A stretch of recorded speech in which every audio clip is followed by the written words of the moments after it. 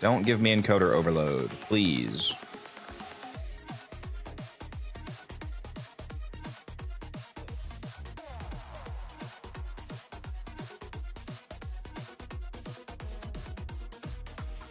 At first I thought it was like a channel intro video. Oh, because of like the welcome to the codex title thing on the thumbnail. Yeah. What's up, Germs? How you doing? All right, so we are now also live, guys, on YouTube Shorts, which I have no idea how to read that fucking chat. I don't know. I don't know if my multi-chat is going to show YouTube Shorts, because that's a different chat stream, and it's different viewers. So I'm also not going to know how many viewers I actually have. Aside from looking at the, you know, going to the literal stream, Please obviously. Drink some water, you thirsty bitch. I will drink some water, and then I will drink some milkshake. Everyone, this is multichat's weekly radio show, connecting you with some of your favorite artists. Hey everyone, this is Kill Paris. Wait, why is my What's up, guys? Deon Simmer here. why is my YouTube tracker saying I have 0 viewers now when I have 12? Did I just break that by turning on the short stream? People actually watch those? Apparently. I mean, mine probably won't get a lot of views because it's my first one ever, but yeah, we will see. I need to open it up. What are we doing? We're testing, I'm doing a third vertical stream to YouTube Shorts T-Spin. So I'm streaming to Twitch, to YouTube, and to YouTube Shorts streams. Just got Wukong Prime. He's my speedrun frame till I got Titania. Yeah, Wukong is... I actually have a video on speedrunning with Wukong. Actually, it has Titania too. Yeah, I have a... Dude, what is up with this... What is up with this Monster Cat playlist today? It's playing people fucking talking like it's a goddamn podcast. Anyways, what was I saying? Yeah, Wukong is really good. I have a video with Wukong and Titania speedrunning spy missions and whatnot. The background, you could probably use a Warframe scene or image. I did. Oh, actually, speaking of which, check out my new chatting screen. For those of you on YouTube, it's gonna be a bit delayed, but I changed my just chatting screen to it looked like dog shit before. If you guys remember, it was like a JPEG of my blurred out room, and I replaced it with this. We're now in the back room, Halvania back room in the mall.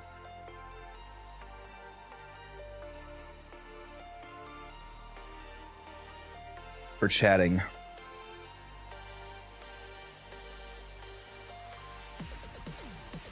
Ah, that's a good milkshake. Holy shit. I need to figure out that recipe, how they do that. Okay. How do I open up my own stream on my phone? Let's see here.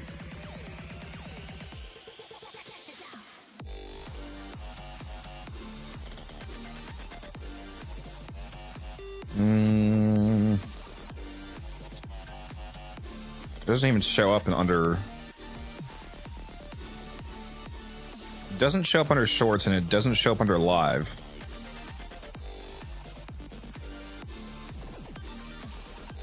Wait a minute, why did... Still live on YouTube, right? Yeah, I am, okay. I was gonna say, my other ones still better be live. How the fuck do I... even...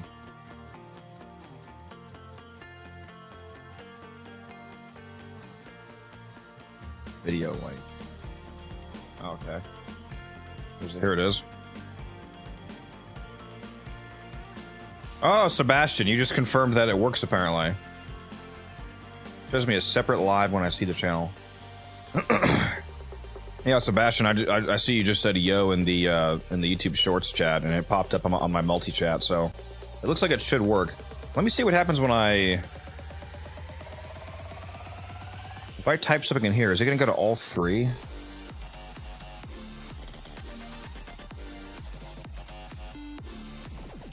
said test. Where did that go? I don't see it anywhere. What? Oh, it only posted it to... Oh, I have it on Twitch only. Oops. Yeah, I had the chat only on Twitch for sending on accident. There we go. I see it on Twitch. I see it on YouTube. Do I see it on I don't see it on YouTube Shorts. So I guess the only way that I could chat to Shorts if I wanted to would be to actually type in the stream. What the fuck? What? Why was there a Game of Thrones speech for a second there? Was that in that song? What are these fucking songs today? What is happening?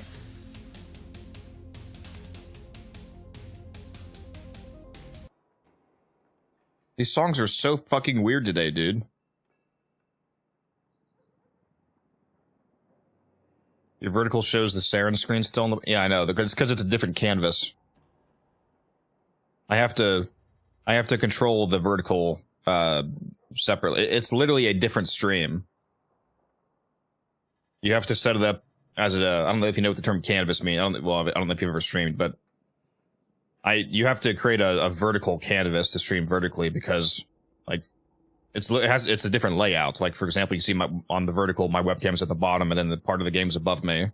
That's not how the layout is in game. In game, it's my webcam is in the bottom left, and then you have the full screen game. So I have to control the scenes differently. Triple Umbral Saren. Oh no! Yep. One of the few frames that have triple Umbra. It only actually takes 2 Umbraforma in regards to the cost. You can actually fit this with only 2 instead of 3. I have 3 on because I was testing more expensive builds. All right, can I get some music that's not super weird play? Like, what happens to this playlist just having normal music?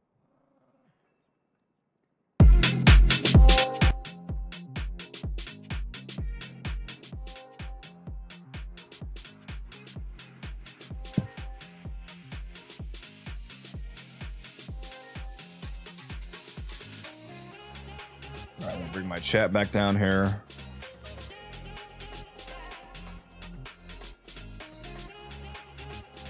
Okay, now it says my YouTube tracker is back. Although now it says 10 people are watching, even though there's 15 people watching on the... Oh, it's okay, so now it's tracking the vertical only. So it's telling me 10 people are watching on YouTube, but what's actually happening is that 10 are watching on the vertical stream, and 15 are watching on the real stream, like the full screen one, the better one. Interesting. So it only tracks one at a time. Huh.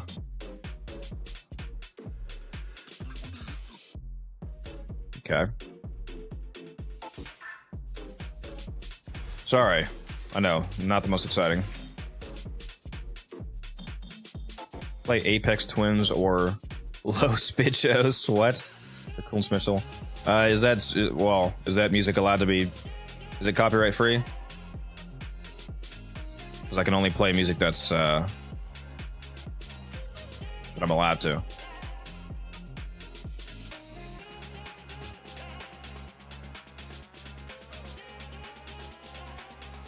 Is Apex Twins the name of a song, or is that a group, like the band or whatever, the artist?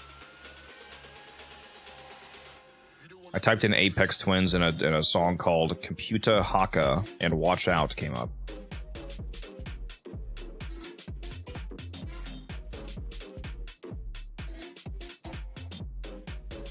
Where'd you get the Signdana from? Real money. It's the TennoCon 2025 Signdana. You have to either physically be going to TennoCon and buy yourself a physical TennoCon ticket, or you have to get the digital ticket. Where even is that? Yeah, there we go. The TennoCon 2025 digital pack. It's $25, 25 American dollars. Get you some nice stuff though. It's not just the Rift Guard signed on, which is lame. It gives you 475 platinum, 1 Regal Aya. You get the Rift Guard emote, which transforms the cape. You get the Barrow Relay ticket, which gives you access to a version of Barrow Katir that has his entire inventory. When TennoCon comes around, there's going to be a special Barrow that arrives that has his entire inventory, everything he's ever brought. So if you're missing anything from Barrow, he has his whole list. Gives you a bunch of other cosmetics too. And so on. You know, I forgot about the bandana. I'm actually glad you just asked me about that. Isn't that an operator cosmetic? I completely forgot about that. Yeah, the Origins bandana. Huh. I think it's worth 25 bucks, Anderson, for the stuff that you get. In my opinion. Oh, obviously spend your money wisely. Spend it how you want to. Yeah, I totally forgot we had this bandana though. I don't think I'm gonna wear it because my current setup looks so cool. It's very hard for me to find a cooler operator, or in this case, drifter setup than the Respa Prime mask plus the Vias Prime mask. Whether these overlap, this looks like it's one mask, but it's actually two different masks if you look at this. So if I take this off, this is just the Respa Prime mask here. I'll take that off now. I'll go put just the other one on. This is just the Vias Prime mask. They mesh together so perfectly to form this. It's so sick.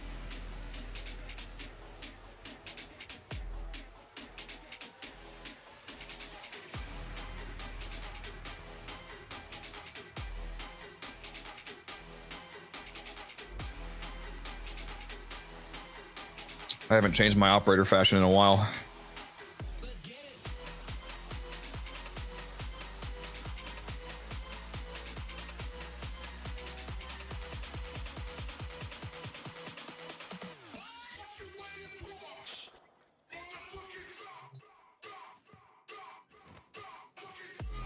All right, let's go actually play the game. For those of you watching on the new vertical stream, you can tell me how good or how terrible it looks based off of the amount of the game that's showing. Like I said, I don't know how vertical streams fucking work. I don't know how much of the game that people typically show, like how much they compress it.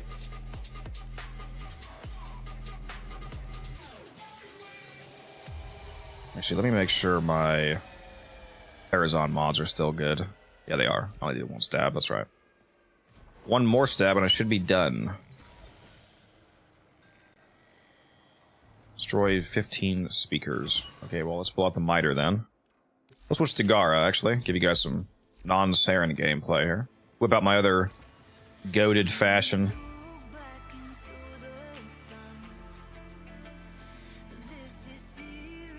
Pretty sure you can see the frame on the vertical stream. It's slightly off-center when I'm standing here.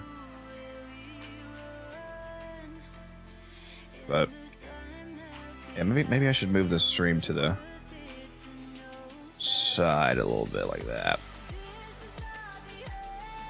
Hopefully that keeps it centered in game though. Sorry, we're doing a mix of playing Warframe like I usually do, but also playing around with stream settings because we're doing a whole lot of new stuff in streams lately. And if I am going to stream vertically, I mean, I don't want it to be a terrible experience for whoever wants to watch that way. Gotta make it look good.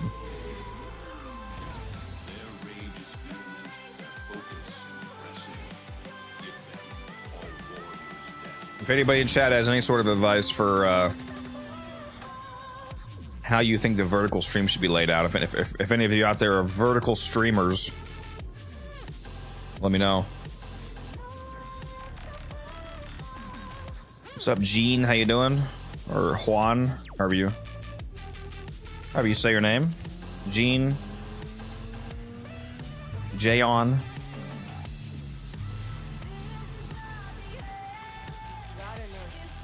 Alright, would you like to be able to use HP tanking Saren? She holds, but not for long right now. What do you mean?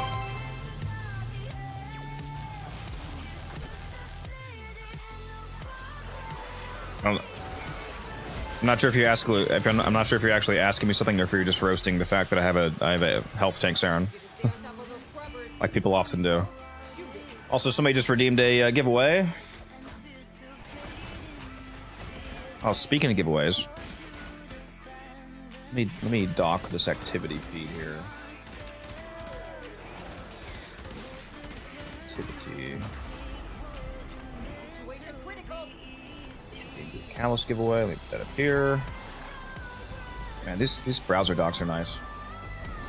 It was T-Spin redeemed that. Give me one sec.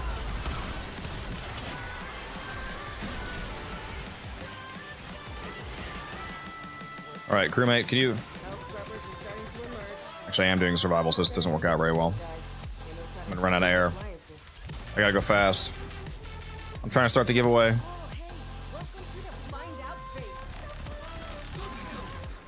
Giveaway. All right, the giveaway started 5 minutes. Do exclamation mark in chat. This is Twitch only, just so you know. So anybody who wants to enter the giveaway bot currently only works on Twitch.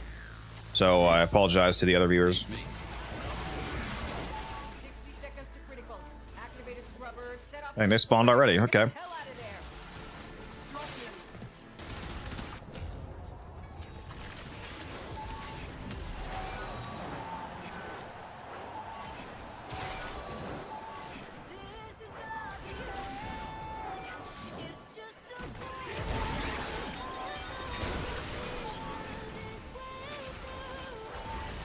I'm playing Gara right now, so even if you could see my health, it's not relevant because I'm not playing Saren. But yeah, I have a triple Umbral Saren. She's very tanky with Gloom. Gloom makes a big difference when it comes to the health tanking being viable or not, because it gives you lifesteal. And Gloom on Saren especially has a really funny interaction with Saren spores. A lot of people don't understand how Gloom actually works. So the radius of Gloom, the range of it, the circle around you, enemies only have to be inside of that. Thank you for the follow. I don't know how to say your name. It's a bunch of random letters. Thank you for the follow, person who just followed. I'll call you HG. The first two letters. What was I saying? The way that Gloom works, enemies only have to be inside of the circle to be affected by the slow. The lifesteal is at any range. Damn, vertical layout with Warframe is actually tricky. Yes, it is. I have no idea how to make it work with Warframe because of all the different, factors of the game. Well, actually, I do have an idea. But anyway, the lifesteal from Gloom is at any range. So even if you shoot somebody 1,000 meters away, it works. So the Saren spores that you have constantly spreading all over the map are actually healing you, no matter what enemy they're hitting. So you're constantly being healed each tick of spores. So it's pretty hard to die. Is the Ignis Wraith still good, or is it cope? Man, it's not heresy. It's a good question. By itself, it's not good. I'm assuming what you're asking me is on like Steel Path, like on decently high level Steel Path is what you mean, because obviously anywhere else is fine. It's by itself, it's not great, but you can make it work. Like if you throw it on Saren, it still kills stuff.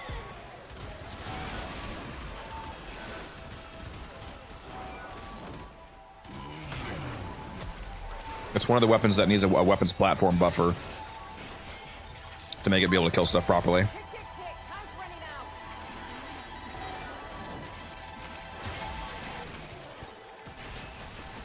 All right, I need to get these.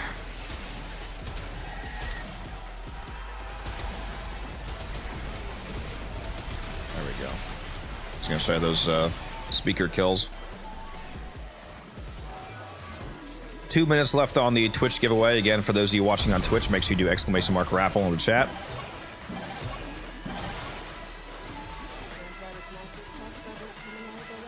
If you want to win a free catalyst or reactor. I'm going to try to make the giveaways work properly across both Twitch and YouTube, just so you guys know. I'm not excluding YouTube on purpose. It's just right now, since I just started multi-streaming, all of my bots were basically only set up for Twitch because that's the only thing they use. So I will try to get that working on both.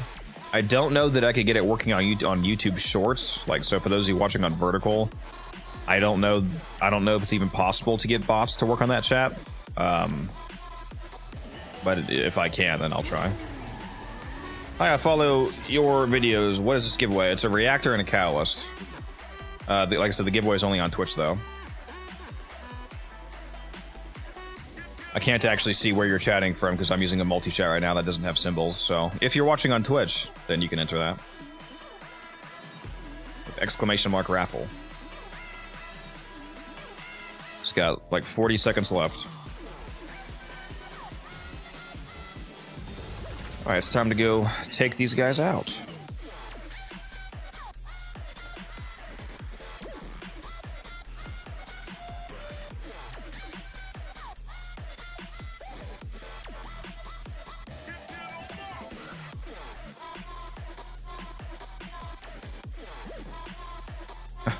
There's more people watching on vertical than there is the actual stream. That's so funny. The big stream. They're both actual streams, obviously. For any of you that are first time here to the stream, glad to have you here. If you're scrolling through YouTube Shorts or something and you stumbled upon me, how you doing?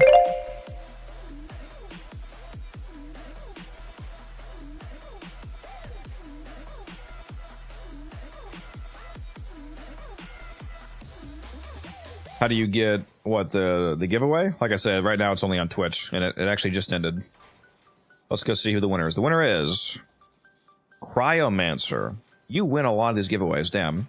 I'm gonna give it to you. I'm gonna pick somebody else too, though. Let's pick a few winners here. Cryomancer and Physicus. You've both won. So let me know your in-game Warframe names and which thing you want between Catalyst and Reactor.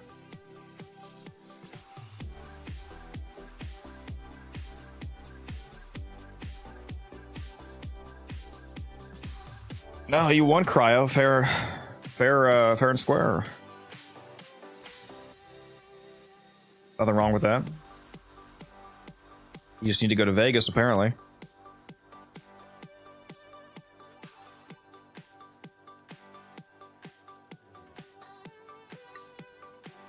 Yeah, you can say in Discord, that's fine.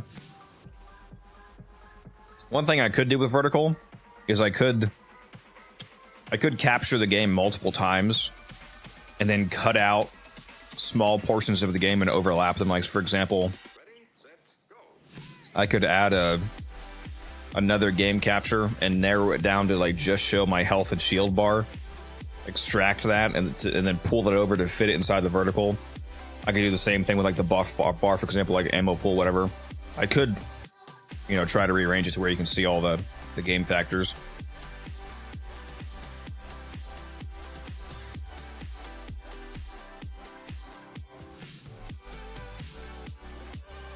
Oh, the chat goes down at the bottom.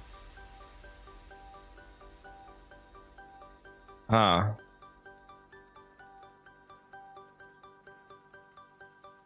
Where do I put the webcam then?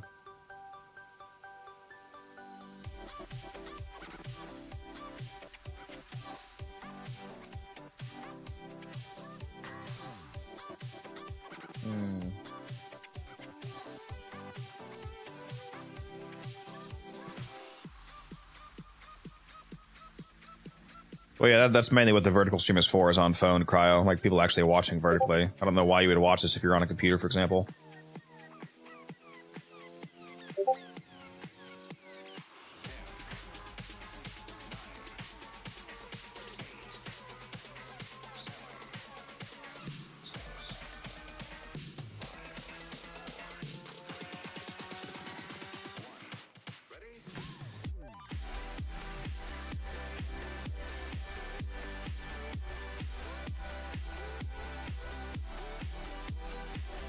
Alright, Physicus, there's your Catalyst. Her exit might be too wide for normal hallways with her 4 active. That's a good point. She might be. Hopefully they, you know, accounted for that. And either it just like clips through, which wouldn't look great, but at least makes it work, or the legs can tighten up a little bit.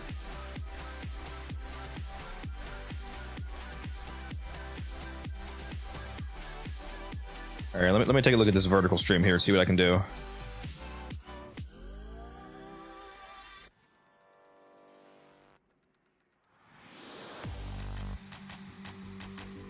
All right, should I don't know, should I move?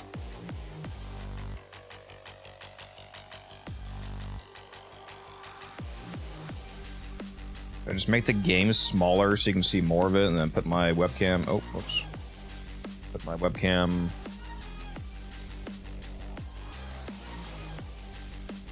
top or something.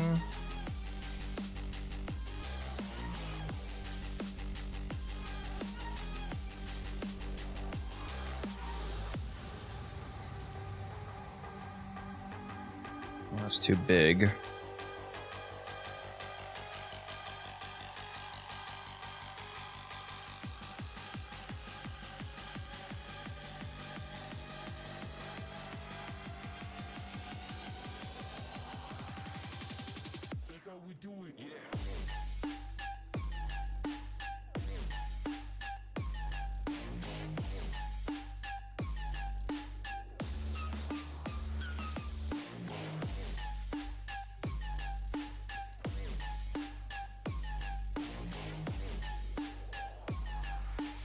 Oh, I got a blank space next to my webcam.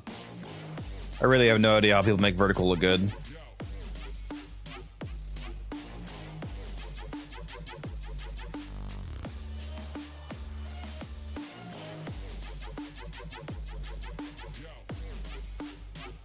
You can see more of the. You can see more of the game now, at least.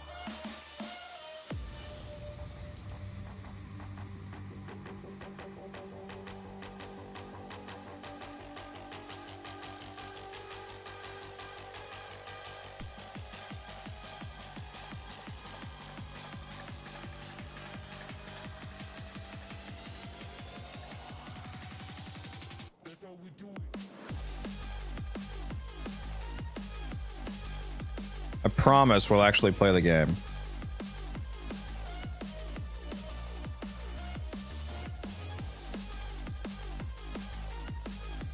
Okay, now I see the chat. So this layout seems like it works a little bit better for chat. And the game being a bit more expanded is nice. I'm using iPhone 15 for reference. You know, normal-ish size screen. It's actually not a terrible viewing experience.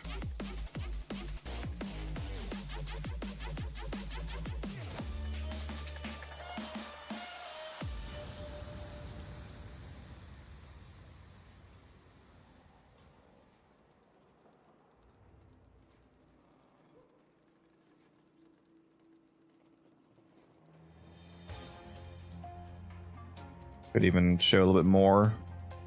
Increase the webcam a little bit.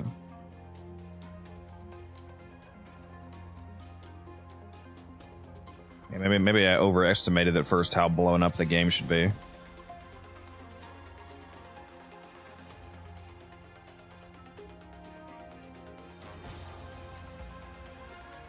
I think this might work better.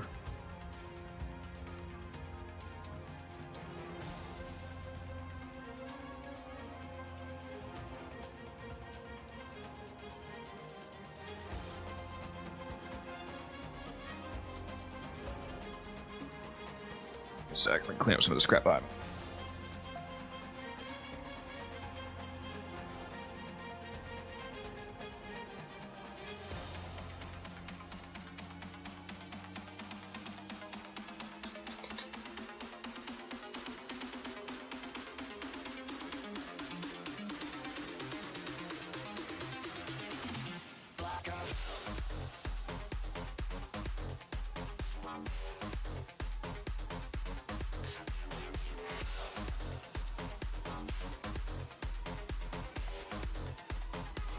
Damn it.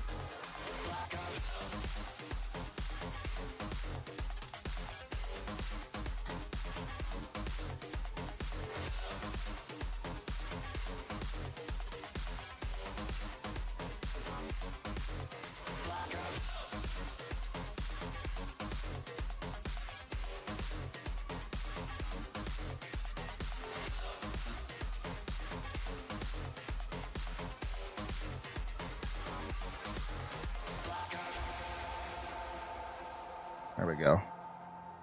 Best vegetable. It's a good question. I don't know. A lot of good vegetables.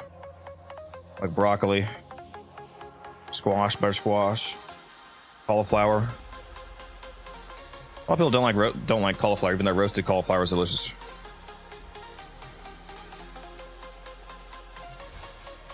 All right, let's put on the meta slop loadout.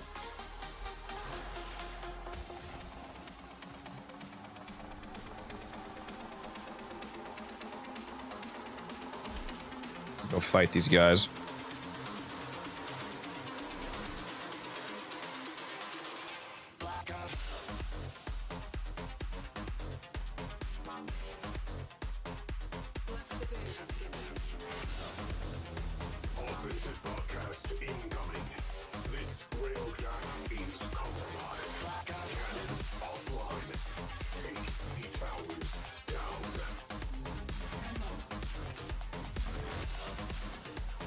Brussels sprouts are pretty good too, to be honest.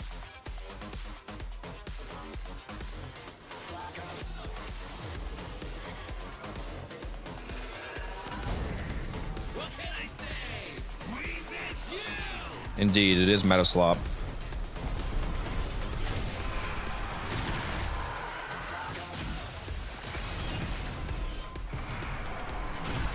But it's highly effective meta slop.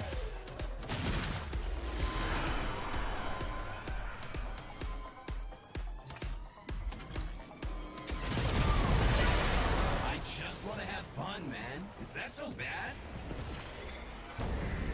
The party has arrived!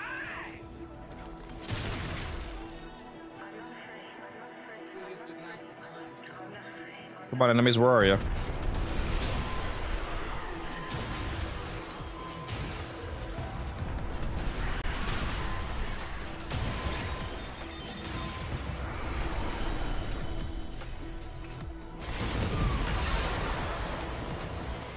Bro, she cut her hair. Classic. Vertical stream is wacky. What do you mean, Germs? In the bag. You just mean you're not a fan of the fan of watching them, or do you mean something's actually wrong with mine?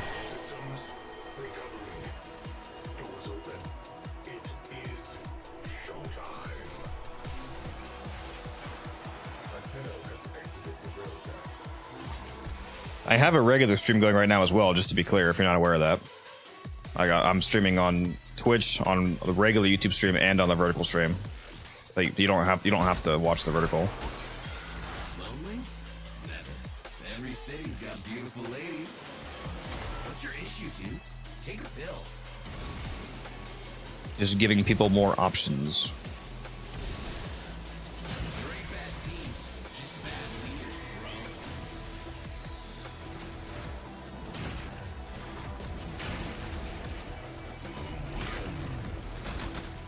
Speaking of YouTube, for those of you watching on YouTube, be greatly appreciated if you haven't already followed me on Twitch to do so if you think that I've earned it, because we're still going for the 1,000 follower push.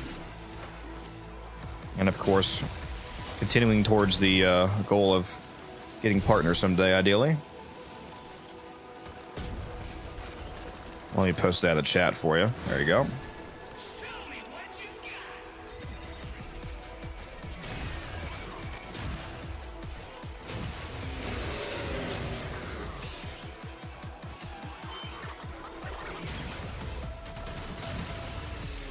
You're cooked, bro. How many times are you gonna revive? Damn.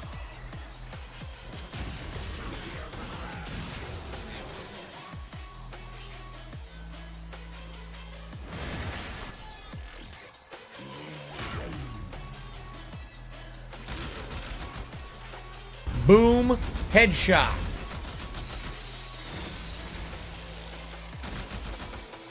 Headshot indeed.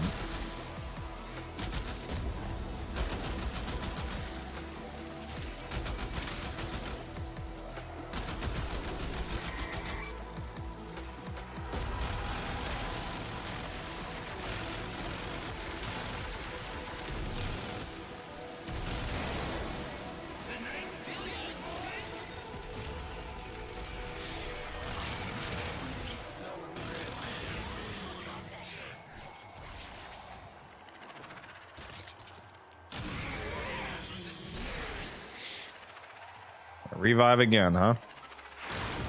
You done?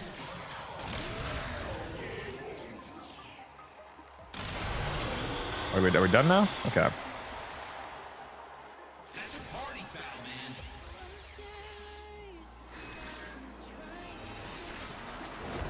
Got a whole ass computer as an arm.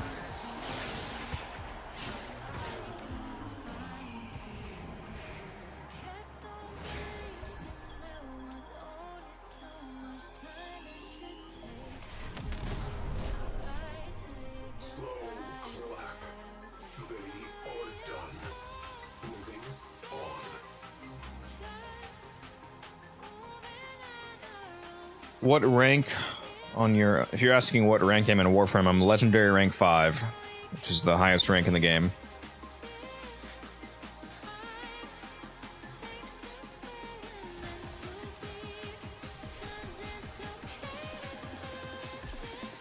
I have everything, basically.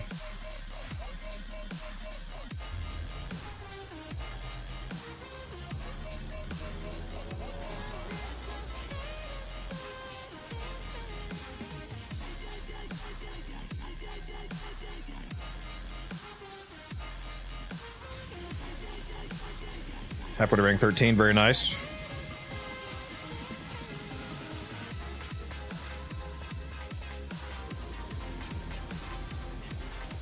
On the journey. Hopefully you're having fun.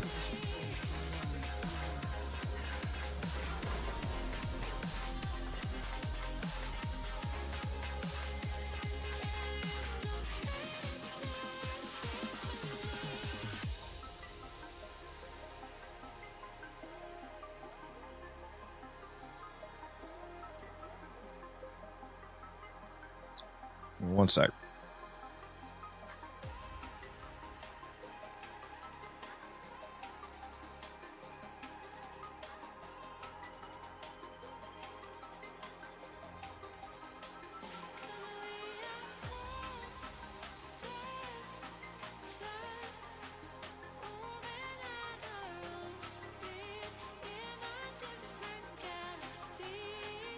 All right, I'm back.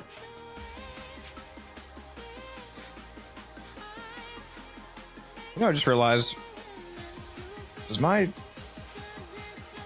the vertical stream have audio? It has audio, right?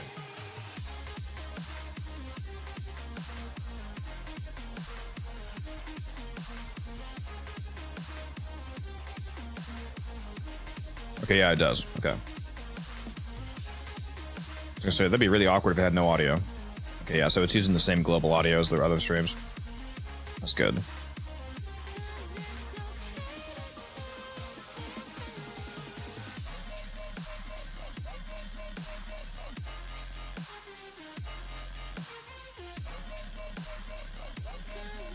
What's the most underrated weapon? Mine would be the Corinth.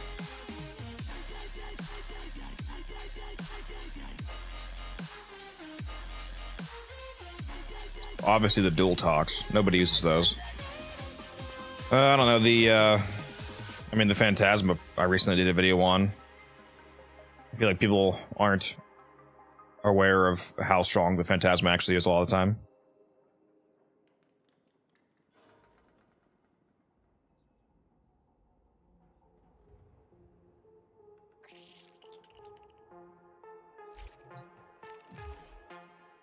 Also some secret killers like the Convectrix.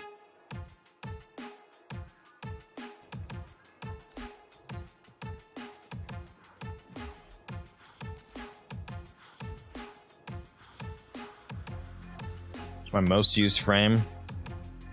It's either Saren or Gyre. If you look at my profile, it's not. I don't think it's actually correct. What? What the fuck? It just says Warframe. What?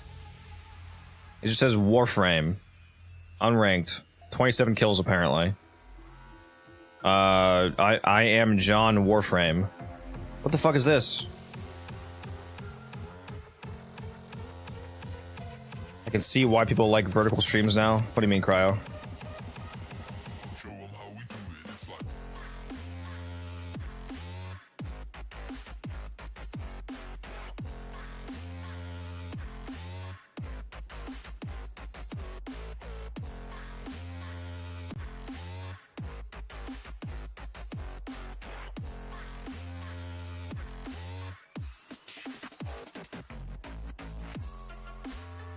Isn't that basically what I'm doing right now? Oh, he's showing like the whole game actually. You want me to just compress the whole game down?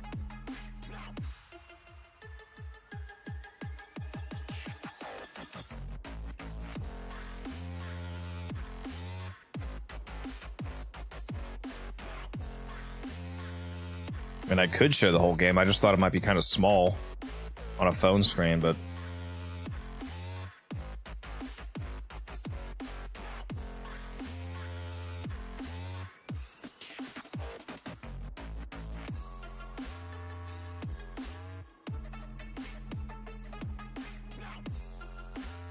man, there we go.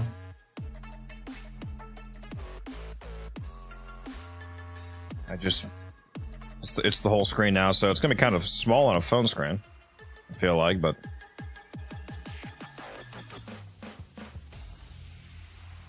now you can see the whole thing. There's a ton of dead space below it now, but I guess you can use that for it does kind of perfectly have the chat underneath it. It's actually not bad.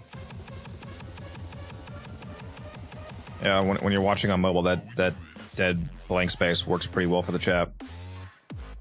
Huh. You might be onto something here. What's up, Bay? How you doing?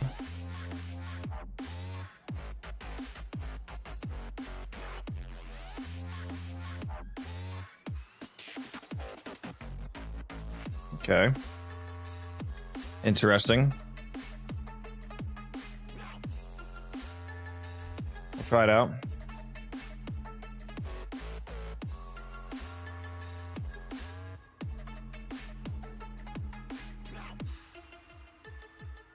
Is Ivara the frog frame or is she the jellyfish frame?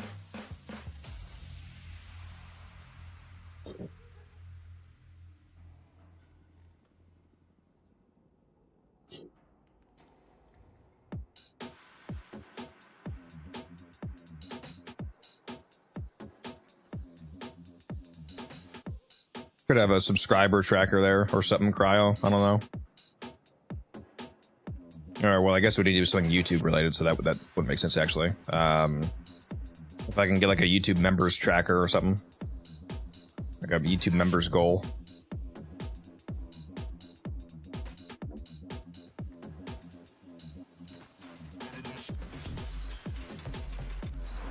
All right, let me fix up the Parazon here.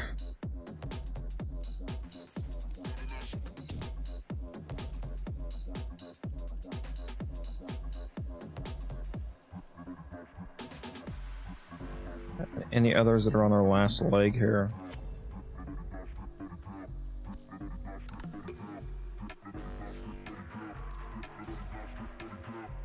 There we go.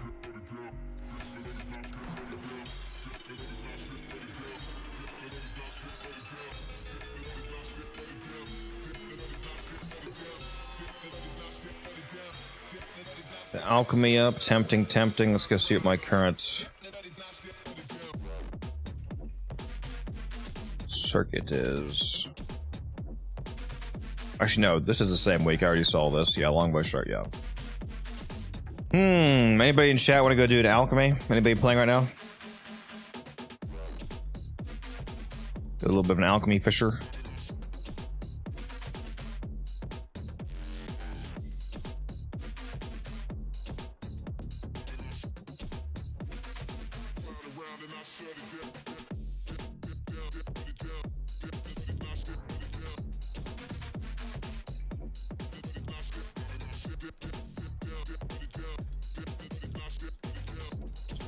Helping your brother move, it's all good.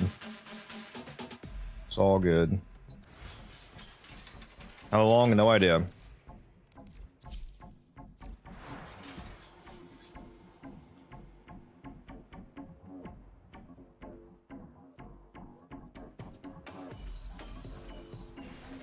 Probably a while, knowing me. 15 rotations at least to get a Radiant Relic bonus. That's what I usually do. Actually, wait, what are the frames I got corrupted on? Not corrupted, invigorated. Yeah, these are all dog shit. The only somewhat decent one I got was for Saren.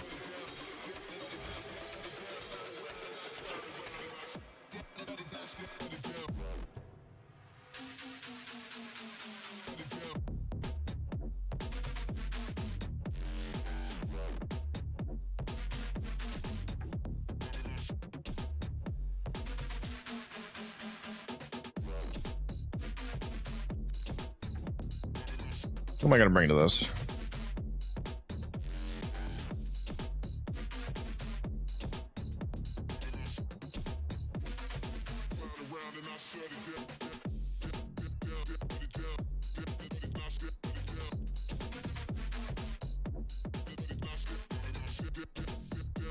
That's fine, Oz. You can join. Just whisper me in game. The same name as my Twitch, unified underscore codex.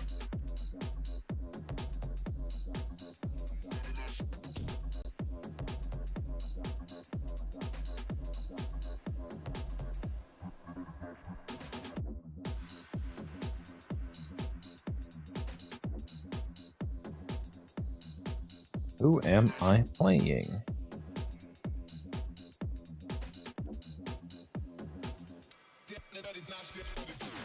Did I whip Urelli out? The new girl on the block?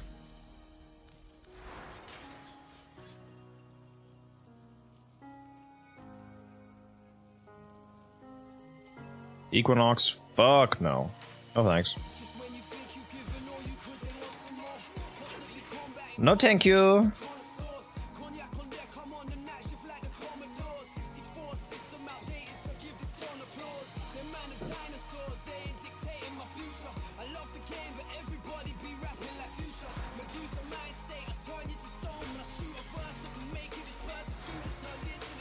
Probably need to spin my traces, don't I?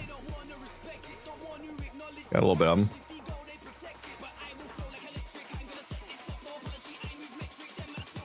Almost done making all these blueprint relics radiant for Wisp.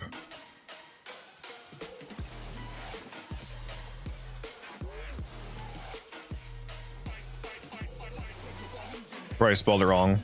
It's unified underscore codex.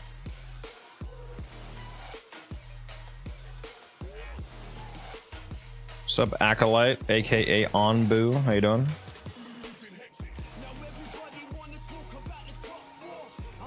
What's up?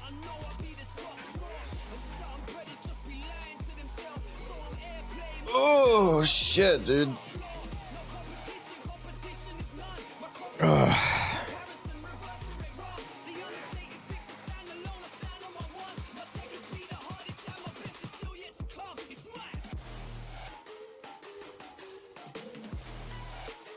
I'm way too tired for just getting up. Well, I did go to bed way too late. I was working on a bunch of stream settings last night. What's your name, Oz? I'll invite you.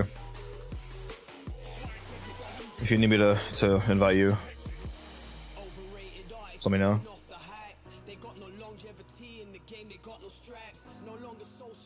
Coffee really bad? Well, I don't like coffee. I don't drink coffee. Yeah, give me your name, your in-game name, Oz Monkey.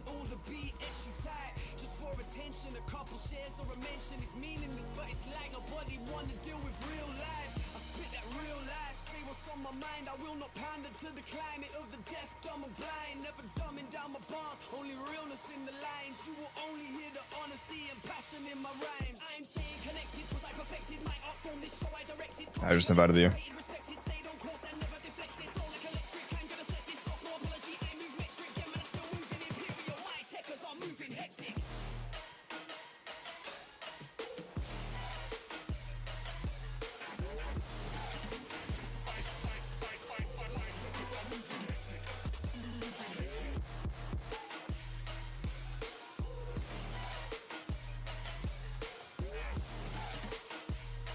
There you are.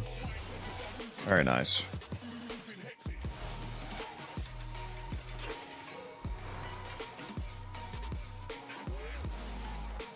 Yeah, let's go with Urelli. Why not? We'll take the new girl.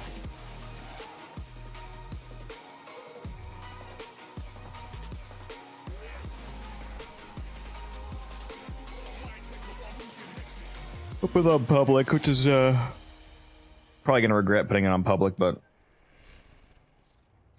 we'll see.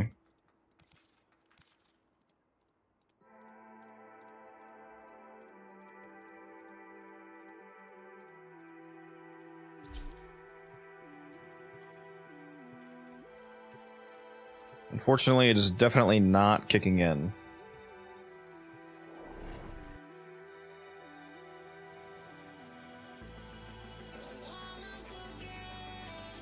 Best female frame for level cap disruption. Oh.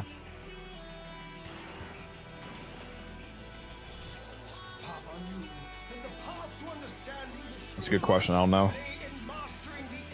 There's a lot of really good ones. Ureli, Dagoth. You can make Mesa work, even level cap.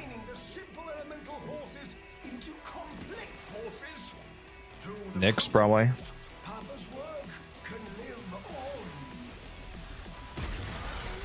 There are void fissures in the area. Use these to crack open a relic. Fissure. Defend yourself and use reactions to open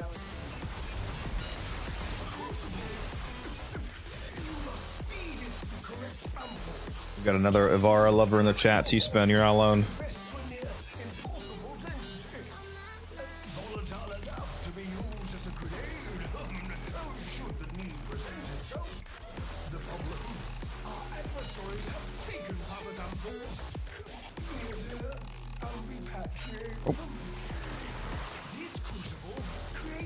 See what's down. Oops.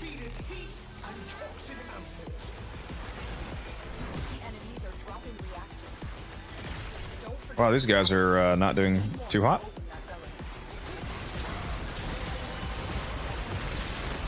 Right off the bat here.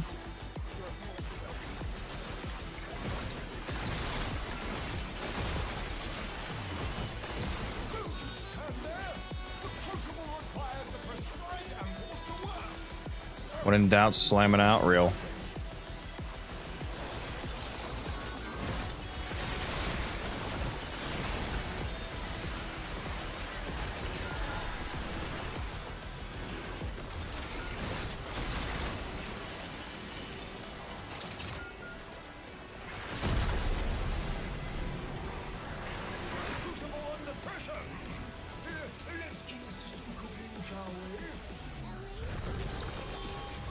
Hopefully these randoms actually read squad chat. I just told them that I'll take care of the pipes.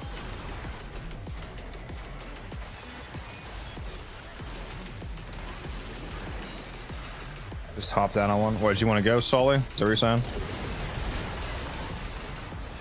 I just started the mission. I can still, I could just abort, honestly, and pick you up. Bring the other guy with me.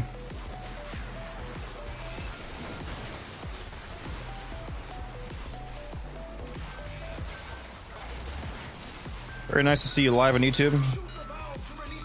Glad you like it, Dave.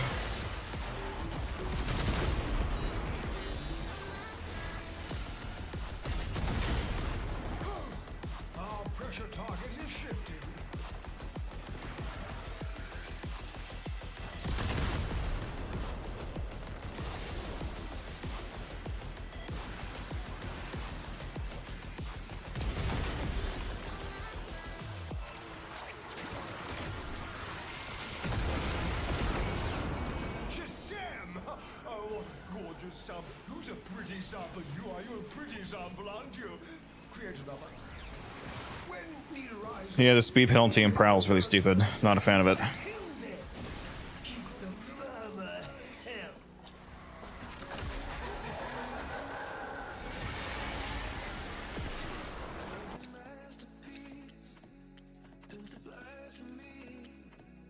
Yeah, Solly, if you want to go, we'll just leave. I mean, this is only the first rotation. I would much rather have you here than randoms.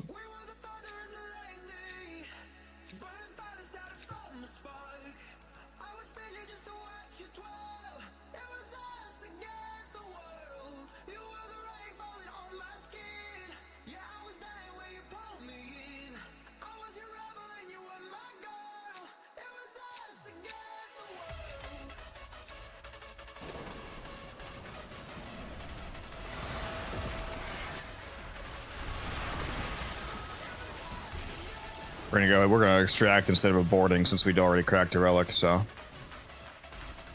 I mean, we would keep the prime part anyway, but keep the other little shit as well. Why not?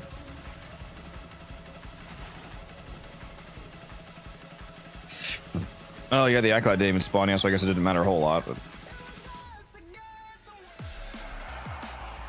What if they'll spawn on us?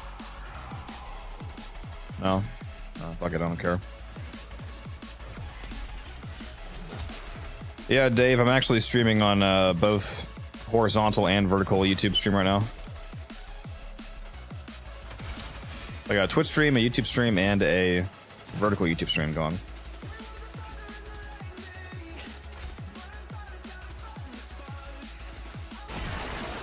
shoot me a whisper in game, Sully. And if anybody else in chat wants to go, if any of you just joined and you want to join a run, we're about to restart this alchemy fisher, steel path alchemy fisher. So shoot me a whisper if you want to be the fourth. We got one spot left open after Sully joins.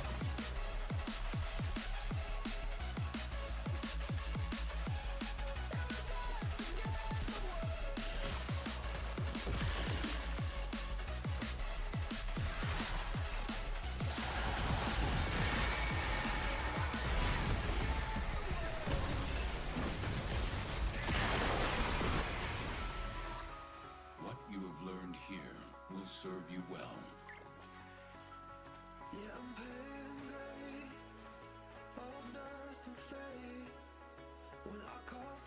Can I explain how thermal transfer works? Well, I'm assuming that you're listening in chat still.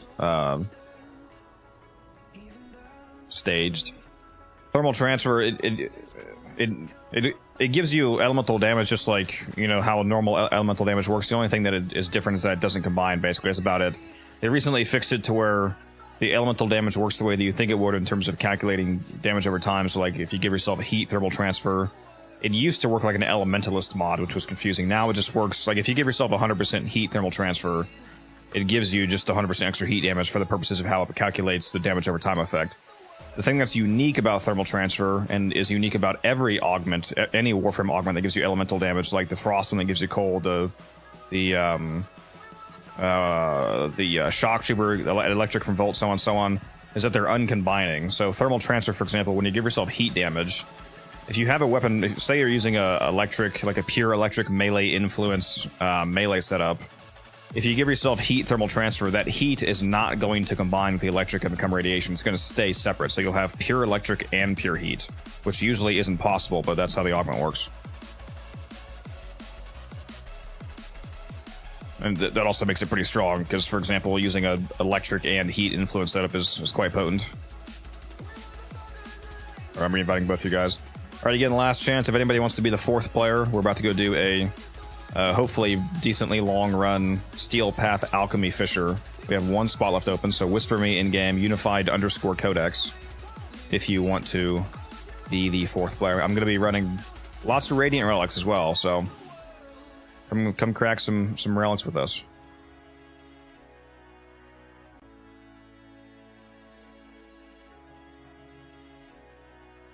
Gonna be a good time. Hop in the Discord in case any of the homies hop on. Covering that, base elements don't mix with mods.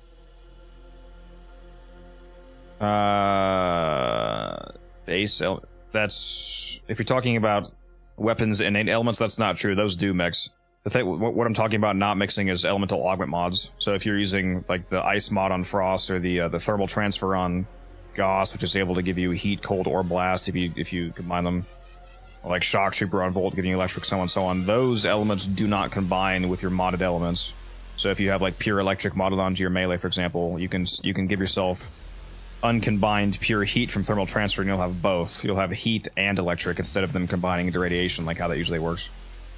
No, base elements do mix. If you're talking about a weapon like the Atomos, for example, the Atomos has base heat damage built in.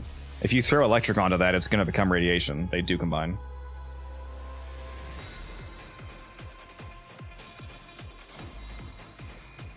I guess nobody else wants to go. Trying to figure out if I don't put this on public or not. I don't think I'm going to do public. I'm going to have it just be the three of us. I don't really want to deal with a random potentially fucking the run up, so it'll be just the three of us. Dun, dun, dun, dun, dun. Yeah, I think you might have been on something, Cryo, with the vertical stream. I thought it would be too small, but if you have a decent enough phone, this probably does work nice. It's nice to be able to see the whole game, even if you are watching on mobile. Let me see what it does sideways. Can you even turn it side? Oh, you can't turn it sideways. Okay. I guess that's only like a TikTok thing. I heard about. I've never actually used TikTok. Not a fan.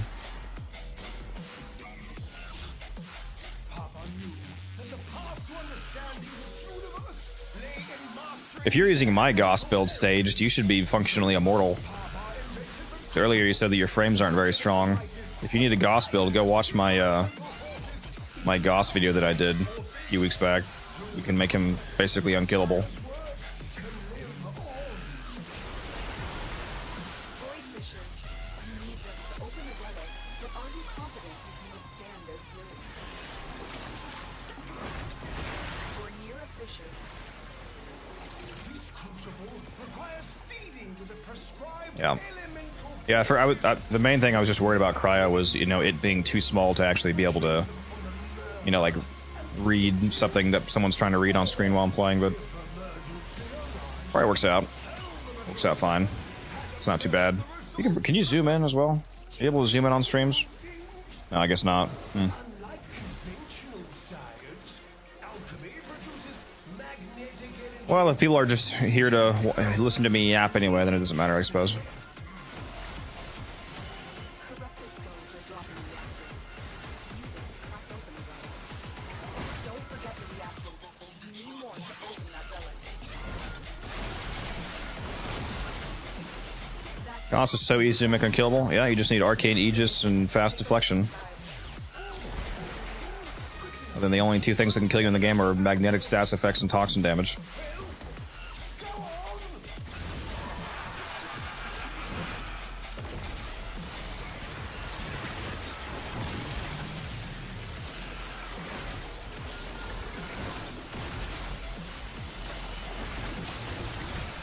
Let's see.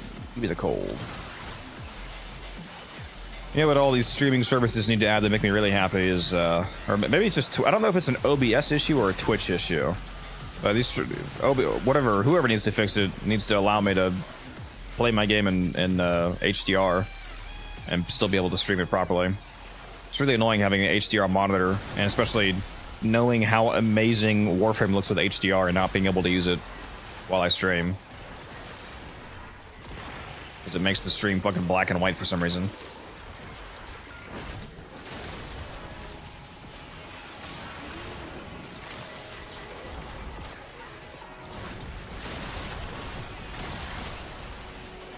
I'm here for the yapping on tablet, it's fair.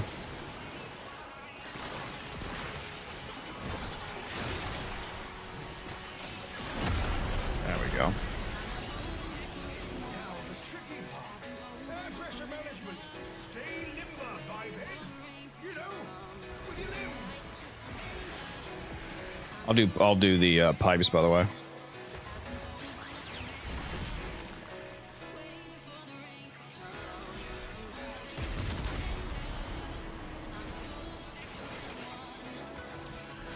Unless Solly wants to take pipe duty from me. Air pressure calibration changing.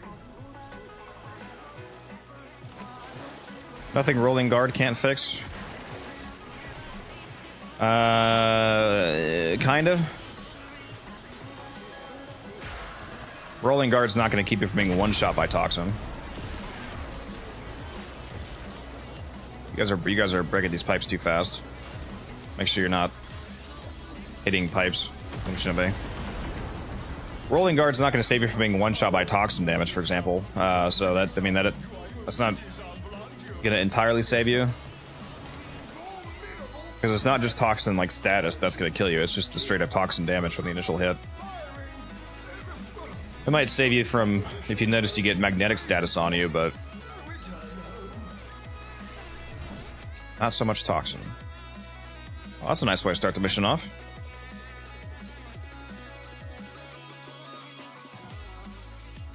If you want a zoomed in view, you can clip up parts of the UI and place it next to cam. Yeah, that's the idea that I was saying earlier, Cryo. That's what I was saying I might do.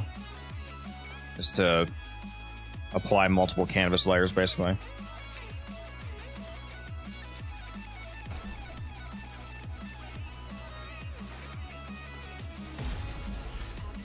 Do you guys know it's apparently super hard to stream on TikTok, like to be allowed to? They're very restrictive with who they allowed us to stream. Apparently you have to have 1,000 followers or subscribers or whatever it's called on TikTok before you can get a stream key. Either that or you have to be in an agency.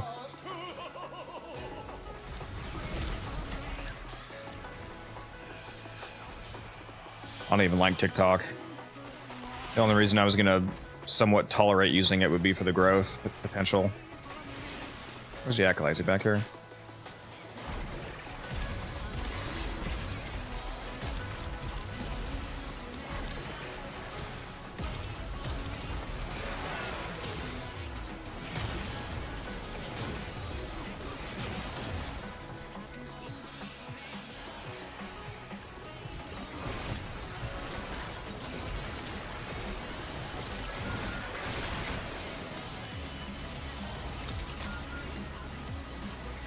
Half past 10 I gotta go. Alright, thanks for dropping by, Epic. I'll see you.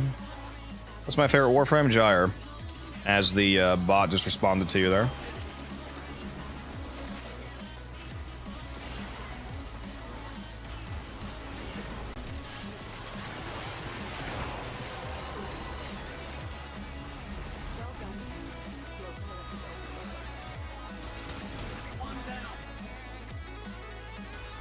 Yeah, people keep telling me to do TikTok. Even though it's brain rot cancer.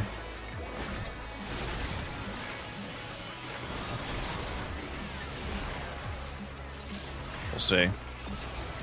I actually do have a TikTok account, fun fact. There is a unified codex TikTok account with like 4 posts on it if you want to go find it.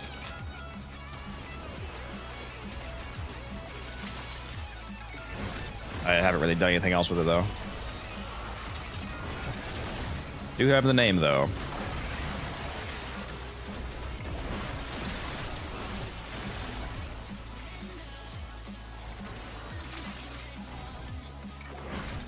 Do you want high range on a Thermal Sunder Gauss? Well, it depends on whether or not you actually want to use Thermal Sunder to kill stuff directly, or if you're just using Thermal Sunder to buff your weapon damage with Thermal Transfer. If you actually want to like hit guys with Thermal Transfer and like kill them with heat procs, for example, then yeah, you're going to need some range. But if you're just using it to buff yourself, then no.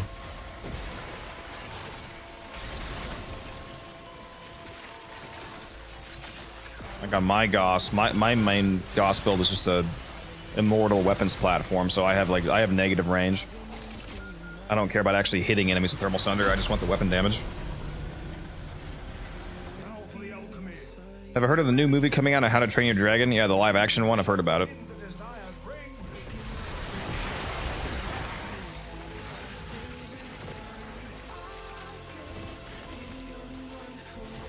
I'll take care of the pipes, by the way, Solly. I was kidding. I'm not actually having you do the pipes.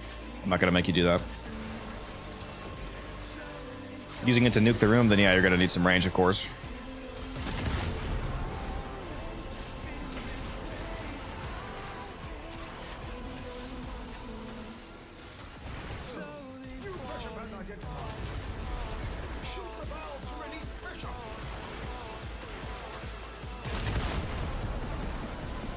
Brings back childhood memories. Yeah, I never saw the animated movie. I heard it was a decent movie though.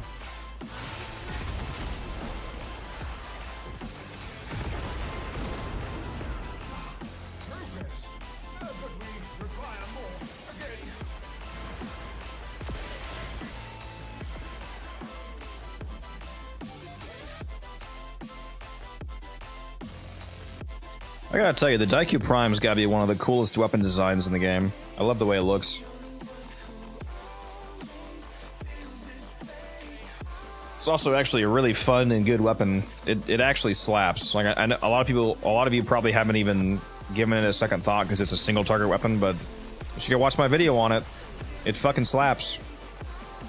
Real hard. And you can make it AoE if you want to. A little bit of effort. Last Daikyu build goes burr.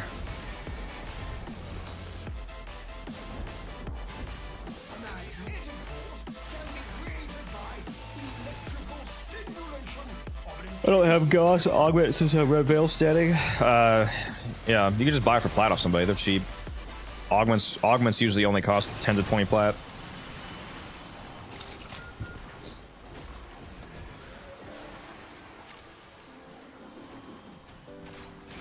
Wish we had call type missions from the Scaldra point of view, like Metro 2033 Stalker vibes. That would be kind of cool, to be honest. People aren't huge fans of the call missions, but doing the call missions at least once or twice through, they are pretty fun. The reason why people really disliked the call missions wasn't necessarily because they're not a fun, like, one-time experience, at least. It's because they're not a fun every single week experience. Like, back when Call had the Archon Shard, the weekly Archon Shard behind him, people hated them because they're like, yeah, I want an Archon Shard, but doing these missions 100 times kind of loses its luster a little bit.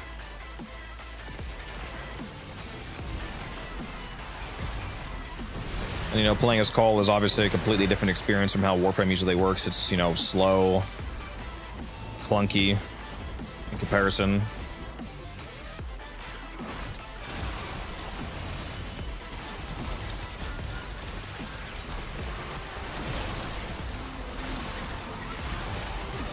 Well, the thing about Deviri is that you still have some Warframe access, so you still get a bit of a reprieve from the slower gameplay.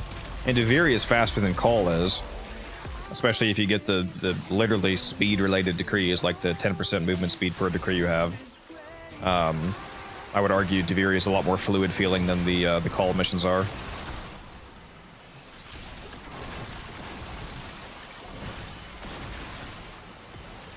So I get why people don't like doing them over and over again. I think they are fun to do at least once, though.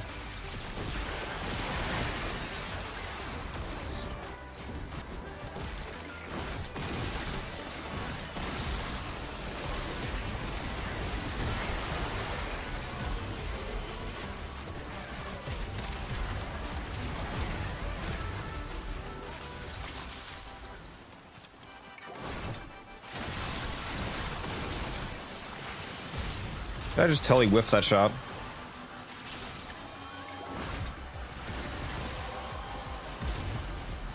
One more. One more. There we go. Yoink. Nothing like looking at every inch of a tile set looking for stupid gene tags. Yeah. I haven't done a call mission in a while. I will say, though, they are actually very good platinum farms for newer players. Because if you do every single call challenge and you find the 10 extra stock littered around the map each week, you get almost enough stock to buy 3 Archon mods. You can buy 2 Archon mods and almost a third one each week. And last I looked, they sell for like 40 plat each. So that's like almost 120 plat a week just from the Archon mods, which is pretty good.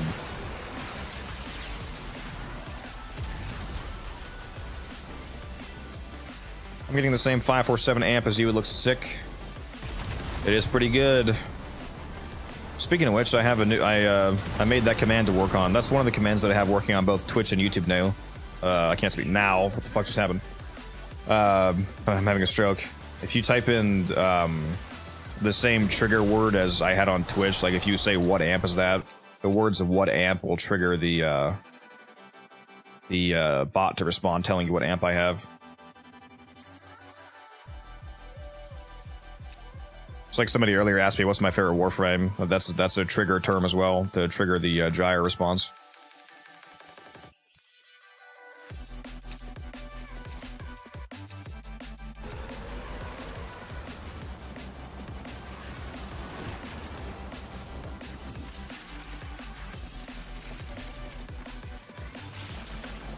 We have a couple of these on the way over.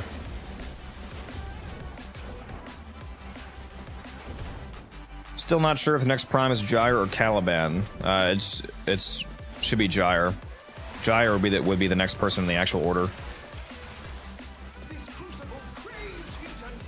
Because the order is 2 female. It's 2 male, 2 female. So the next one should be Gyre. Because right now we're only on the first female with Ureli.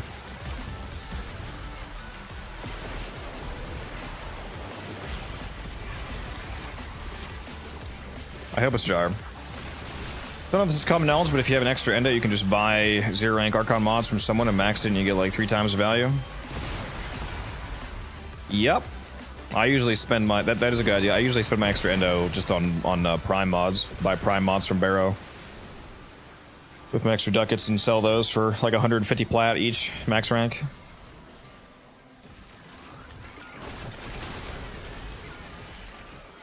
Boom. Headshot.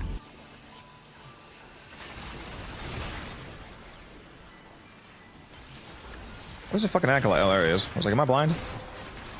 Oh, he's gone now.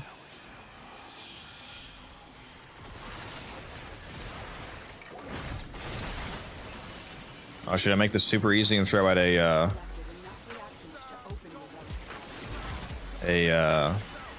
wait a minute. Why do we have Overguard? Does somebody else throw a Dante Spectre down? Are one of you being a Chad and using a Dante Spectre like I recommended? Why do we have Overguard right now? Because neither of you are playing as frames that give Overguard. Oh, yeah, there is a Dante Spectre. We got a fucking Chad here, guys. That's crazy. Well, I'm gonna throw out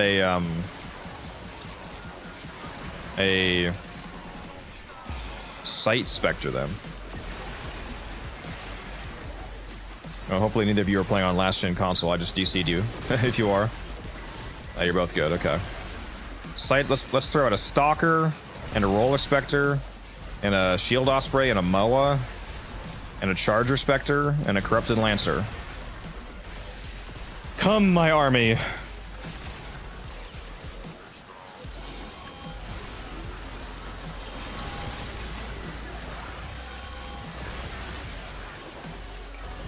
What's the flip margin on doing that for the Archon mods? Buying an Archon. Well, I can just go look. Let me go Google this real quick. What's a rank 0 vitality cost versus a max rank?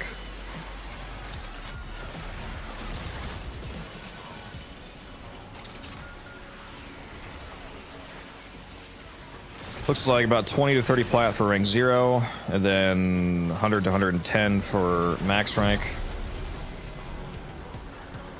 Okay, so at least like an 80 plat profit. Those cost 30,000 endo to rank up, right?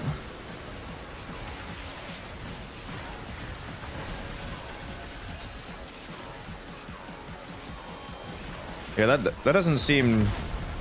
I don't know that that's worth it as opposed to spending your endo. It seems like a much better margin for your endo getting prime mods from Barrow and then selling them, because if you can sell a prime mod for 150 plat like I usually do, that's 150 plat of pure profit. None of that is because you didn't buy you bought the mod for ducats, not for plat. So if you sell for 150, you actually made 150.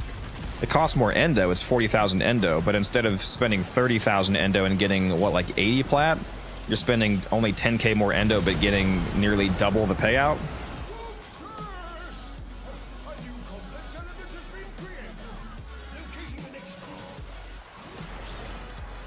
I think I'd rather do the prime mods.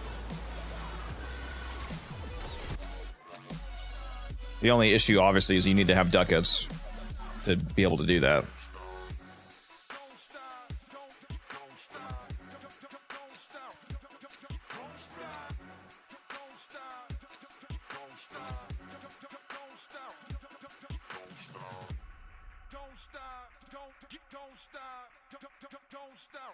Yeah, it's crazy how easy the money is selling max rank mods.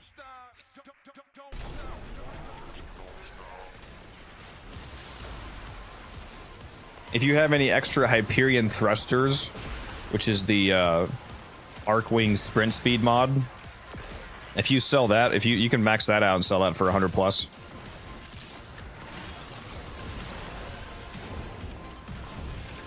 Because people do not like farming Arcwing, but they sure like the speed mod for when they're using their Arcwings. Out in the open worlds and whatnot. What's up, Foog? How you doing?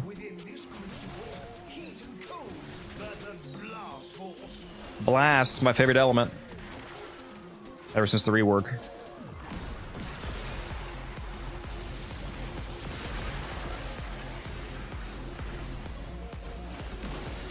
My college Wi-Fi is a bit spotty, so I have a chance to disconnect, but I should be fine. RIP. Pull out that phone and turn on a hotspot.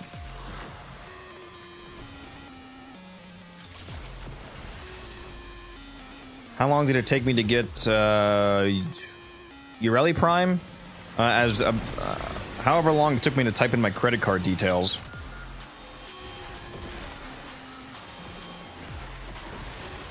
So then maybe like 30 seconds.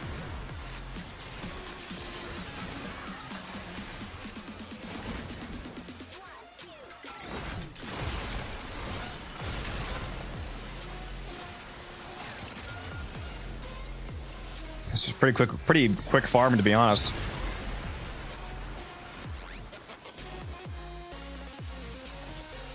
Yeah, I buy every Prime Access and accessories.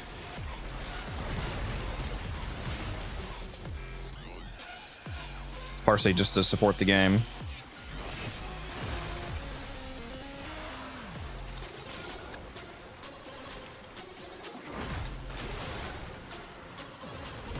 I've considered not buying the access anymore and just buying the accessories, because I could just farm the, you know, the access just gives you the new actual Prime stuff. I could just farm that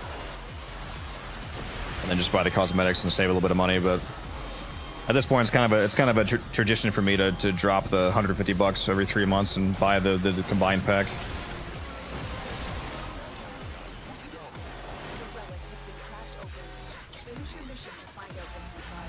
And it lets me play with the, you know, the Warframe and the weapons right away. So it's good for content. It's good, you know, people like to see it.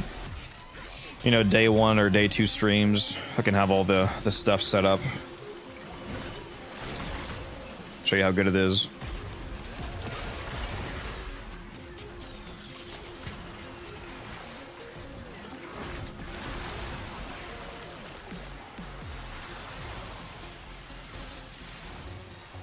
Man, I can't wait for this Citrine augment. It's gonna be so good. I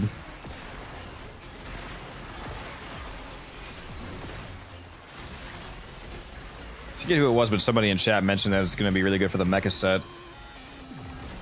It's gonna be like actually overpowered for the mecha set. If you're using a mecha Kubro, the Kubro is going to have that extra status chance buff on itself permanently because it has the crystal on its back. That is going to make the mecha set go so fucking hard, it's unbelievable. Cannot wait to see that.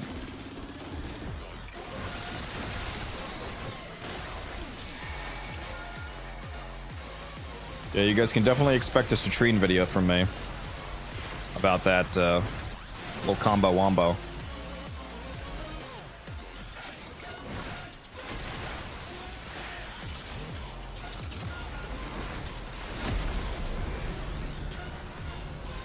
You're not streaming on YouTube, by the way? What?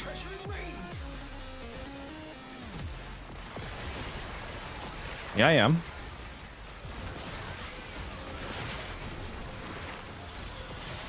Got 14 viewers. I'm streaming on YouTube. I was gonna say, don't give me a heart attack.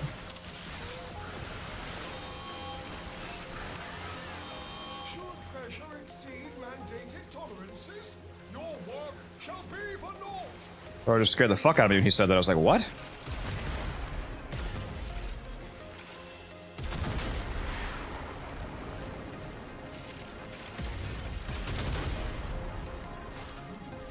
Pressure calibration changing. Yeah, I was just saying, Mr. Oz here is watching on YouTube right now. Yeah, I'm streaming on Twitch, on YouTube, and on YouTube Vertical.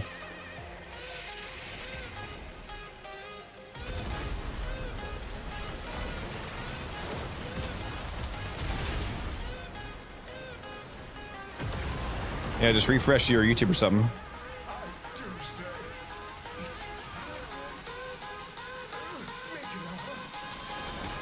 say You should see 2 streams coming from me on YouTube, the vertical stream and the regular stream. Wisp Blueprint. You know what I need to do? Well, first let me answer this question. What's up, Risky Trousers? How you doing? I don't think I've ever seen your name before, so if you're new, glad to have you here. Quick question, what is your favorite weapon platform Warframe? Probably Saren, because she fucks real hard. So that's my answer to that. What was I saying? I recently downloaded a super powerful bot called Streamer.bot. I don't know how I've never heard it. I like how it's literally just called StreamerBot, by the way, the most generic name ever. It's so powerful, I don't know how I've never heard of it before. It can basically replace the functions of all of my other bots. one of the things that it can do is run a like a warning before ads play on Twitch, which is really fucking cool. I could play I could have a noise play to alert me and remind me, and it can like post a message in chat saying like, hey, there's gonna be ads running in 2 minutes. Like, you know, like, hey, if you want to support the channel and you don't want to see ads anymore, you can subscribe, blah blah blah, you know, shit like that. But it can warn people when ads are coming, and I can know when ads are playing because I usually miss them. I have no idea when ads are playing on Twitch. But if I do that, I can know when ads are playing and, you know, try to, you know, not talk about anything too important while people are watching ads. I need to add that function. I'm gonna work on that.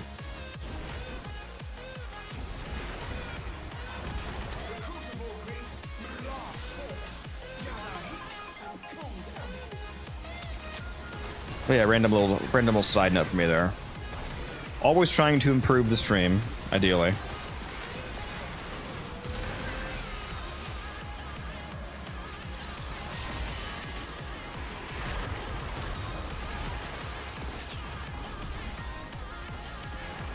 What was the name again we were saying? I don't know what you mean.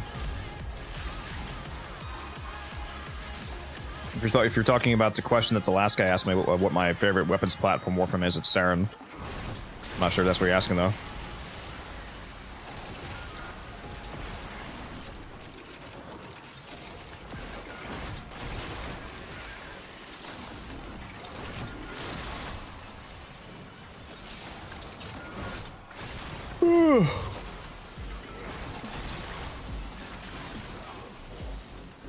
Should have had some freaking energy drinks Ubered to me instead of a Chick-fil-A. Holy shit.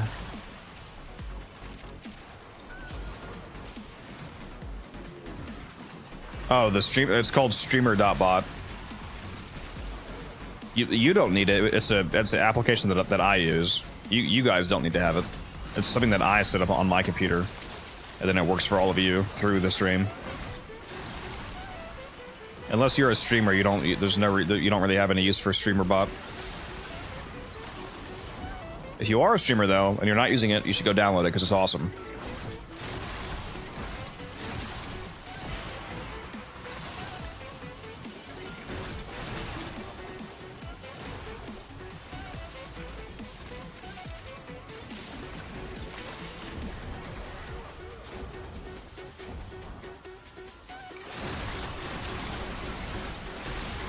Oh my god, dude, I literally am gonna have energy drinks delivered. I'm dying right now. I don't know why. Well, I do know why. I didn't sleep enough. Have you done the Oraxia theory crafting discussions? Yes. Oh, look at all these stalkers running out. It's funny. A TLDR when it comes to Oraxia. I expect 99% of Oraxia builds to use Arcane Crepuscular and Arcane Arachne as the two arcanes on the build. Because Arcane Arachne gives you 150% base damage to your primaries and secondaries after you wall latch, which, you know, she's very wall latch based, so it's basically just free damage for her. And then Arcane Crepuscular gives you 30% ability strength and 3x flat critical multiplier to all of your weapons while you're invisible. And she's able to be invisible basically permanently, so due to wall latchings. So that's gonna be like the combo wombo arcane setup on her.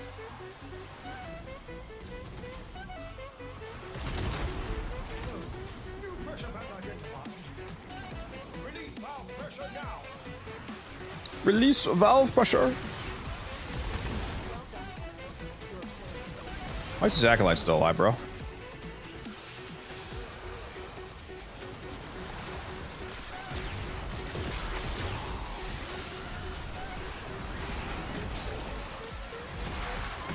Have you used Mirage, Icarius, Energized Magician's combo for fast Steel Path relics?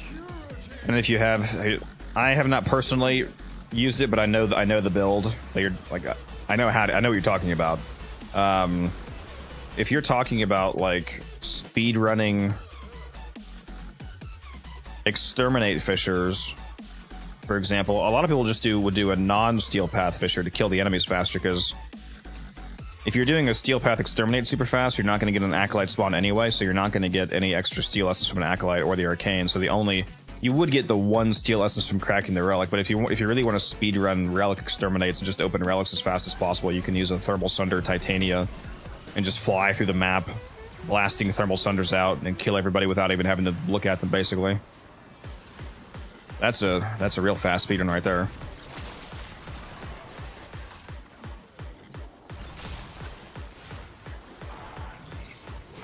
Where am I going? Over here. Is my Sight Spectre still alive? Hopefully. I don't know if I've picked up the ammo at all. The ammo packs that he drops. That's one of the strongest abilities in the game is Sight's resupply. It's so busted.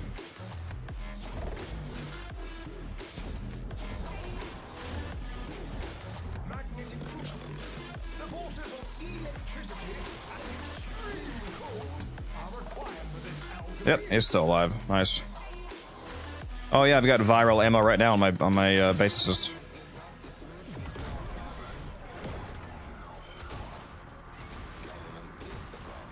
I thought subsumed Sunder didn't scale well with Steel Path. Well, you don't do Steel Path. If you're speedrunning a Fisher, you can just do a non-Steel Path Exterminate because the Acolyte's not going to spawn anyway because you're doing the mission too fast. So if you really want to speedrun, you can just do the non-Steel Path, and that way you have enemies that are like wet paper and they just melt instantly. Yeah, you do a non-Steel Path Fisher Exterminate with a Thermal Sunder Titania, and it completely fucks. Also, Thermal Sunder does scale well with Steel Path if you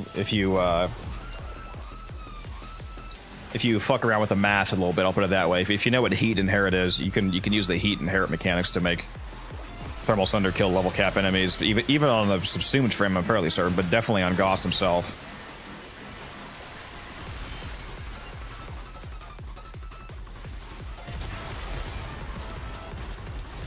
But yeah, Mirage would probably be better for Steel Path Exterminate speedruns, just because the enemies are a bit tankier.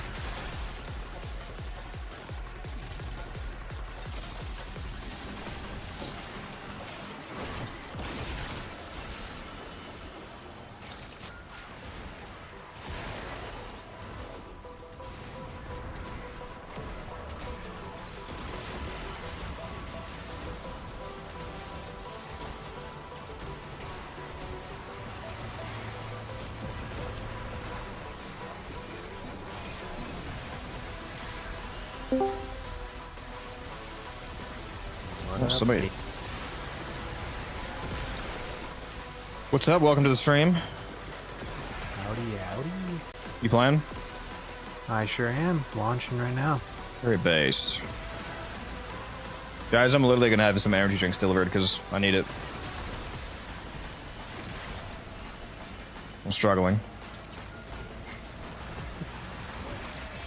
Oh, it's actually just because Taylor joined and I need energy to deal with him. Yeah, you can't get that from energy drinks.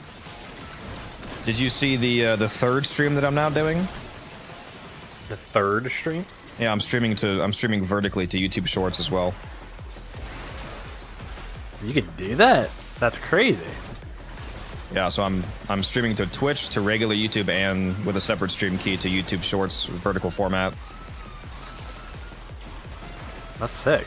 I just have a different canvas to make it work off. Yeah, you should if you go in the Gen chat, I posted the link to it if you want to check it out, see what it looks like. Yeah, it's actually not bad to watch. I thought it was gonna be a lot worse, but it's not a terrible experience for people that want to watch that way for some reason.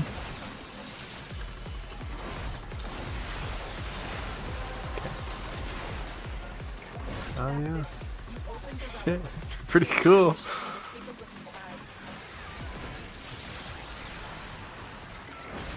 Yep. And you can actually see the whole game at first, which is actually a recommendation from Cry on the chat to just show the whole game. At first, I had it like blown up to fill more of the screen because I thought showing the whole game, you know, that compressed down would be too hard, but I think it actually is better this way. No, it doesn't look too bad. I mean, you can't expect too much from vertical, but I've seen other ones like randomly, and I think this is the setup they use instead of it being blown out or blown in. Yeah, because at first I had it, you know, you could only see like like half the game, for example, I just had it centered on like where the Warframe usually is in the middle of the screen. It's like you couldn't see my health bar or anything, or any of the, you know, buff edges of the screen. I was like, I don't know. So yeah, I just changed this. I think this actually just does it better. How good is blast status now? Fucking incredible, TJ. It's insane. Yeah, ever since the blast rework, it's easily one of the best elements in the game. If you scale it, you know, scale its damage properly, you can turn single target weapons into 5-meter AoE nukes even, basically. Like, go watch my Daikyu video, for example, the Daikyu Prime video. I use the blast build on the Daikyu. And especially if you use something like Cores and Snare, you can all of a sudden you can kill 20 guys with one shot of the Daikyu. Can you explain the blast rework for me? I know to clarify, the blast rework is very old at this point. What was it, like a year ago now? The status rework, something like that. So this isn't new. It might be new to you, but nothing new came out. Just to clarify. So everything I'm about to explain has been in the game for a while. But the way that blast works now, the new status effect essentially is that when you shoot an enemy with blast and you proc blast on them, you put one stack of blast on them, and when that stack expires, or when the enemy dies, or actually no, when they die, it's actually if one stack is it? Oh, hold on, let me make sure I'm getting this right. Does one stack do the same damage when it expires and on death? Yeah, I don't think there's any difference. Death just makes it instant. Yeah, so each blast stack does. Oh no, the difference is that it's times 10 when they die. That's right, because it's. I think it's 30%. It does 30% of the weapon's base damage when a blast stack detonates. But if you kill the enemy and you force the stack to detonate, then it's 300%. And blast stacks go up to 10 stacks. So if you make the enemy hit a full stack of 10 blast stacks, which causes it to instantly detonate, or if they die, then it does a full stack of 10, for example, would be 3,000% of your weapon's base damage dealt in a 5-meter explosion around the enemy.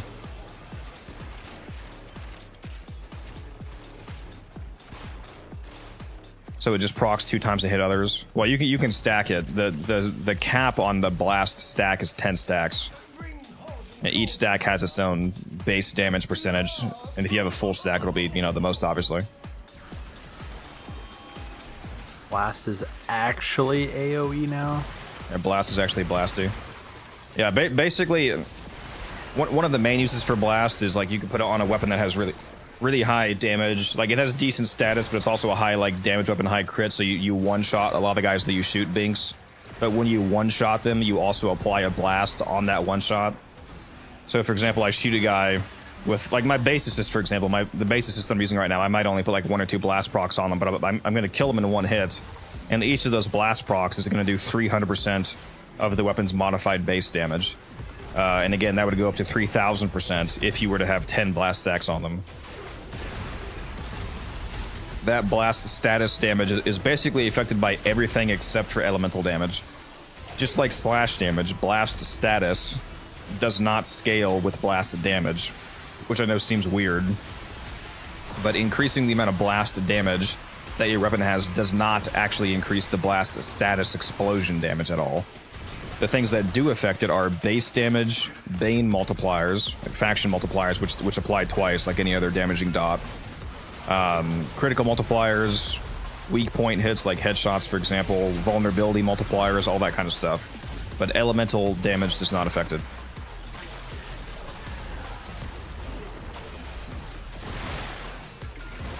So if you're playing as Chroma, for example, blast procs are fucking insane because he gives you thousands of percents of base damage, which scales blast procs.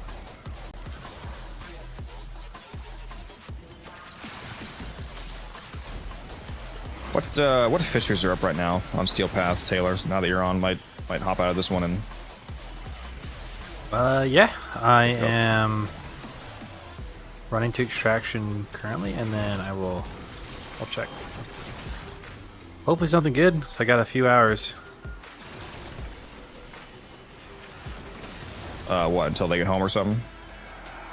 Until my kid's up.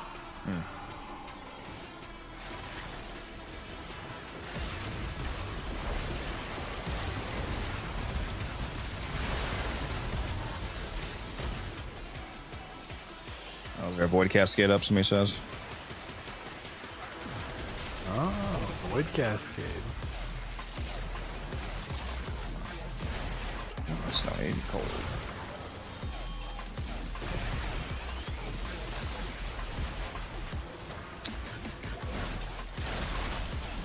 It's too bad you weren't here when I started this. We're in alchemy right now. I actually really like alchemy. Yeah, me too. It's a good mix up once in a while. That's a juiced up Marilena. 365,000 health Marilena. Wow. Of course you hate alchemy, T-Spin. It's not playing Mott Survival with your Ivara and a Moat amp.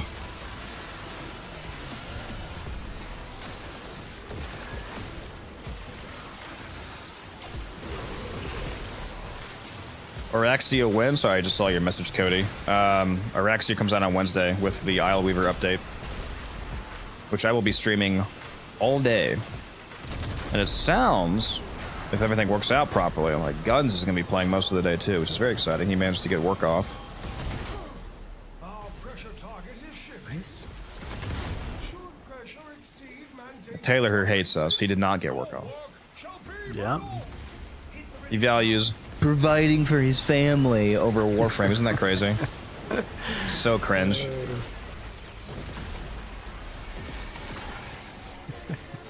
It's literally only void cascade up. There's nothing else. Well, that's the best anyway. We can do that. If you want to. Yeah, I'm done. Can we do that? I do say it's Should refresh in like 10-ish minutes. That may be a different one, but I'm good. Good with void cascade.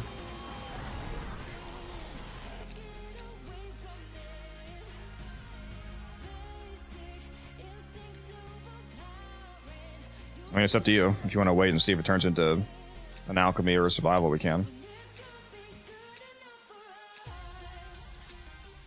It's a little more wax. Yeah, I'm good to wait for This a couple scrub. more minutes. Alright, Yeah. we're just gonna stay in this mission then until then. Yeah. Cascade is the best mission, reward-wise. Bro doesn't want to be engaged. He wants to sit there. Yeah, I don't have I just want to play Nova. I don't have a level cap Nova build.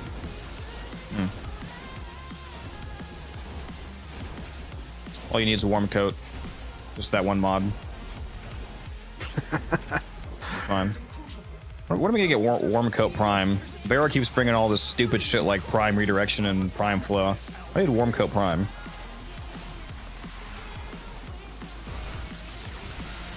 It's cold out here. Yeah.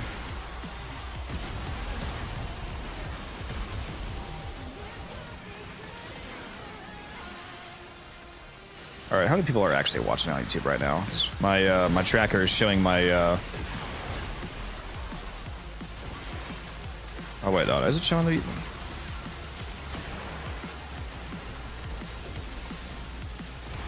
Yeah, my tracker is showing my vertical tracker. When I started the vertical YouTube stream, it messed up my YouTube viewer tracker, and it switched over to that instead of the full stream. So there's 26 people watching across the both YouTube ones, and there's 30 people on Twitch right now. Very based. Very nice. Although some of those are probably repeats. I doubt there's actually 60 distinct people here. That'd be wild.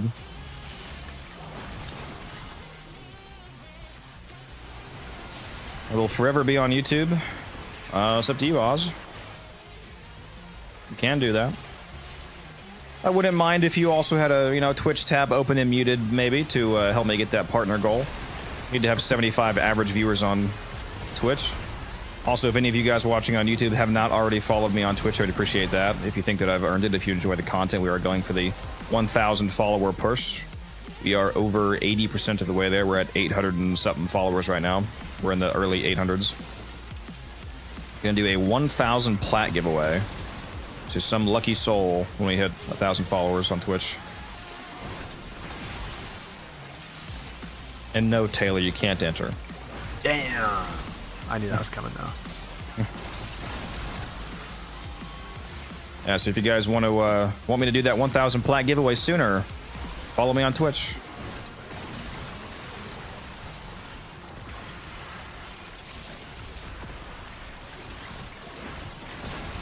I wish YouTube memberships gave you ad-free viewing on people's live streams, like how subbing does on Twitch. It's kind of strange that it doesn't, to be honest. Yeah, the only way they can go ad-free on YouTube is if you get YouTube Premium, which takes ads away from the whole site.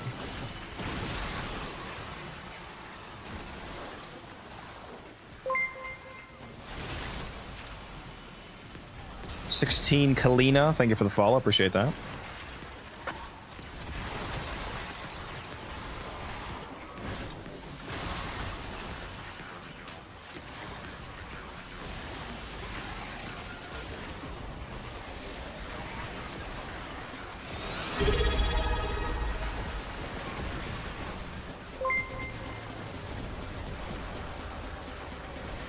Oh, I gotta find it.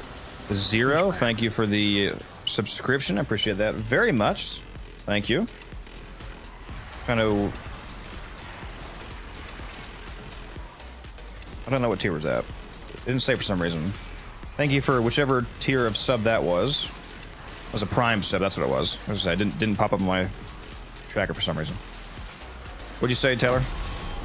I finally subsumed sight so I can put it on my Harrow and give it a shot. Oh, very nice. Also, what is the basis this build based on?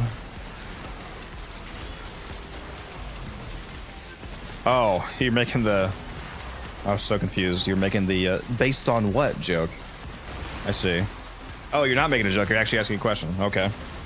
In terms of playstyle, it's just a blast build. It just blows people up. It makes it more AoE. It's a pure blast base assist. I mean, it's not actually pure blast, obviously, because it has radiation built in as well. But it's like 99% blast by waiting. Shoot the valve to release pressure. In my opinion, it's just about the best all-around base assist build you can have. I mean, it functionally works everywhere, and it makes it more AoE. What elemental bonus did I get? Heat or cold, it doesn't matter, just to add more to the pure blast. Like, the point of this build is like full heavy blast weighting.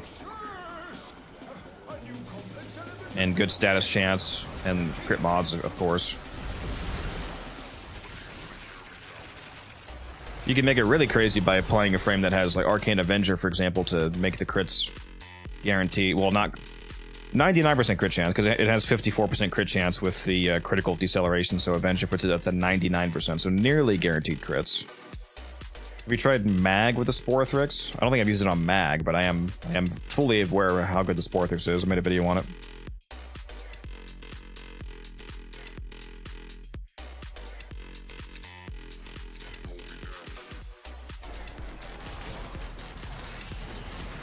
I'm not surprised that it'd be good on Mag, given Mag is Mag.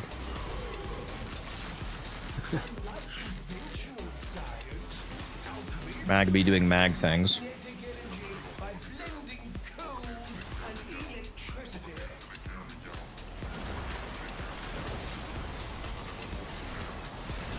Alright, let's go on the Warframe hub, see what the missions are here. It looks like it reset back into a fresh duration Void Cascade. Alright. Is that correct from what you're saying? That's what I'm seeing on the Warframe hub website. Yeah. There's one that's going to refresh in 3 minutes. But,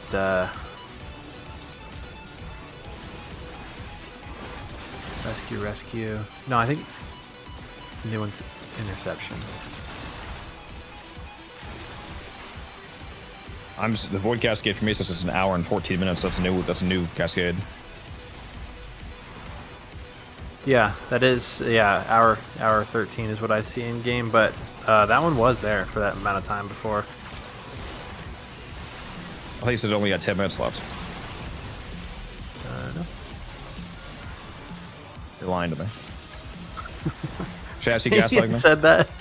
Maybe I said that. I just don't remember.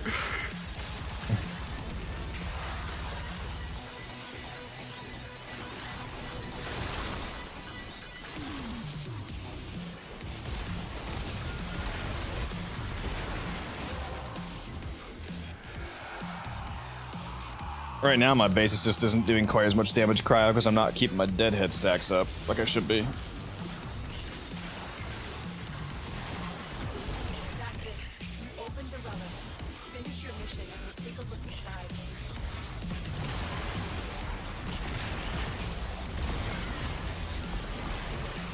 When they're up, it does quite a bit.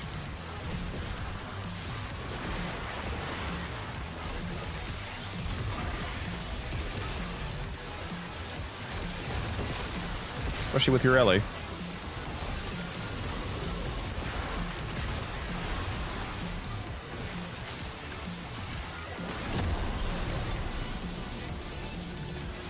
the tricky part. Air pressure management. Stay limber, my legs. You know, with your limbs. Really makes the Aki core go wild. Yep.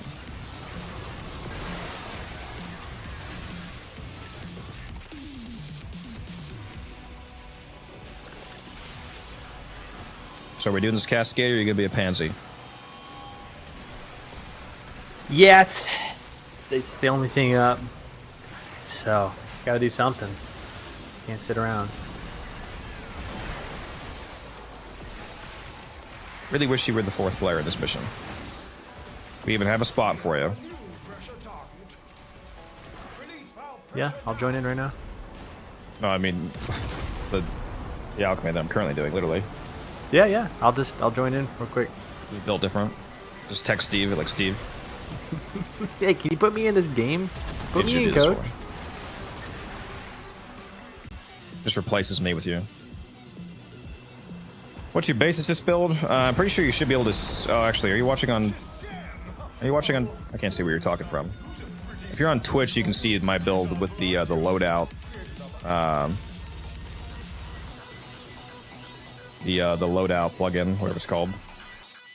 Otherwise, I do have a video on the basis system, although I'm actually not using that build anymore. I changed a couple mods around.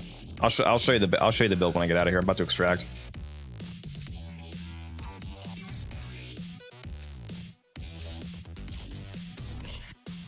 Making me leave after only 10 rotations is crazy. And the UT, yeah, I'll show you in a sec, Risky. Well, they all refresh, and that's still the best one.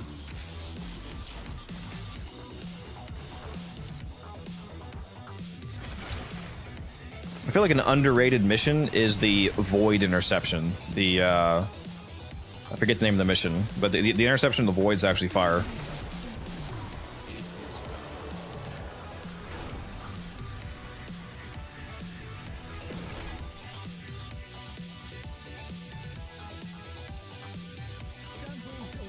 You get a lot of axe relics from doing that. Since it's in the Void, you also get Aya occasionally as rotation reward. It's really easy too with 4 people. You just sit on the points. The main person that has to do work is whoever's on the D point. They rush that shit like crazy. They're rushing for the D. Classic.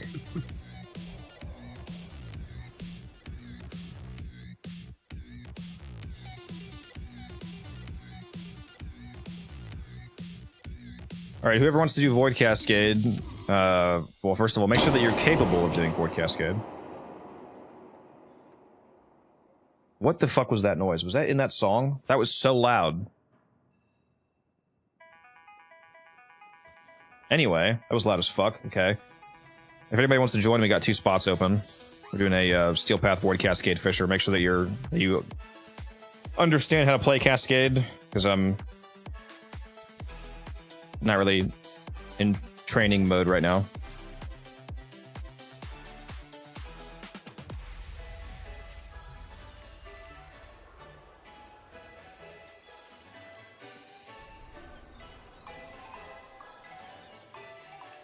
Oh, there's a bot survival up.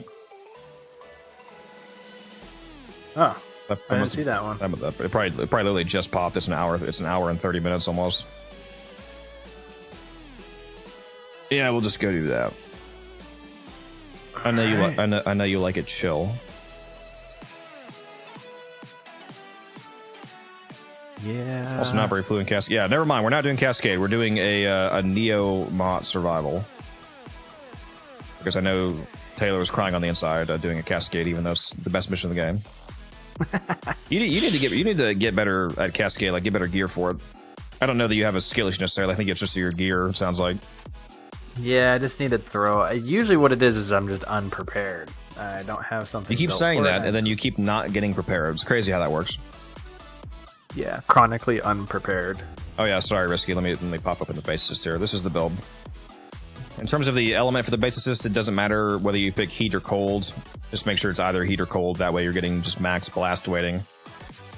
It's literally just crit mods and then a bunch of mods. The Prime Chilling Grass plus Scattering Inferno plus Fidget Blast for a bunch of blast weighting. Obviously multi-shot from Galvanized Hell here. Shotgun Elementalist multiplies the blast damage. Galvanized Savvy is really good on this if you're shooting enemies that already have stats effects on them, like if you're priming them somehow, your companion or just follow-up shots, for example. The base assist is one of the weapons that actually has multiplicative Galvanized Savvy scaling, so this is way more damage than you think it is, because instead of this being base damage and adding together with Deadhead, this is actually multiplying off of Deadhead. So this is an insane amount of extra damage. And then obviously Galvanized Acceleration for the range. So yeah, there you go. There's a chronically unprepared. Real. Protea plus Latron plus Nautilus equals Homelander saying perfection. Yeah, that does sound like somebody commenting in YouTube Shorts chat would say. No, you're right. Good combo.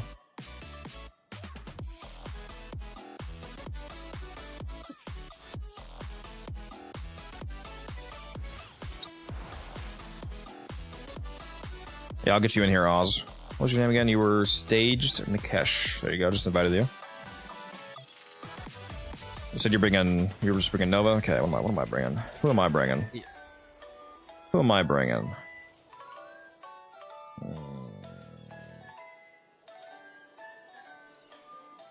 You find it hard to get the build going from 0 stacks. Maybe if you're playing as a Warframe that doesn't have like any kind of buffs or debuffs whatsoever, but especially if that's not the case, not really. It's usually fine. And once you get it going, it's really easy to keep going because it does so much damage once you do have Deadhead and Galvanized stacked up. It's very easy to keep killing. If you do have issues, don't forget that you could give yourself a few seconds of a temporary buff by using Matarai. If you use Matarai, I just forgot the term. I just forgot the name of the fucking. No, the one that gives you the 1000% damage bonus. Oh my god. Oh my god, I'm having a stroke, guys. What's the name of the fucking ability? Oh my god. Yeah, I can't remember. Fucking Void Strike. Yeah. If you pop Void Strike, that gives you 1000% base damage. So that'll give you a little, burst of a ton of base damage to allow you to get your initial kills if you need, if you're using Matarai. Make it quite a bit easier. Haven't seen me on Lavos ever. I can play Lavos.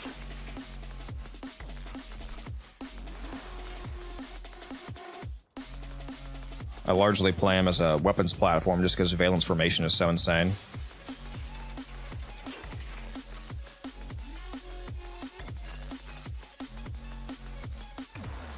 If we're bringing Lavos, I'm going to put on the Compressa. Yeah, I'm grabbing Lavos. We're going to bring Lavos, and we're going to make him give Force Blast procs to the Compressa, which is going to be fucking hilarious. Your Innervate build, and we're also using Avenger, so yeah, this will be disgusting. Please drink some water, you thirsty bitch. Yeah, there we go. Am I putting this on public or no? For the fourth guy. Unless anybody in chat wants to go. Like I said, whisper me if you want to go. Might as well. I mean, I don't know how long we're gonna get some random stay, but I'm not worried about how long they stay. Like, my issue is never them leaving early. It's them fucking running 400 meters away from where we're camping. that is a good point. But I put it on public, we'll see. My drinks here. They are. My God. Ready to go when you are? Oh, Cryo, you want to go? Yeah, get in here, Cryo. Yeah, Cryo's gonna be the 4th.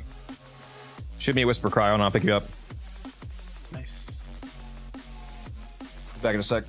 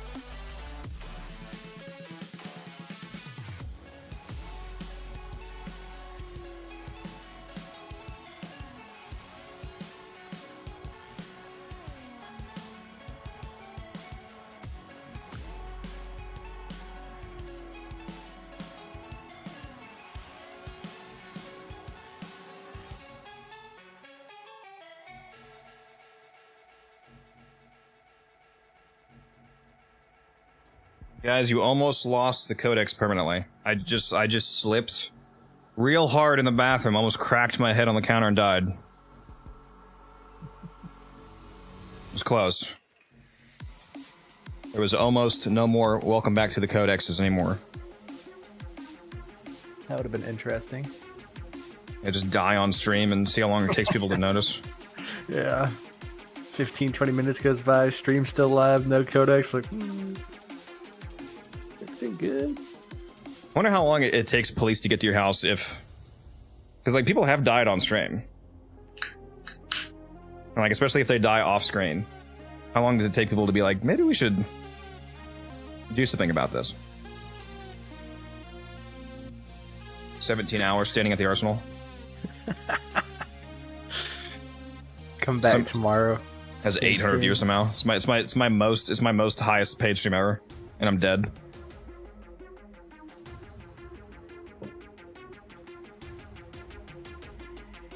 All right. Nope, that's the wrong mission. That's not a fisher. Speaking of which, make sure you guys spin your traces if you have a ton. Especially because we're gonna hopefully be here a while.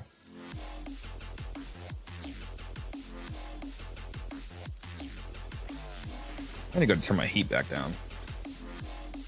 Heat? My heat, yeah. My AC. Why do you sound confused? You said heat. I thought like you had your heater on. Oh, like, well, I mean, just another term for AC. Yeah, I almost thought you were a little insane for a second there. Technically, 20 degrees is a level of heat. The term heat, it doesn't mean something is hot. It means the temperature of something. 20 degrees is a heat.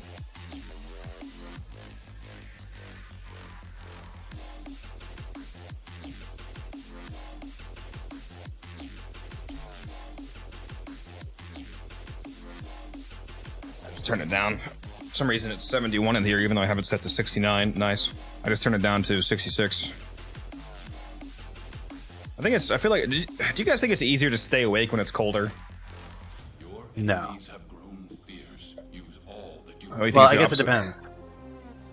Like if it's like really cold, then it's hard to fall asleep. But like if you're shivering, Well, I mean, as opposed to being like comfy warm, seems to be sleep inducing. yeah. That's all good. Turn the temperature down, so that'll be nice and crispy cold in a while, hopefully. Especially because, disclaimer, I have a skin condition, so it's also a little different for me. I think I actually told you about it, didn't I, or did I not? I don't think so. Yeah, I have a Got skin it. condition. Got eczema. No, it's it's funny. It's when you hear the term condition, you typically think negative. Which, I mean, I guess technically, like me being slightly hotter than it, not in terms of like sexual appeal, in terms of my literal body temperature, than the average person, is sometimes a downside. But a lot of it's actually upsides. My skin condition, I don't know the actual name of it. I forget. It was diagnosed at birth. You ever heard the term like, oh, you've got thick skin? You know, like somebody like, oh, Yeah. you can take it. I have literally thick skin. My dermal layer is thicker than the average human. It's more hide-like, and that does a few things. It makes me warmer, so that's why I like the cold more. But it also makes me harder to cut, which freaks some people out. Like there's people in middle school and high school that found that out. Like I told my friends, and people were like asking to try to cut me with car keys and shit. And I let some of them, and they couldn't do it. It's actually very hard to cut me. Superhuman. Yeah, partially. Yeah, it's kind of cool being innately cut resistant. At least on some parts, like the tops of my arms are super cut resistant compared to an average human. This is a good room, by the way. We'll camp here. This is like the second best room, probably. So you're Right now, invincible yeah. and you're smart. Yeah. Well, I don't know that I'm smart. I think some people might contradict that. Might be some counter opinions to that statement. Math smart. Yeah. Somebody just called me Rhino in chat. Yeah, yeah, I've got iron skin, bro. My iron skin's always up. That's why my energy's always low. But I'm just... Come on. Okay, cat. Yeah. Also, yeah, Force Blast, Lava's Compressa with Innervate. Hilarious! Life support on the way. If you have the stream up, you should look at this. Whenever I can get some damn kills from you guys. Oh my. Once the explosion goes off, just... Yeah, especially when it goes up to those red crits. Because the Compressa red crits a lot from Innervate due to how its off timing works. You're able to hit like a whole pile, like an entire magazine worth of red crits basically, because it's not hit scan. And the way the Innervate actually technically works in the code is that it snapshots. So the crit calculation is saved on fire. So like I've already fired out a whole stack of ones that are at red crit amounts of critical chance. So the whole stack is going to red crit before and the next magazine is the one that's actually reset. So that's why the compressor. You can do the same thing with the pox. You can basically snapshot forced red crits onto an entire stack of pox gas clouds, and it's pretty funny. I really love like throwable, like projectile weapons. They're just none of them are good. I actually haven't tried the. This is Despair Incarnate. Just about to say that's the only one I haven't tried. Yeah, it actually shreds. Especially with the Give that one a shot. very nice ribbon I had that I sold. I had a ribbon for I sold for 500. It was crit chance, crit damage, damage to Grenier, negative zoom. That's quite nice. Damage to Grenier wasn't ideal, but certainly did do a lot of damage to Grenier.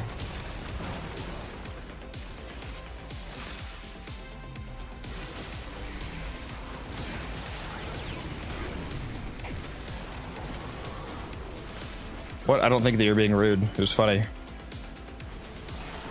HG.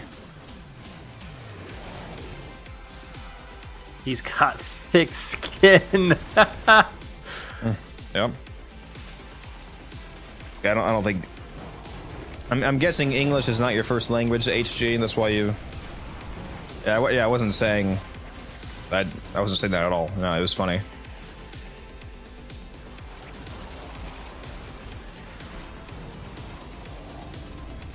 I've had a lot of people come in chat where English isn't the first language, and they like just completely misinterpret Something I've said. if you need it. The linguistic differences.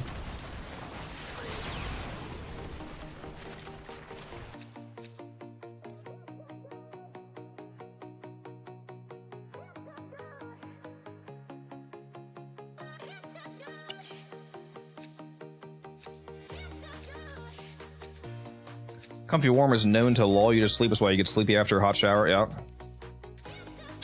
Exactly. This guy gets it.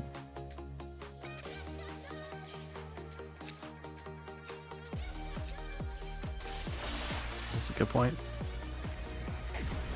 Taylor, you're a nerd like me, techie nerd. You're in tech.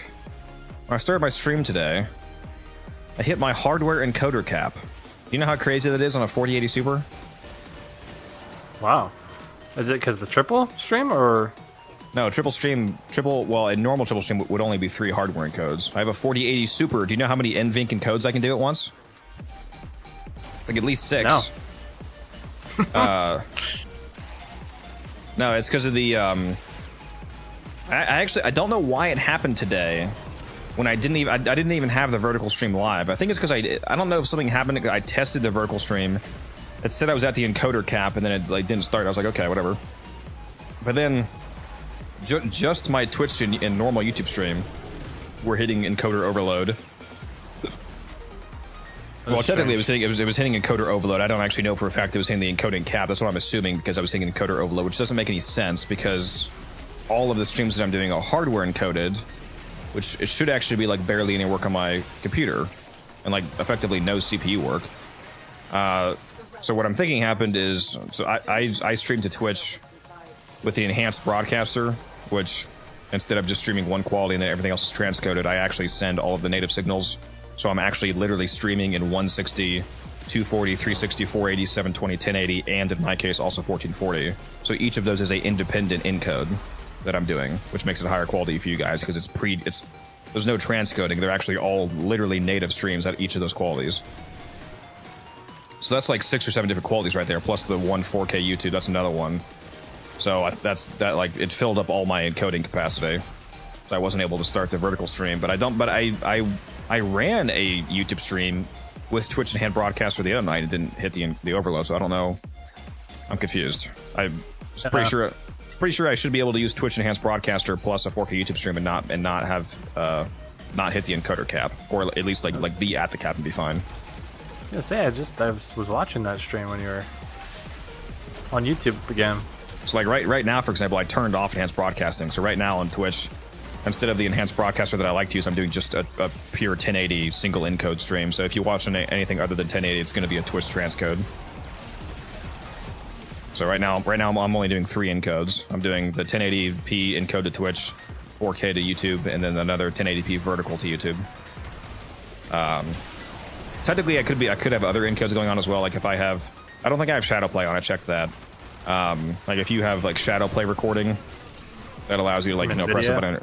Yeah, like NVIDIA shadow play. That it's technically constantly recording your game, and if you hit a button, it actually saves it. That's a constant encode that's going on. So that would use one of your encodes as well. I don't have that on though. You should try that, by the way, if you haven't used it yet. Not since you got a new GPU. It's really nice being able to record your gameplay whenever you want, like retroactively. Actually should. Yeah, hit Alt. By default, it should be Alt Z on your keyboard. Should open up the NVIDIA shadow play overlay. Oh, it didn't work. I might already have it disabled though. Yeah, you might. Yeah, 'cause I'm pretty sure Alt Z is the default, so you probably need to enable that somehow. Download the.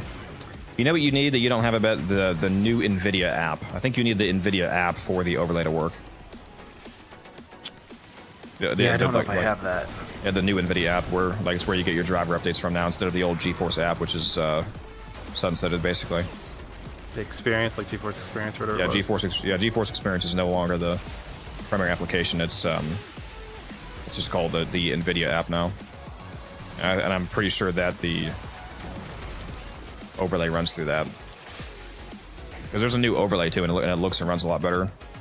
And it lets you encode your local streams, local recordings in AV1 if you want. Instead of H.264 or 265.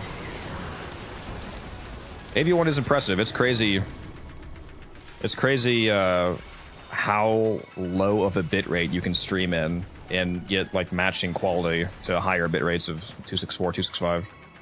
It's a very impressive codec. It's open source too. It's completely free for companies to use. That's why YouTube and Twitch are pushing for it, because they don't have to pay any licensing fees. Funny for them. The only problem, I mean, I'm fine. If they save money, then it should make the product better. The only problem with AV1 is that to utilize AV1 properly, the device watching it has to have an AV1 decoder. Otherwise, it just ends up getting transcoded anyway, which defeats the purpose.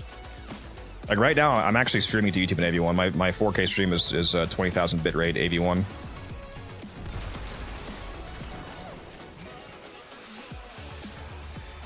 I decided to do that since I'm pretty sure the 4080 Super has at least one specifically dedicated AV1 encoder, so I was hoping it would free up an encode slot, basically. What were you saying? I'm watching 160p, so I don't really know. You know, that doesn't make a difference. You keep saying you are joking, right? Yeah, no, I'm joking. I was just saying this. I was like, there's no fucking way. Because every time you hop in stream, you say that. I'm like, I hope you're kidding. Should have kept it going on a little bit longer. Oh, this is a good room. What? Or is it the stairwell room? Nah, it's the open one. The I like circle it just room? because it has further line of sights. No, it's not the circle one. It's the big slant down. Oh, That's yeah. I just waypointed it. This one's fine. You can stay if you want. As long as you have enough air, I don't care. As long as you have enough air, get enough reactant. I don't really need any resources from here, so. What, you mean you don't need argon crystal? I actually do. So, yeah, that's funny. It's probably the one resource that I do need since it expires. That's a good point, actually. Yeah, after this, I could build some Omniforma. Doesn't that take one argon? I think that's why I can't build them right now. Yeah. I think it's one argon, 4 forma, and then barrel sisters or something like that. Yeah, so might build some Omniform after this.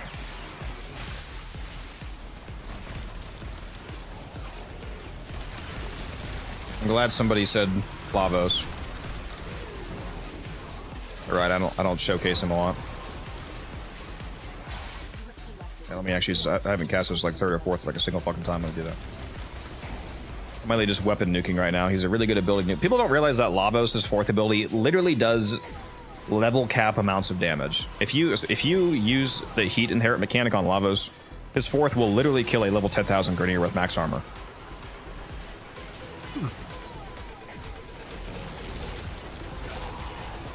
As his fourth ability is the only ability in the game, I believe, that is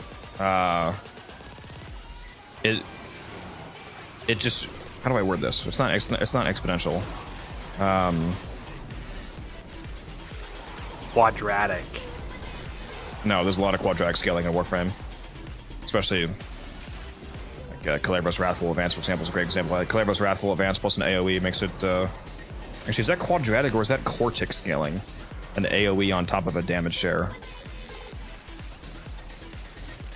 Math nerds unite. Is that quadratic scaling or is it Cortex scaling? If you hit 3 guys at once with an AOE, but that AOE is also damage shared to all 3 guys. I forget which one that is. Come on, Taylor, you're supposed to be a nerd. Not math. Lavos is mid. I'm killing you, T-Spin, with hammers. In Minecraft. Just kidding. I love you. I can't say that on stream. Yeah, in Minecraft, yes. Is it still just quadratic? Because I think Cortex scaling is like the strongest form of scaling you can possibly achieve in Warframe. Isn't Cortex scaling when you're hitting all of the enemies initially in the first place, and then all of that initial damage is also shared to all of them? As opposed to... Maybe I'm wrong. I'll have to look it up. Because I should actually know that. Anyways, I figured what the fuck was I even saying? What was the original point? What about Lavos? With heat inherent? Oh yeah, his fourth ability. The damage of the heat proc from the fourth doubles multiplicatively with each additional status type on the target. So not like additively 200% more, like it literally doubles. So it's a straight multiplier. So 2x, 4x, 8x, 16x, 32, 64, 128. So if you have, you know, a ton of status types on them, you're getting into like the potentially like a 1000x plus multiplier on the heat dot from his fourth. What hotkey did you tell me for the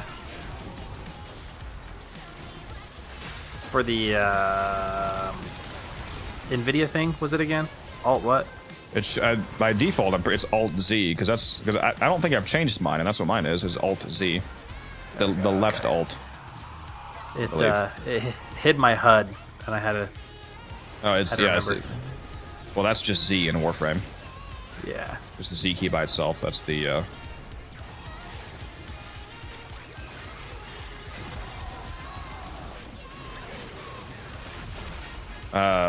Doesn't hide your HUD. That just hides the.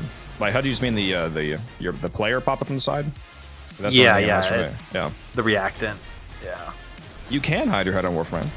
It's a very immersive experience. I should start doing that when I'm playing quests. That would actually be really cool to remove your whole HUD when you're playing the cinematic quest. I'll share in this bounty. Hold That would be. as long as you can.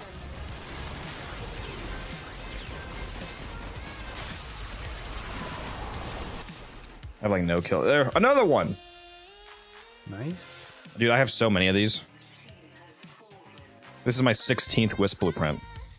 What the? I need ducats. I didn't really grind anything out, and I need that ducats for the barrel relay. Yeah, I want Wisp sets to sell now that she's vaulted. But she got vaulted with the Ureli release. Or yeah, I think that was Ureli, not Lava. I think I'm pretty sure she's the one that just got vaulted. So yeah, that's why she's still only like 40-ish plat. I definitely expect her price to go up because she's one of the best frames in the game. Obviously, I'm hoping she can hit 100. What is she at right now? Do you know? Oh, she just got vaulted with Ureli coming out, so she's still saturated in the market. So it's only like 40, 45 because she was one of the cheapest frames in the game. She was like 35. Now she's like about 45. That's moving up quick. It should honestly. Within like 2 months, I expect the price to be much higher than it is now. Yeah. There's like a 0% chance 2 months from now that she's not selling for at least 75. So if you want to make some easy money, That's it. hold on to those sets if you have any. Finish your mission and we'll take Seems like you don't sell. You keep selling individual parts. I don't know why you do that.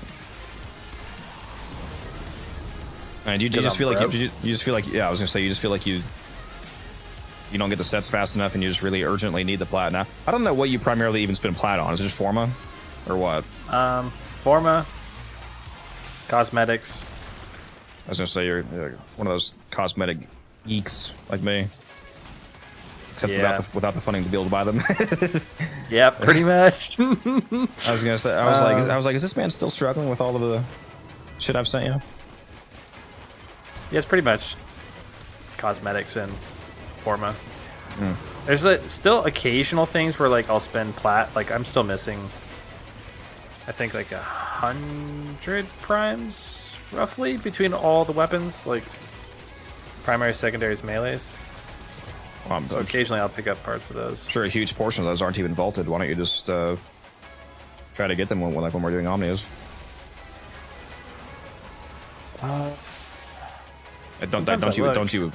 Don't you have the relics for a bunch of those? I don't. Because if you're missing 100 prime, is probably at least half of those aren't even vaulted, are they?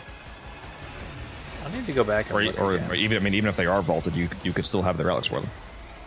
You just wouldn't acquire any new ones. Yeah, a lot of times that's what I'll look for first. Today I didn't, but I'll upgrade my relics for things I'm still missing. A lot of it is like the gold parts for like the expensive things. Yeah. Buy a bunch of stuff you need that I have sets of. I can just give it to you. Or the parts you need. Well, we can look. You have the Athadai, right? Because if not, I have like 15 sets. Yes. I think you said you And I liked the Athadai.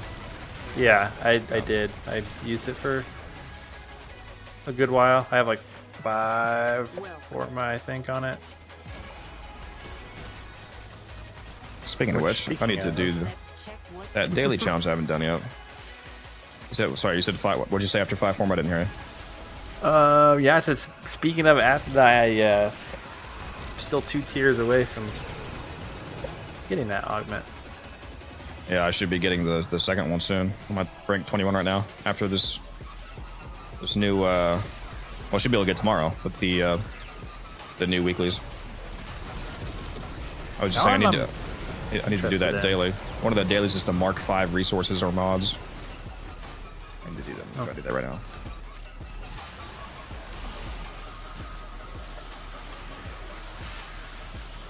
You guys stop trying to kill me, please. It's very rude. You know, let's make this mission a bit more of a joke. So Dante, Ancient Healer, Go Gadget, Immortality.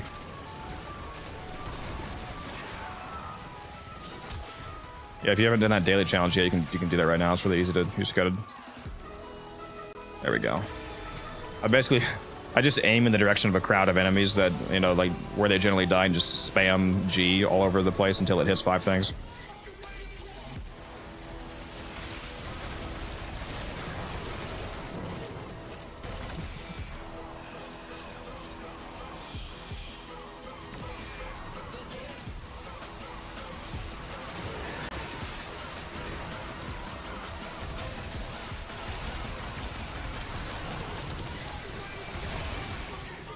The blast compress is actually humorously good at killing acolytes. Somebody in chat, nice. That's one thing that's nice about playing the void. Somebody in chat had a good point about enemies that are blast capped. Blast is actually still, like, one of the reasons why blast is still really good at killing enemies that are status capped is because, do you realize what happens to blast procs when enemies go from having the 10 cap to the 4 cap? They hit the full, instead of being 10, it's 4 instead for the max explosion, right? Yeah, it counts like as the blast cap for that enemy, so it detonates. And then restacks. So you get the instant while alive detonation at 4 instead of 10, so it's just going off constantly.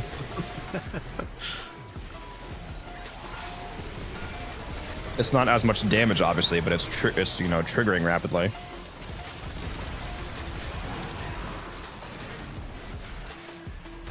Oh yeah, look at that kill count. That's all with the Sakaras. That's why it's number 1. Yeah, I'm definitely struggling. You guys are killing. I'm also playing very, very chill. Just be glad I didn't bring Gyre, okay? I'm allowing you to kill things. I just have to put the play sight, shoot him through the wall before you get to him. Yeah, the one counter to Gyre, wall hacks. Kill the enemy before they enter the room.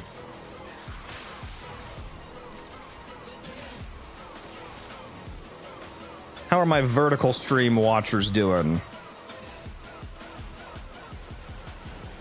Like I said, it's actually a surprisingly not bad viewing experience. You're on a train or something and you feel like watching me. I still do have the question though of,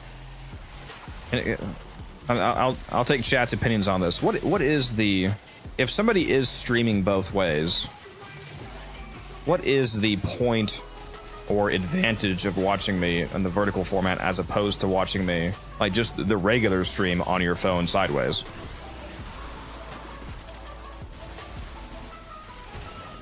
Like what do you think, Taylor? You get bonus brain rot Oh, there you go. Yeah, I can put the Subway Surfers on the bottom. That's true. Yeah. Could put extra content down there. Put your main stream up at in the middle, cam at the top, and then More restream stream at per the stream. bottom from yesterday. More stream per stream squared. Yeah. Yeah. Personally, when I drink milk, I put milk powder in it. Evaporated milk in your milk. Yeah. I get more milk per milk. Yeah, me when I'm drinking my Red Bull, I like to put in some creatine powder.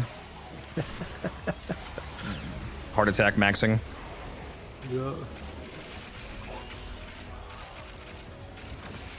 I really do need to stop drinking so many energy drinks. I mean, I'm not one of the guys that does like 4 a day. Like I knew a guy like that at work. He's crazy. I don't know how he's actually he probably is dead now. I don't know, but even averaging like 1 a day is not great. It depends what kind, though. Yeah, Red Bulls actually don't have a terrible amount of caffeine in them, but like, what the other ones have like. Is it caffeine the point? The one I'm drinking right now, I'm drinking a C4 right now. It's got 300 milligrams of caffeine. Yeah, there you go. Just 1 second.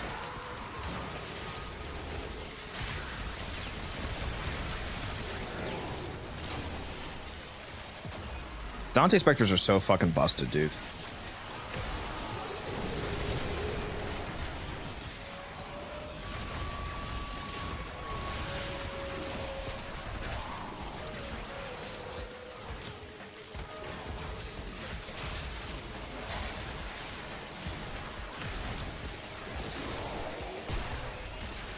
Or they need to use Lavas' fourth ability more. It's fun seeing these burn procs everywhere.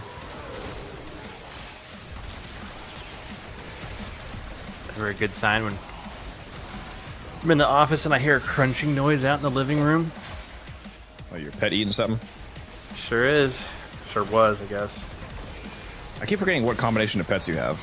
What is it again? Just 2 dogs. Oh, just 2 dogs. Yeah, I keep forgetting if you said you have a cat or not. Like you said, you don't like cats.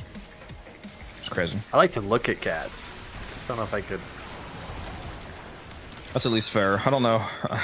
People that say they don't like cats, that like act like that they don't even like cat pictures. I'm like, are you stupid? Look at this. Yeah, they are. They are cute. Can't deny that. I don't know how you could see a picture of a Beatrix, for example, and not be like, wow, adorable. Everybody loves the people love my pictures of Beatrix because of her funny little leg hanging off. Like the I think you said you thought the one was fake of her hanging her when she was hanging off the playset.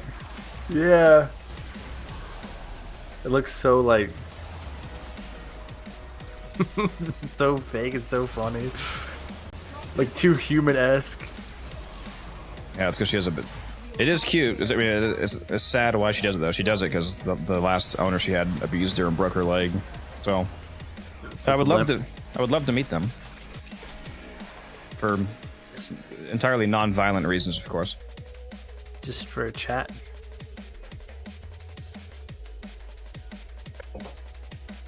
Yeah, chat might involve a nearby lake, rope, and cinder blocks.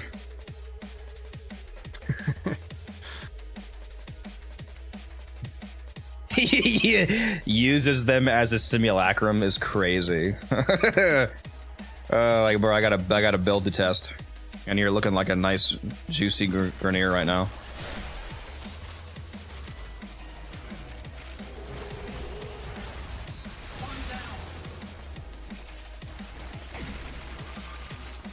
I cannot make that joke. Oh God, I need to stream on Kick. So then I can just say whatever I want. No rules. Dude, Kick streaming is like a whole different universe, man.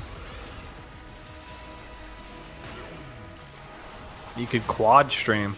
Gambling streams and all that shit. Are you even allowed to show gambling on Twitch? Like real gambling? I don't know. There was big drama with that a while ago. And I don't gamble, to clarify, chap. I'm just saying that's an example of a difference between a place like Twitch and Kick. I don't even know what there's like. Is there effectively like any rules on Kick?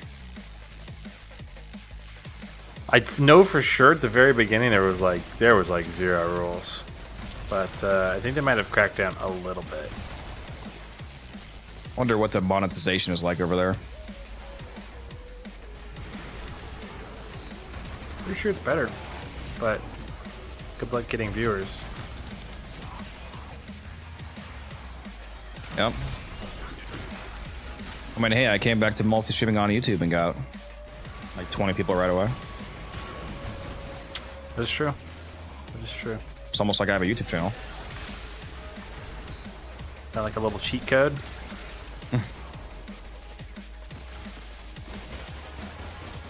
I don't know. Maybe it was the play all along. The reason why I was conflicted about coming back to multi-streaming was because of, you know, ideally the goal of hitting partner on Twitch. But so I was like, oh, you know, am I splitting up my audience by offering a different platform? But right now I have 31 fucking viewers on Twitch, so it's like, okay, was this the hack all? Like for some reason my Twitch viewers go up even though I'm on more platforms now?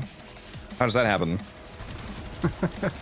Logic doesn't follow, but we'll take it. Literally, like every day since I've started multi-streaming, I've hit like a new average on Twitch. There's 31 people right now on Twitch, on just Twitch, let alone the like 20, 30 on YouTube as well right now. That's quite good. I'm almost certain that's how I found you first, was through YouTube streaming. Yeah, when I very first started, I was multi-streaming. And then I switched to single stream when things started to take off a little bit more. To try to, the original reason why I did that is to get affiliate, which I've been affiliate now for a while. Affiliate is a much easier goal than partner. You need 15 average viewers for affiliate, and you have to do like a certain amount of streams on average in a month and whatnot. So I got that within like literally the first month with the help of people from YouTube.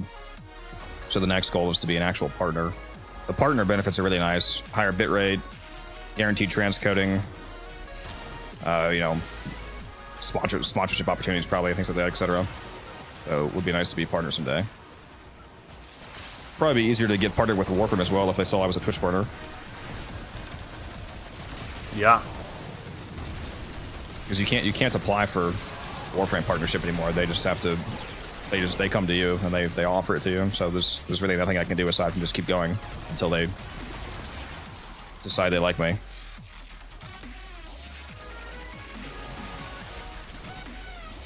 I'm hoping the Isle Weaver stream on Wednesday is going to be pretty thick. Yeah. It's going to be a real long stream. It's going to be a huge multi-stream. I'll be on Vertical. I'll be on regular YouTube. I'll be on Twitch. I'm gonna do a thumbnail. I don't know if you should if you go on YouTube, there should be a thumbnail for the live stream instead of like just the generic shitty thumbnail that I used to have. I'm just trying to make that look better. I'm gonna do a Isle Weaver specific thumbnail. Pretty cool. New emotes too. I should. There's a lot of stuff I need to do. I started using a new bot. I was talking about before you joined, streamer.bot. I don't know how I've never heard of it, but it's fucking incredible. I can basically replace every other bot with it. Damn. One of the things that I was talking about it can do is it's able to pull the Twitch API and it could tell when an ad is coming, so I could have like a 2-minute warning before a Twitch ad runs. Like I could have a noise play to remind me that ads are coming up, and then have a message post in chat when ads actually do start running.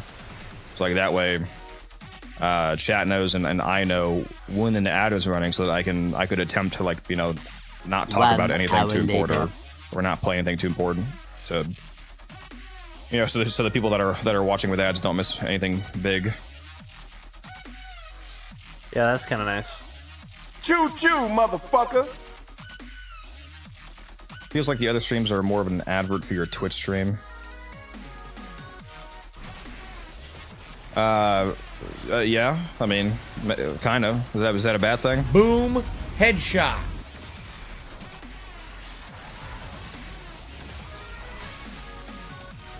I mean, I read all your chats. So I mean, if you're trying to, what do you mean by that, Shago? Because I mean, I respond to all of you. I'm not ignoring anybody. I have a multi-chat up on my screen.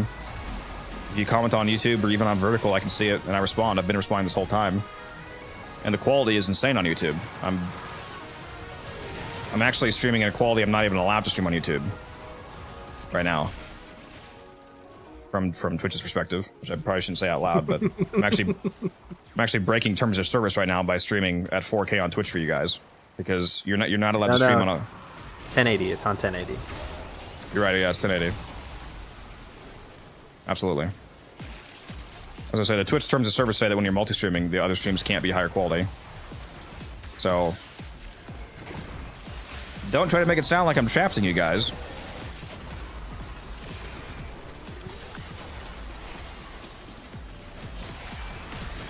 I think all three of these streams are pretty good.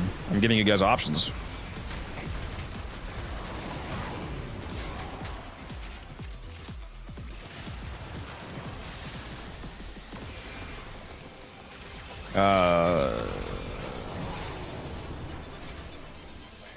The staged guy that we're playing with, he said he has to go at like the 45 minute mark, by the way. We'll keep going, but he's gonna have to dip out. That's all right. We were gonna start with 3 anyway, so.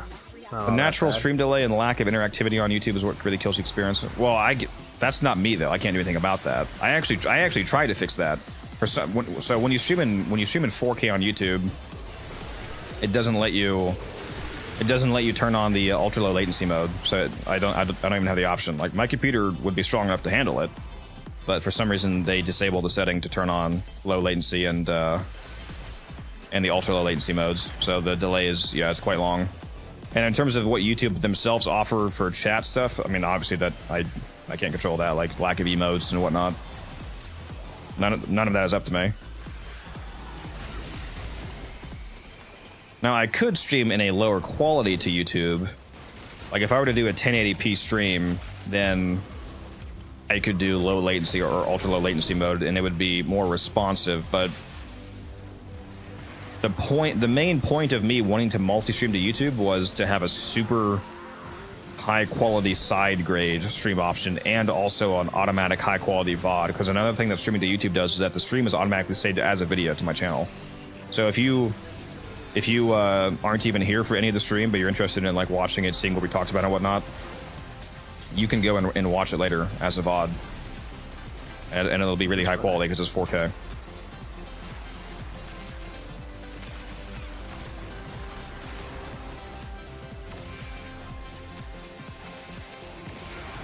How do they get Aya in this mission? Because the Void drops Aya. Oh, he killed me. He put the bubble on me and my compressor just absolutely annihilated me. That's crazy.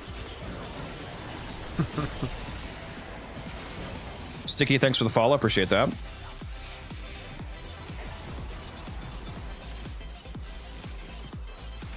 When I saw all of my own compressor orbs floating around me, I knew it was over.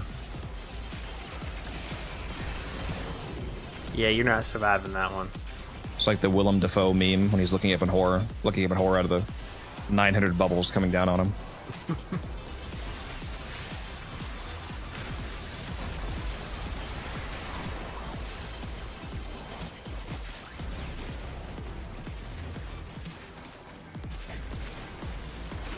If this Sakaris had a bigger mag, it would be just disgusting. Yeah, I do wish the latency was better, deployable.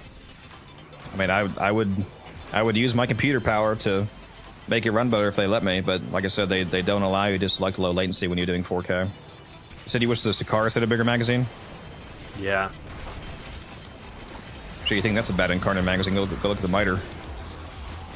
Yeah. I got like a really good I love the miter, for it. but man, does it run out fast? I feel so bad. I still think it's fun to use.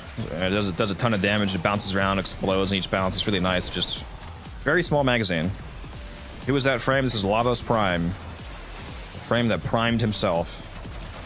Some of the funniest lore in the game. Look what our Tenno operative just found. They could not do this without In your opinion, what's the best flavor of Red Bull? The only Red Bull I've had is the original, and it tastes like absolute dog shit.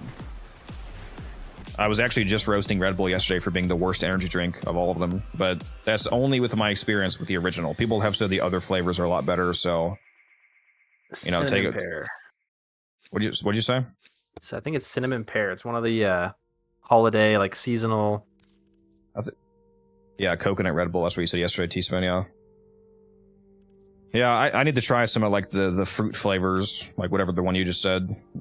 Cinnamon pear sounds good. Like the original one. I'm just saying the original one, the classic flavor Red Bull.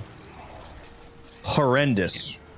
Fucking, it's like they just use expired batteries that they pour the liquid into a can, and that's what you're drinking. It is fucking awful. That's what I get for standing still. And that's what they get for me having a good amp.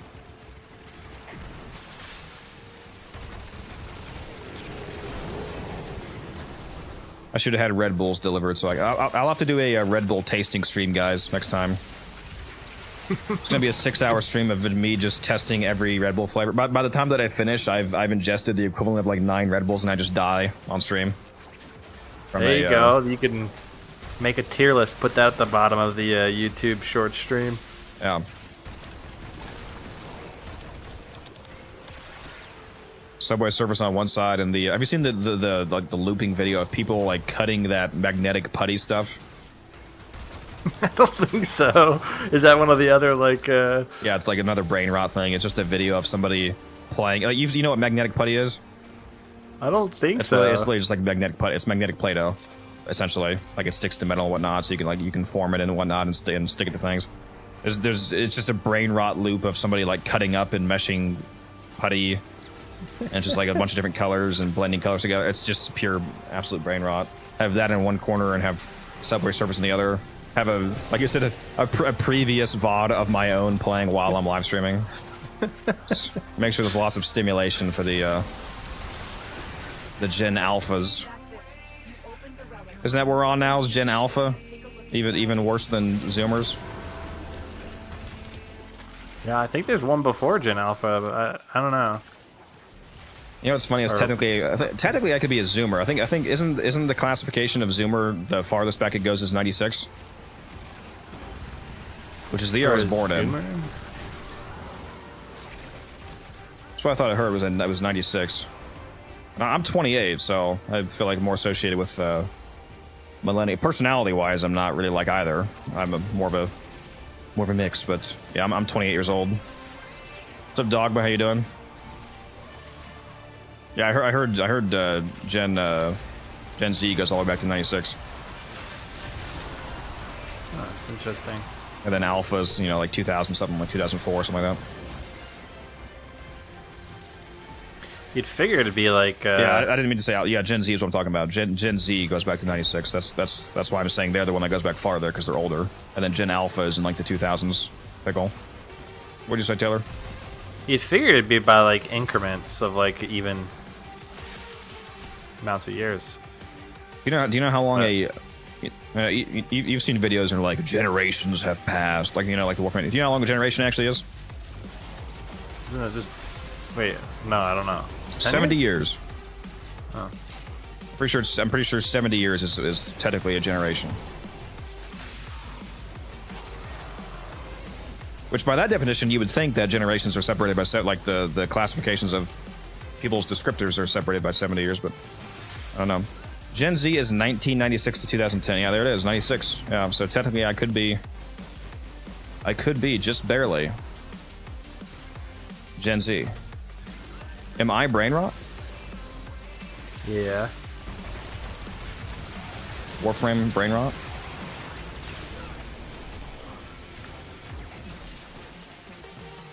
"30-second YouTube short of just jiggling Saren's ass with a void shell skin."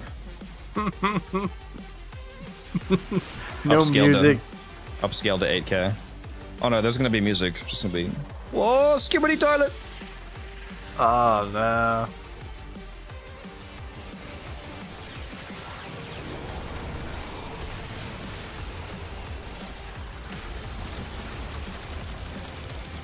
Oh yeah, they're having a bad time. Roommate out. There might be. There might be. It sure is. My screen started shaking like that. I was like, You're at work right now watching my stream, Pickle. I'm gonna report you to your boss. Give me his phone number right now. Insert ultra slow Creed song in the background. That's probably a funny joke, but I don't know any Creed song. Is that You Can Take Me Higher? Is that Creed?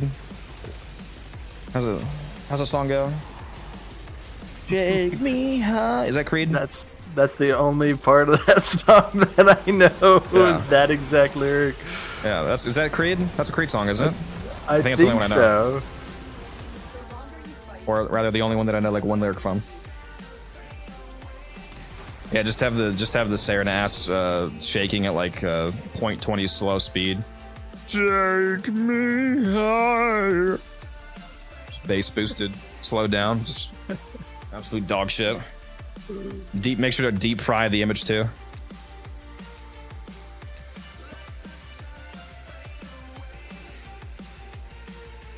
No, don't do it. You know, guys, I do have a $500 microphone, and I have Voice Mod Pro, so I could do some absolutely diabolical shit with some voiceovers. Like, the most heinous shit you can imagine. the Tate brothers playing underneath, yeah, just Andrew Tate looking at all of his cars. Guys, I think we're putting together, honestly, the best vertical stream I can ever think of. This is absolute peak. I think that would pull in. You know, I think... Yeah, millions of viewers, honestly. I think for Isle Weaver on Wednesday, I'm going to only do the vertical stream. I don't need anything else. Who needs regular format Twitch and YouTube streams when I can just do absolute raw? I'm just going to... No, actually, you know what? I'll keep multi-streaming, but it's going to be YouTube Shorts, TikTok, and Instagram Reels. Finish your mission and we'll take a look inside. And Facebook Live for the 85-year-olds that play Warframe. You go to Twitch and just scale it down, chop it up so it's YouTube Shorts size, but on Twitch. Imagine force vertical streaming to Twitch. It's just these huge black bars. This guy's watching on his 85-inch OLED TV, and it's in like the middle 4 inches. Oh, fuck. Just found out he's Gen Z and he's already making moves. Exactly. It's in my blood. This is my genetic calling.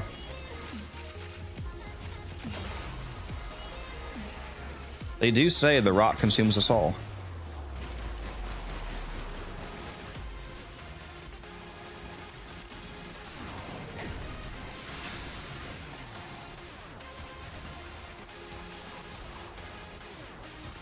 Oh, why does it still feel so hot in here, dude? I need to go turn my shit down to like 60. Make it icebox.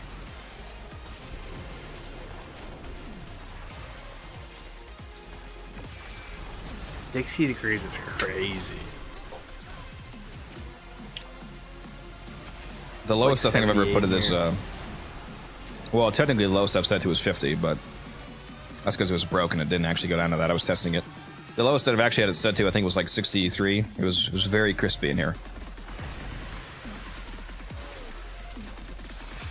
You could feel the cold procs forming. I actively had that ETA modifier on me for an extra chip. I had to keep rolling around my house. That's a really funny joke for those of you that get that. Just saying, that was good. I forget the name. That was pretty good. Forget the name of that. That's Optimism. I think that's the one. Yeah, I had Optimism going on in my apartment. And just fucking heavy rolling. What do they call in Dark Souls? Fat rolling? It'd be fat rolling in my case, let's be honest. I saw this video. This woman was recording her cat, and she said, my cat taught himself how to roll, and he's been doing it ever since. This cat was literally just perfectly forward rolling around the house, like slowly. It was like this fat fluffy cat, and it was forward rolling. I should have saved it, sent it to you. Actually, it was funny. And I went to the comments, and somebody said, bro doesn't even have an armor on, and he's still fat rolling. You're good. It was just like a roly-poly. Dark Souls cat. Someday I'll learn what roly-polies are actually called, because that's definitely not the actual name of that creature. You know what I'm talking about? Those little bugs that they roll up into like a sphere and they roll around? Yeah. Yeah, I don't know what they're actually called. No idea what their actual scientific name is. Pretty certain it's not roly-poly, though. Also, I have not seen one of those in person, I think for literally over 10 years. Did they go extinct? Yeah. Back in 2010. It's crazy. I was hungry. I ate them all. Mom took away your Xbox, grounded you, went out and ate them all. Yeah. Told me to eat mud pies, and I took it too literally.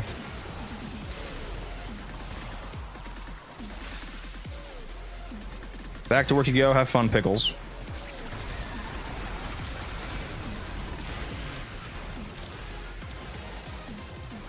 Gymnastics term for it is just forward roll. Oh, they are. That's crazy. Cool car says they aren't extinct. You just need to go outside. True. True. That's why I haven't seen them in 10 years, because that's the last time that I went outdoors. I don't even go outside when I go to work. I have a tube that I just slide down that deposits me straight into my garage, to my car. So I don't have to bear with the heat of the sun on my fragile skin. There's like this town in Alaska where you don't have to go outside. Like they have like this massive, like, I don't know if it's like an apartment complex. It looks like an apartment complex, but it's just like this huge building, and like the grocery store, the school, everything is inside the apartment complex. You don't ever leave the building. I mean, I guess that makes sense when it's like 15 degrees out. Yeah. I assume that's why they do it, right? Because it's insanely cold. I think so. I think also partly it was built as like a military complex, and then they like gave it up. I don't know. I'd have to look into it. Someone from work was telling me they visited. There's a guy in Alaska who lives in Discord. You know what I'm talking about? It's Ionian, I think. Oh, really?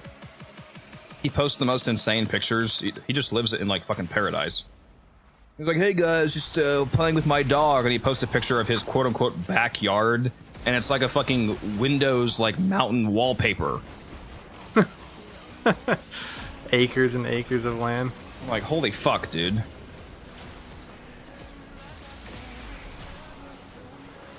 Every time you post a picture, I'm like, did you take this, or did you just go and download a fucking travel brochure JPEG?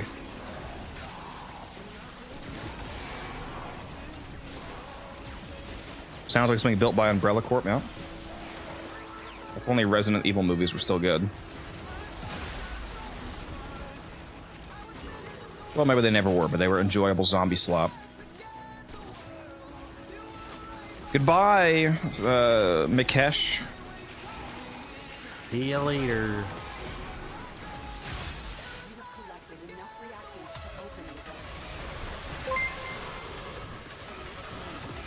Little Trouble, thank you for the follow, appreciate that.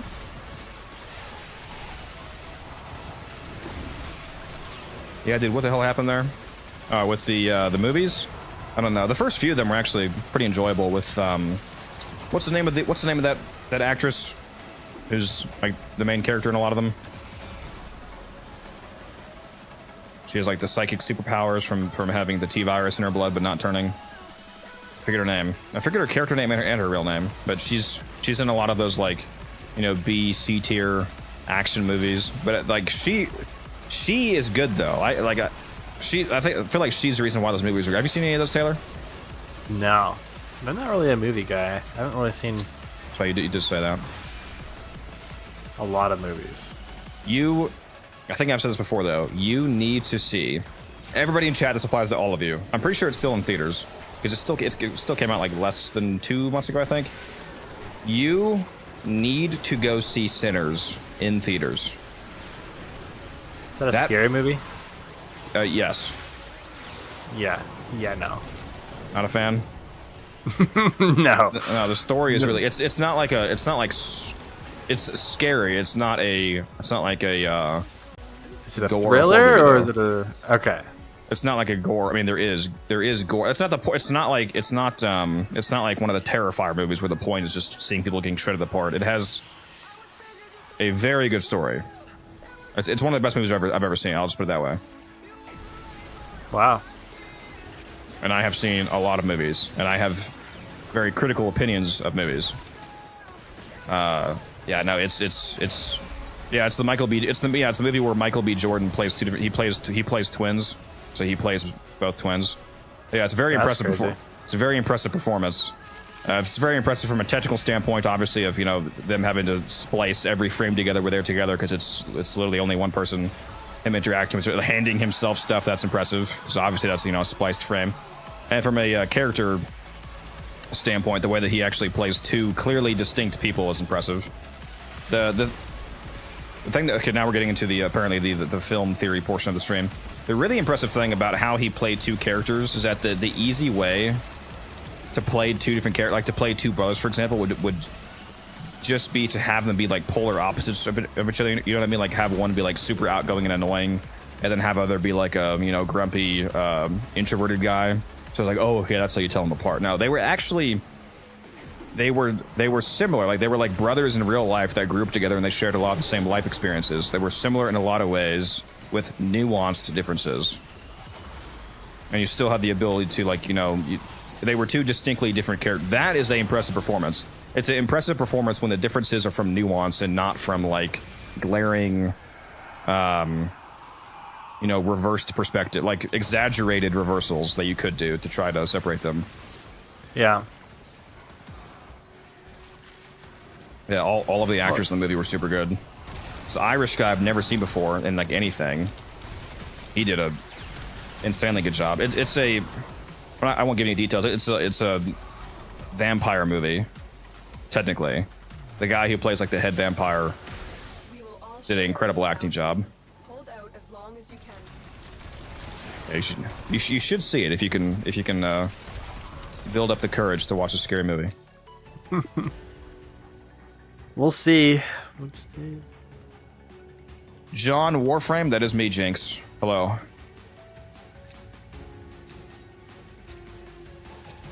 I think that you would like it for the story aspect if you could get past the. I mean, do you actually get like scared when watching scary movies? Like, is it you or your wife? Like, do you not like them, or do you mean because you're your wife? No, I don't like him either. Yeah, no, I get scared. Just buy a Warframe Lotus plushie and hold it while you're watching it. Just keep you safe. Yeah, might work.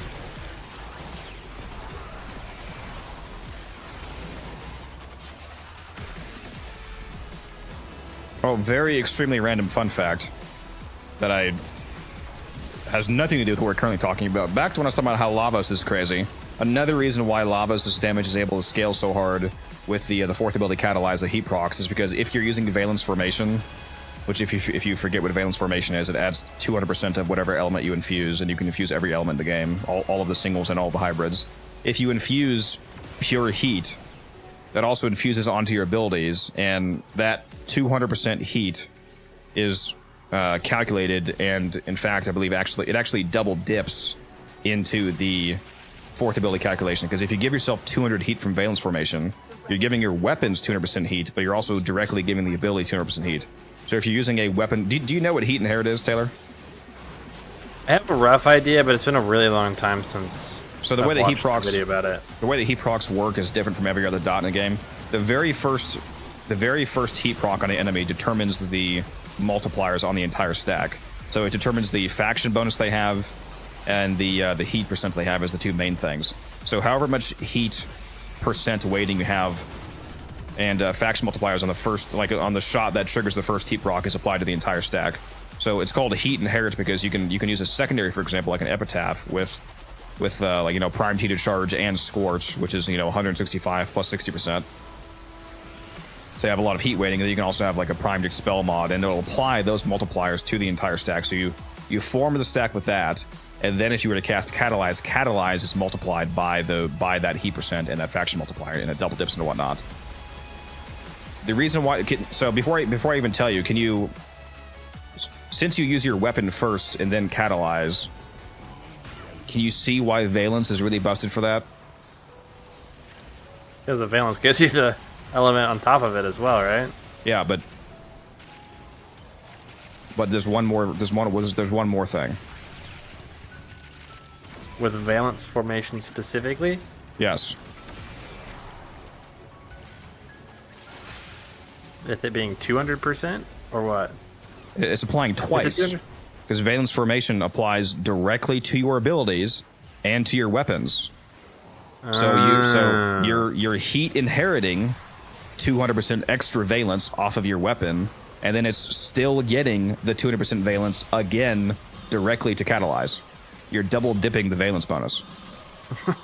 That is kind of crazy. And you're getting the faction multipliers and all that, and all of the other heat percent that you just have normally modded on the weapon. And then you apply multiple stats to the enemy to get the 2x, 4x, 8x, you know, however, you know, it keeps multiplying by 2 for every extra stats in the enemy. That is how Catalyze can literally nuke level cap. That's why I say it's funny because people are like, oh, I don't think Lavas is very good. Lavas can't. People think that Lavas can't kill stuff. I'm like, wrong. Ken Engineer's favorite Warframe is Lavos. Fun fact. Oh yeah? Yeah, he's one of my favorite. If you want to go watch a YouTuber that really loves Lavos, that's his favorite Warframe. He has a lot of Lavos content, and he deeply understands the frame. I would recommend going to him if you want Lavos content. Lavos is one of the best. Lavos is one of the best level cap frames. No, he can. Yeah. The only thing you have to obviously figure out is survivability, but he's you know, a frame that has shield, so you can just shield gate. And then damage-wise, like I said, he definitely has level cap damage. What were you saying, Taylor? I think I had built him and formatted him up. I don't know that I really finished it though. Yeah, you can either use him. You can use him as a ability nuke. You can use him as just a crazy weapons platform of valence, or you can do hybrid. Like the build I have on is hybrid. You can do both. If you don't like his abilities, or you think it's complicated, whatever, if you want to, you can literally just use Valence and just infuse your weapons and make them do absolutely insane damage. Valence Formation, in my opinion, is literally the most busted augment in the entire game, because it gives you 200% damage of the element with forced status of that element. So every shot is guaranteed to proc that, and that includes multi-shot, including innate pellet-based multi-shot. So if you're using a shotgun, for example, that shoots like 10 pellets, and then with multi-shot, say it shoots like 30 pellets. Each of those 30 pellets procs it. The longer you fight, the more successful. Yeah, that's pretty insane. So if you infuse blast onto like a 60 pellet shotgun, you're gonna get 60 blast procs per shot.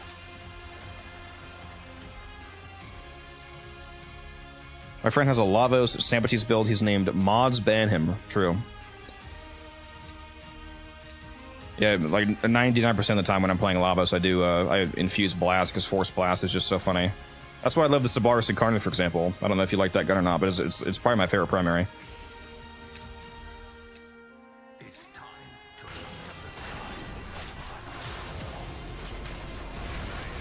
And it's funny because I seem to be in somewhat of a minority when it comes to that. A lot of people don't like the Sabaris Incarnate, not because it's not good, because it's objectively good. Everything is a bad weapon. You're just wrong. I think it's like boring because it's just forced blast procs. It doesn't have any crazy mechanics like ricochet or whatever. But I don't know, I like it. Occasionally I like just a weapon that, you know, you just gotta get headshots with. And forced blast procs to me is an interesting mechanic. There's no others that have that, right? Force blast? No, not unless you use Valence. If you use Lavos with Valence, it's every gun in the game, but otherwise, no. Yeah, like, it doesn't even have blasted damage. There's no blasted damage even on the Incarnate and Sabaris. It just does force blast procs. So I have mine modded for viral, for example, so I apply viral, and then when the blast procs detonate, they get multiplied by the viral that's modded on. It absolutely shreds, especially with the Riven. Isn't gas plus sickening pulse really strong on Lavos? Yes. Gas in general is really strong on Lavos because Lavos is the only frame in the game that's able to use the gas damage portion of the gas formula. Do you know about this, Taylor? I've heard you explain it before. Yeah, so gas is gas, slash, and blast. None of them kind of scale with their own damage type. So if you mod gas, slash, or blast onto your weapons, the more gas, slash, or slash that you have, it doesn't actually increase the status damage of those. So if you go from 100 to 1,000 slash damage, for example, the slash proc damage doesn't go up at all. Because slash procs do not scale with slash damage. Blast procs do not scale with blast damage. Gas procs do not scale with gas damage. They scale with like raw base damage, crits, weak points, faction multipliers, etc., but they don't scale with their own actual damage type. The only thing that increasing the damage type matters for is increasing the weighting, so the proc itself goes off more often, but the actual damage is the same. Except, technically, gas actually does scale with gas. It's just not typically possible to achieve. If you look at the formula, which you can find in the wiki, for example, one of the modifiers to gas's damage is your gas damage percent. What that means is, though, is literally directly adding gas to the weapon. And I don't mean adding toxin and heat to make gas. That doesn't work. Directly adding gas to a weapon, like with a gas mod, which doesn't exist. There is no gas mods. Like how we have the radiation mods, for example, and the magnetic mods, which directly add like instant actual radiation and magnetic in one mod slot to the weapons. That doesn't exist for gas. So you can't access that portion of scaling for the gas formula.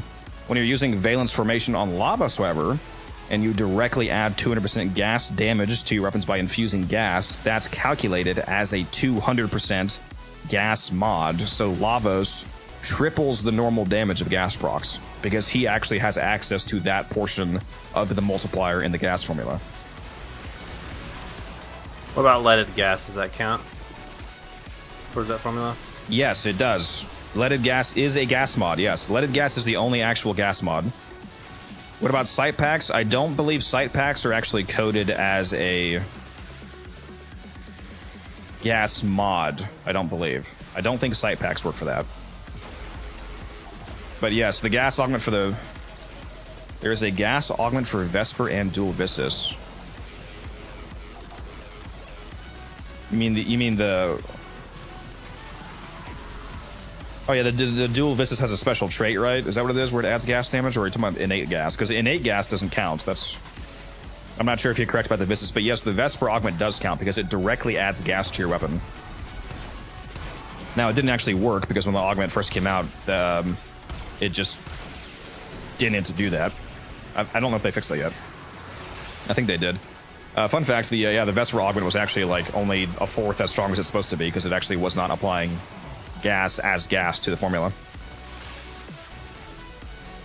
think that might be fixed though. I wish that weapon was at least the mag, maybe. Well, if that's fixed, the weapon is a lot better. You're about to say which weapon was better. One of the reasons why it was bad is because leaded gas was not adding... It wasn't... So leaded gas adds 300% gas damage. That means that it should quadruple like a normal gas proc strength, which it wasn't doing. So your gas procs are doing 1/4 of the damage they were supposed to do. So with that fixed, it's a lot stronger.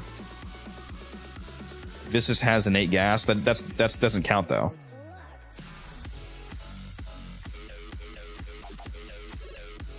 That's not a gas mod. That's innate base damage of a weapon, just being presented as the gas damage type. That's not the same as modding extra gas on.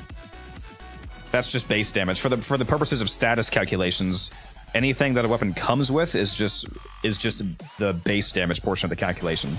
So even if the Vistus had 100 just pure cold damage versus 100 pure gas damage, that's just the base damage everything else scales off of, so that wouldn't actually impact the gas status damage at all.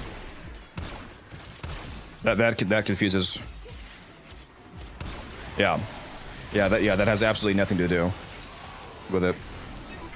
That's a good question though. Do you know if they fixed that yet, Taylor? Like, have you the thing with the Vesper? I don't know. I haven't used it in a while. Because like you're completely right that it was very underwhelming. But if they fix that, it does like if you're mostly proccing gas procs, it basically does 4 times the damage that you were seeing now because it was only doing a quarter of what it was supposed to be. Yeah, that would be a bit better.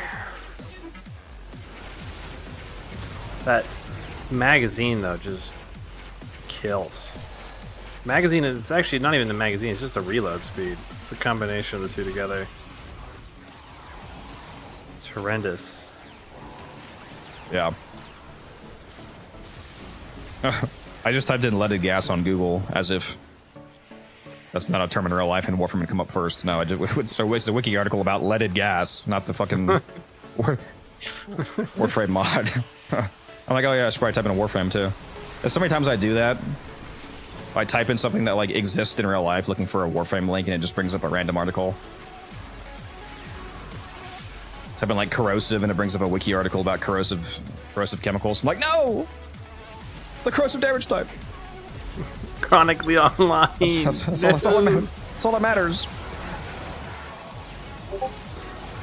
I Google app, like my Google search results are auto-filling with Warframe anytime I start searching something. Very nice. So you guys type in P in your Google search and something inappropriate comes up. I type in P and Parvos Granum comes up. We're not the same.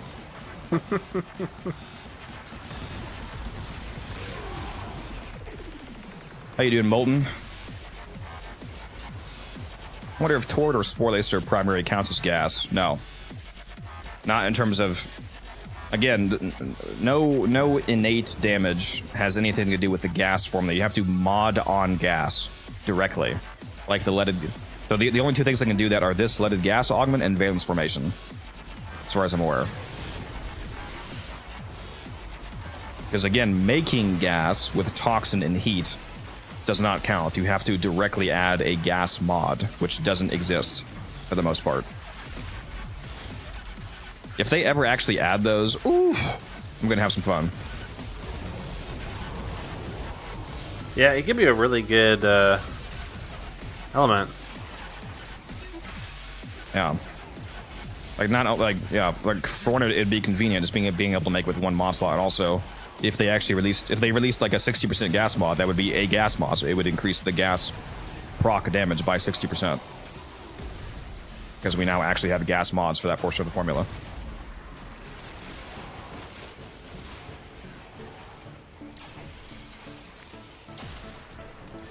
Let's see, did they, still don't know if they fixed that or not. I'll just test it myself. Oh, it does still have the really annoying, it just, hold on. The gas damage bonus will increase the damage of gas stats effects from the Vesper 77 while the buff is active. This applies retroactively to gas clouds created before the buff was activated and no longer apply to lingering gas clouds after it expires. So, that's not what I'm thinking of. I don't know if they were changed this, but did you ever notice that the Vesper, the leaded gas buff wore off when the enemy died? It didn't actually last the whole duration of the buff. If you headshot an enemy, you only keep that leaded gas buff against other enemies as long as the enemy that you procced the buff on survives. Right. Which is dog shit. It's terrible. Yeah. It means that if your Vesper is modded well, it means that you're not going to get the bonus a lot of the time. Highly annoying. I don't know if that's fixed either. Would be nice to have gas more visible. Do you mean like literally visible, like easy to see, or did you mean to say viable?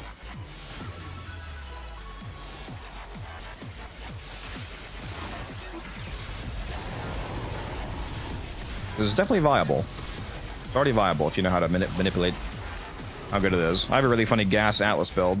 I think it's literally one of the best Atlas builds you can make. Didn't I stream that to you the other day, Taylor? When I was the Fisher one? And I was getting like over 150, well, like the gas minefield Atlas build, where I'm using I'm using a rank 1 blood rush with duplicate to like have almost exactly 100% crit chance, so I constantly hit twice with a bunch of status chance and just like leaving gas. And I have the lasting sting mod on to make the procs last over twice as long. So it's just leaving gas procs everywhere, like a minefield. It was getting over 150 kpm. It's hilarious. Yeah, I did see that. That was insane. You main Zakia. There's a good frame. Grab a cup of coffee real quick. All right. Go for it.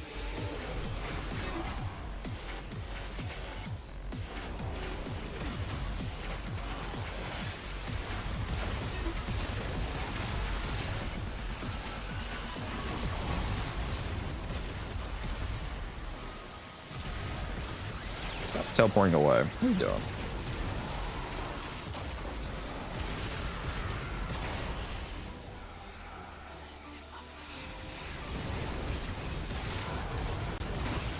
Man, 4 blast procs on the basis just from Lavos. More blast per blast.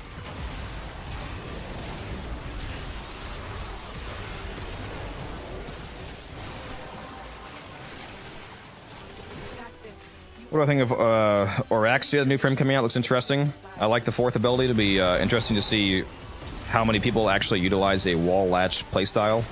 It's not a playstyle that we really use in Warframe. I'm expecting basically everybody to use Arcane Arachne and Arcane Crepuscular as the de facto go-to arcanes on Araxia, since they're both innately triggered by her kit. So free base damage, free power strength, free critical multiplier. Strong combination.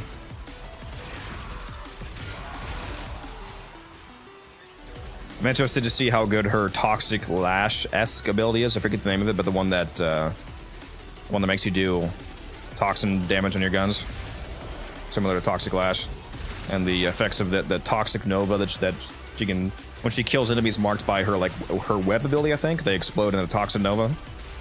I'm curious if that scales with range, for example. Like if we can make that Nova really big and basically make her like a AoE nuke, you could make it even single target guns kind of nuke with that Nova effect.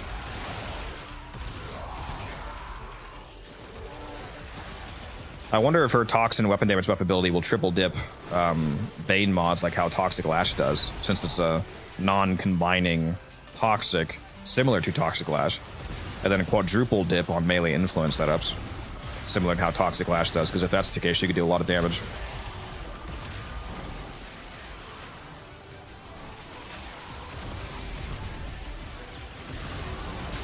Overall, I'm always excited for a new Warframe.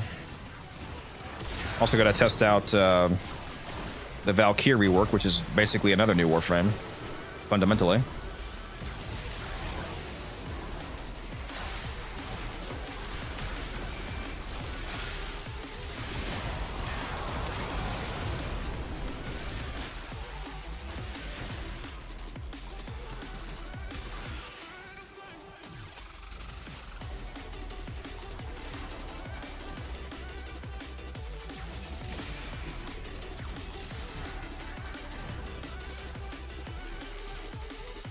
No known changes. Trip me up to the so leaded gas still sucks. That's unfortunate. They really need to fix that, because leaded gas would actually be an insane augment if it works properly with the gas formula. So it would literally quadruple your gas proc damage. It would actually make the Vesper a very good single target, like converted into AoE via the gas cloud weapon. Maybe Uriel, pretty old concept, Void Angel themed with Murmur abilities. That would be interesting. Welcome back. Missed my Araxia spiel. Yeah, I'm kind of interested about this frame. Are you ready for 99% of Araxia builds to use Arcane, Crepuscular, and Arachne? Yep. I'm ready to sell some. I don't have the wall latch one, but I do have the other one. Yeah, Arachne, it gives you 150% base damage to primary and secondaries after you wall latch. Quote unquote primary and secondaries, but also melee projectiles, like glaive detonations, which it multiplicatively applies to. Like Vauban's fun damage. Trip mine thingy. Yeah. I can't remember what it's called. Which makes me think the way that Arachne is actually coded in the back end is that it doesn't apply to primary and secondaries. It applies to they just applied it to a global projectile tag and they forgot that some melees technically have a projectile tag in the code. Oops. So it applies to glaive detonations and Exodia Contagion, and it's multiplicative instead of additive. So it's a 2.5x multiplier on your base damage. Oh dang. Because that 150% becomes, 1.5x extra instead of base damage. Pretty funny.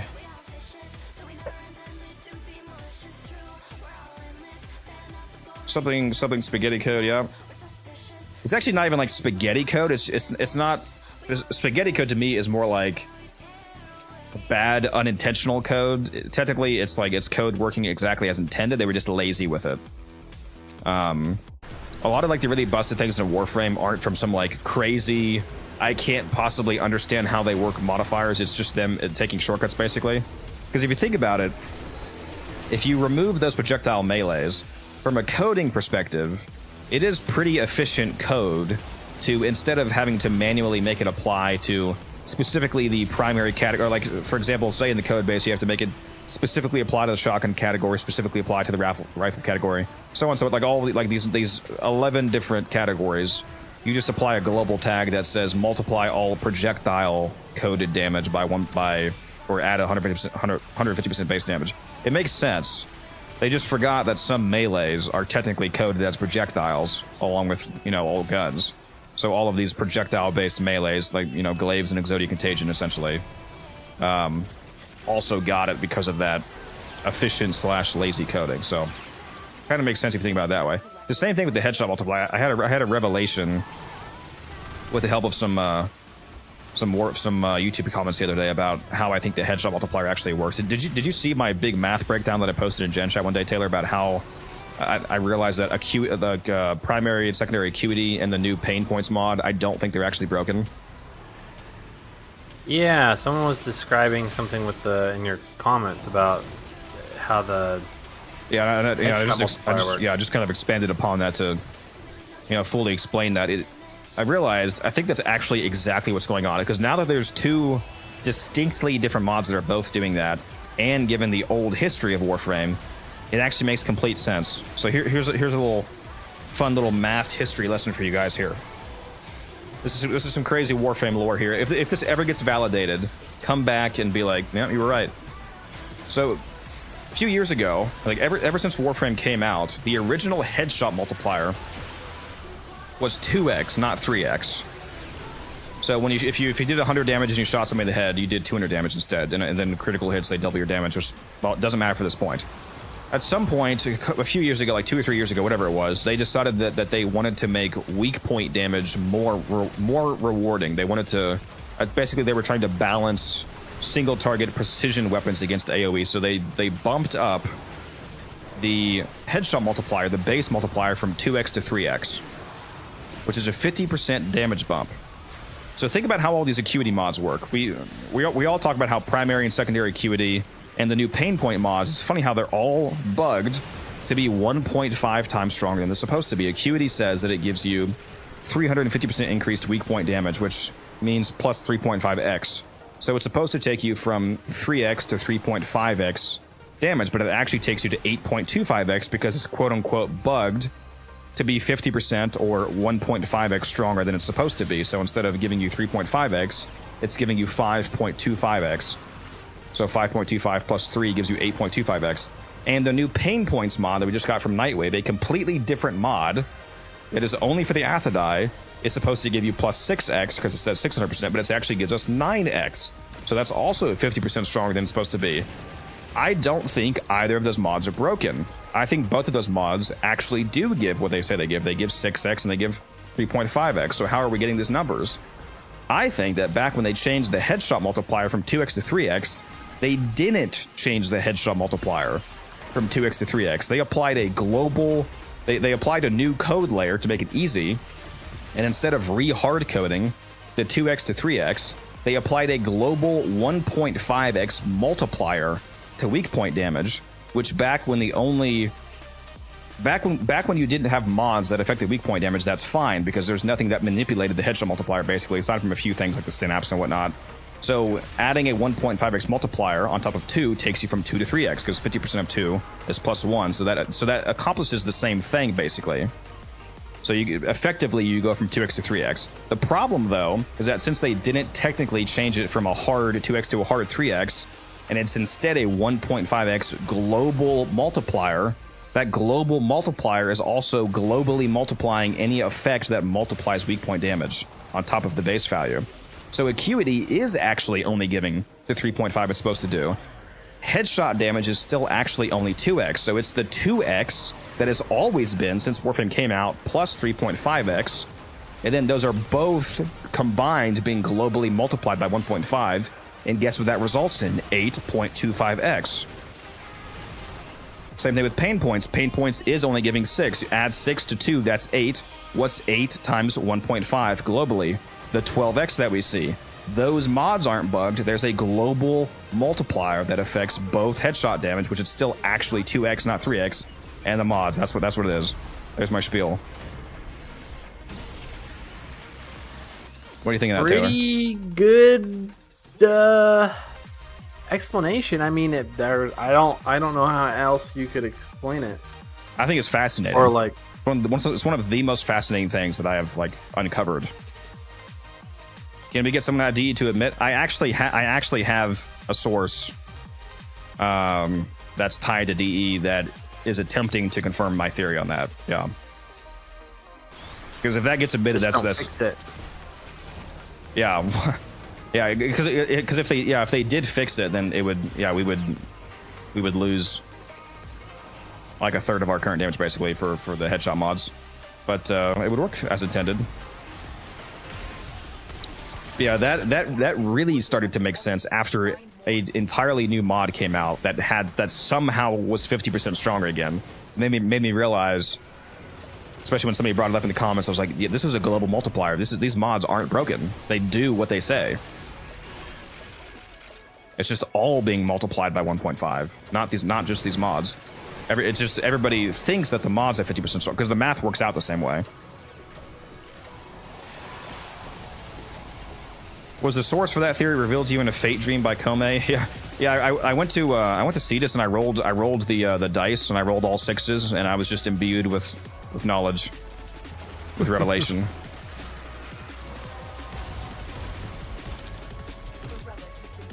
I'll need to note that down somewhere. Yeah. Tell your friends. Tell your friends who are way too invested in Warframe math like me.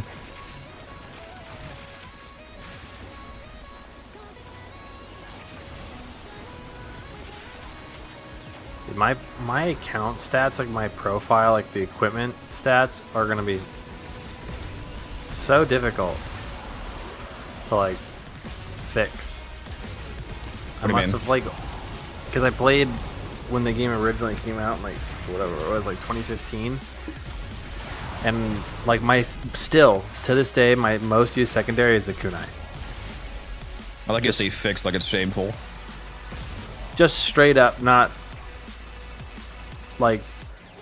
Well, I guess that does have a. Does that have an Incarnate? Yeah, there's a kunai Incarnate as well. Okay. But this is just predating the Incarnate. No, just pretend it's not. That'll save you. And what else? Unfortunately, the Torrid. Oh. All right, banned. But primary is still Volt, the original Volt, non-prime Volt. Let's see if my profile is correct now. Earlier today, I checked my profile because somebody asked about it. It still does it. What, dude? I'm John Warframe. When I look right now at my profile, my most used Warframe is blank, and it just says Warframe. Go look at my profile. What does it say for you? Apparently, I'm John Warframe.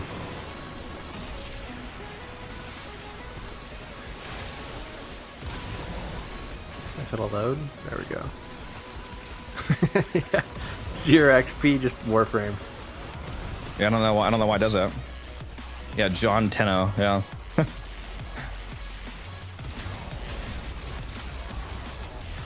I'm built different. I don't know when that bugged out. It was funny. I think the actual most used frame that finally switched over to, I think it said Saren instead of Nidus finally after all these years. It was Saren non-prime Prime, right? Nidus for years. Because apparently back in the day, first like year after it came out, I was just grinding out fucking 19-hour Mott survivals with Nidus buffing people, I guess.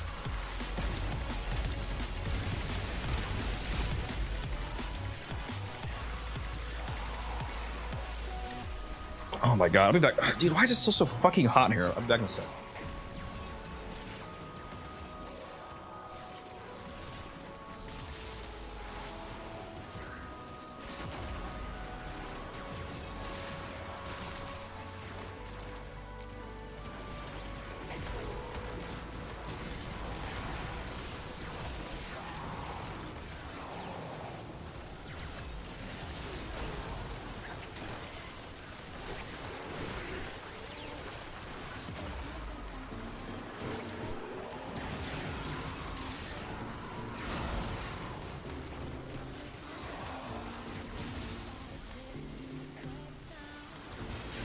AC's not dead again, thankfully. I can feel air coming out. It's really hot in my room still.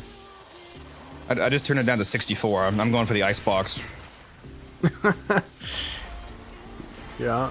Turn your AC unit into an ice box. It'll freeze up. Nah. If it can't handle 64, then it's weak. Weak-blooded unit. Yeah. My AC for sure would give out if we try to set it that low. Also, the fact that it's so hot outside should counter that from happening, because the unit's outside. Fight, the more successful we will be. Oh, ours isn't. Like the fan unit. It's an apartment, so the 4 units are outside. Take What's up, Saya? Yeah, mine's in my attic. How does that even work? I thought. Wait, what's in your attic? How was your fan units? Condenser? How is it not outside? Oh, the actual. I guess technically the condenser could be inside, couldn't the fan? You have a fan box outside, right? It has to be outside. Yeah. Because it has to pull air. Yeah. I guess technically the condenser could be separated from the actual box unit. I'm pretty sure my unit is all in one. I think the condenser is in the box unit that's outside. The sun here is quite damaging to everything, so. Fun.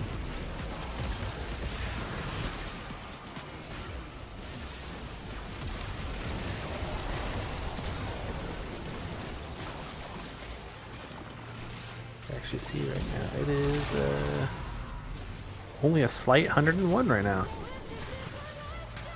Oh, lovely.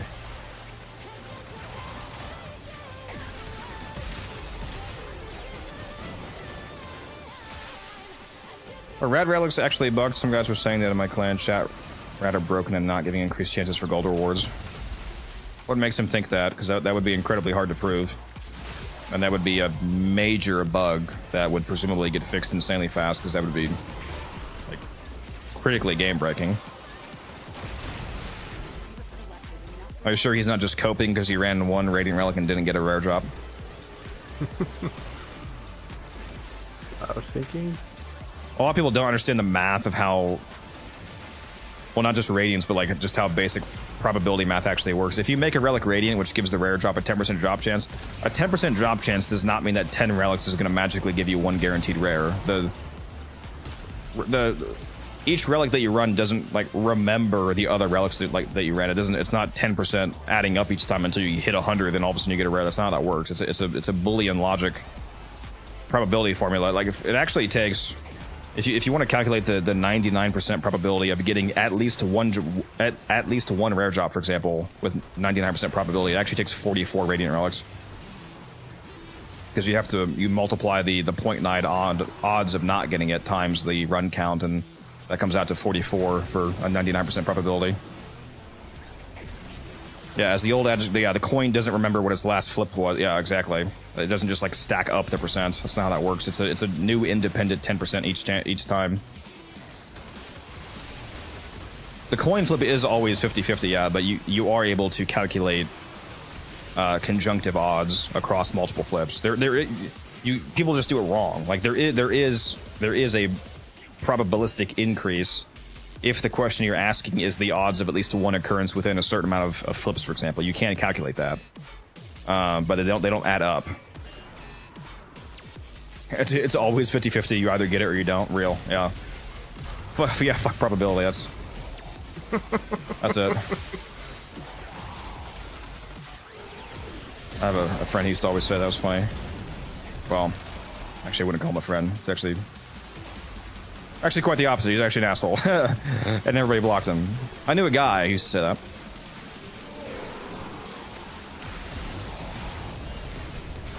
That's why I never enhance my relics. Yeah, because it's always 50-50. You either get it or you don't. You're so base for that. Yeah. Why am I wasting? Why am I wasting my traces? I'm either just getting it or I don't. What's the point?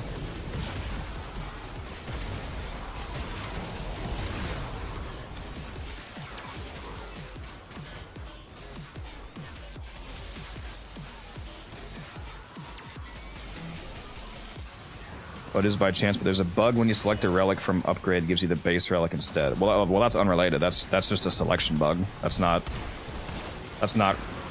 radiant relics when selected not having the proper radiant drop weightings. That's unrelated. I think that was a thing that was happening though. Like you would upgrade a relic in the Fisher screen, and it would select the non-radiant version, even though you did upgrade it. Yeah. Yeah, which is that's annoying. That's a different bug though than saying that yeah, if you have a radiant relic equipped, its drop chance isn't radiant weighted. That's not the same thing. Yeah, that's entirely different. Yeah. Yeah, that would be like Only critically thing insane common bug. is radiant relic. Yeah. Even if it gets head 10 times in a row, the next flip is still 50-50. Yes, each independent flip in a coin calculation, for example, assuming a perfect coin is actually the term you have to use, because in real life it's actually not 50-50 because the head side of a coin has a slightly different weight than the tails coin, so it's actually not 50-50 in real life. But with a perfect coin, saying 50-50, yes, each independent chance when viewed in a vacuum is random 50-50 each time. But if you ask the probabilistic question of what are my odds of getting at least one heads in X amount of tosses, that is calculable. There is a probabilistic increase, like odds that you will get at least one heads or at least one tails as you continue to flip. That's just how continued probability works. So it's not true that like continuous flips have no impact on odds. It's just true that each independent flip, when viewed alone, is the same odds. Yes, there's no stacking that occurs. Taylor could tell you all about this. He has a PhD in math. Yep, PhD in quarters. I like to rub them together. I like the noise they make. What exactly you're trying to do in this stream? Showcase, builds, chill. We're chilling. We're chilling, gaming guy. I usually just do whatever I want on Warframe. A lot of the time you'll see me playing Fishers. Usually chatting, answering Warframe questions that people have. I have a lot of people hop in and just randomly ask me Warframe math questions or build questions or whatnot. Sometimes, depending on if I'm working on a video, I might be showcasing a build, or like Isle Weaver, for example. Isle Weaver comes out on Wednesday, so if you drop by that stream, that's going to be a crazy stream. Going to be doing Isle Weaver all day. Going to be playing around with the new augments, like the Citrine augment, especially, for example. Going to be playing around with the Valkyr rework, getting a video ready. So that'll have a lot of new stuff that we're checking out. Other than that, though, I just do whatever I want. Do you guys run Cascade? Do you guys run Cascade? Yeah, I run Cascade. I like to do level cap Cascade, Fishers especially. I was going to do Cascade today, but Taylor here, he pansied out and he wanted to do Survival instead, so he didn't have to. He didn't have to work for his rewards.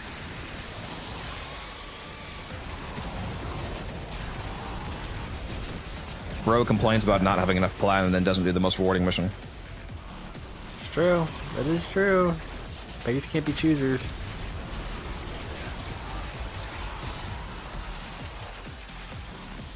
Yeah, it makes me confused as to how much you actually like Cascade. Like, do you like playing Cascade? And you just... I actually do. I do. I was just saying, I thought you liked Cascade, like at least when we do it, like with a competent team. Yeah. Yeah, I do enjoy it. Because like I don't just run Cascade because it's like the best mission in the game reward-wise. I also like it because I think it's like one of, if not the most fun missions in the game. Like, explicitly because it's engaging, and because you like need to know what you're doing, and it's active and whatnot. Yeah, no, I enjoy it. You ever run with viewers? I run with viewers all the time. Gaming, yeah. I'm running with one right now. I'm running with Taylor, who's he's a viewer, but he's a moderator now, and I'm running with Cryo. He's a viewer. Especially when I do the easier missions like survivals, I always ask viewers if they want to go. I'll take viewers to Void Cascade too, but you need to know what you're doing ideally. Like I'll teach you sometimes, but if I want to do like a level cap cascade, obviously it's better if people know what they're doing who I invite. Sorry, what'd you say, Taylor? I missed the last thing you said. No, with the Void Cascade, I was just saying, yeah, I enjoy it. I just need to do nothing, brain rot. Yeah, that's what. Yeah, so your main problem with the Cascade is just you feel like you don't have the builds for it. It's not that you actually don't enjoy the mission. Yeah, no. Because like there's some people just actually hate Cascade, which is always just weird to me. I think a lot of people when they say they hate Cascade, what they mean is my operator sucks. I think That's fair. I think that's what they mean. So it's like, do you actually hate the mission, or are you not ready for it? Like, do you actually think Cascade is not a well-designed and fun mission, or are you just bad at it, basically? Like, I know that sounds like not you, but like you plural, as in these people that are saying this. Yeah. No, I Like, think that Cascade is probably one of the most well-designed mission types. Aside from the fucking bugs, especially on fishers. The concept, I'll say. I sure love Exilizer just bugging out and being permanently there for the rest of the fucking missions. Awesome. T-Smith said my operator sucks and I'm bad at the mission. Yep. At least you're honest.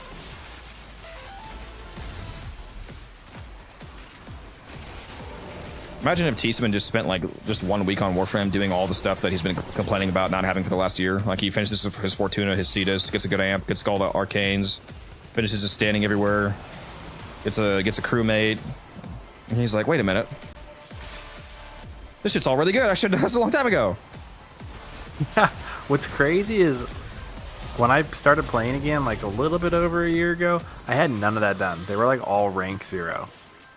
Yeah. I have them all maxed. They're so easy to level if you just go do it. Yeah. They're so easy to level if you do it smart. Like Cetus, for example, go with a resource booster ideally. Go fish Galapids for like 1 night with a beast on ideally for the resource mod, and you're gonna have like a fucking week worth of standing. Thank you for the follow, Si. I appreciate that. Same thing in Fortuna. Go mining for like an hour. Again, with a booster on ideally, and you'll have days worth of standing of ores and gems to turn in. The Zodian and the Thist mainly.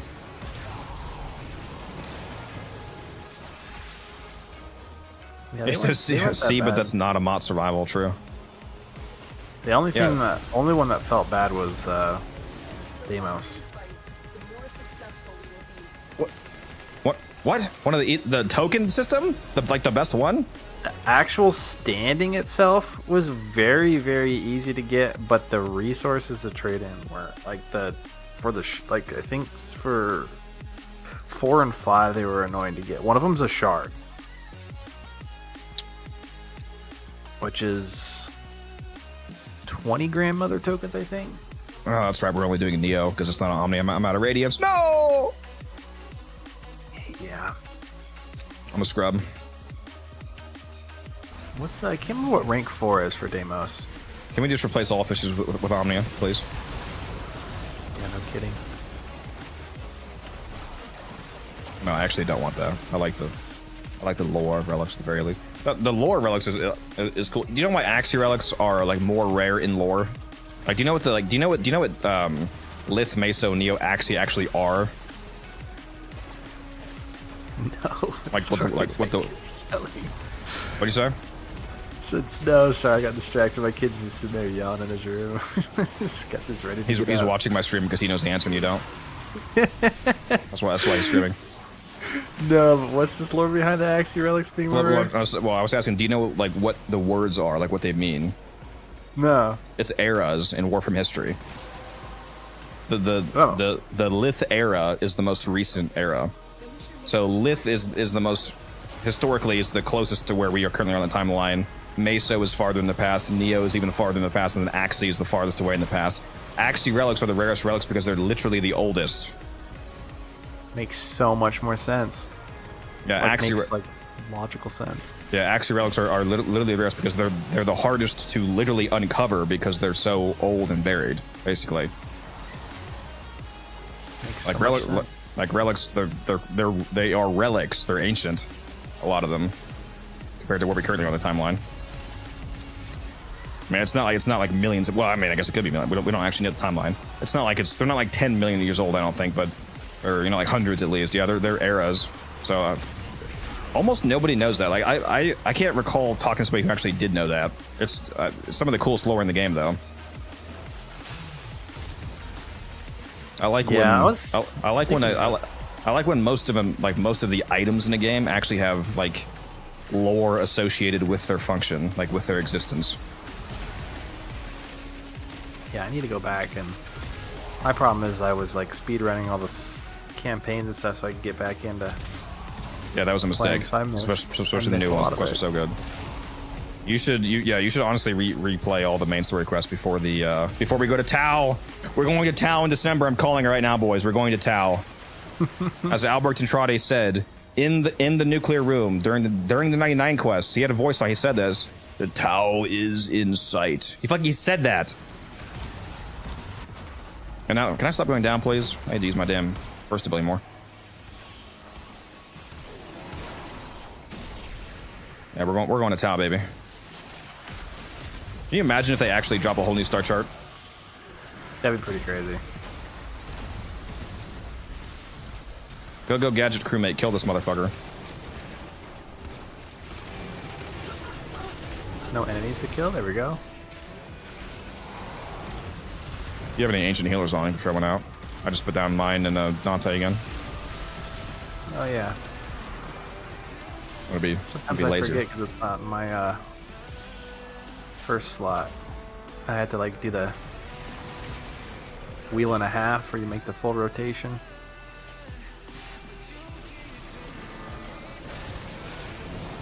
I missed some of these old comments. Yeah, Mal, Board Cascade is really fun if you know what you're doing. It's hyper reward. It's the most rewarding game type in the game. I thought this game was called Mod Survival. I don't know what this other shit is. Real. Yeah, time. Yeah, Trip Me Up got it right. He said time periods. Nope.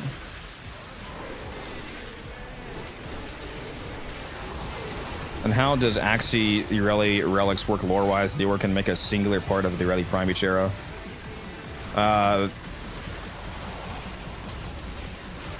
If you think about it, there's actually nothing.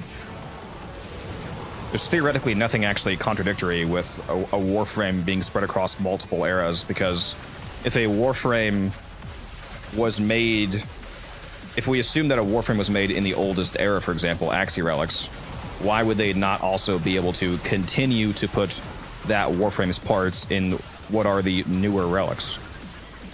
Because if Irelie existed in the Axii time period, for example, then she obviously also existed after that, which would be like the Meso, Neos, Lith relics. So they just continue to, like, she just continued to be stored in newer relics. There's nothing contradictory about that. Does that make sense, Taylor? Wait, no. What? There's somebody asked, like, how does it make sense that that Irelie, for example, is spread across? Like, how does it make sense that items are spread across like eras? Then, like, how does it make sense that there's something in an Axii relic and a Lith relic? We will all share in this fountain. I Is it guess, like- yeah, wait. How did wait? What was your explanation? I'm saying, if you think about it, there's nothing actually contradictory about that. If you just assume that like Irelie, for example, was created, because whenever we get a new Warframe in game, the lore of that is not. We didn't just make that Warframe. It's the old Warframe being discovered, like rediscovered, like the old blueprints to remake it. It's like Irelie Prime in the game lore has existed for thousands of years potentially, for example, because it was created back during the Orcan era, like the height of the Orcan era.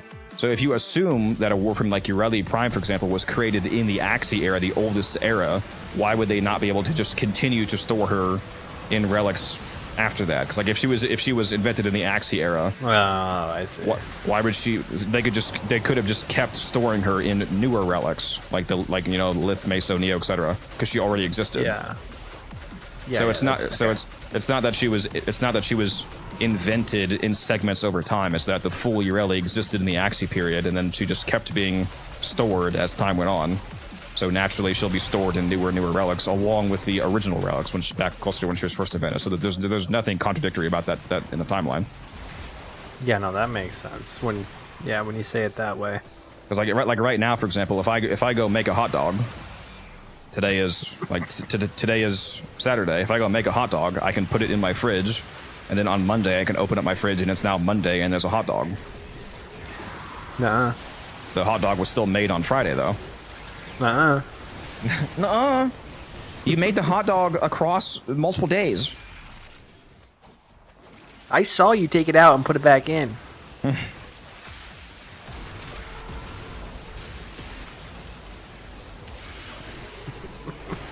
Relics Why are a hot fridges. dog of all things? Well, why not? Hot diggity dog.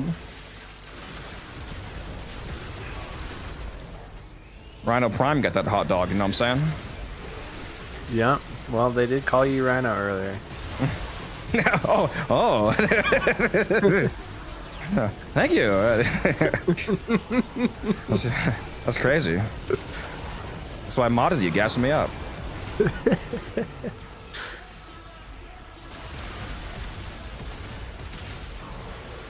4 days to make a hot dog piecemeal. Yep.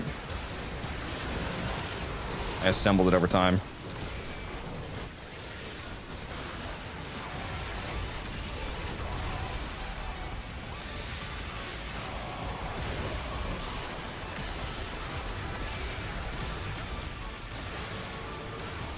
Keep hearing how rewarding Void Cascade is when I try it. Stuff goes wrong and I don't know what to do differently. Usually it feels like I'm getting objectives on opposite ends of the map. Yeah, you just need to, well, for one, ideally you have a full team of people that all understand what's going on, because if you just have people randomly running around and not understanding how to rotate properly, it's going to be a shit time. When you're playing Void Cascade, the Exilizers spawn in 3 rooms, and it's the same 3, like once you get to the 3rd room, it's going to respawn in the same 1st room, so you like it's 3 rooms that you'll be running between the whole mission. Once the 3rd room finishes, you'll go back to the 1st room, so it's just constantly doing that rotation. So make sure that you're keeping up with the rooms. The way that I do it typically, when I'm playing with a 4-man squad, for example, is we'll have what I call 2 attackers and 2 defenders. That's the typical meta for Void Cascade. The 2 defenders, they stay behind at the Exilizers that you've already freed to make sure they aren't repossessed. The 2 attackers will go forward to the next room to pre-camp the upcoming Exilizers and then immediately free them and protect them while the defenders finish the last room. And then once the defenders finish in their last room, they move up and protect the new room while the attackers keep moving. You just keep moving forward. 2 stay back, 2 go ahead. And then you just, aside from that, like that's how the mission rotation works. Aside from that, you just need good gear, obviously, to actually be able to survive and to be able to kill stuff. It's actually, I mean, you can ask Taylor. Like he said, he doesn't have a whole lot of experience doing it, but when it does go well, it's a pretty fluid experience. I think Taylor, don't you think? Like when you have a team that knows what they're doing. You have to, yeah. As long as there's an objective to do, you can't just wander around. But I mean, outside of that, it's very smooth. Yeah. The thing about Void Cascade is each person really needs to be a self-sufficient player. Ideally, like every person's loadout build needs to be basically entirely self-sufficient. You need to be able to generate your own energy. You need to be able to do enough damage yourself. You need to be able to survive yourself.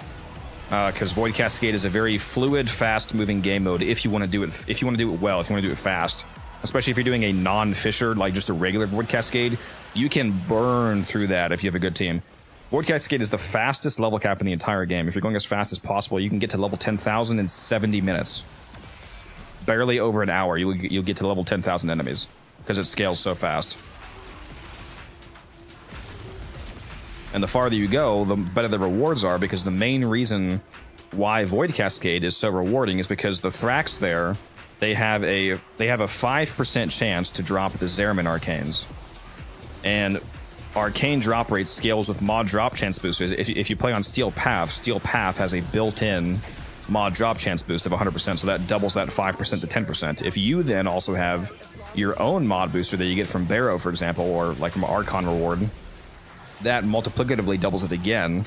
So now it takes that Steel Path 10% to 20%. So now you have a 1 in 5 chance on every Thrax that you kill to get a arcane. So you rack up a shit ton of arcanes, and the higher level you go to, more Thrax spawn. If you go to level cap on Cascade, you get the max Thrax spawn rate, and there is just constant Thrax attacking you.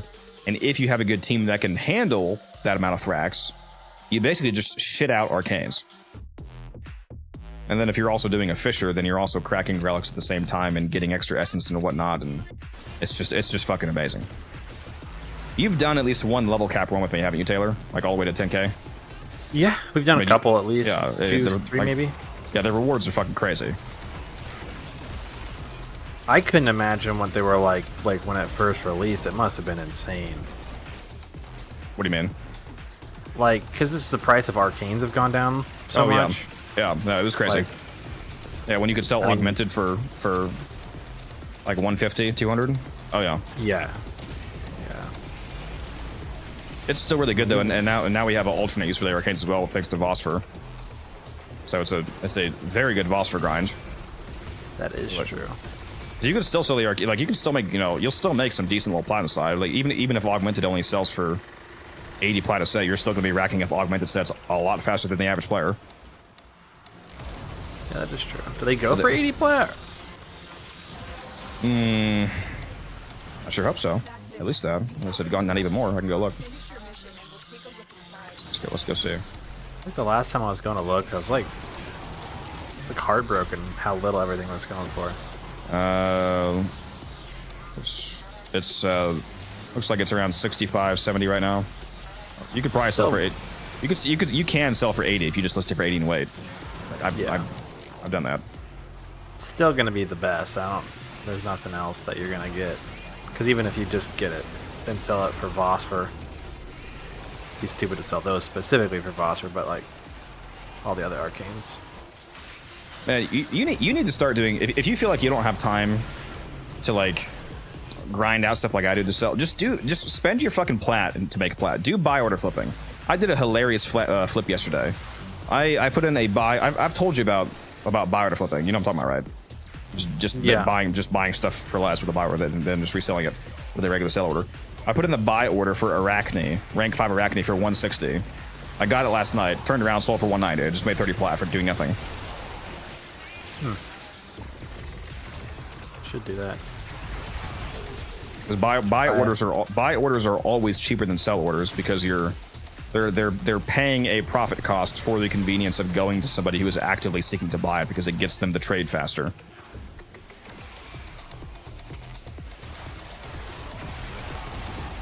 And by them paying for that convenience, you can make a margin by doing what is effectively buy order flipping.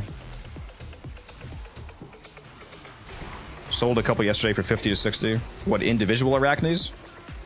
There's no way you sold rank 1 Arachnes for. Are you talking about augmented sets, or what are you talking about? He's probably talking about rank 5 augmenteds. Oh yeah, that makes sense. So there's no way he sold a single Arachne for 60.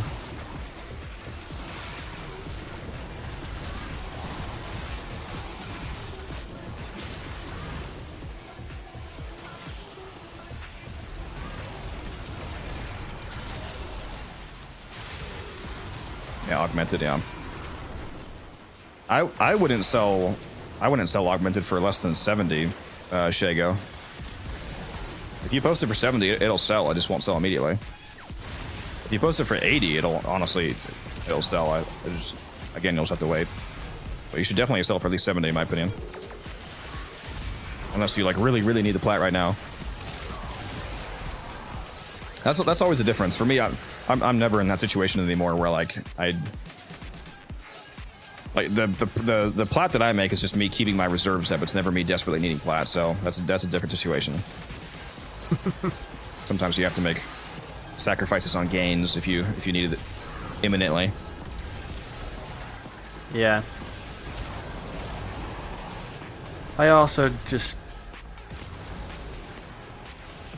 could spend more than 0 seconds trading and make some plat.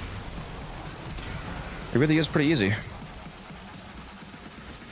So especially if you flip, you just need a little bit. You just need to have a little bit of plat in the first place to be able to flip properly, because you know it's spending to make.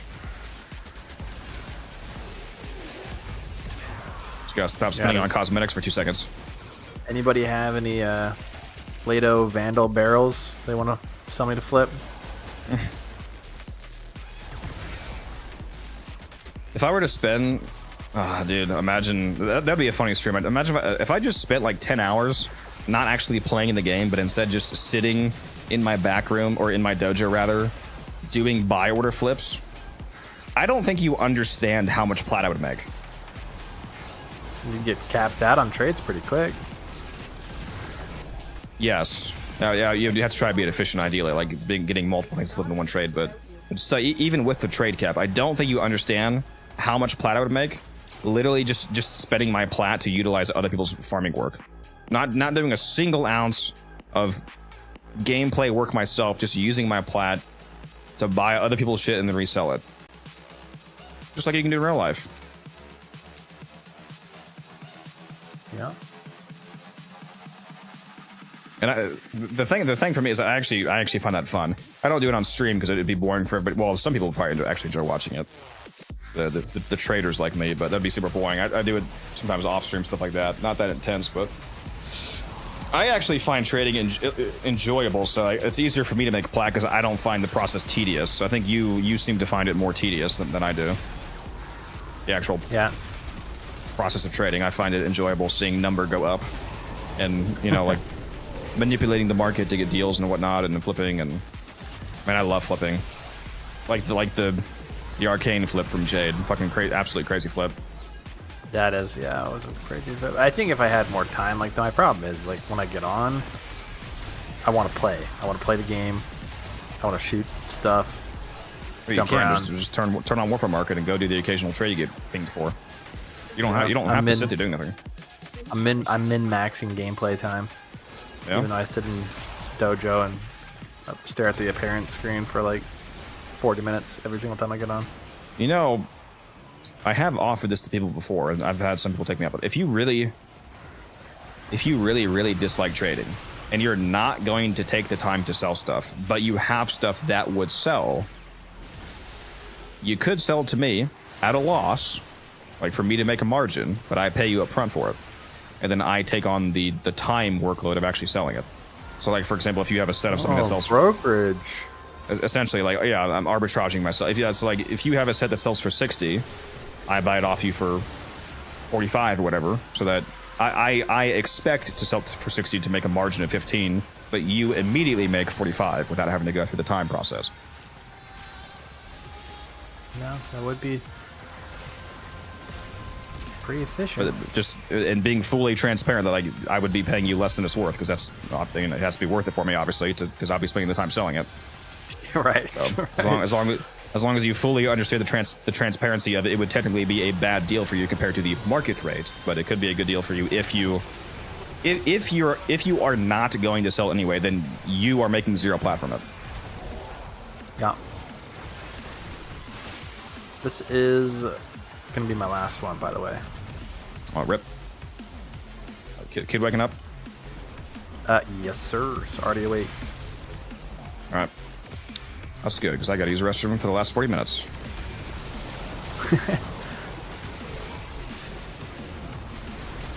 I'm building up the most insane gas proc right now.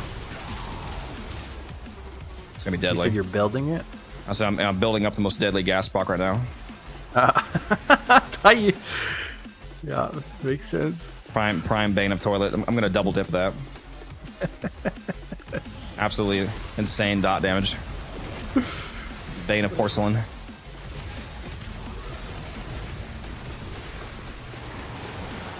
I don't get how sometimes I'm offline on Warframe Market. No, I'm not. I lied. How am I not offline? Yeah, make sure you're offline if you're about to get off. Question, I have a negative zoom ribbon on Sabaris, and I feel it's harder to activate in Karnan. Does negative zoom affect accuracy or other mechanics, or is it purely visual? It's purely visual, as far as I'm aware. Zoom is a separate stat from accuracy. You probably just find it harder, but since you are less zoomed in, you are less zoomed in, so you don't have as precision view of their head. So you're probably just literally finding it harder to land headshots because you, because you're less zoomed in. I don't know how else to. It makes sense that if you're not zoomed in more, then you're gonna miss the more precision shots, especially depending on if you're, what you're playing on. And thank you, Christian. I am having a good game. Thank you. What did you say, Taylor?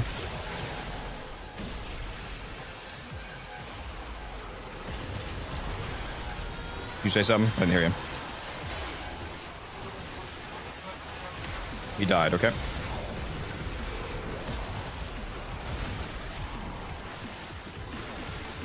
I think your microphone is getting in trouble.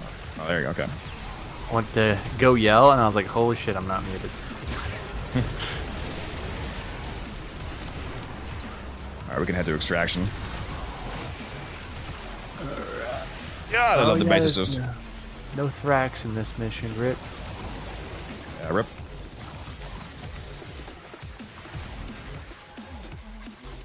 Got at least one Aya though. I think we got like 2 or 3 maybe drops. Yeah, how many did we have? Pretty good. We got 4. Nice. Yeah, not bad for just being not Aya farming. Well, a little bit extra Aya never hurts. The more successful we will be.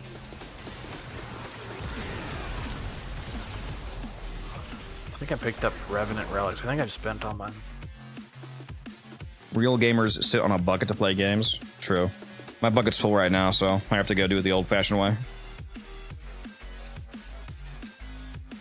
Hey, can you roll and sell my ribbons? For a price. I'll be your broker.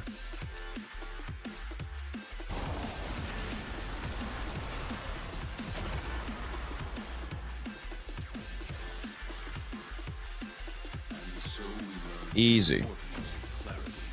Short run, short run.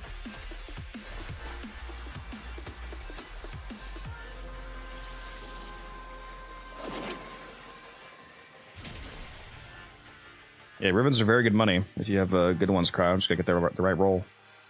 And you just post it and wait. All right, good playing, Taylor. Yeah. I think you should go put the kid back to sleep and keep playing.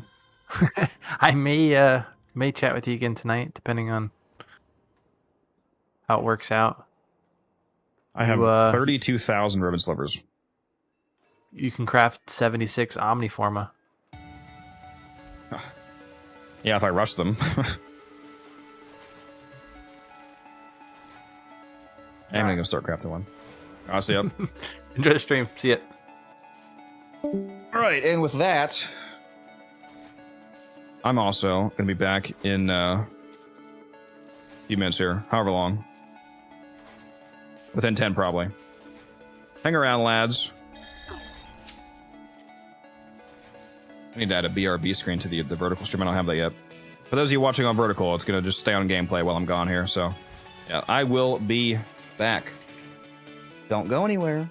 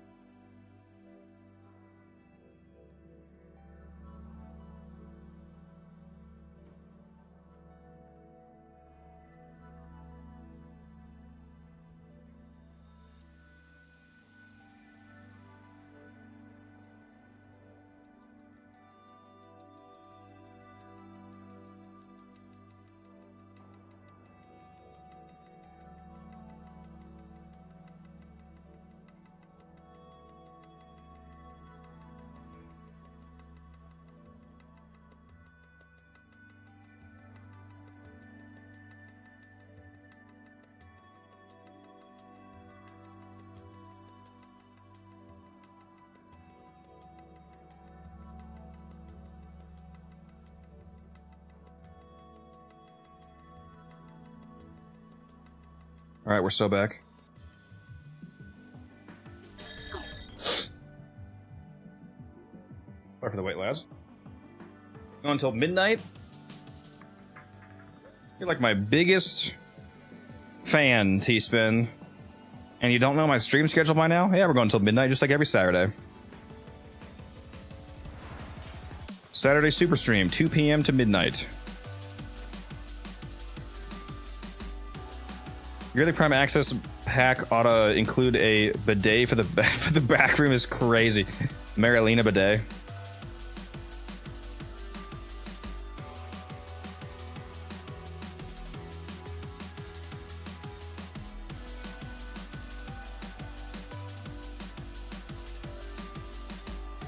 Me when I want to crack open another one of these delicious fruit punch C4s. No, I feel fine now, T-Spin. I got some energy in me. Plus, even if I'm tired, I still need to try to give you guys the stream that I owe you. It's about to hit 8 o'clock. You know what? Let me go. Let's go to Cetus and I was gonna say Zerman as well and get my daily standing before the reset in 8 minutes here, but I don't really actually have any. I don't have any quills to turn in for Zerman standing anymore. Ran out. And I don't really want to throw. Oh wait a minute.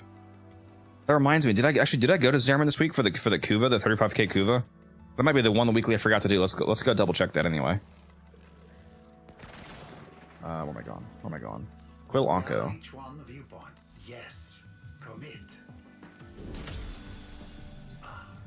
I really need to start doing my daily Cetus standing every single day because I have over 10,000 sentient cores.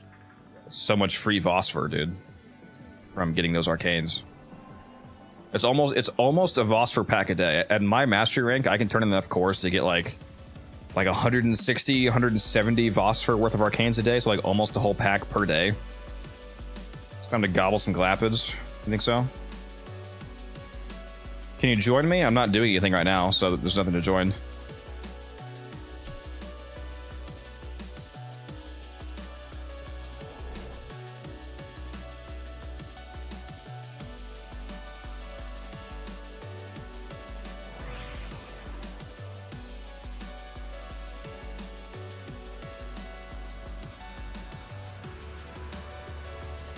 Right here.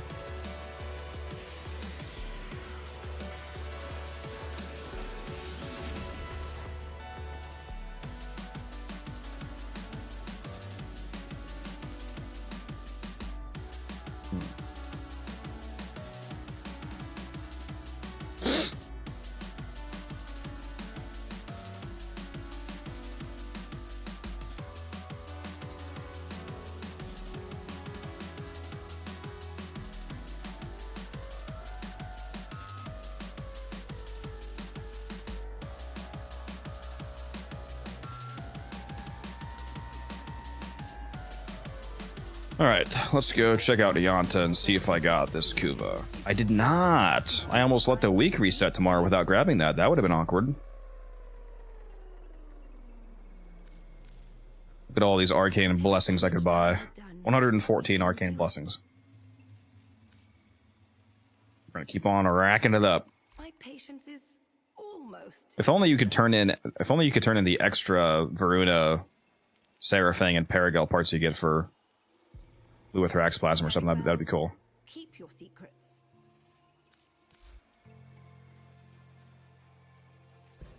Yeah, I have like nothing to turn in for standing here. Let's see if Quinn happens to have the good bounty up right now.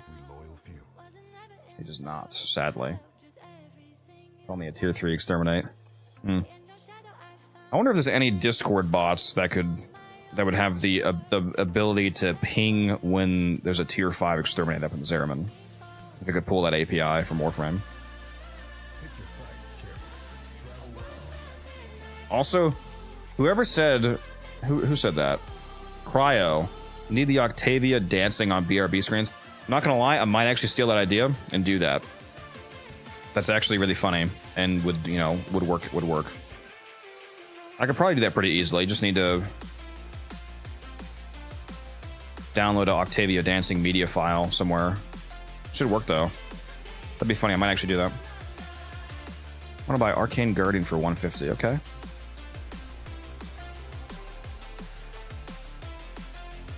Forgot I even had that listed for 150.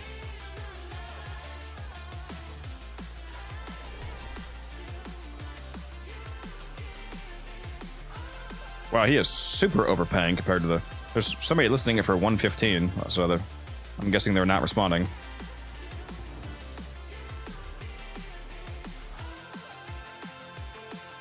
Do I actually have this ranked up? No, I'll rank that up.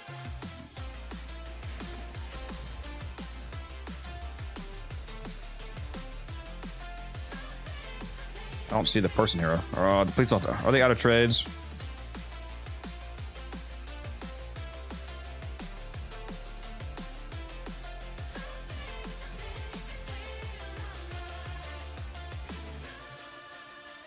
If he is, it resets in 3 minutes, so.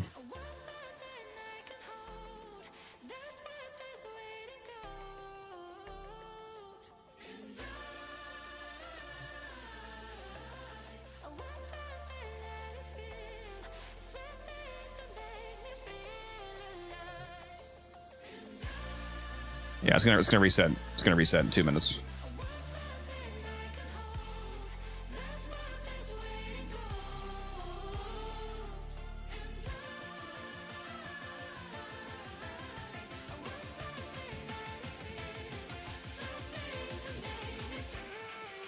Could mix up emotes you want to use too. You can green screen record it if no one has. You can green screen record it if no one has uploaded any files. What do you mean record? You mean record me dancing or overlay image of Octavia over myself?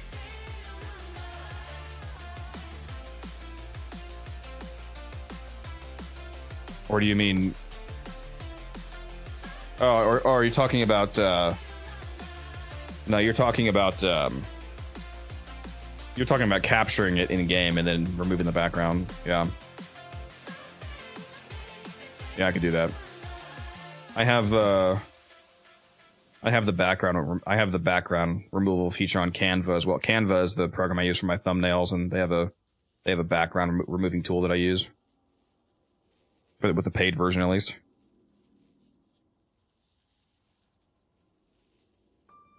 It would be funny if it was just me dancing instead of Octavia. What's up, Tydra? How you doing?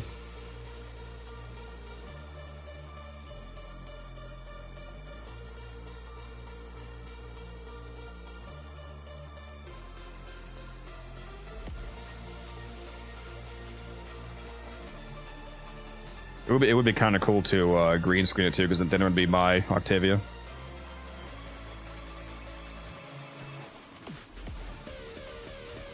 I'm sure there's plenty of files of Octavia dancing out there.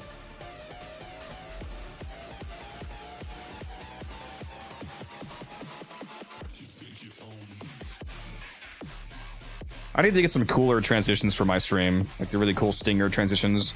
I need to download that OBS Move plugin too, to where my camera can like smoothly move across the screen. Like for example, when I switch to this screen right here, the chatting screen, I can have it like. There's a plugin you can get where it can like smoothly move across the screen and like transition, like a flow transition into the new screen. It's pretty cool. All right, just hit 8 o'clock. This guy should have his trades back.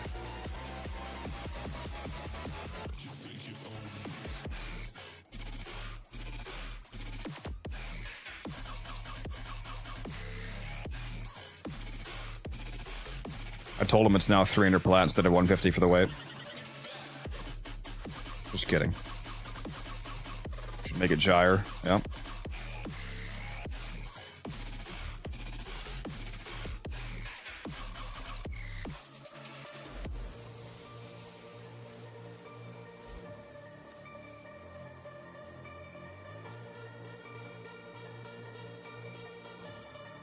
Well, that's a nice little sale there. 150 for Guardian.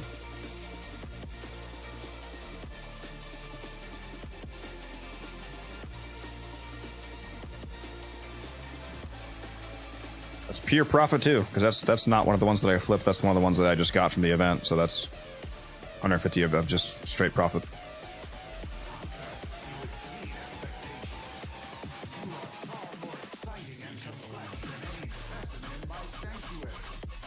Why is... Yeah, there we go.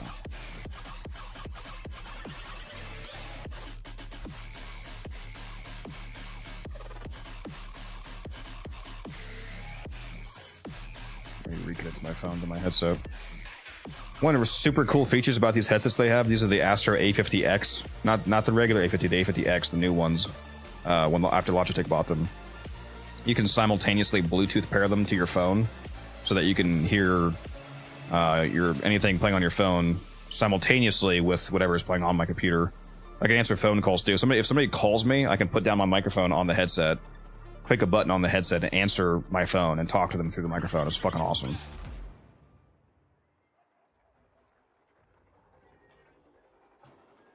$62-hour resource booster. Literally useless. It'd be a lot better if that was a drop chance booster. You know what? I did not think vertical stream would look good. It's actually working though. I'm glad that it looks good. Yeah, I don't think it looks too bad, to be honest. I can make it look a lot worse if you want. I can make it look like total dog shit.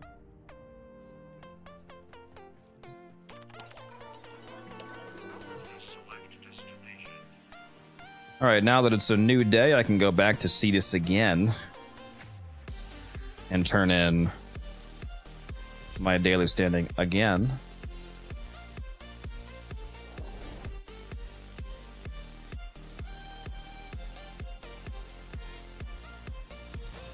And then I'm better decide real quick if I want to do that survival fisher because it has 2 minutes left. Maybe I'll go do my hex standing and get some more Coda progress now that it's a new day. So I'll actually get standing now.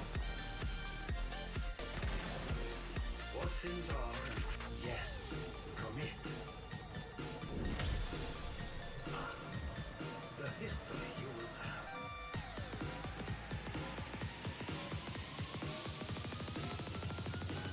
Yeah, we'll see how popular the vertical streams are, Matt. How many vertical homies we got. What do you stockpile for Cetus standing? Fish, yes. If I was going to do that. Which I actually do need to, because I need to... The only time that I care about Cetus standing is getting it back to max for the next Prime Access so I can buy... Like, I don't really grind any of the open worlds anymore because they don't have any continuous farm that's relevant to me. But I do care about getting their standing back to max on all 3 of them so that I can buy relic packs when a new Prime Access drops. That way I can get a bunch of the new relics quickly. Yeah, for Cetus it would be Glapids. Fishing Glapids at night. Speaking of it, is it nighttime right now? Maybe we could turn this into a fishing stream if it happens to be... It is nighttime right now, so... Am I about to go fishing? I think I might be. I think we're going fishing, boys. And ladies. I'm saying ladies in chat. I could actually use some Glapids. I do need some Cetus standing. For when Gyre Prime comes out.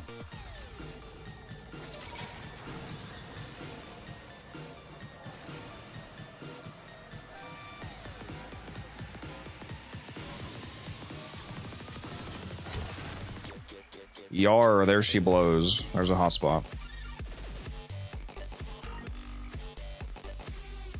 Lapid baits. Throw this out. Throw this out. Yeah, Galapid bait is definitely the way to go. What if you used a Warframe animation for transition screens, but as silhouettes and stuff?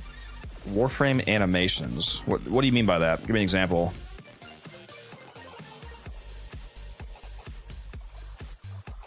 Yeah, because that is one thing that is admittedly still low quality about my streams is the actual OBS scenes and the transitions and whatnot. Like the physical, literal quality, like the resolution and whatnot of my streams are good, but like the presentation lacks some pizzazz. This is the wrong spear, apparently. Let's put on this one. There we go.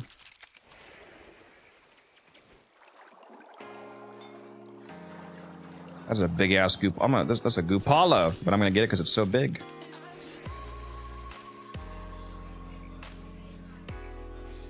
Why is it Galapid all the way out there, man? Yeah, that somehow misses. Okay. Oh shit. Sorry, I forgot we were still in the face cam. My bad. I wasn't looking at my OBS for a sec. Sorry. I forgot that I switched to that briefly when I was trading. Yeah, it's gonna be a face cam stream. You got a problem with that? You don't want to be in the back rooms for the whole stream just looking at me? You want to actually see the game? What a fucking loser. That's crazy.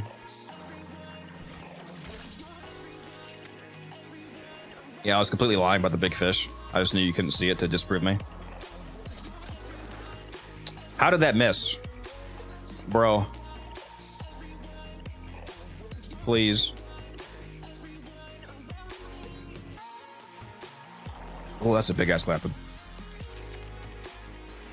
One of the 23 million registered losers. Yeah, I love how that joke is so out of date now because there's like 60 million accounts now or something like that, or 70 million. It's insane how much larger Warframe is from when I started playing it in 2015. And it still feels like it's like a secret in gaming. It still feels like it's like a hidden gem of like Warframe being like the best free-to-play looter shooter that's ever been made and still the best one ever. And it's like it's still not as big as it should be for how good it is. Like the consistent quality for a free fucking game. Especially when you compare it to the current disaster of Destiny 2, it's fucking absolute night and day.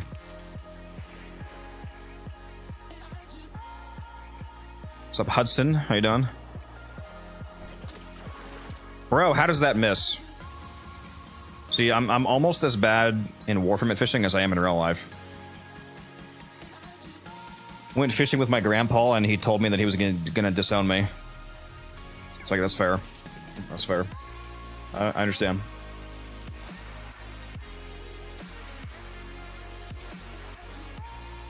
Ugh. Let's throw some more Galapid bait out. More Galapies. Why is there so many big-ass Goopalas out here, dude? Kind of like how quiet it is, almost no toxicity. How quiet what do you mean how quiet it is? My stream, or what do you mean? You mean like the conversation surrounding Warframe's popularity? Bro, where are the Galapids? Is this no longer hot? It's still hot. It's still hotspot. It has the hotspot thing. Come on. Please? Please? Galapid, please? How about these Carkina taste like lobster?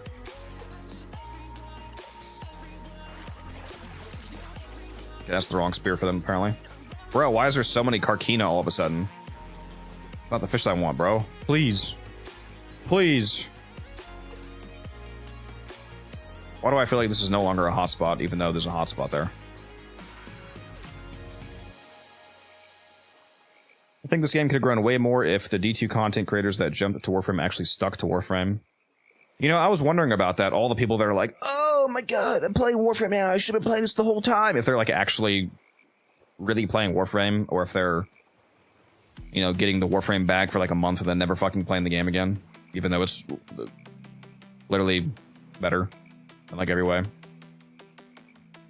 Bro, there's straight up no Galapid. I'm straight up having a bad time at this hotspot. There's no Galapids. This is fucking crazy. Okay, we're moving hotspots. What spear is that? This spear, I believe. And Galapid bait. Glappies. Give me the Glappies. That's all I want. There's one. How? Bro, how does that miss? Literally. What is the hit detection on this, bro? Like, do I have to aim above them?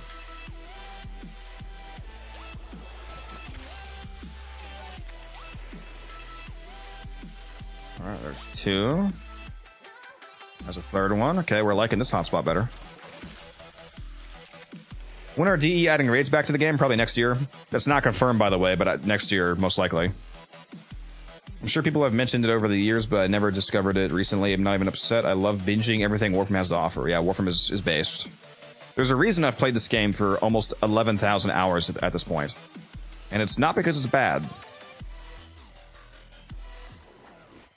There's a fat Glapid. That's what my mom calls me, by the way.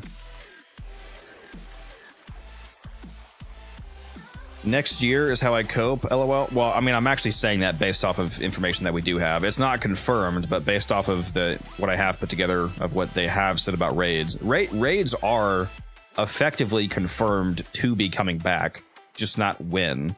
And based off some other things they've said about the timeline of other things they're already working on, this year is already full. This year, they're not coming back this year. It's basically impossible with like all the Tau stuff they're working on, it looks like. And probably the next major quest line, but next year, wouldn't be surprised if raids were like one of the big things for 2026. Yeah, they've basically said like, yeah, raids are going to come back at some point in some way. They've just never they've just never given any indication of what format they'll come back in or when, but they have said that they want them to return and not be dog shit like they used to be. So I view it as basically confirmed that they're returning, just not how or when. My guess is next year. I would also guess, and partially hoping, they need to make Pazul a raid boss fight. Pazul, Era, which is the Lotus's brother, the sentient guy from the war with the new war quest. He got taken over by the sentient ramhead. His name is he's now Pazul.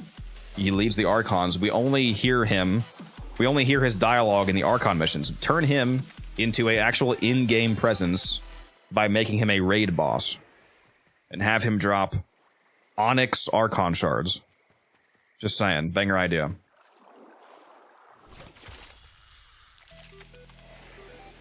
Have either him or Ballast be the first raid bot? Well, Ballast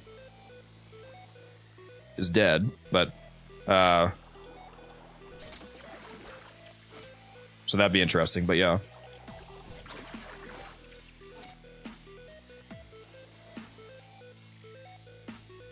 Bro even forgot about Narmer like the devs. What, me? I just said make Pazul a boss fight. Pazul, you could tie Pazul to Narmer.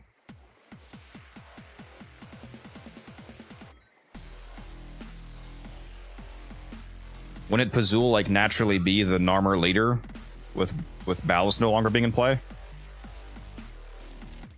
Yeah, absolutely. Make it Narmer oriented. What would Onyx Archon shards do? That's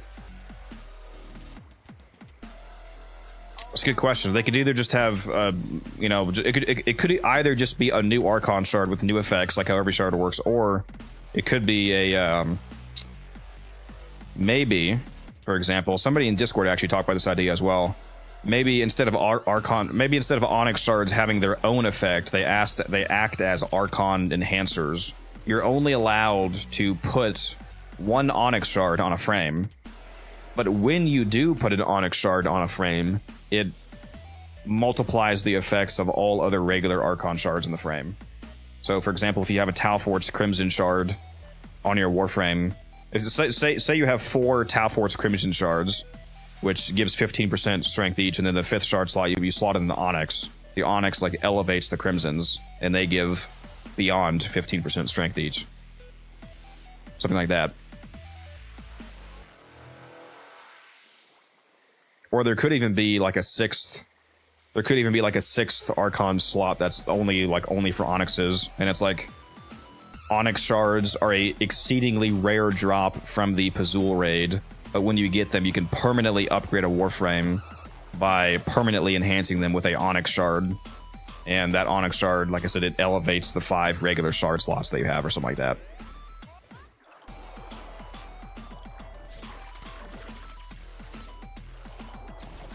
Okay, there's a lot of Galapagos here right now. Hold on, let me lock in, because this is insane, actually. Hold on.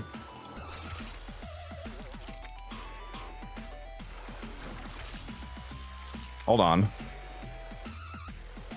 This is actually crazy. How many fucking Galapagos are in front of me right now? Oh my god.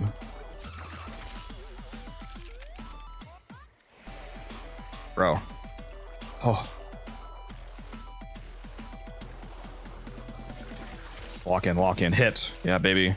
I don't miss. I never miss. Oh my god. The standing is unreal. I have a resource booster on, by the way, so I'm getting 2 of these each catch, and I also have the resourceful retriever companion on, so some of these are doubled up to 4 fish. Oh my god, dude. What just happened? Yeah, that one just got doubled, so that was 4 Galapagos in 1 catch. Is that all of them? Holy shit, dude. Oh my god, that was a lot of Galapagos. Oh my god, there's another one. Give it to me. You've never seen such an exciting fishing stream, guys. Bro, why is there so many Galapagos all of a sudden? I mean, I'm not angry. This is a lot of standing. Holy fuck. Okay. What's up, Vix? How you doing? Boston accent, Nama. Should be up. Have Onyx shards have the same rarity as legendary cores? See, I don't know if you'd want them to be that rare. You would want them to be a chase item, but chase items need to be chase items that are actually like kind of really meant to be obtained and applied to multiple warframes. Probably need to be a bit more accessible than legendary shards, but just not as often as regular shards. Obviously, you're like a thing you could only like potentially get once a week or something like that. Would be cool if Onyx shards worked like corrupted mods. Yeah, what's up? How's the grind? It's good. It's going. Same as universal medallions. I forget what their drop chance is, but yeah, that might be more. Well, that would actually probably be too. Well, I mean, it depends on how often you have access to the drop chance. For example, a 5% drop chance, but if you're allowed to try it 20 times a week, is a lot different than a 5% drop chance that you can only try once a week. Like, those are 2 very different drop chances. So it's both about the drop chance and how many times you have access to the drop chance per week. For example, if an Onyx Archon shard comes as a one-time possible drop from a one-time a week raid that you can do, then that's a very different drop chance. It would need to be a different drop chance than if you could attempt to get an Onyx shard, 50 times a week, or an infinite amount of times per week, for example. So it depends on both how many times you can do the mission and the drop chance. Because those 2 factors are, effectively multiplicative with each other and determines the real, like, quote-unquote weekly drop chance.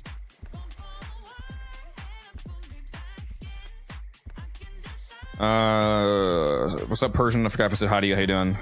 So I posted in Discord regarding the transitions. Hopefully it makes sense. Otherwise, I'll just make one as a demo and send it later. Bro's gonna be my editor from now on, apparently. I've never seen a legendary core in the wild in years of playing. Yeah, it definitely cannot be as rare as a legendary core. That would be insane. People would be pissed if you released something as useful as an Onyx shard, if it was like what I described and then it was hard to get. Zippity doodah. I think I literally just said that correctly. That's crazy. Thank you for the follow. Appreciate that. Any more Galappies? Oh, I think the hotspot's gone. I overfished the Galappids. They're extinct. Oh my god. I'm killing them.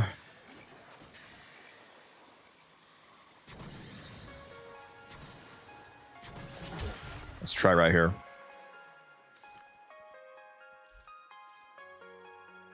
That's the wrong bait.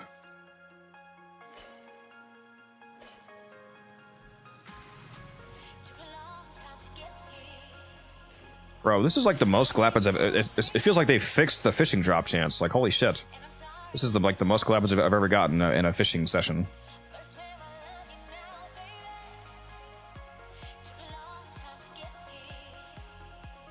Wouldn't Oxalis be a good sentinel for fishing? No, because if you're using a sentinel, that means they are not using a beast.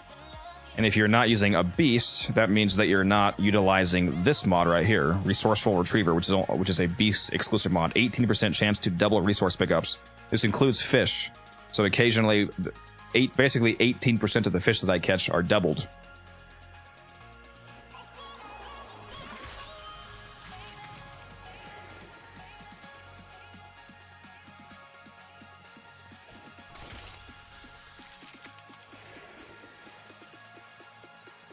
And I want those fishies. The sorcerer retriever necessary, yep. Yeah, I would never go fishing without all the resource buffs. Very nice. Been watching your videos for a hot minute on YouTube. Glad to have you here then. Thank you, thank you. Ivara main voice, time for conservation, yeah. Love Lavos. So I am playing as I'm using Valence formation on the fish to explode them.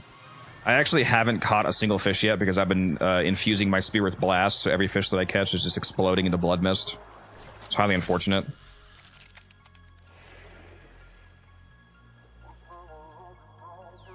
Bro, I'm hitting 2 billion points of numbers. Nice. Damage cap. Okay, I just totally whiffed that shot, apparently. Whiffed that one again. Awesome. Whiffed it again. Awesome. There we go. Sometimes I don't understand how the spear hitbox works.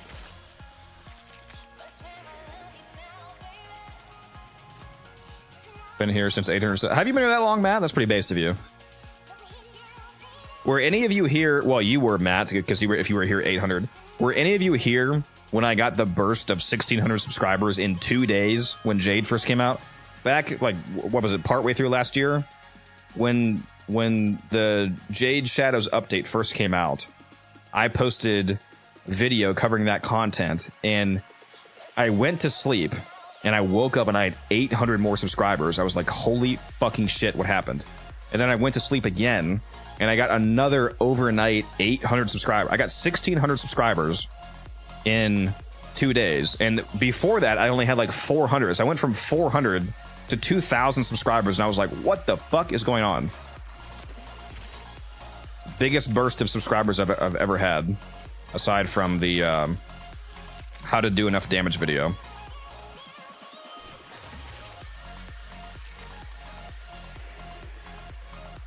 The damage cap bragger versus the KPM knower. Real.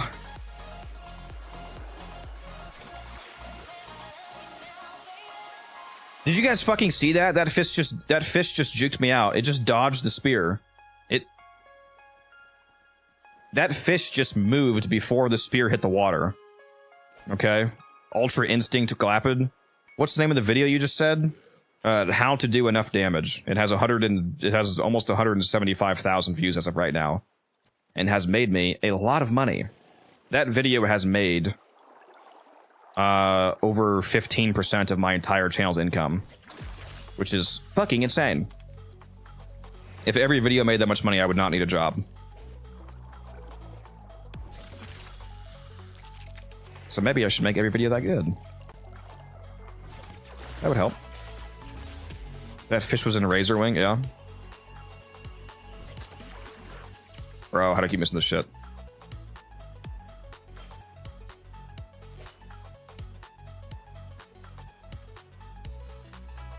Alright, is it hotspot done? I think it is. Last Glapid that just escaped. It was the last one. Alright, that was a lot of Glapids. That's enough fishing stream for now, guys. What if I just aborted and just lost all the fish I just got? How mad would you guys be?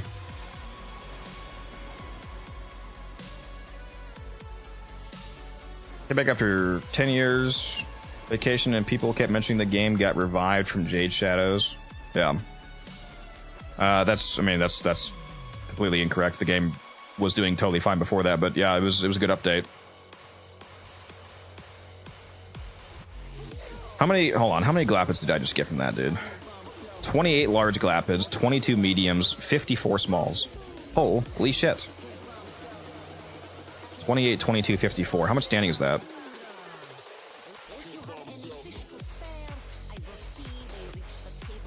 $28. Those are 2,000 each, so that's 50. That's what? That's 56,000 standing. And then 24 times. That's 50. That's 56. That's 36,000 standing of mediums. And then what did I say? Like 50 something small. Let's just say 50. 50 times. That's 60,000 standing. So that's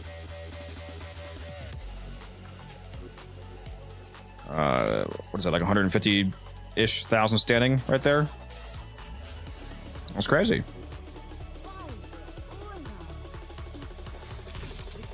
Absolutely crazy. Glappet Hall right there. That's why I say it is not hard to rank up Cetus or any of the open worlds. Force Fibonacci to give me standing. I'm like, Fibonacci, I'm gonna turn you in for standing if you don't fucking give me Kavia right now. I'm gonna turn you in as a Glapped.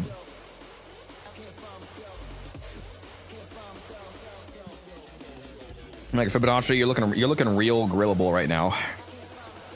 Real submissive and grillable right now.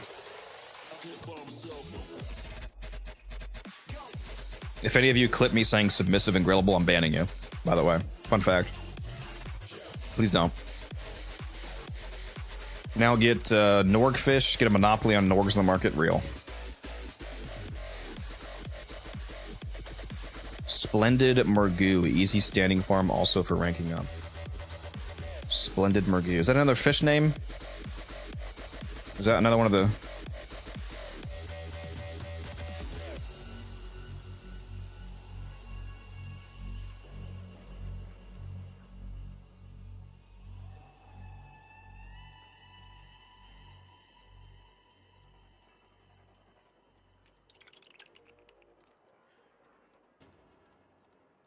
Already clipped the juicy Grenier. I did say that, didn't I? Highly unfortunate. Highly unfortunate circumstance. What is that? What's that beeping noise? Like, do you guys hear that little dink? What is that? Is that a noise when somebody clips me or something? What is that noise? That keeps happening. Did somebody just clip me? Is that what that noise is? I keep hearing that when I'm fucking streaming and I don't know what it is. A little dink. Dink. Occasionally. Like every few hours, just randomly. I don't know what that is.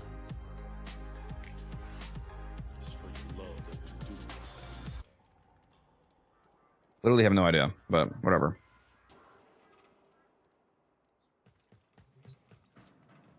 The flying ones. Oh, conservation. Yeah.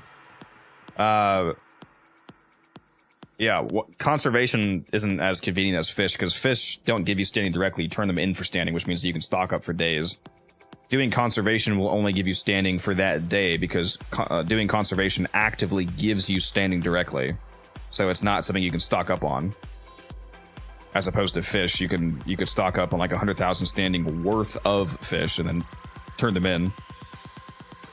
It's like for all those Glappets that I just fished, for example, I just fished multiple days worth of standing, so now I can go back day after day after day, not have to do anything else actively in Cetus and get my standing. It's very convenient.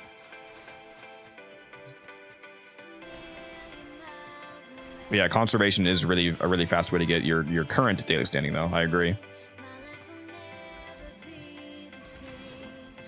Did I fix my Parasol mods? I'm pretty sure I did already, but let me double check. Sure did.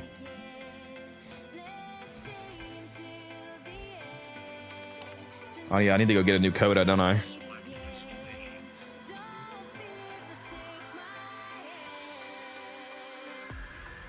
Destroy 20 speakers on Tekroth Skuzzies. I can do that. Legacy capture again. Easy, easy, easy. I'm whipping out Megara. Partially because this loadout has the miter on, and the miter just makes it really easy to pop those speakers for that bounty phase.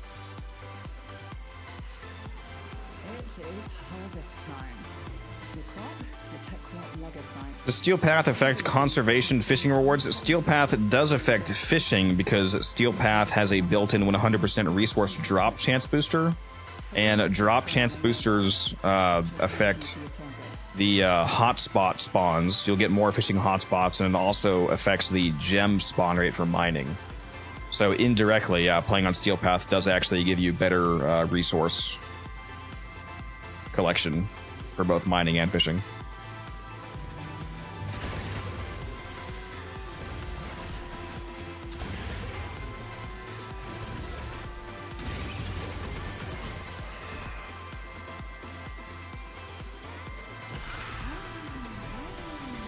Oh, get off the bike, please. Did not mean to do that.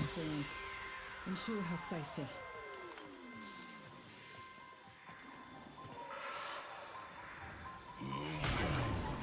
So I see your name is Mal. Are you the Mal that I know? Or does your name just happen to be Mal? Are you the Mal that I've played with? Wildcat's friend, or totally unrelated? 'Cause I know a guy named Mal. Grab them and take them to Kalinos.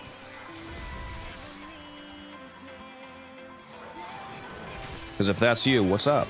Kalinos is working hard to find the legacyte for us. The least we can do is protect her. Don't you feel?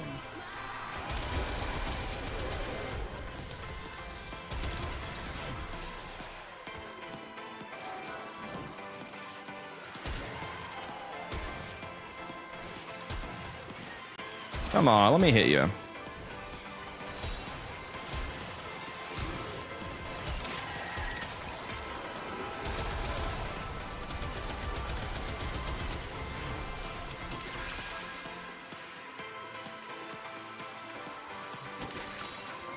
They really need to buff the magazine size on the Miter and Karnin. All right, let's go activate this coda, baby.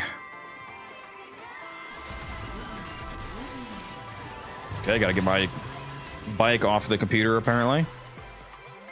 There we go. Viruses are dangerous. Tech-led viruses are lethal. The one you just created is based itself on online for reasons I can't even pretend to fathom.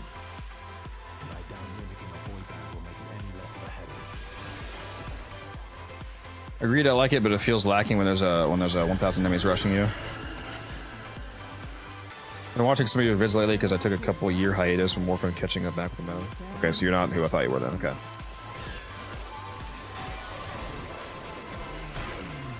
Hopefully you enjoy the content though, glad to have you here. I just thought you might be somebody that I knew because you have the same name as them.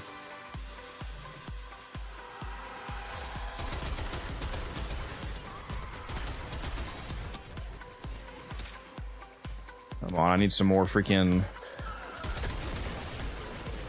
I need some more Tekrot Scuzzies. Speakers to break, man. It's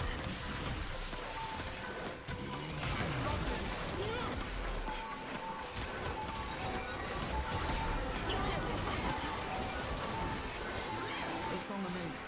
Unless an escaper will never find it again. And this mission will be a failure. Please die. Now consume the beast. I'm doing this this challenge way too slow. Our feline friend yearns for another hunt. Video blind. Come on, one more. One more, bro. Come on. There we go. See, that's why I like the miter for this. I didn't actually directly aim at a single speaker. I just shoot in the general direction and the miter explosions will get them. Within you, ask Kalimos to find the next legacyte.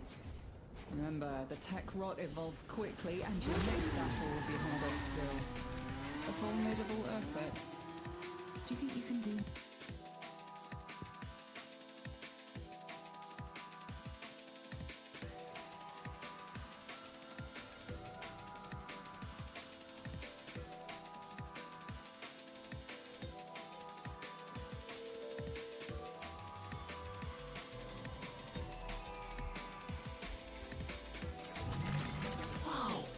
And I thought I was the computer whiz. All right, how many heart cells does this guy have?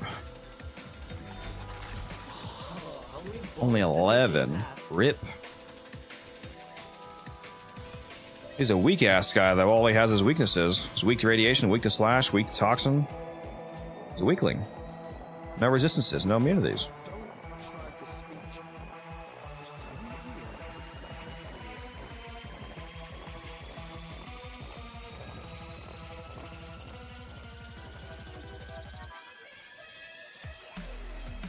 This format's terrible. I recommend you expand the game screen to the full vertical height. It'll cut off the sides, but that's fine because most of the action is in the middle of the screen anyway.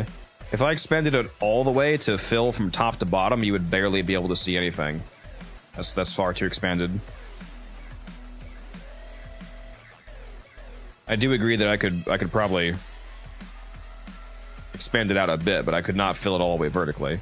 That also would interfere with the comments at the bottom, and the webcam still needs to go somewhere. Sorry that you don't like it, though.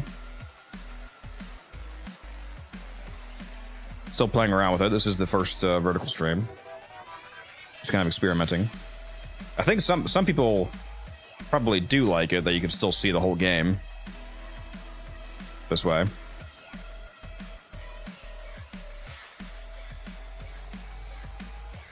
But we can experiment with it a little bit.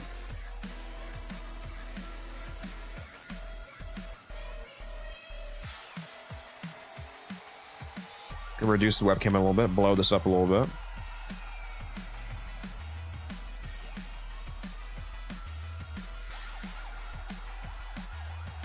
We'll do it like this.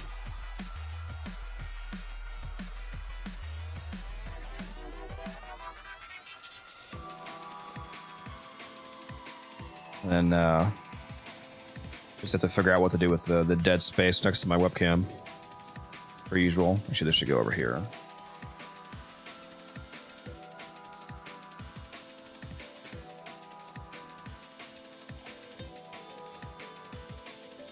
Yeah, I don't know what the meta is for vertical streaming, so we're still finding out.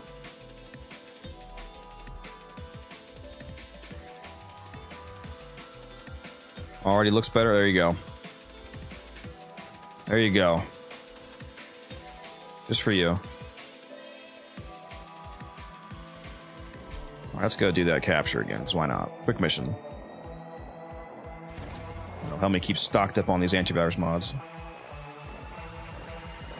shall starve the tech rot of vital nutrients by forcing it to create legacyte after legacyte. Fair warning, each beast will be stronger than the last. Yeah, there's always going to be a trade-off. Some people are gonna prefer seeing the whole game on a smaller section, and some people are gonna hate it. They're gonna want it to be more blown up and only see a slice of it. It's, you know, cannot please everybody.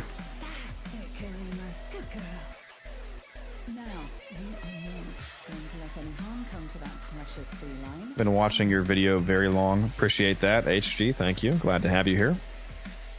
Hopefully you're having a good time.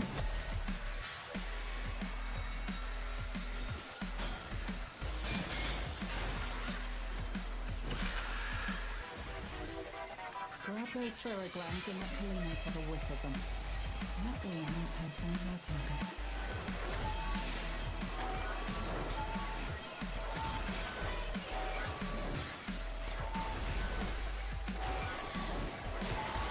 Helenos is in pain. She cannot track the legacyte unprotected. Speaking of YouTube, let me go check something.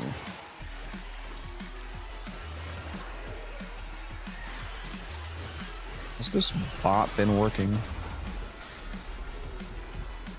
You know, I don't think it has.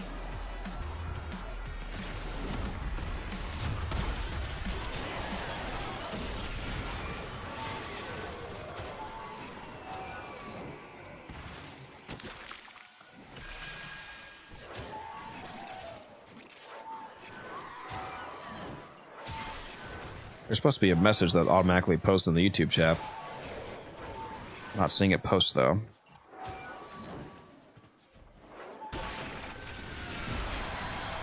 They spawned already with a 25% chance. Very nice.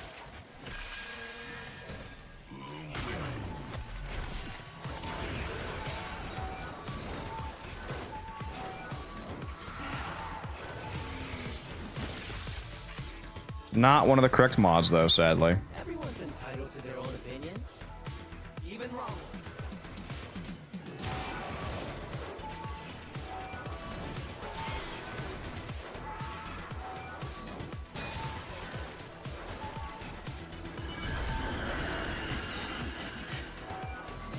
Our faithful Kabat has roused the prey. Bring it down and drain it. Yeah, I don't know if anybody else really even vertically streams Warframe. Well, at least not like, you know, any of the larger creators. I don't know if that's a popular choice at all. If they do, I'd be curious what their vertical layout is like. Oh shit! I forgot about the damn objective. Got to do the SCSI speakers. I have even less done this time. Still moving T-spin. Sorry to hear that. What you just did to it. Harvest again, but know it will be tougher next time. Okay, apparently not a single one of those guys were SCSIs that I hit. Cool, cool, cool. We'd love to see it.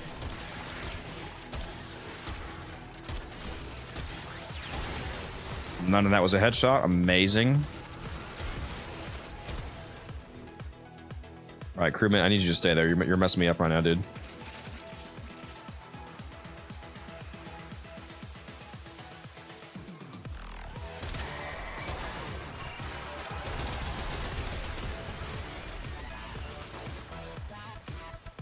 Oh, this is awful. Come on, where are the SCSIs, dude?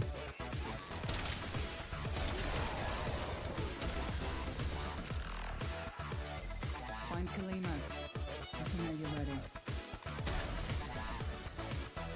Holy hell, I think I need that. I'm gonna have to start another Legasite hunt with Kalimos probably to get him to spawn.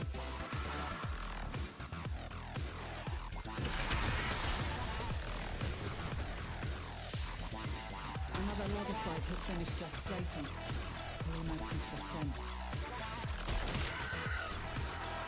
Alright, there's 14.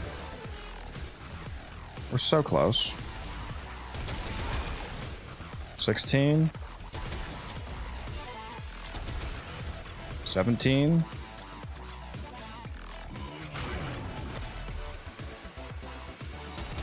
Please.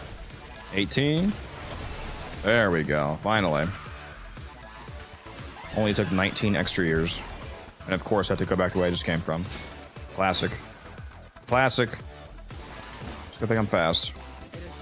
Lots of parkour velocity. Extraction now, or if you have it in you, ask Kalimos to find the next Legasite. Remember, the tech rot evolves quickly, and your next battle will be harder still. Kalimos is working hard to find the Legasite for us. The least we can do is protect that. Could be wrong, but generally streams and long form videos are landscape, short form videos.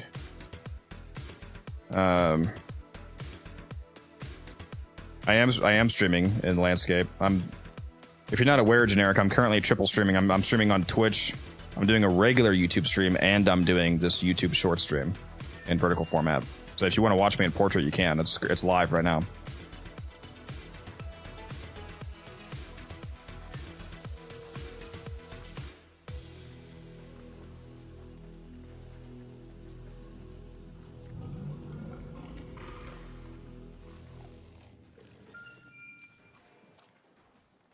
Yeah, thanks for dropping by.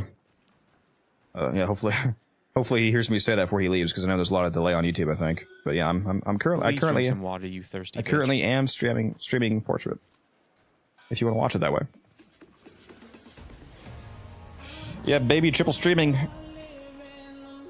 I gotta turn on the kick stream.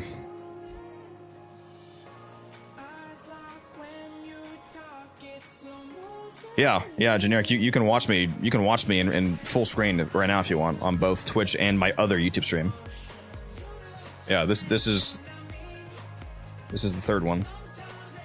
I'm just giving people options. Yeah, so you can watch me however you want.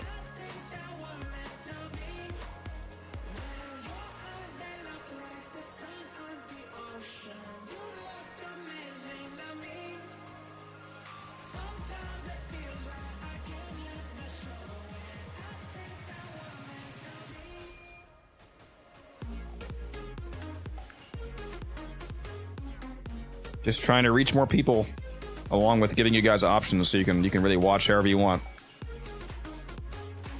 If you're used to Twitch, you can stick with Twitch. If you want to go to YouTube, you can go to YouTube. If you're used to watching brain rot TikTok, you can watch me in the vertical YouTube format.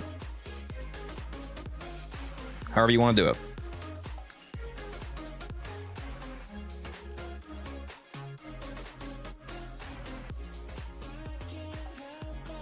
Let's replace these.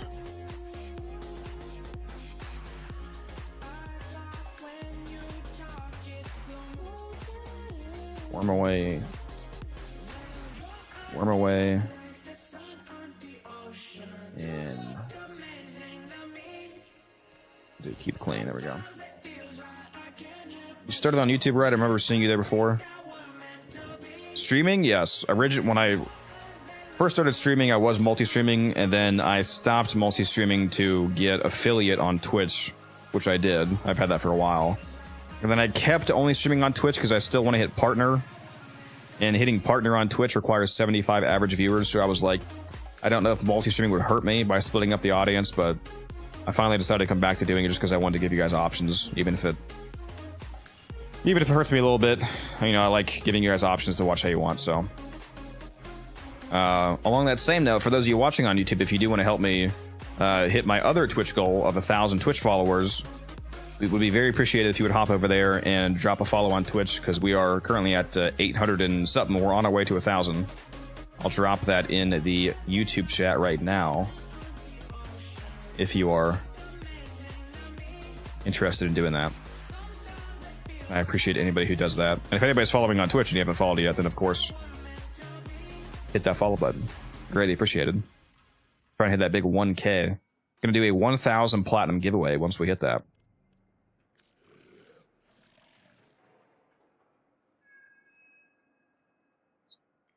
How you doing, Taisu? Favorite build is the Site 09 Netrocell build, absolutely legendary. It is a fun build. And a very, very speedy way to do Netrocells. It's nice.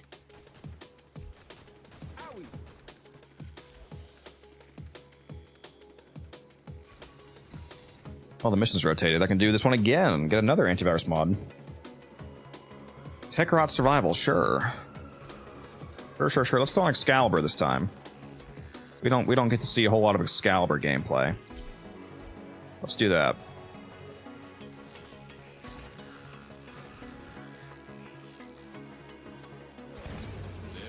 What's the difference between subscribing and following on Twitch? Is one's the YouTube Premium? So following me on Twitch just basically just alerts you when I go live. If you actually subscribe to me on Twitch, you're actually paying me and Twitch. If you subscribe to me, it costs you, well, you can sub for free if you have a Prime sub. So that way it's free, but like normally if you do like a tier 1, tier 2, tier 3 sub, it gives you, you know, whatever benefits I set up, like extra emotes and chat and whatnot, but the main benefit it gives you is you can watch me with no ads. So if you sub to a streamer on Twitch, their stream won't have any ads for you, so you never get interrupted. So that's the main benefit. That way, if I'm in the middle of talking about a Warframe build, for example, you'll be able to, you know, hear the whole conversation instead of potentially getting randomly cut off by an ad.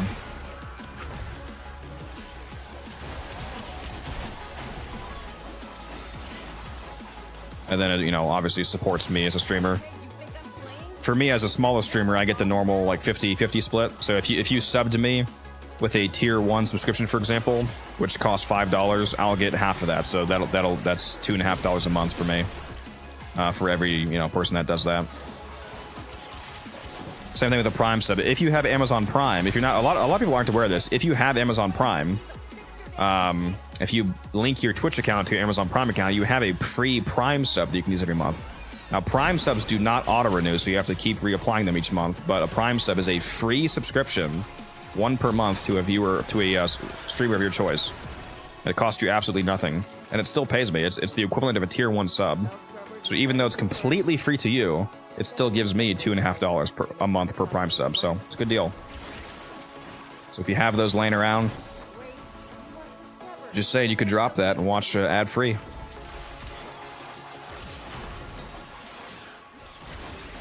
Good deal if you get linked up with a few subscribers. Yep. Yeah, like the really huge streamers make a huge amount of money off subs, like, you know, Moist Critical or, you know, Kai Cenat.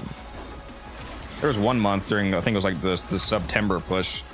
I don't watch Kai Cenat, but I did see that he got like 700,000 subscribers in 1 month. It was absolutely insane.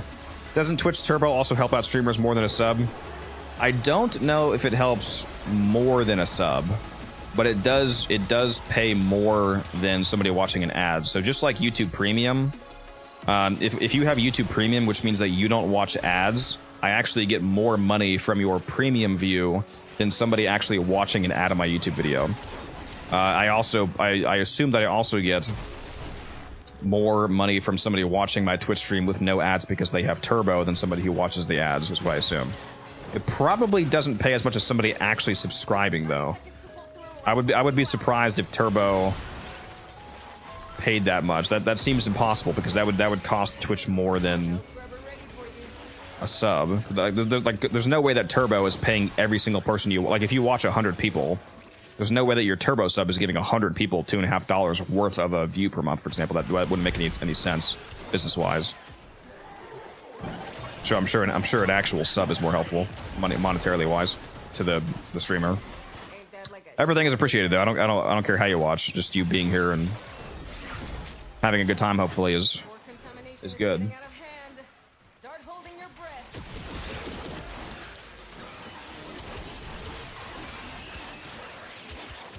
I only want people to sub if they feel like I've earned it, and if it's been a good experience for them.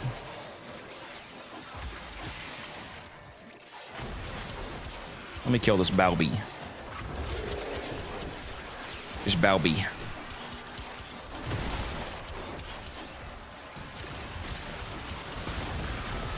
Wonder if blinds work on them.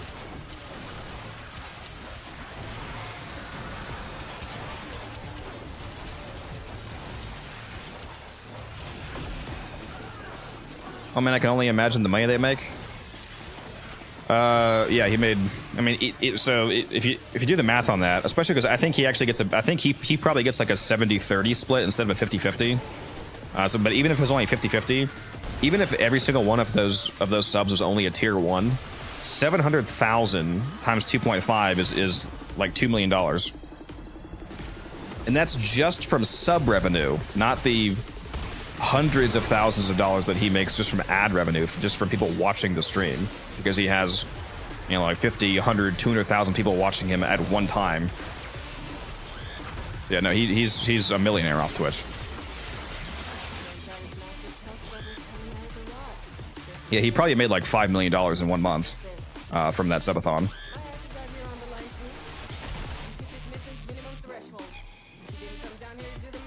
That's not even like a hyper. Like he probably literally made that much or more.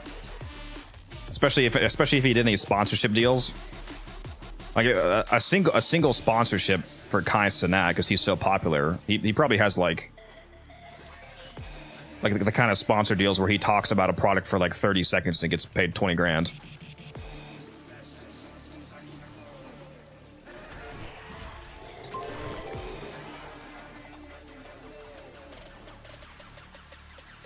He's the #1 guy too, isn't he? In terms of like stream numbers, probably. Yeah, I know he holds the record now. I believe. I'm pretty sure he has the record for the most like subs, which is what he was going for. He wanted to break that goal. In terms of highest average views, it's probably also him, but I don't know for a fact because I don't actually watch him. None of his content interests me.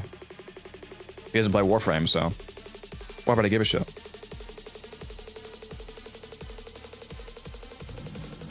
Well, he doesn't make that much every month. That was a unique month. He doesn't have like 700,000 recurring subscribers continuously. That was a big push for subscribers, and he was doing like crazy stuff for. He had like celebrities on and. You know, it's like, oh, 500,000 subs and we get fucking, what's his name? Kevin Hart on the stream. Crazy stuff like that. Dude, it's still way too hot in my room. I feel like my AC, now I feel like my AC is not working after this long. I'll be back in a sec.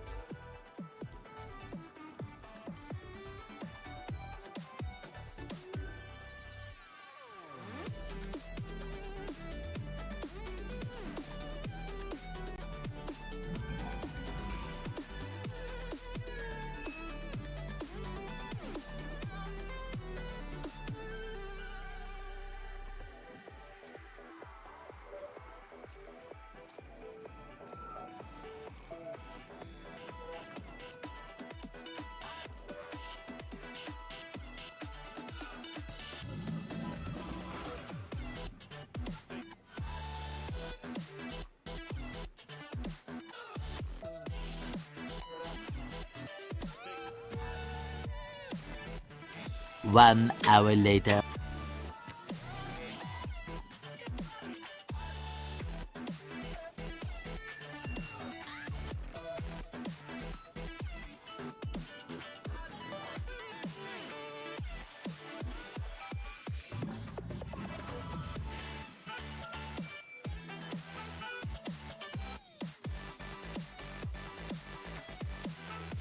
Cringe.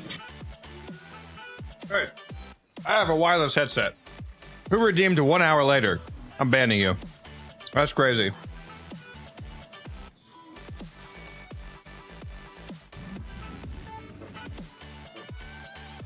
I can hear you guys, you know. How hot is it where you're living? Siri, what temperature is it? Siri, how hot is it outside? 83 degrees outside. So not very comfortable.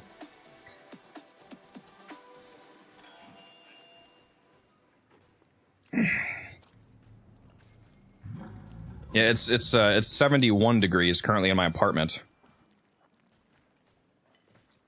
Siri, what's 83 degrees in Celsius? 28.3 degrees Celsius. So if you use Celsius, it's 28 degrees.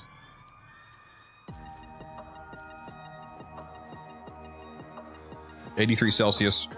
I mean, 83 Celsius, I'd be dead. 83 Fahrenheit, 28 Celsius. Yeah, I hope it's not 83 Celsius outside because everyone is going to be fucking dead. You should get a cooling fan. I mean, I don't really need it. When my AC, when it works excellently. Like I can turn it into an absolute ice box in here. Just right now, it seems like it's either not working or taking forever to kick in. It's my door is open. Yeah, I did leave it open. I don't know if the green screen is like blocking air. I have a big green screen behind me. It's why it looks like I'm sitting in front of my game directly instead of having a box for my webcam. I don't know if that's blocking airflow or something or what, but yeah, hopefully it gets a little cooler. I just adjusted the AC settings a little bit. Hopefully it helps. It's only 71 in my apartment right now, so it's not horrendous, but 71 is like just barely tolerable for me. Once you get closer to 75, it's way too hot for me. Again, I also have a skin condition that makes me hotter than usual, so I really don't like high temperatures. I usually keep it like 68, 67 in my apartment. I like it really cold. 70 degrees for me is a lot hotter than the average person, because I have literally thick skin.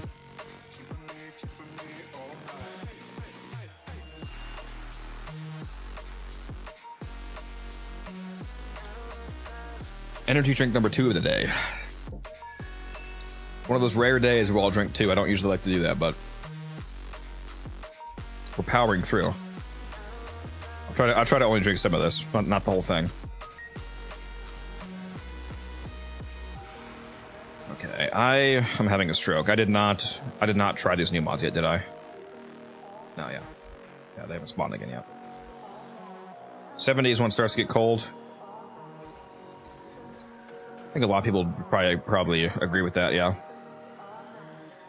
Like I said, for me, it's a bit different.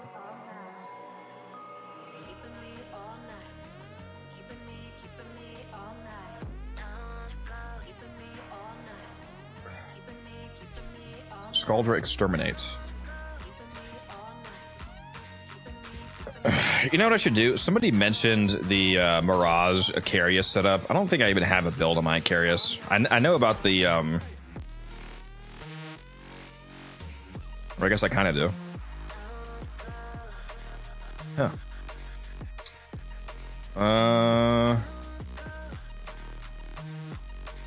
Yeah, I do have a build on, actually.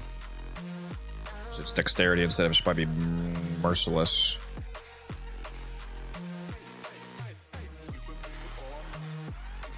One mod that I would definitely want on is probably lethal momentum, because these are projectile weapons. Trying this on Mirage. Do I still have an energized munition setup?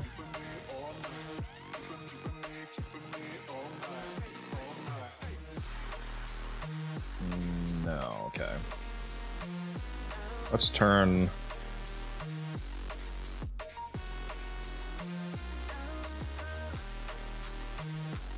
turn E into that. Wait, why did I just move that?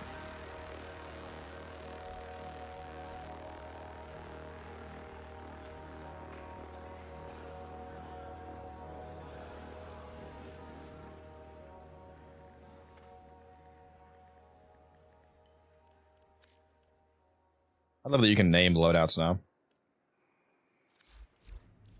Yeah, I actually want to try that since somebody mentioned it. It should be pretty funny. Are you giving away the 1,000 platinum? The 1,000 platinum giveaway is when I hit 1,000 followers on Twitch. I don't have 1,000 followers yet. If you want to help me get there, follow me on Twitch. Tell your friends to follow me on Twitch. The quicker I get to 1,000 followers on Twitch, the quicker you get a chance at 1,000 platinum.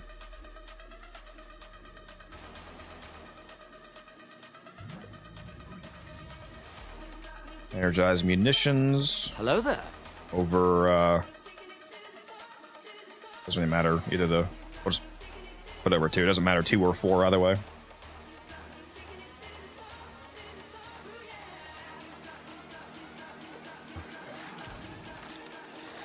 Man, this fucking energy drink tastes amazing, dude. I need, C4 needs to sponsor me, dude. Freaking, I'll sponsor that shit right now. This fruit punch C4, tasty as fuck.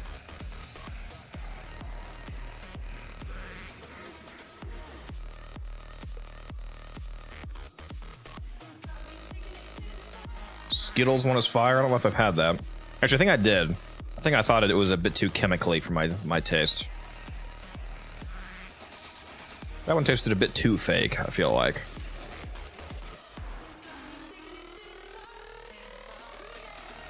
All right, what is the build on this?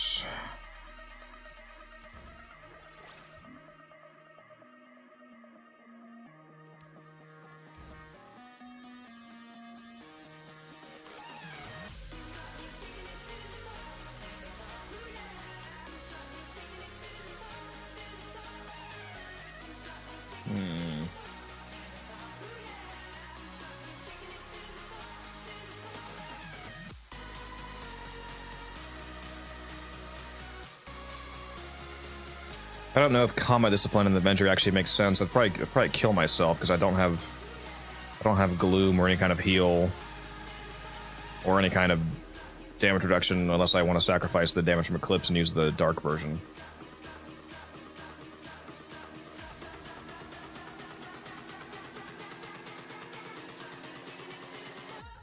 What's up, Jonas? How you doing? Glad to have you here. Thoughts on that new AI thumbnail tool Mr. Beast created and is actively promoting? I know literally nothing about it. I have no idea what you're talking about, so I have no opinions. I haven't seen it. If it works, then it works. Cool. I make my own thumbnails right now in Canva.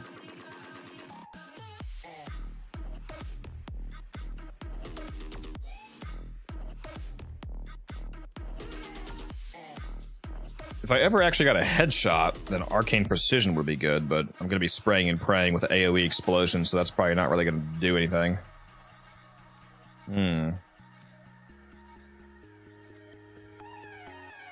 Use velocity for fire rate. How fast do these things shoot? 7.33 with reinforced bond, it looks like. And lethal torrent. What's the magazine size? Oh, the magazine's only 8.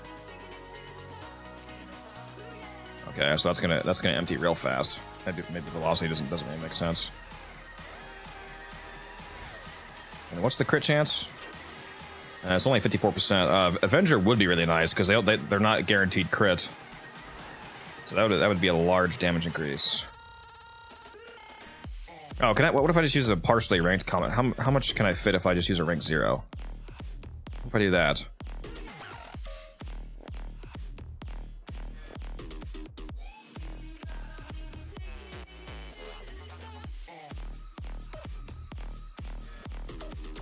Oh, you know what I could use? You know what I could use? If I'm going to be using combat discipline to hurt myself anyway, I could use, what's it called? Arcane Agility, the on damage to 60% chance for 60% parkour velocity for 18 seconds. And I'll just be constantly giving myself a shitload of parkour velocity.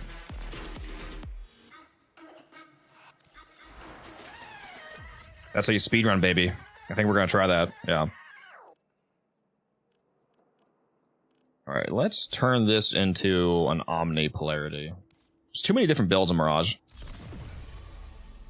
There we go, now I have more options.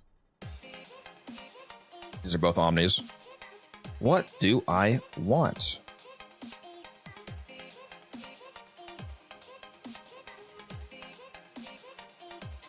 Do I want anything defensive on here? Or am I worried about energy economy? Should I throw on Energy Nexus or something?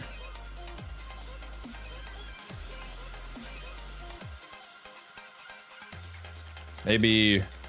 How about catalyzing shields and Energy Nexus?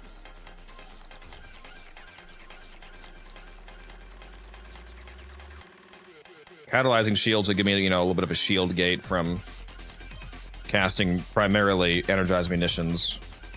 So a little bit of survivability from that, then the Nexus should give me the energy economy I need, hopefully. I have 866 energy right now in a max rank because I have 3 energy shards on. And the fact that this build fits with only with a rank 0 discipline is nice, because now I only lose 1 health per kill instead of 10, so that's a huge defensibility, you know, survivability increase, so.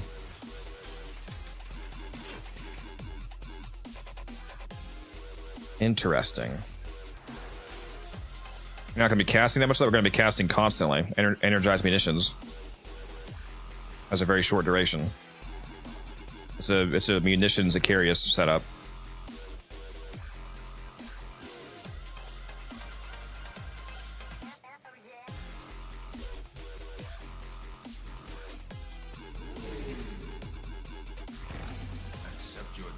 Let's try it out.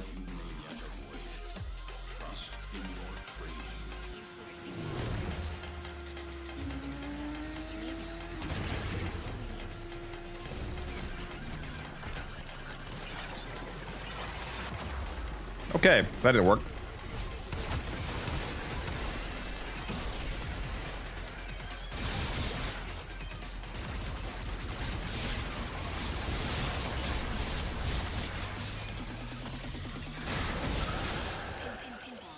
Wait a minute.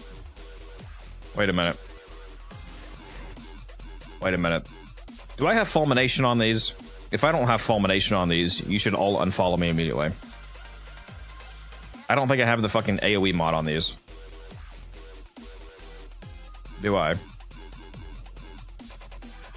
I don't. Am I stupid? Am I stupid? What is wrong with me?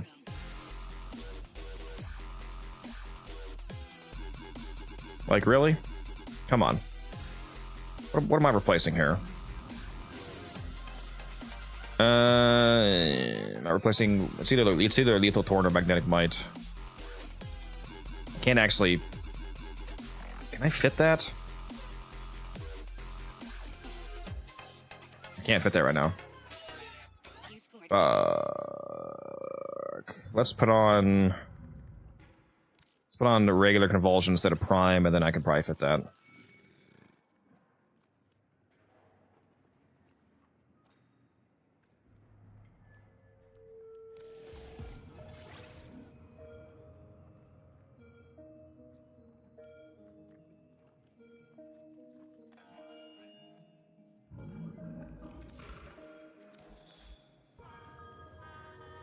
.135 right now, okay. Yeah, I'm not sure what's better between dropping lethal versus magnetic. Probably not a huge deal, considering how much damage Mirage adds. It's kind of it's probably really irrelevant. All right, so now the AoE is...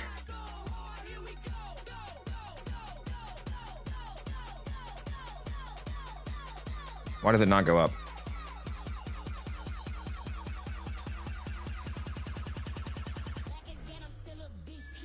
Why did it not go up? In the arsenal. Am I insane? Doesn't this stat change? When you put on the...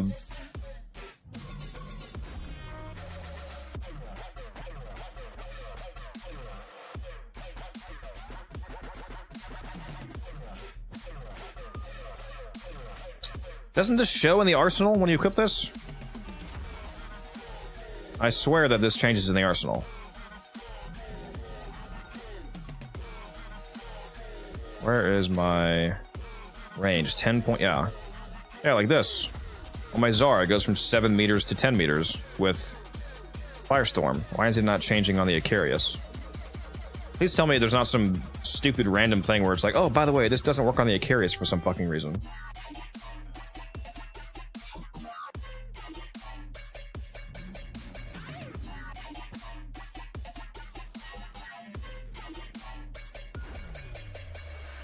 I'm looking this up right now.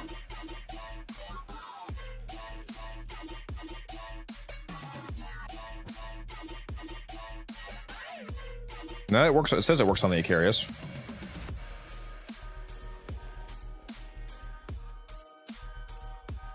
Yeah, it's pretty funny on the Tonkor. Alright, so it should work. So it should take the Icarius from 5 meters to around 7 meters for the explosion radius.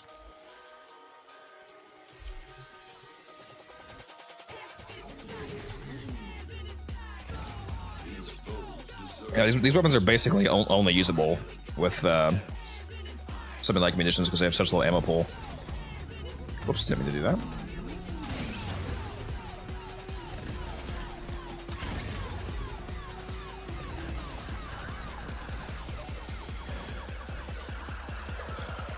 Did not mean to press that. Don't kill me.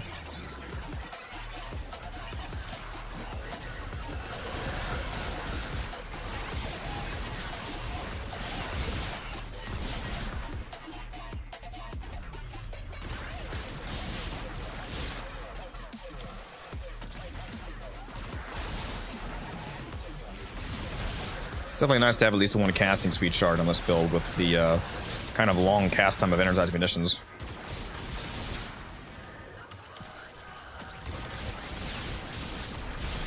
This strategy is even funnier in Hulvania right now because one of the calendar buffs that I currently have is the 10% chance to refill the shot back into the magazine when I'm proc status. So these are actually lasting even longer than usual with energized munitions because some of my shots are being refunded.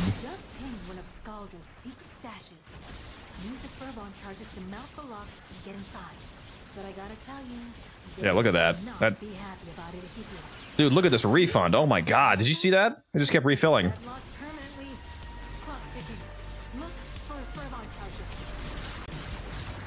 Holy shit, the refund is crazy, dude. Look at this. This is lasting so much longer than energized munitions usually does. Oh my god, dude. This is insane.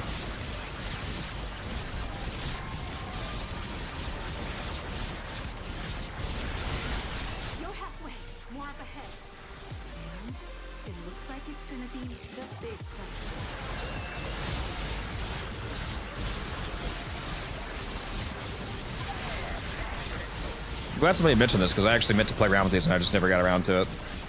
This is a good opportunity to do that.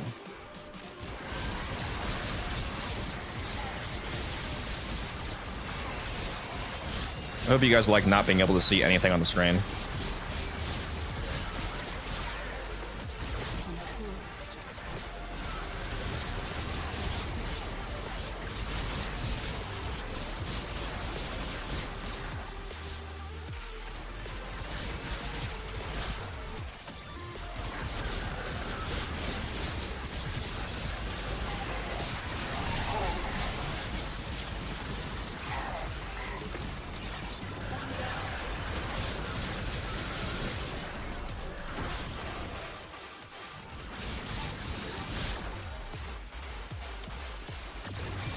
Yeah, this is straight gas right here.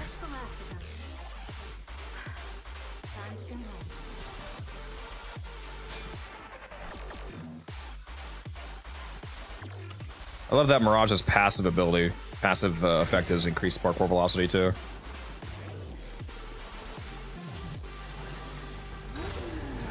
Why is that thing's ammo going up as you fire it? I'll show you in a moment here.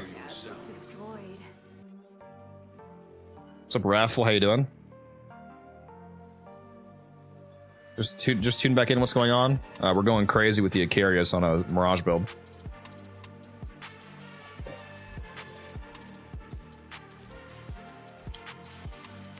here's the reason why its ammo is going back up.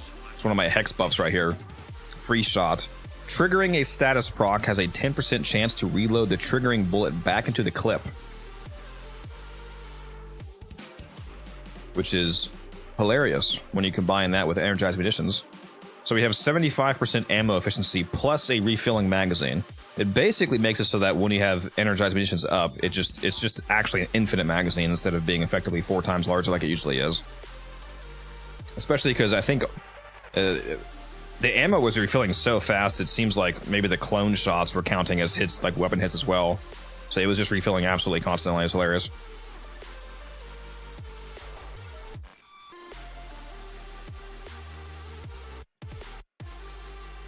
There's also this right here, which helps.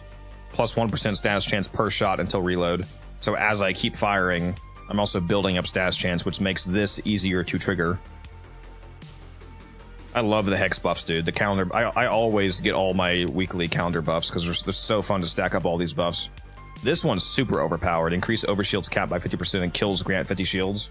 This one makes it really hard to die because every time you kill somebody, you get a shield gate back.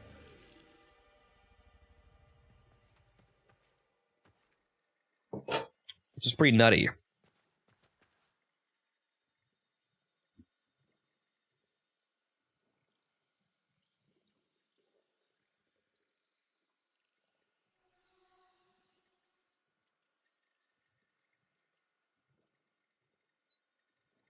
Why is this not? How do I mute this?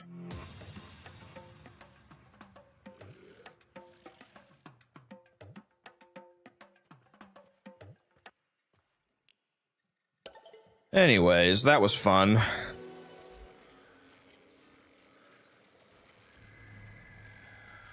Never considered that synergy. Yeah, it's pretty funny.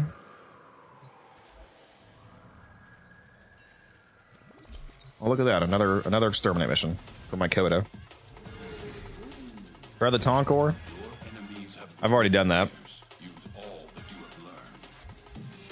And it's not going to be nearly as good as the Icarius for these purposes.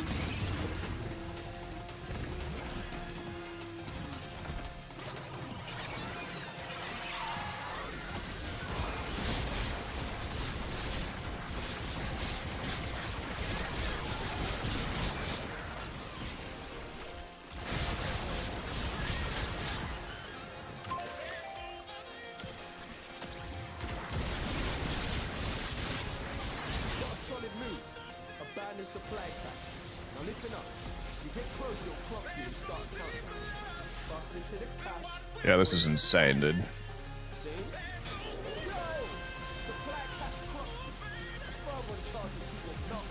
That ammo refill is so strong, dude.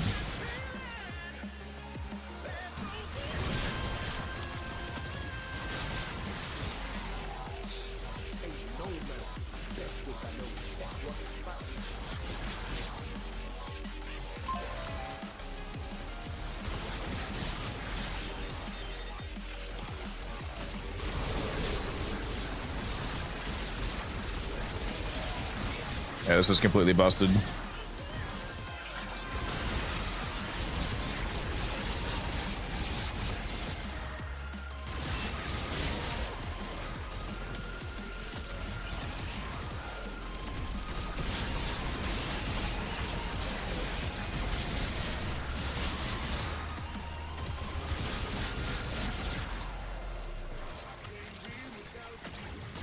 What's my favorite Coda weapon? The Coda Base Assist, by far. It's my favorite shotgun in the entire game, like, immediately. Definitely my favorite of the Coda. I have all of them, by the way, so, I mean, I know you said so far, so I do have all 13 of them. So I've already used all of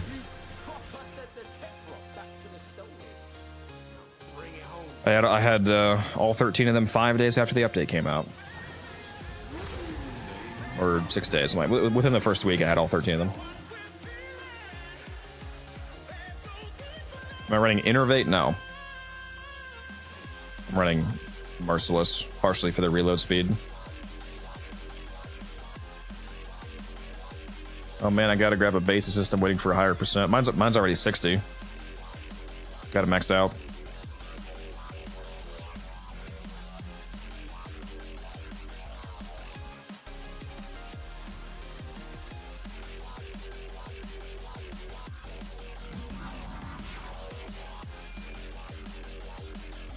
Yeah, I just combined a few of them, got up to 60 instead of waiting forever for it to like. Instead of waiting potentially 6 months for it to finally come at 60%, I just did it myself. No, there's never been a 60% base assist. I think last rotation there was like a 52% base assist. So if you missed that, that's unfortunate. But yeah, there's never been a 60 base assist yet. Really digging the Torxica with heat and magnetic with Cascadia Flare.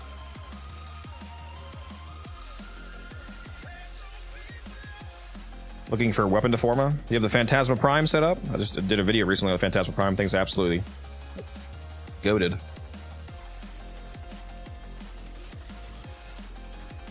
This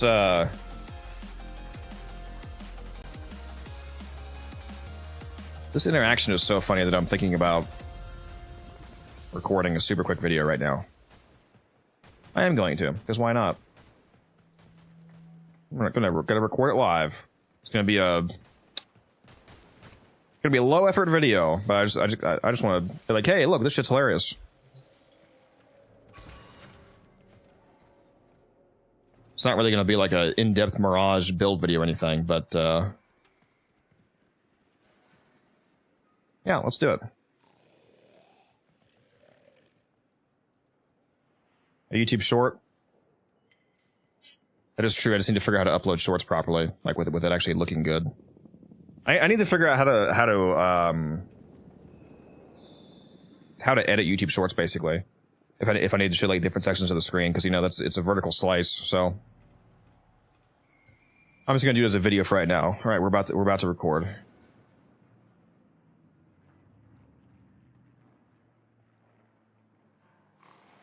Hello there, welcome back to the Codex. So I'm actually live streaming right now, but together Stream and I just discovered something very funny.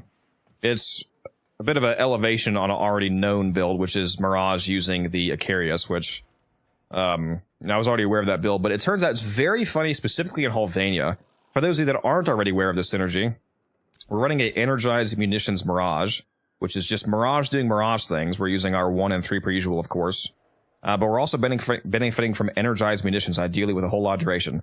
Energized Munitions is a helmet, a specific ability that gives you 75% ammo efficiency, which makes weapons that have extremely low max reserve ammo, like the Icarius, be able to be used for a lot longer. 75% ammo efficiency, the way that works is that you effectively you only actually expend ammo once every 4 shots. So it again, effectively multiplies your magazine size by 4, and therefore effectively multiplies your total available ammo by 4. Now, even that is already really good. But we combine that with the huge amount of damage that Mirage's 1 and 3 does. I'm using Combat Discipline plus Avenger to bring it up to almost guaranteed crits on the build. We're using Arcane Agility, since we're using Combat Discipline. Arcane Agility makes it so that whenever you take damage, you can get a ton of extra parkour velocity, and we're hurting ourselves with Combat Discipline, so we're going to be moving around very, very fast. Catalyzing shields, since we'll be casting Energized Munitions fairly often, just for a little bit of survivability, and then Energy Nexus keeps us topped up on energy, even though we're going to be flying past those enemies, so we might not be grabbing the orbs all the time, so that's why I'm using that. Here's the Icarius build. Very important, make sure you use Prime Fulmination. You're going to be doing so much damage that in reality, the most important mod on this weapon is actually Fulmination to hit more people, rather than doing, max possible damage with another damage mod. You don't have to use Creeping Bullseye. You can use the primed Prime Pistol Gambit instead if you want, but you really don't need the fire rate, so I'm using this to get closer to guaranteed crits. With 54% plus the Avenger 45%, we're at 99% crit chance, so almost guaranteed crits. Using Secondary Merciless, honestly, largely for the reload speed, because we really don't even need the damage from Arcane. The best thing is to speed up this weapon's very slow reload speed. The rest of this stuff's pretty normal. This should, of course, actually be Primed Convulsion. I just wasn't able to fit it. In fact, let's go ahead and fix that problem right now. Let's slap on an Omni, just in case I want to change that build later. And now we can do our max damage again. There we go. There's Prime Convulsion. Now, like I said, this is already crazy with just Mirage normally. My shards, by the way, right now I'm using Energy on max. Energy filled on Spawn and Energy max.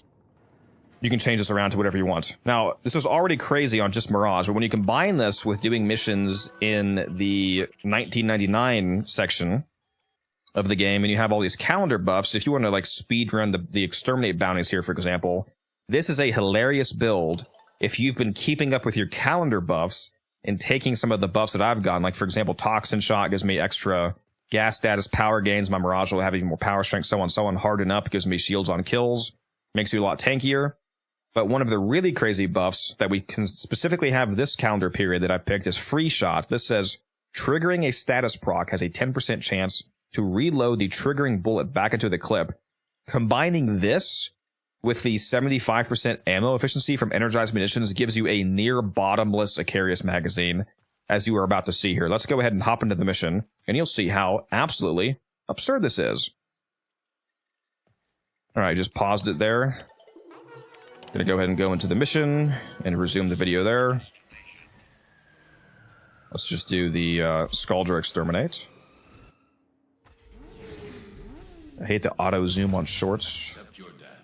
Yeah. You may yet avoid it. Trust in your training.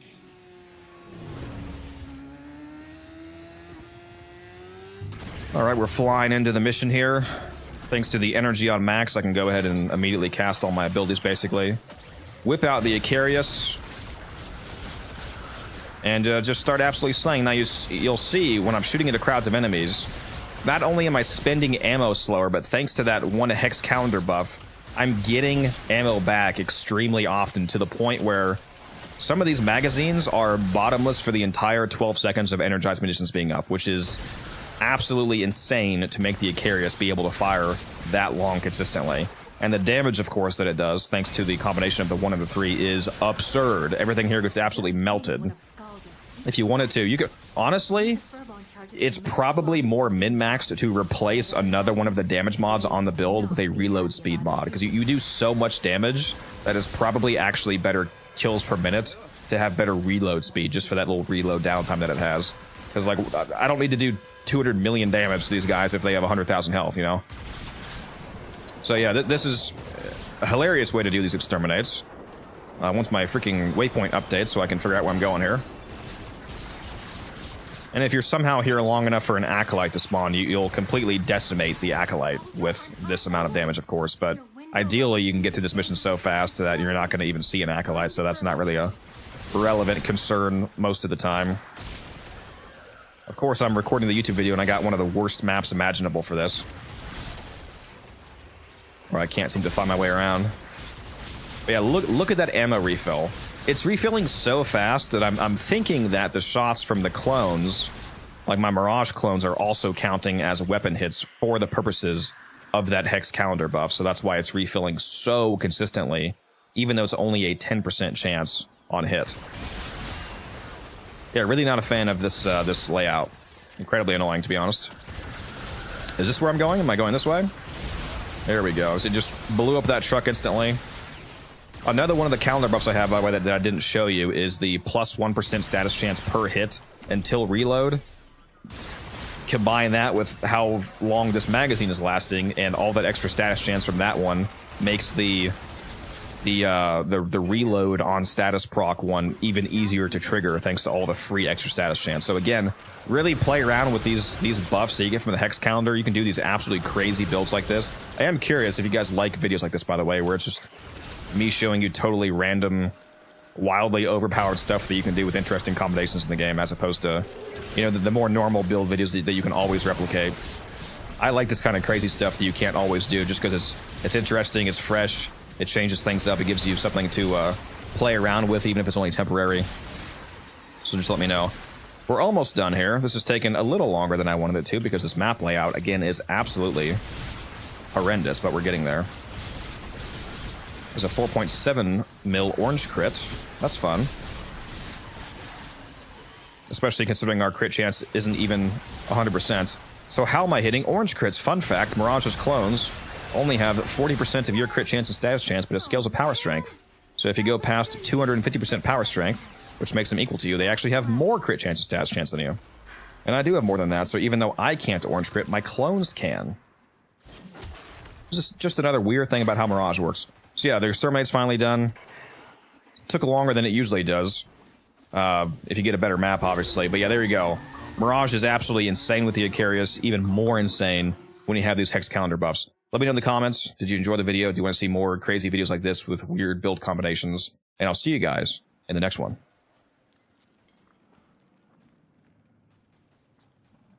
There you go. About an 8-minute video there. Help! Thank you for, Oh shit, I'm getting encoder overload right now. That's not good.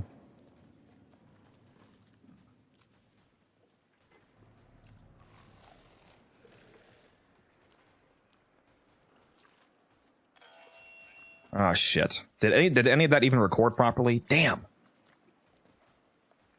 Hello there. I'm getting encoder overload just from doing a recording? Are you serious? Please drink some water, you thirsty bitch.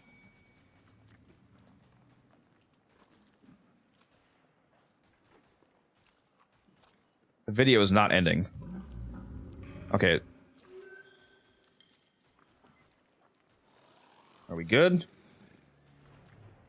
Encoding overloaded. Consider turning down video settings or using a faster encoding freeze. Why is it still overloading? The recording's done. Come on. Are we good? Leave this as a blooper. No, we're not recording now. I don't know why it still says that I'm getting encoder overload, though. Is the stream okay for all of you? It looks fine for me, but my OBS is saying that we're overloading.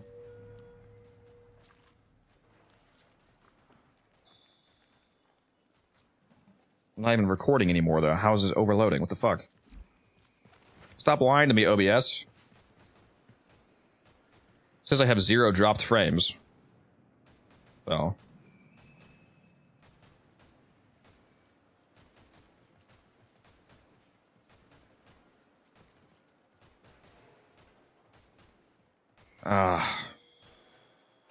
Shit, is the YouTube stream all fucky?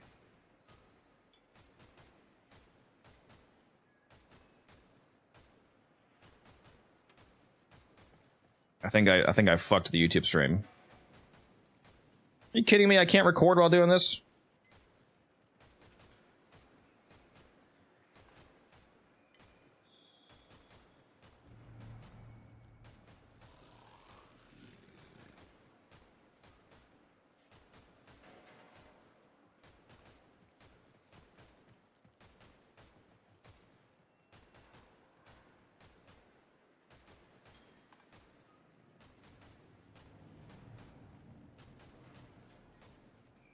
Does YouTube look okay? Because it's frozen for me.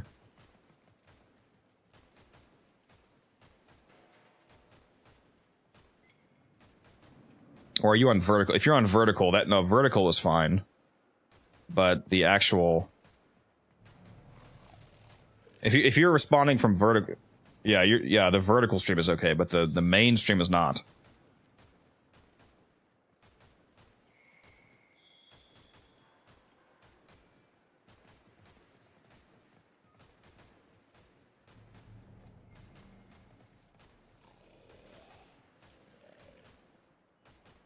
Okay, I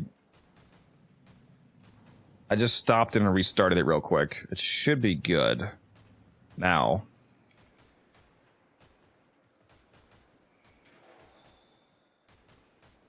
Yeah, YouTube, the vertical stream is fine, but the main stream is not okay. That's the problem.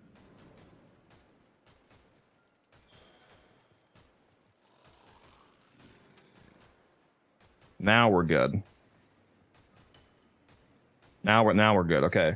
So the good thing about YouTube streams is that when you end the stream on YouTube, it actually holds the stream server open for a few seconds. So I actually ended the stream and then resumed it. Like I ended it to try to get rid of the encoding error and then restarted it. But since I restarted it really fast, it still is the same stream, which is really nice. So it didn't actually have to start a new stream, but it did fix the problem. That's one thing I like about YouTube. That's nice. Because if you end a Twitch stream, it's usually just over instantly.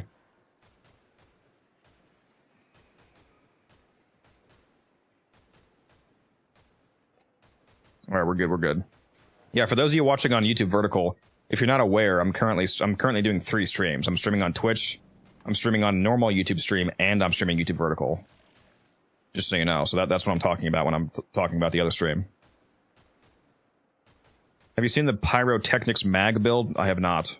Is that the one that Kai was talking about recently? from is that Rowan is a mag main? That guy, did he make it? He's a big mag dude. Now what I don't know is if that video recorded properly. That's the real question. Let's go crack this video open here in my files and see if it's alright or if it's laggy as fuck. Actually, Fulmination to hit more people rather than doing, you know, max possible damage with another damage mod. It's unusable garbage. Okay. Well, that's cool. Fuck me, I guess. That video didn't record properly. It's like 2 FPS. Seriously, I can't fucking record while I'm only doing 3 streams?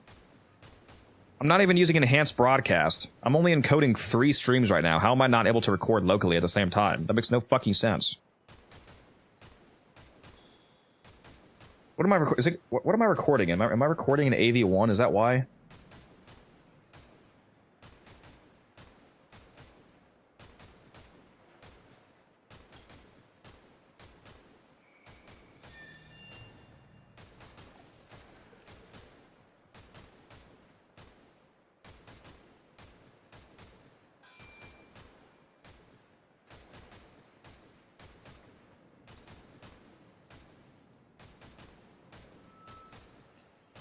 Would the Twitch VOD be usable for this video? It would probably be a bit low quality for my taste, because it's only a 6,000 bitrate 1080p stream VOD, so probably not ideal. I can just record it off stream later if I really want to put that video out. I was hoping to just be able to do something fun real quick during the stream and be able to get that out, but whatever. Fuck me, I guess.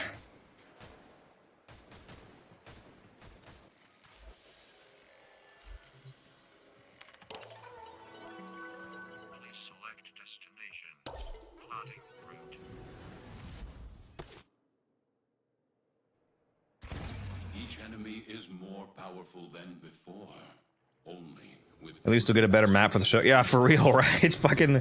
I got like the worst imaginable map for doing an Exterminate showcase. It's like, holy shit, dude.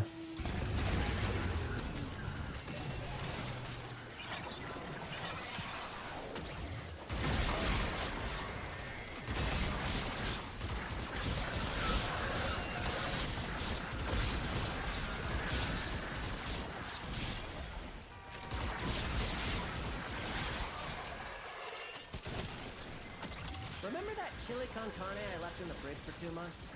Let the house scrubbers sit too long, and they'll spawn the same sort of thing, but, you know, with a crap ton of... Just absolutely spraying around the map. Shoot off any buildup before it converts you to past tense.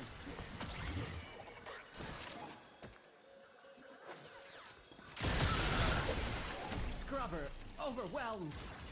Spores coalescing into mutant form. I need to look into how the encoding on my GPU actually works, because I don't understand how I'm not able to locally record when I'm only doing 3 streams. I know it sounds crazy saying only 3 streams, but like from a technical standpoint, I have a 4080 Super which has the ability to do multiple concurrent encodes, and I'm only encoding 3 encodes right now. I'm encoding to Twitch, I'm encoding to YouTube, and I'm encoding to YouTube vertical. It's only 3 encode streams. So I'm very confused as to how I wasn't able to record.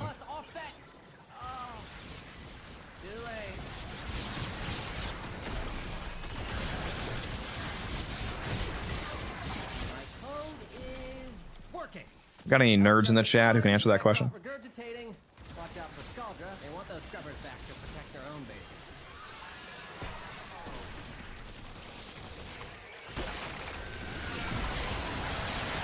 There they are. Let's see how they like the Icarius. Not at all. They hate it. They fucking hate the Icarius. Woo! Everyone's entitled to their own opinions, even wrong ones. Hey, look at this. Look at this infinite Icarius magazine against the Balba. Look at this. Look at that ammo refill. It's constant. Literally bottomless magazine.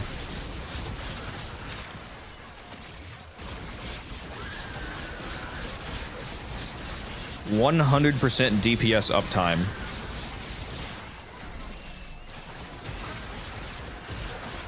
Where I feel dumb, I didn't realize YouTube had a vertical and regular stream that were different. Learn something new. Yep. Back from work. Glad to have you back, Oz. Wait, back from work.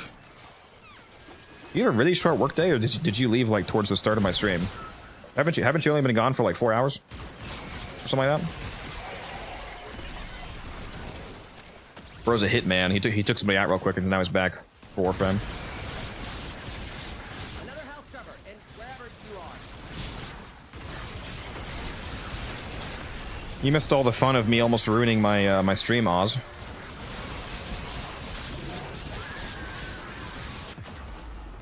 Oh, rip.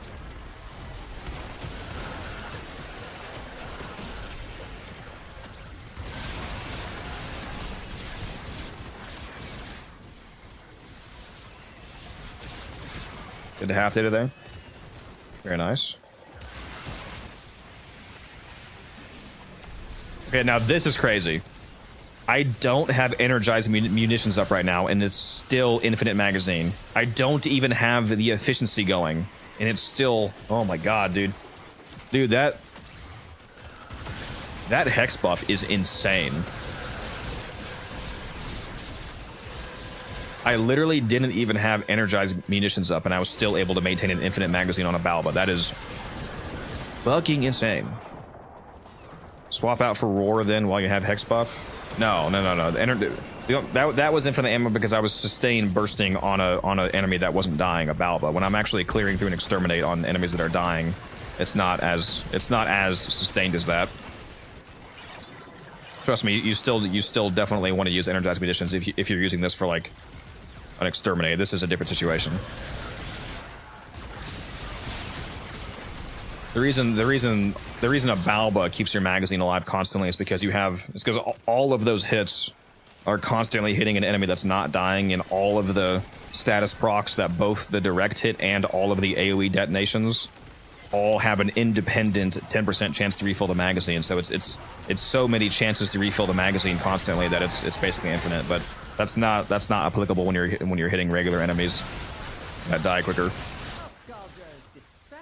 I'm taking the opportunity to make some new acquisitions. Like this. Don't worry, I'll share. Extraction is ready. I can't ask you to fight anymore. But Let me get out of here. if you wanted to fight longer, I wouldn't say no. Also, Roar wouldn't make sense anyway because I one-shot everybody. So what's Roar gonna do?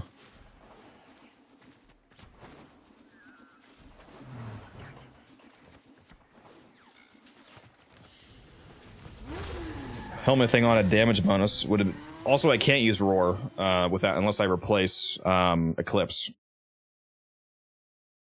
which would actually be a nerf. Roar is way weaker than Eclipse, so that would actually nerf my Mirage. There's some restrictions on helmets on certain Warframes where if you're putting on a damaging ability, there's some abilities that if you're putting Roar on Mirage, it only lets you put Roar on Mirage if you're replacing Eclipse. Or if you're putting Eclipse on another Warframe that has a damaging buff, some damaging buffs, it only lets you replace the damaging buff with Eclipse, or so on and so on. So I would actually be nerfing Mirage by doing that. Because Roar is only 30% damage buff as opposed to 200% from Eclipse at base.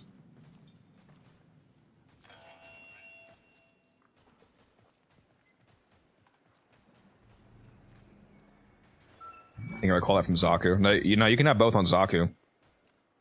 Zada's Whisper does not count as a... Not all damage buffs count as a damage buff in terms of restrictions. For example, Nourish doesn't count as a damage buff for that restriction. So you can have Nourish and Roar in the same frame. Like you could put Nourish on Rhino, for example, and still have Roar. And you can use Zada's Whisper alongside any of those frames too. Zada's Whisper, Nourish, they don't count as damage buffs. The ones that count and that the ones that count and that you can't use together are it's Roar, Eclipse, resupply isn't a helmet ability, but resupply is an ability that has to be if you're putting an ability on site. Resupply is one of the ones that you can't have it alongside those. Vex armor, which again isn't a helmet ability, but it's the one that has to be replaced if you're putting on a damage buff. Octavia's amp.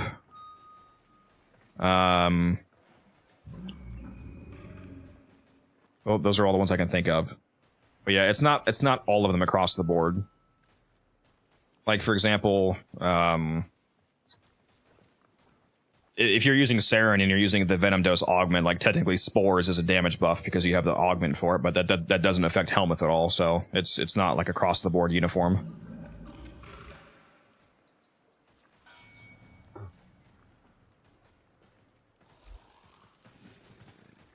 Nourish isn't in that category. No, you can use Nourish on anybody. So if you want to use Nourish and Roar at the same time, for example, you can. Like, you can put Roar on Grendel, or you could put Nourish on Rhino. You could put Nourish, you know, alongside Octavia, whatever. Nourish is for some reason not counted as a damage ability, even though it gives you a shitload of viral damage.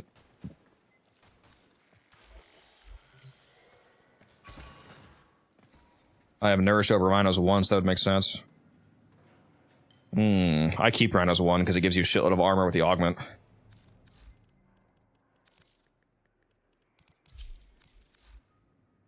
Oh god, I always forget about this. I always forget that Rhino has an heirloom skin. It's so fucking sick. Because I never play as Rhino. But oh my god, I love this skin, dude.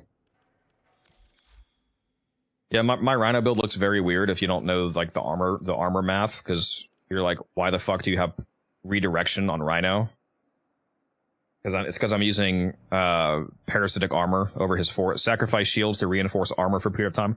This gives you a huge amount of armor, and this armor is multiplied by Ironclad Charge. Ironclad Charge is an augment for the 1.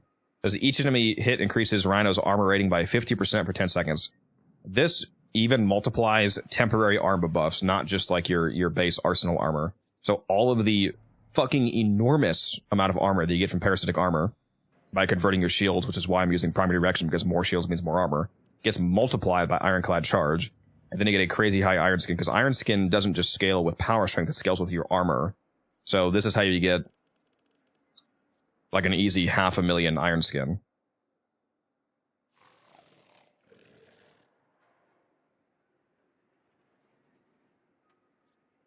In the minority, not using Ironclad Shards, Iron Shrapnel. Yeah, it's definitely popular. If you do use Iron Shrapnel, make sure it's unranked, by the way, especially if you want to copy this build. This build literally only fits without having to use Umber Forma if Iron Shrapnel is unranked, because you can see there's 0 capacity left. And like, even the Vigilante Pursuit wasn't able to be max rank. It's rank 4 out of 5. There's no reason to rank up Iron Shrapnel, because the only thing that ranking it up does is make the explosion when you shed your Iron Skin do more damage, which is irrelevant. The only reason that you're using Shrapnel is to give you the ability to recast your Iron Skin. It does that at any rank. So ranking it up is completely pointless, because we don't care about the damage that the detonation does. That's useless. You're just using it to be able to pop your Iron Skin. So just use it at rank 0. That way you can have more mod space. Because as you can see, this build is very tight. But yeah, if you want to have a very tanky and still incredibly high strength Roar Rhino build, this is it's very fun. Because we also have Growing Power and Molt Augmented on, so that's another 85% strength right there on top of the 254. So we actually have more like 320% strength. Or 330, somewhere around there. And you can throw a Matter Eye on top of that. You could do the dash and get that extra 40% before you cast and all that shit. You can get some crazy Iron Skin.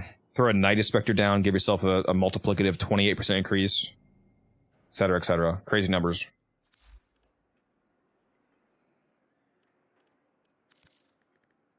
Yeah, I'm having fun with this Mirage, though, I'll tell you what.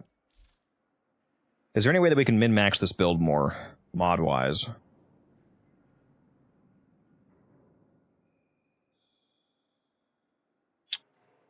I don't know, it seems pretty goated, to be honest. I'm not really sure how to make this better. Maybe if we don't need Prime Flow, more duration would be ideal. Do you think that we could get away without using Flow, especially considering I'm using energy shards?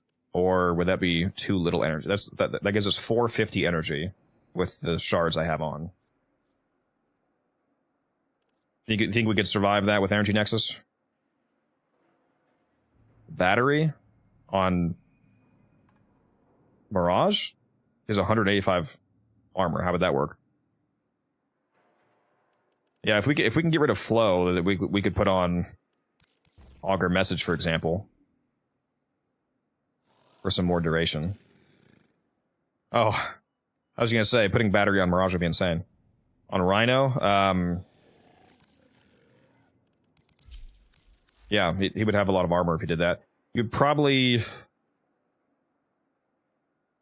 actually forgot about that because I haven't really updated this build in a while. But yeah, you could probably use battery instead of energize.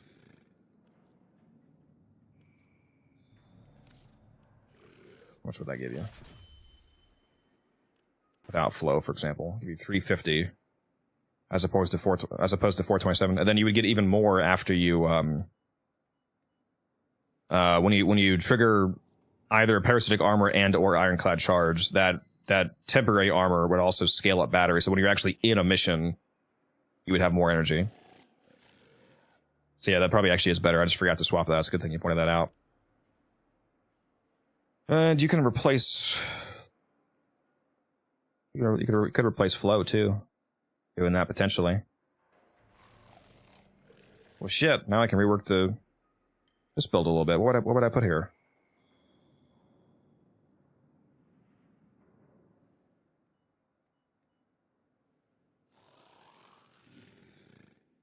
I mean, if I could fit transient fortitude, that would be.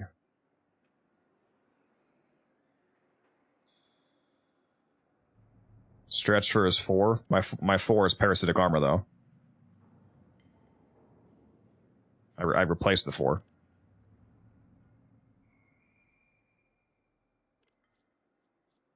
Range is actually not a terrible idea for the 1 though.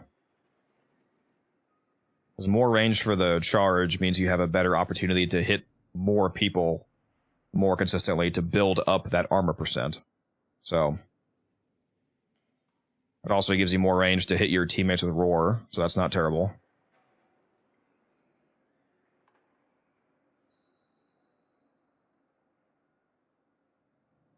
I wish I could fit Archon stretch. That doesn't fit though. Just barely costs too much unless I were to replace Vigilante Pursuit. Which, I mean, honestly, I could do that. Yeah, let's put, we'll put a partially ranked Vigilante Pursuit on. Can I fit rank 2? There we go. Yeah, exactly what I was thinking. Exactly what I was thinking, Zip. Good call.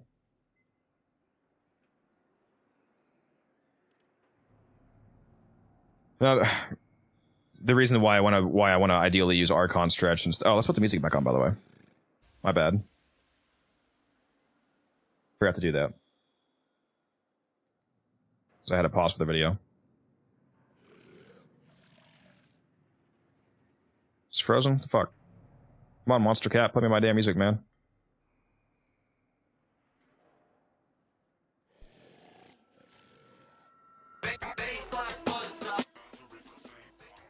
The reason why I like using Archon stretch when I can instead of regular stretch, even though the frame doesn't have like an electric ability, is that technically any frame in the game can trigger Archon stretch, even if the frame doesn't have an electric ability, because you could have a Sentinel or a Companion with a electric ability, for example, or if you ever play as somebody who's playing Wisp and they put down the shock modes, whenever you pick up a shock mode, it now counts as you having a electric ability hitting somebody, so it triggers Archon stretch. So there's ways that you can trigger Archon stretch on any frame, so it is min-maxed to use Archon stretch instead of regular stretch whenever you can.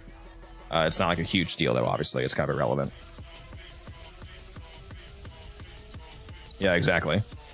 Yeah, it is technically min-maxed, just in case you run into the scenario or create this scenario where you can trigger the energy economy effect.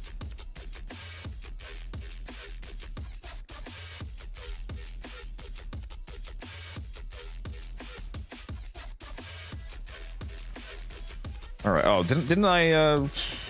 I just tested my mods, didn't I? Let me.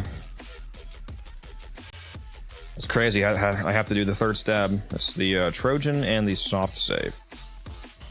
Trojan and soft. So I guess I will go ahead and put on one of these as well. And what missions are we on now?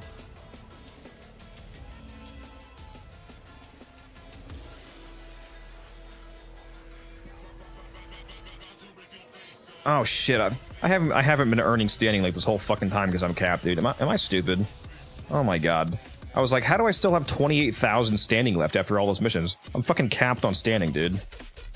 Oh. Oops, wrong person. Go to Eleanor. Let's go to... You know what I should buy is Crepuscular. How much you want to bet the price of Crepuscular is going to go up because of Araxia? In fact, let's go see if it already has.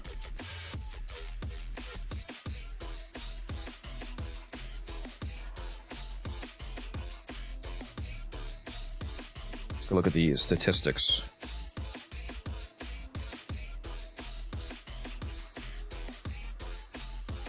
Yeah, it's mostly the same. But I'm guessing Crepuscular might have at least a slight price spike after we start getting Araxia content, mine included, because I'm gonna mention Crepuscular being very good on Araxia because she's able to trigger it because she turns invisible when she wall latches. So this is gonna be a very ideal arcane on her.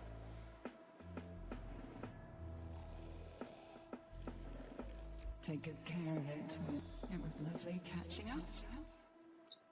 All right, now we can earn some standing again.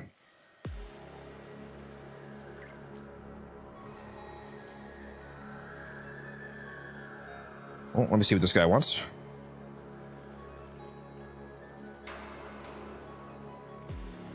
He's probably buying a ribbon since he just said hi. Instead of a copy-paste message, let's see.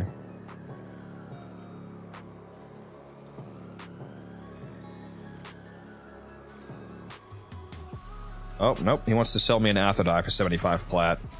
Buy order flipping, baby. Guys, it's so easy. Literally just buy shit and sell it.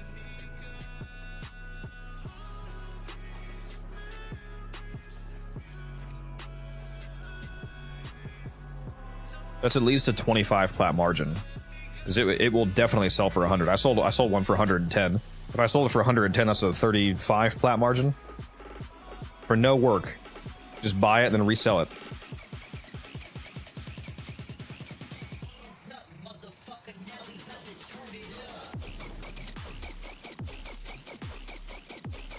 Okay, so what do you say is the profit margin that's worth it? I mean, depending on the time that it takes to resell, any margin is good. If it just depends. Like it's more of a calculation of how much of a margin are you making for how much you're spending, and how long it's going to take to resell it, and how much plat you already have. Like the more plat that you have, the less that you care about spending it. Like if I only have 100 plat, then me spending 75 of my 100 plat is a big deal, and ideally I want that back fast. But if I have 10,000 plat, I don't give a shit. So it's always a cost analysis.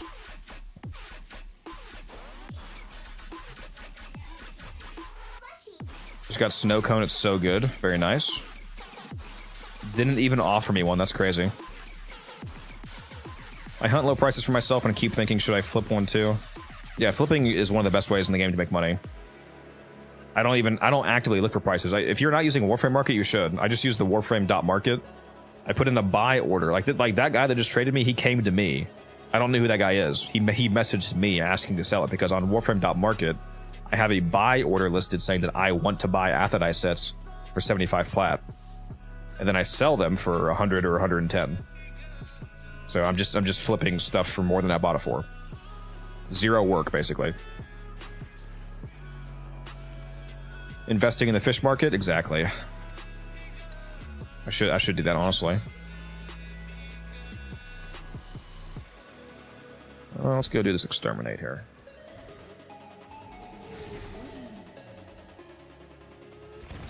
Your enemies have grown fierce. Use all that you have learned.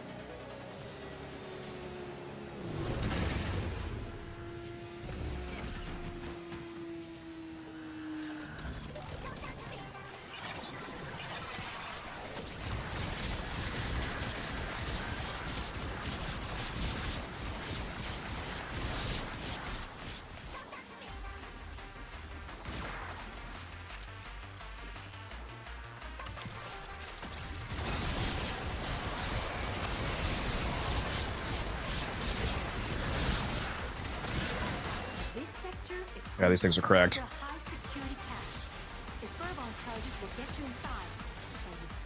clear. They're rigged to self-destruct. Soldier on high alert. Your window of opportunity to get into this cache is closing. Find fervor charges. 2 charges right next to each other. Okay.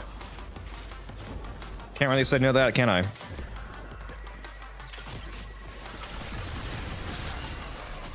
looted the clubhouse. Guess what? Their heaviest hitters are now on the way. You are going up against the most dangerous thing in tech world. Hey, my energy is definitely fine, specifically in Holvania, because I took the calendar buff that gives you two energy a second twice, so that alone is giving me 4 energy a second, and then with energy nexus it's 7 energy a second. So yeah, I'm definitely not gonna have energy issues here even without flow. So that's not really a fair test. I need to go to a non-Holvania mission to test the build in terms of energy economy. Curious civilian purge. Clearing out vehicles so the soldier loyal can move in. Bro, can this guy die? Hate soldier.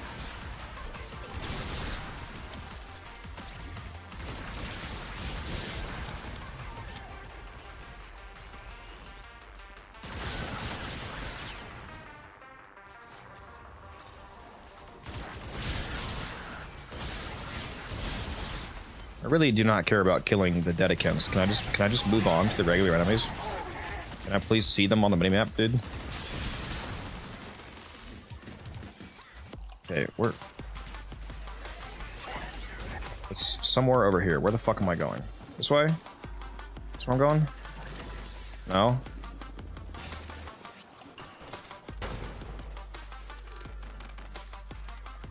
The minimap isn't updated because of these damn Dedicants, dude. That's crazy.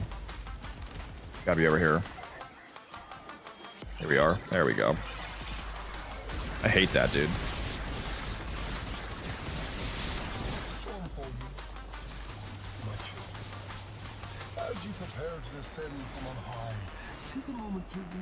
Mirage build in the near future?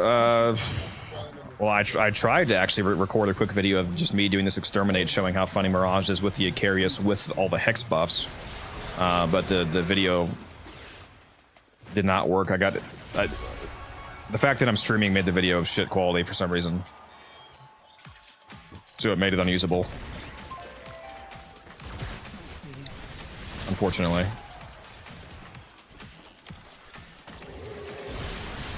So I'll have to re-record that off stream, I guess.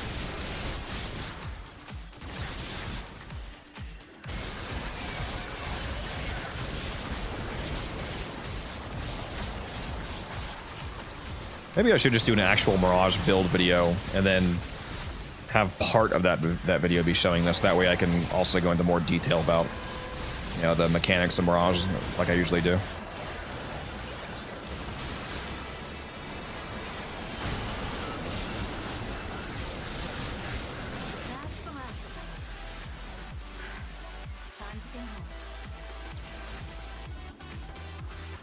What's the title of that video gonna be? Mirage is way more busted than you think.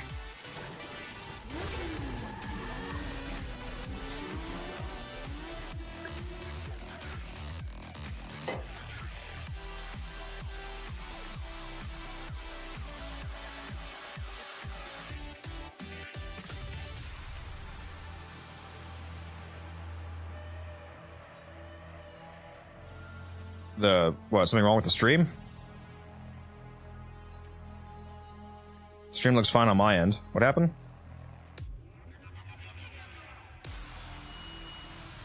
Everything good? Just a temporary hiccup there?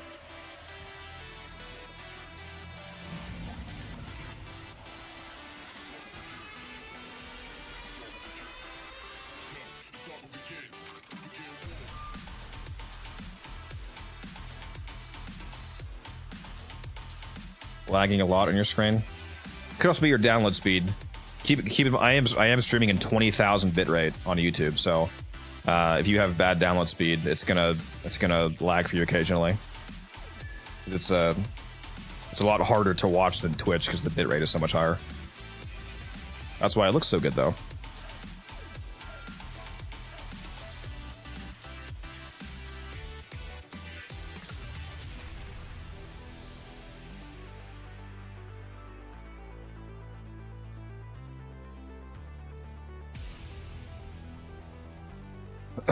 Yeah, if you want a much easier time watching, like if you have not super fast internet, you probably want to watch me on Twitch because it's a lower bit rate, so it's a lot easier to watch.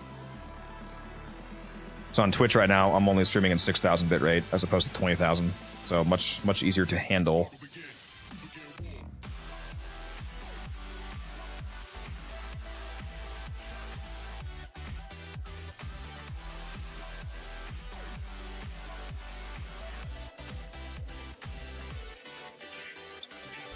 Go do that again.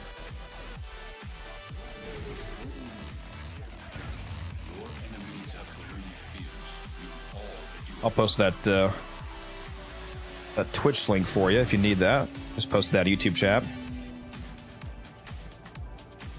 Drop a follow while you're over there if you haven't already. Like I said, we're going for 1,000 followers.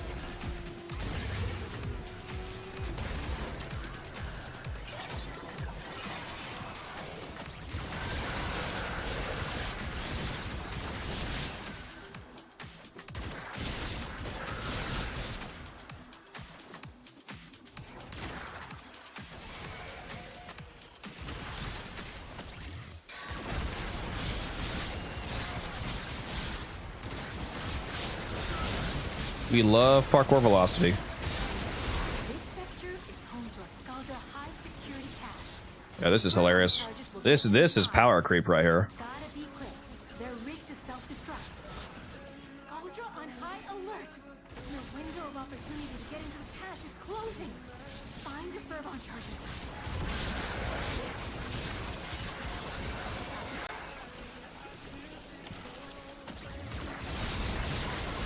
When I cast a TV, the Twitch quality is always lackluster. For some reason, I have great internet close to TV. Well, it's because Twitch quality is lackluster. It's not your fault. It's the fact that Twitch has really low bitrate caps. It's annoying.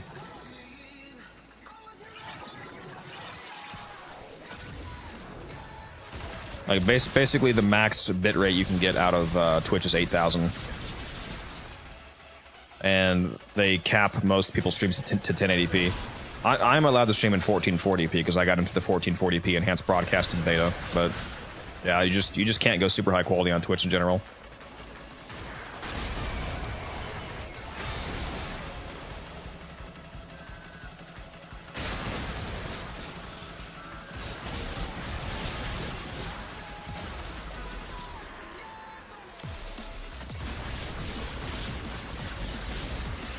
There's barely any tech rot in the area. This is curious of being purged. Clearing out weapons to the Scaldra loyal. I am blinding myself right now, dude. I cannot see shit. Hate Scaldra.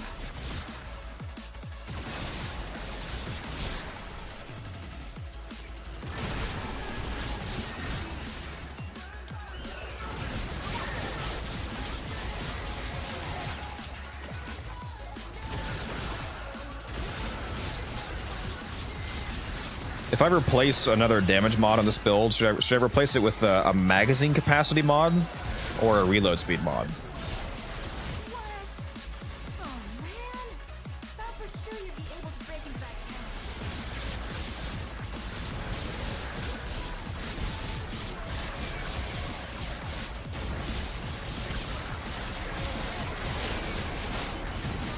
Because I feel like I'm doing way too much damage right now, so I should replace a mod with one of those.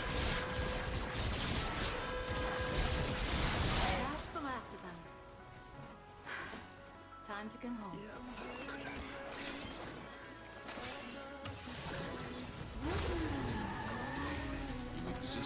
Is Trumda Prime able to handle level cap? Only if you buff it a lot.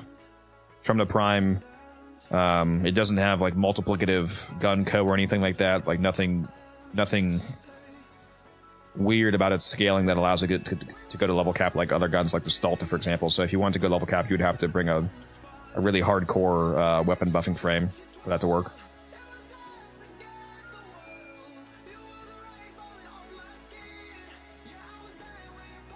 What's a good frame for weapon platform aside from Mirage? Chroma, Saren,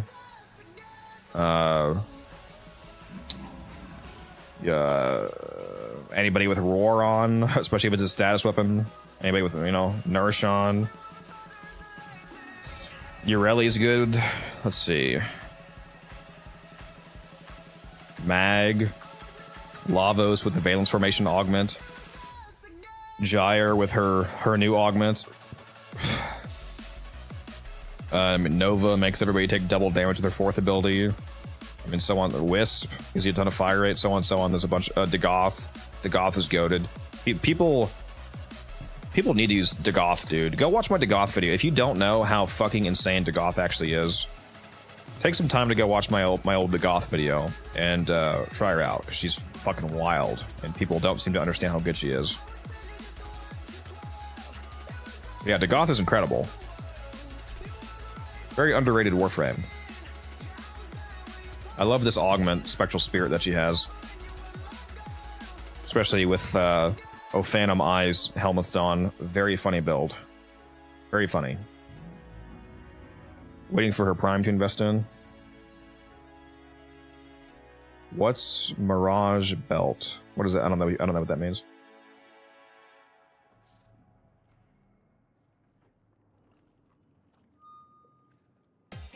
Oh, this guy said he wants to buy Arcane Arachne for one. I don't think I have Arachne anymore, actually.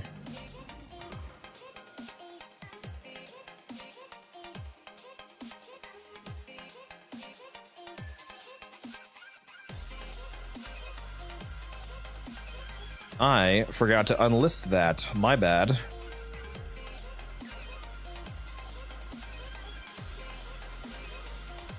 I'm pretty sure I do not have an Arachne set, right? Yeah, I do not.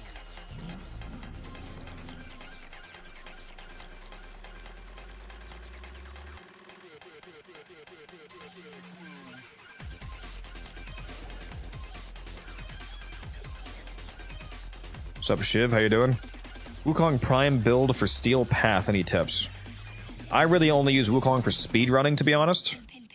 So my main Wukong build is a max duration Cloudwalker build right here, with Molt for extra speed in the cloud. But if you want a build for like survivals and stuff like that, it would be something more like this. I actually have a mod missing. What am I missing here?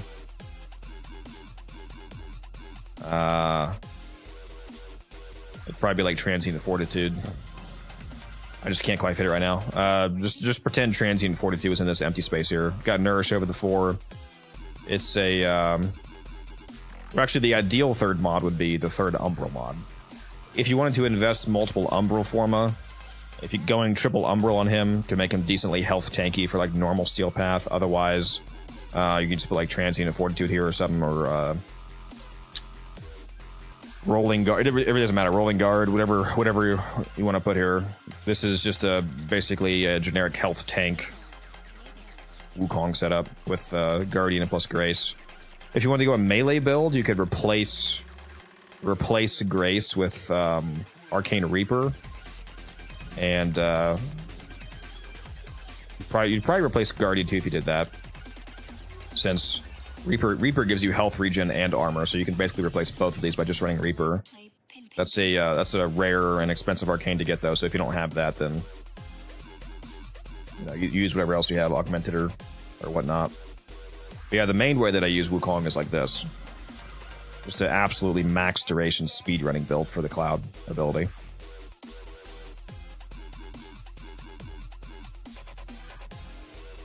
As a slower Titania main, no frames. Titania is way faster than Wukong, so yeah, you definitely need to learn how to fly Titania if you have a Wukong beating you. He can be fast though. My Wukong is very fast because I know how the Cloudwalker works. Cloudwalker is affected by global movement speed multipliers, so that's why I put Saren's Molt on, because the speed multiplier from Molt is movement speed. There's movement speed, parkour velocity, and sprint speed. Those are like the 3 different main movement modifiers. The only one of those 3 that affects Cloudwalker is movement speed, which Molt provides. So Molt makes him way faster.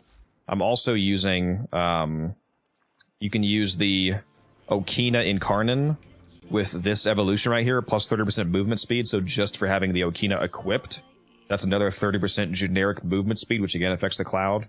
And then on the Okina, you can use Dispatch Overdrive, which is on a heavy attack hit, plus 60% movement speed for 15 seconds. So all of those movement speed buffs together, I can like triple the speed of my cloud. It's pretty insane.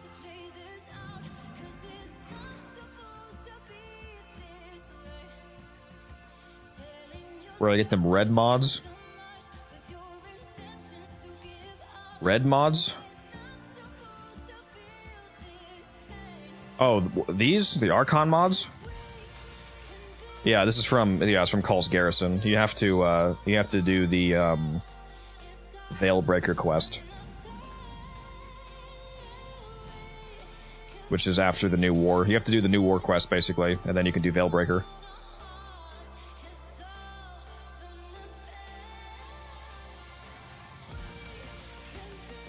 Well, so much for not drinking that whole thing.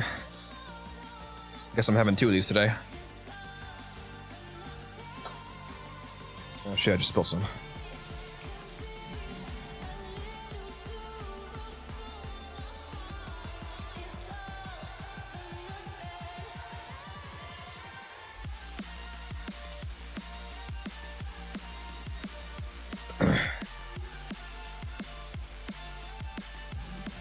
Yeah, Wukong is quite fast.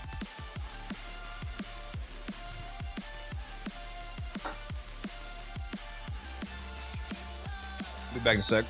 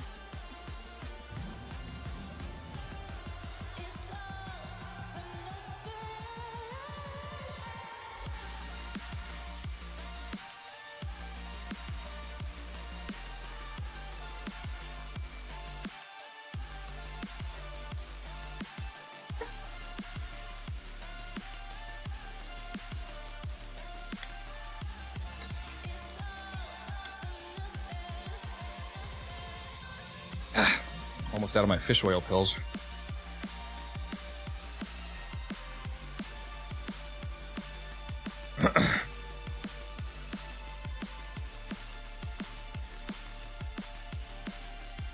If they're finished that and the game opens up a few new avenues for loot you wouldn't have even seen before. Yep, definitely important to beat new war.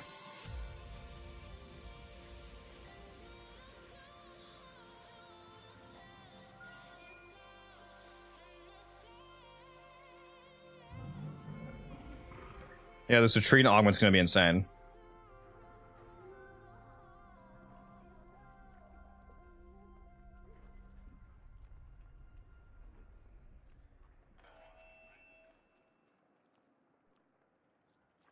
Caliban's augment is gonna be what they showed a few dev streams ago. They had a dev stream, like it was a few of them ago, where they were just playing around with the code the whole time, and they basically made Caliban's augment live. So it's gonna be that with some tweaks, I assume.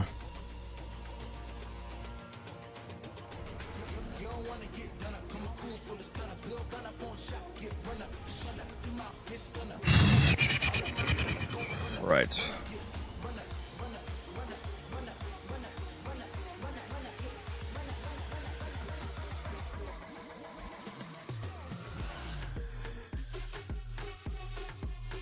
Let me throw that Mirage back on. Wasn't too much fun with this.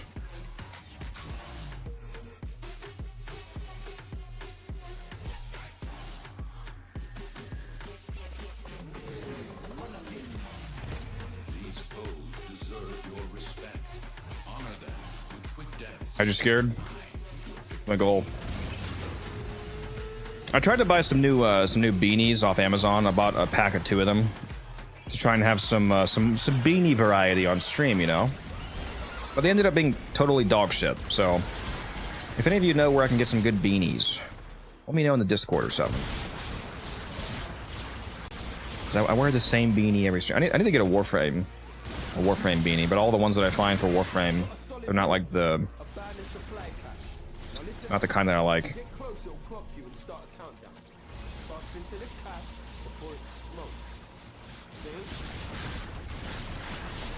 Done, finished lifting, went home, and went to sleep, and you're still streaming. Hell yeah.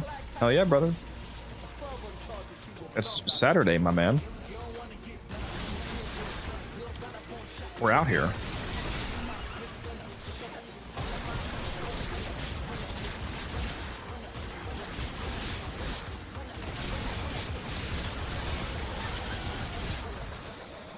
We're out here blinding you guys with constant Icarius shots. I guess I'll open the cache up since I already found one of these. Where's another one? Come on.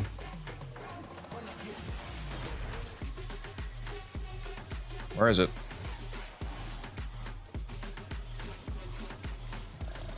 Oh, I hear it. Where is it?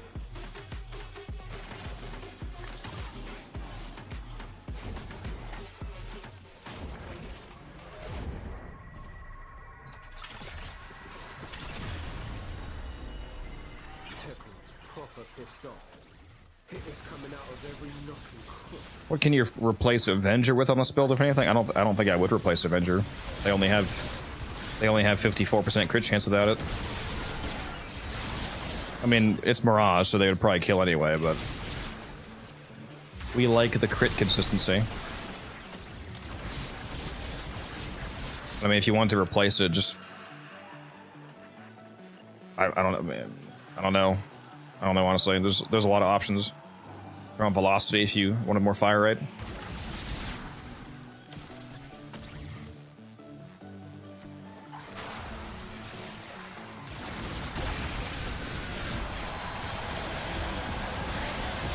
Oh yeah, they don't like that at all. Goodbye.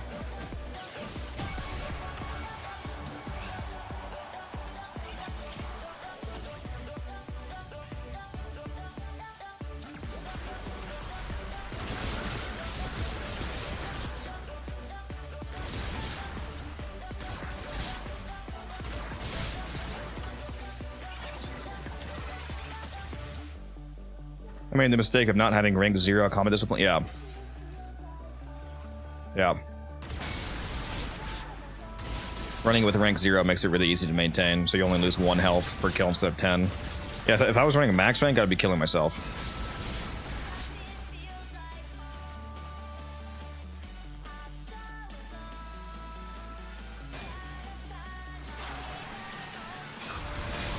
They really like spawning behind you, huh?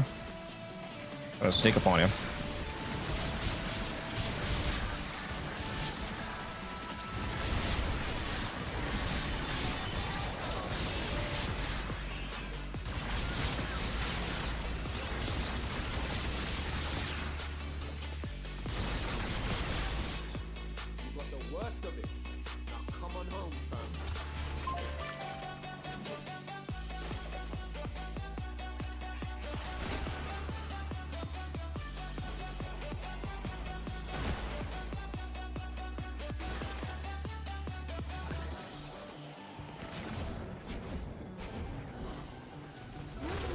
Good song? It is a good song.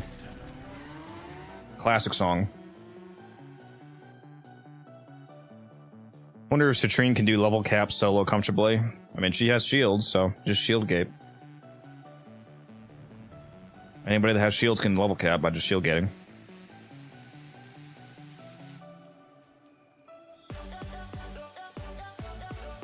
Kind of look a tad like MMA Guru rocking the beanie.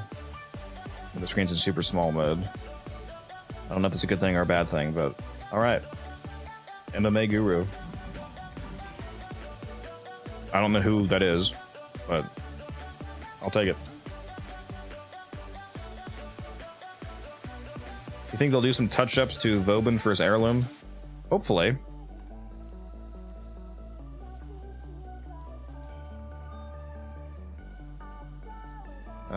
Kegel, holy crap, man, you really on the grind? I am.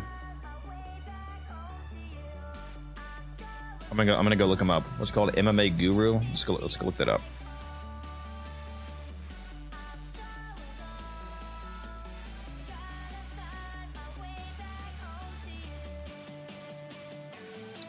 He's definitely more buff than me. I just looked him up. Danny, thank you for the follow. Appreciate that. Thank you, thank you.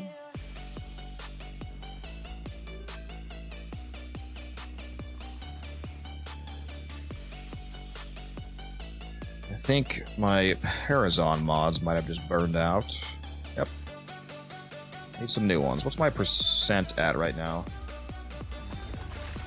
75. Okay, yeah, so I can just run 210s. Run my favorites. Quick correct and threat blocker.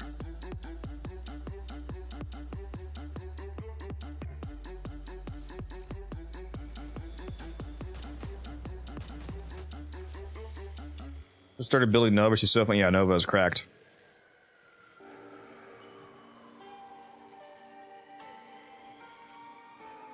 Black Ops 1 emblem tutorials. Oh, yeah, I'm playing all the classics.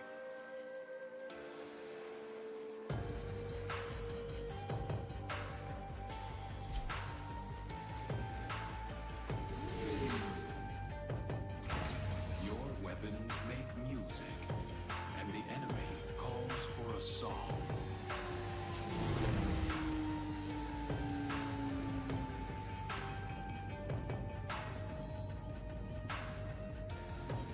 Nova plus Hotshot plus Vitality. Yeah.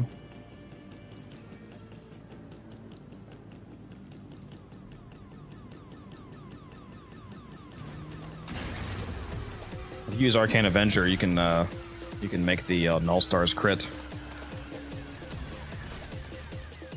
And Tenacious Bond applies to them as well.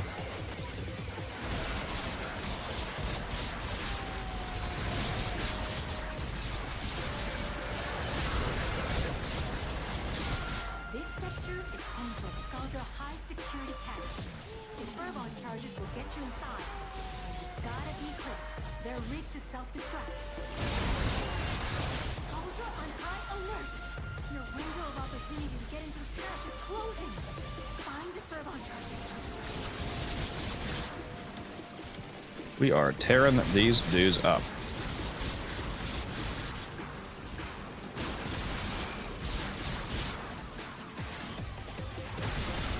Skullgirl command is gonna be pissed when we find out what happened to their third squad. Keep going. I keep forgetting to change the mods on the Icarius.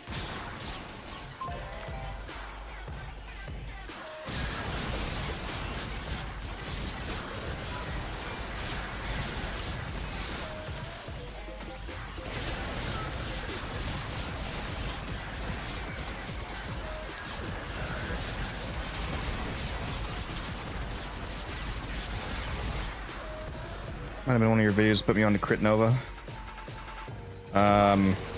No, I didn't do a video on that. Not covering the Null Star build now. I've mentioned it on stream before though.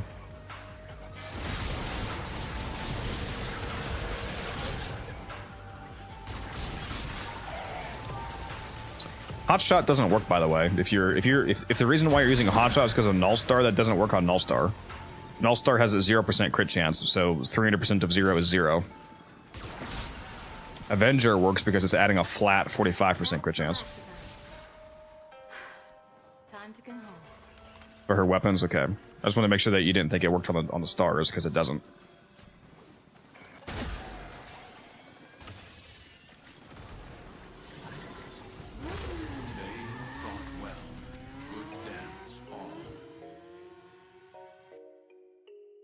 $4,200 endo, we like it.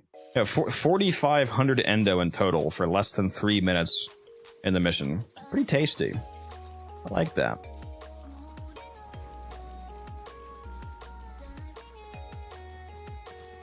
That's pretty good.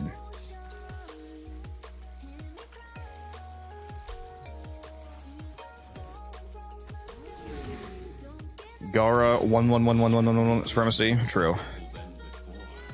True. That's how I play her.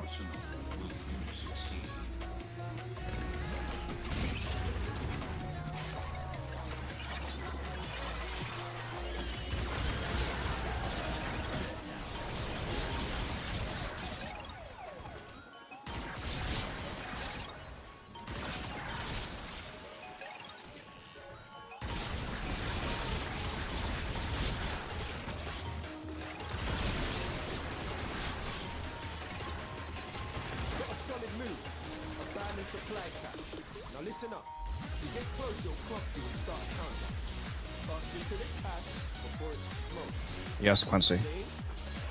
I hear you.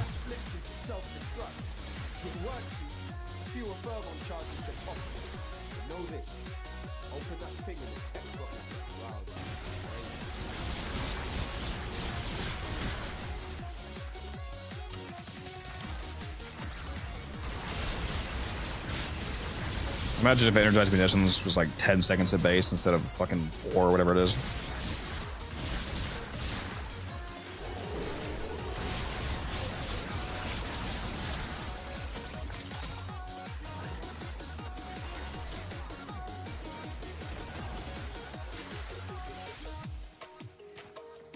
Alright. Come on, where's another one?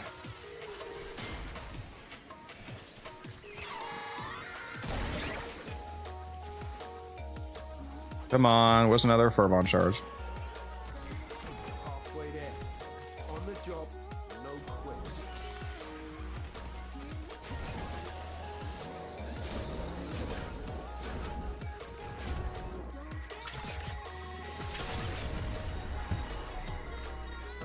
Need Prime sure-footed so bad when I'm using a Carius.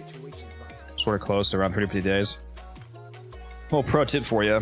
If you don't have Prime Sure-Footed unlocked, you can use regular Sure-Footed plus the Fortitude mod to give yourself 100% knockdown resist, because regular Sure-Footed gives you 60% knockdown resist, and Fortitude gives you 40%. They add together to equal 100%, so if you use both of those mods, you have a full knockdown resistance. It just costs you an extra mod slot.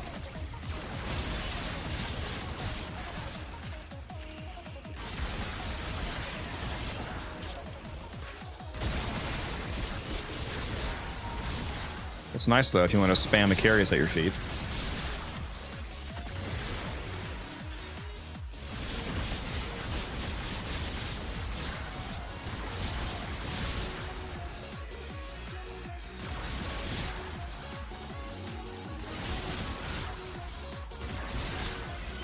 Yeah, you could also use Unairu.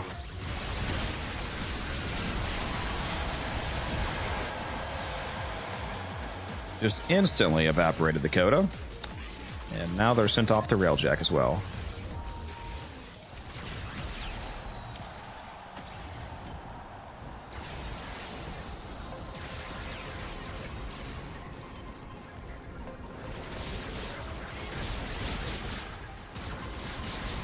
Over and out, fam. Jobs are good. Nice one.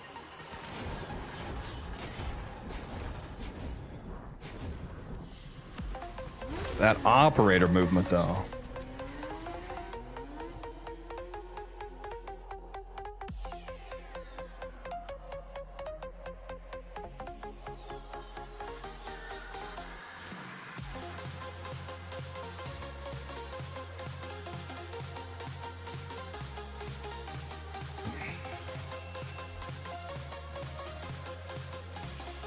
All right, let's go take out this Coda.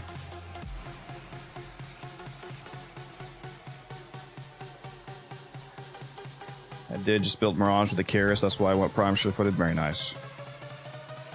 Very nice. Should I try Mirage on this mission? I'm probably gonna go down, to be honest. Taking it here. But we'll see.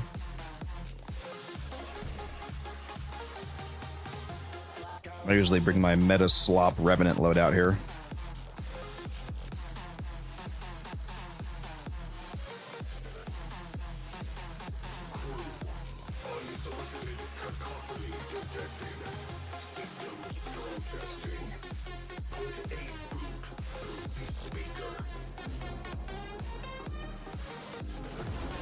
Don't bring Mirage, it's a bad idea. Why's that?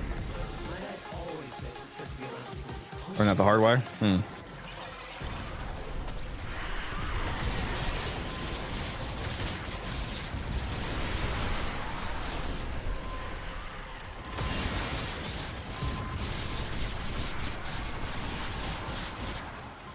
Where the hell is this thing, dude? How am I not hating this?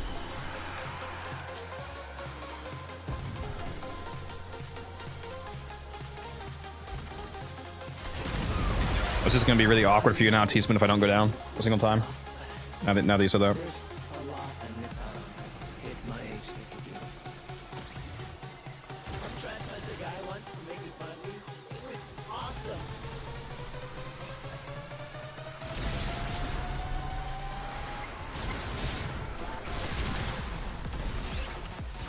Do these things just totally ignore AoE damage or what? Like, what the hell?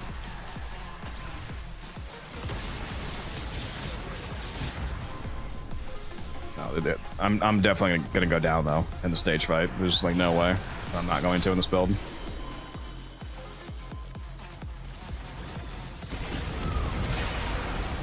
Most people totally change once they think they're a big star. I farmed up all the Requiem mods, but no YouTube video can explain in the way for me easy to figure out the sequence quick. You just keep stabbing them and see which mods are correct. The sequence is random each time, so there's not like a sequence that you need to use. You have to keep using the different Requiem mods until you figure out the ones for that specific lich.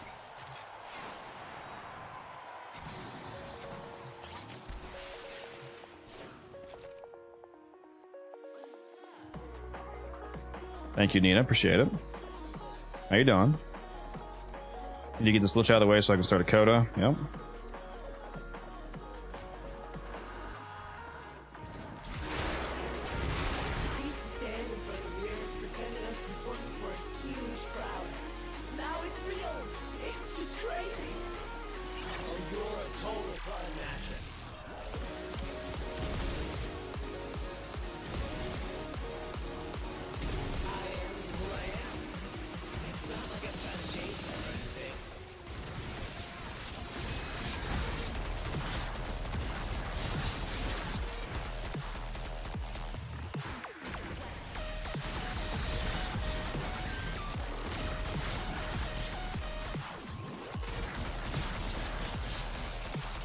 I have not got hit by a single stage attack yet. That's crazy. Am I goated with the sauce? Holy fuck, am I crazy?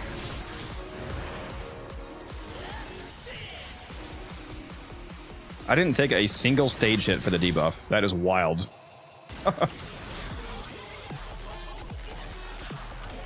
I'm simply built different.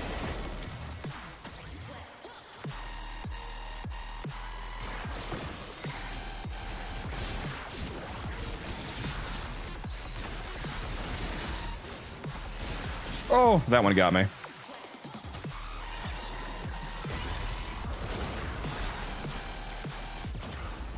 Ah, I went down. There you go, T-Spin, just for you.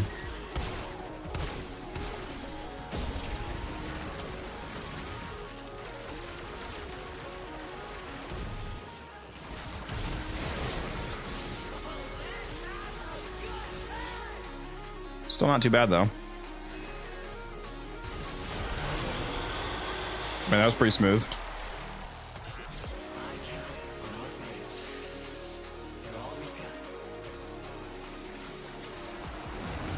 Guys, don't tell T-Spin that I went down on purpose just to make him feel better, okay?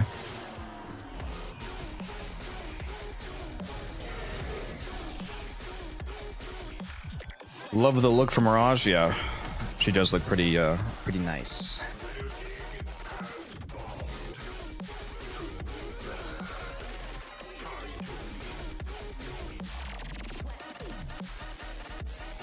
Absolutely locked in. Anyone use the Vaulted Relics Discord to search for people running those relics? Haven't heard of that.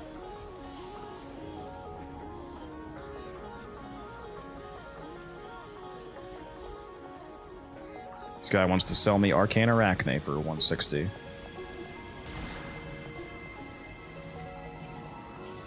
Yeah, I just didn't jump over the lasers in time. I'm a scrub. That was pretty smooth though.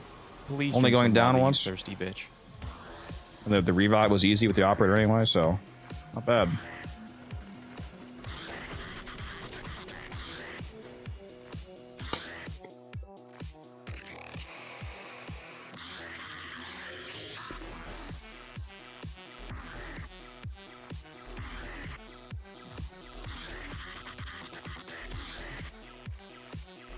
$160 high or 160 is low for what it is right now. I'm gonna resell it for 190, so I'll make 30.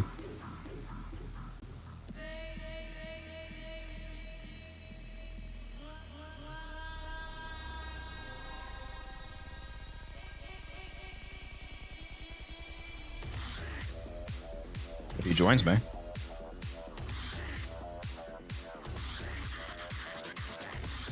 Maybe somebody else got to him first.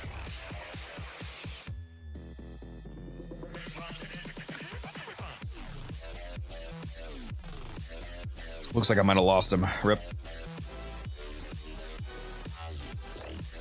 Unfortunate.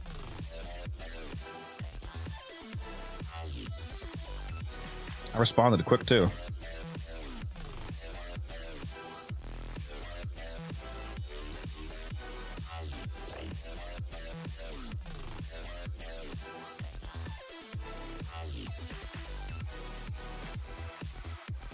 Arcane Arachne gives 150% base damage to projectiles. It says primary and secondaries, but the way that's actually coded, they coded it lazily, so it's actually just a 150% base damage for projectiles, which usually just means guns, so primary and secondaries, but some melees are also affected by it because they're technically projectiles, like glaives, for example, and Exotic Contagion. And projectile-based weapons sometimes have basically a bug where base damage is instead multiplicative instead of additive actual base damage. And Nova's Null Star is not actually coded as an ability, it's coded as weapon damage, so that's why Arachne applies to it. So does like Vigorous Swap, for example, because Null Star actually scales with weapon damage buffs. Like if you have Nourish on Nova, for example, you'll actually apply the viral damage to the Null Stars. And if you're using like Arcane Avenger and Tenacious Bond, you can force the Null Stars to crit and give them a better crit multiplier.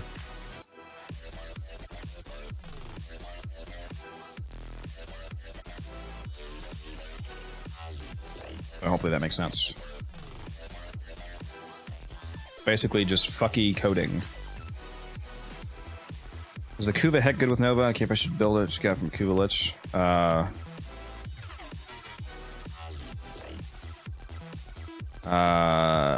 I mean, it's fine. There's no like specific synergy with Nova necessarily, but it's a fine shotgun. I run Arachne with a few frames for that interaction, so what's the formula for calculation? For most weapons, it's just 150% base damage. Like, it's supposed to work, but on some weapons and abilities, it's multiplicative instead of being base damage, so instead of being 150% more base damage, it's actually a 2.5x multiplier to your base damage. Because it turns that 100... If the 150% is turning into multiplicative, that means that instead of... For example, if you had 300% base damage already on a primary, the way it's supposed to work is that it just adds 150% to that, so you go from 300 to 450% extra base damage. But if it's a weapon where it's multiplicative, like glaives, for example, like the glaive detonations, instead of adding... Like, say your glaive somehow has 300% melee damage on it, just to use the same number, instead of going from 300 to 450% base damage like it's supposed to, that 150% is instead a multiplicative 150% of the already existing 300%. So it effectively turns that extra 300% into 300 times 2.5, and now you're up to what that would be like 750% increased effective base damage.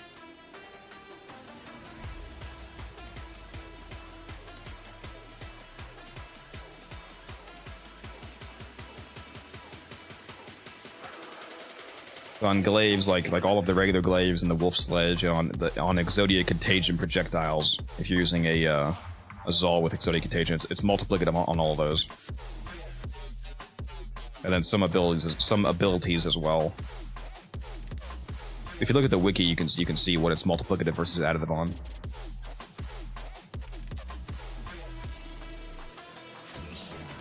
Anything that it's multiplicative on, basically, just take all the base damage you have and multiply it by 2.5. That's how the calculation works.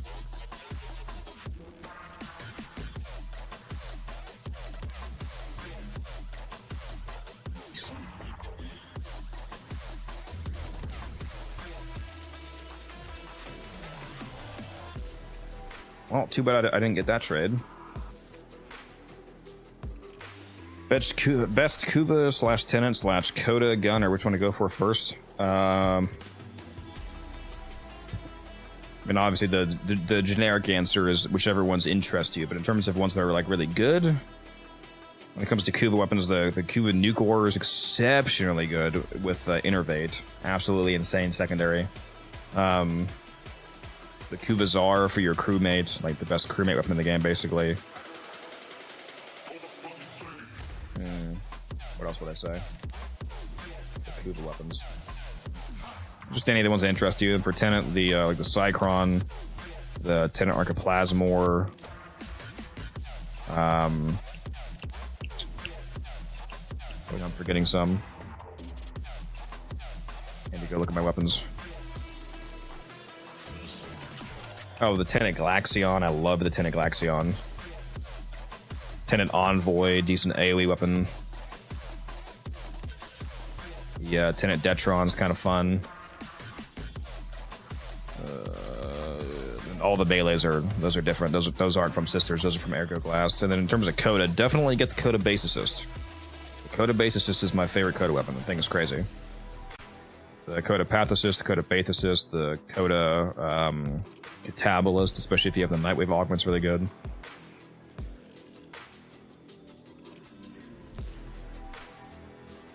Yeah, Kuva Brahma when you can actually keep ammo is good. Yeah. I really only use the Kuva Brahma if I'm using an energized munition setup. Also, what's up, Reese? How you doing?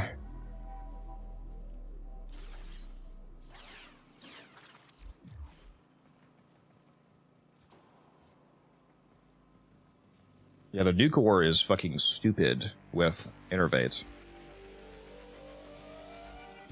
I'll show you the build here that I'm currently using. I have a magnetic Nuke Ore with this build. Innervate is so busted on this weapon. So busted.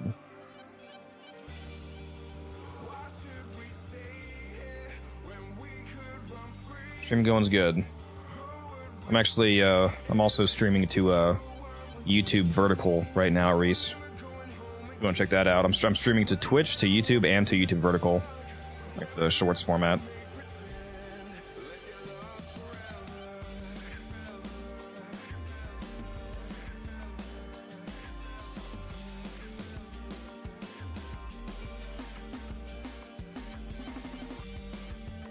Yep. Streaming Vertical, so I'm doing 3 streams right now. Yeah, the Base Assist is my favorite shotgun, Angel. The thing is so fucking based, no pun intended. But yeah, the Nuke Ore, if you want to see how insane this thing is, I'll show you. I'll go to the Simulacrum.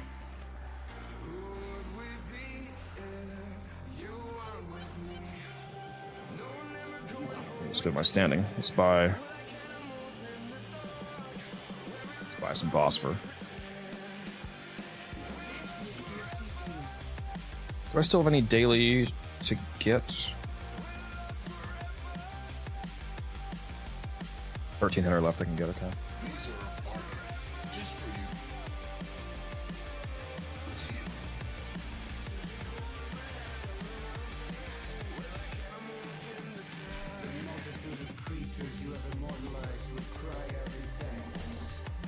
Yeah, we need a skin with a basis just shoots giant clappids that explode. Recently switched to a viral electric after someone mentioned how electric can be possibly more effective on chain. Because it was 3-meter AoE, it does seem to, yeah. The chaining is nice. I said the same kind of thing on my recent Phantasma video.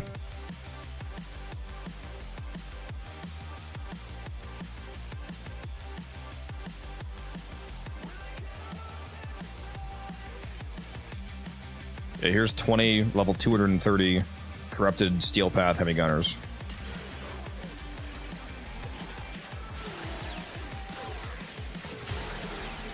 First skills are gonna be slower, obviously, because I had to get my galvanized stack swing and whatnot. But yeah, it shreds. I'm not using any Mirage's abilities or not, by the way. This is just the new core. Well, I do have Avenger on, but that doesn't really matter because I'm using Innervate. Here, I'll put on Excalibur with no buffs.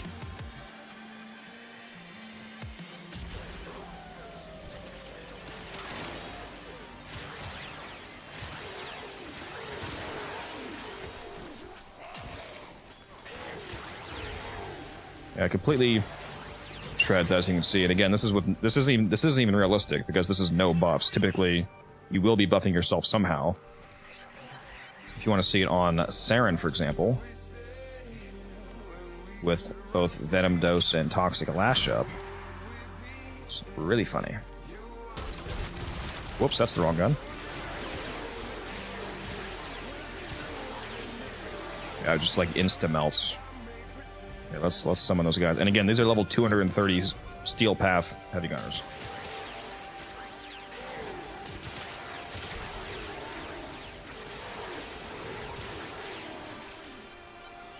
Yeah, they just get absolutely evaporated. Rework really is bonkers, even without some, but yeah. Yeah, it's super good.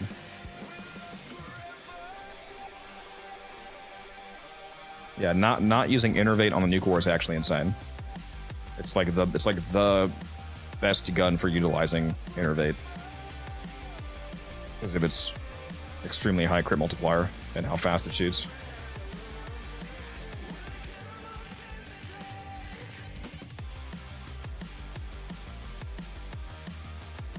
Yeah, the reason I'm using Merciless Gunfight, a lot of people question my new core build because you could use a different a lot of people, they won't use a magnetic new core. They use something out, like they'll use like pure heat, for example, to add more heat weighting, and then they'll get magnetic from the magnetic might mod, which also gives you crit multiplier.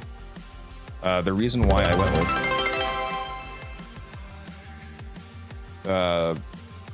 who just subbed? What just happened?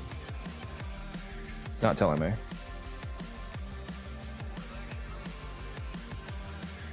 Who just subbed? Who just said we hit a sub goal? What just happened? Did one of you just sub?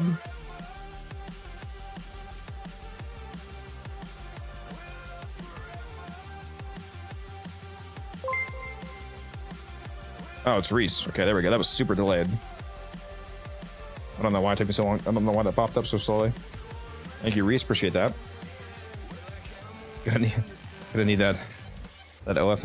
Oh, my Overframe? I have an Overframe account for Warframe builds. Yeah, I got you. What the fuck was I saying? So a lot of people, they'll get magnetic from magnetic might instead of getting it from their progenitor element, like I am. But I like to get 1 hour later. I like to get magnetic from the progenitor instead, and that way I can run Merciless Gunfight because I want the 1.2 meters of punch through. Because on chaining beam weapons, aside from like the Tor doesn't work this way. On weapons that are able to chain, if you have punch through, every time that the main beam hits another person, it chains again. So by giving your new core punch through, you can have 2 times or 3 times as many chains, because if you punch through the first guy will chain off. But if you hit a second guy with the main primary beam, he will chain off as well. So it's a huge damage increase if you're shooting into a crowd of enemies, because you get multiple more chains. And it gives you crit damage too, so it's a nice mod.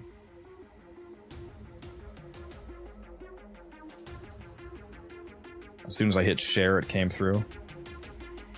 Very nice.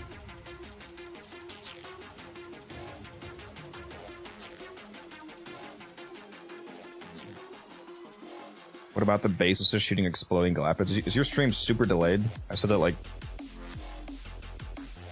10 minutes ago, I feel like.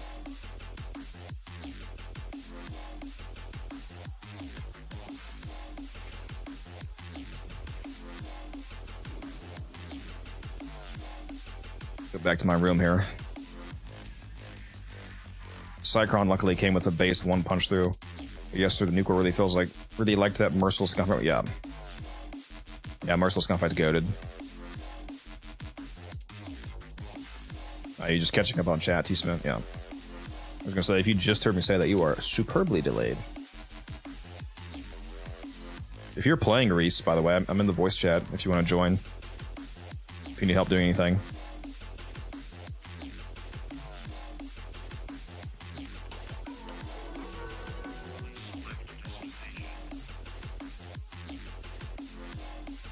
Are you guys ready for this Valkyr rework / nerf, however you guys view it?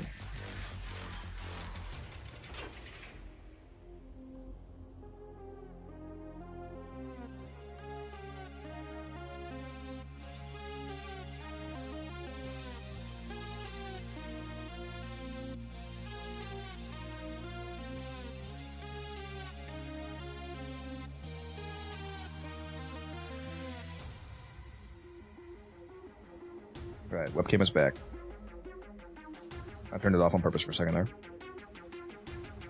More excited for the heirloom than the rework. See, he understands that the real endgame is fashion. Yeah, that Gooner bait Valkyr skin's pretty nice, can't lie. Cannot lie.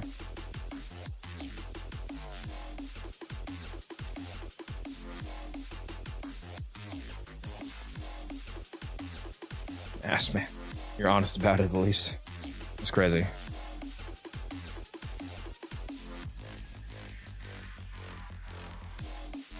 Looks a lot like the Ember heirloom. I mean, that's why it's fire. No pun intended.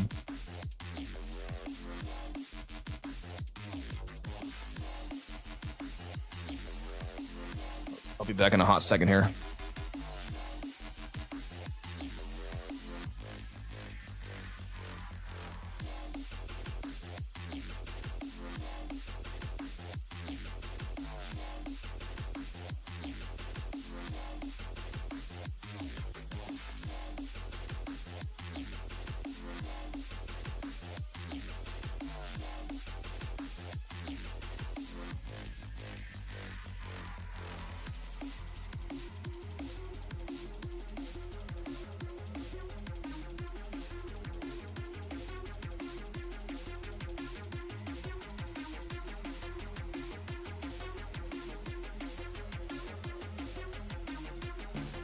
Help!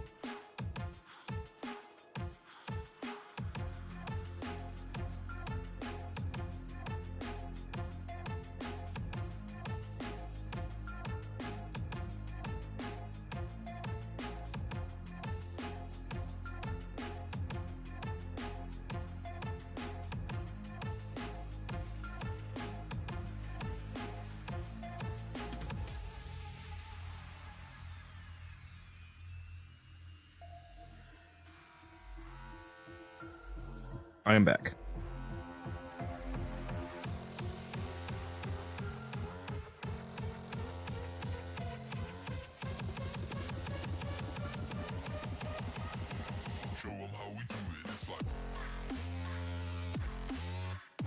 been trying to get ready for the Valkyr rework by throwing the build together for what she will have. I'm going for an energy tank Valkyr build, like I did with Chroma. We'll see if it's a popular video like the Chroma one was. People love the energy tank Chroma. It's gonna be another arcane battery quick thinking setup. Using all that insane amount of armor she's gonna have now to try to juice up your energy health, basically.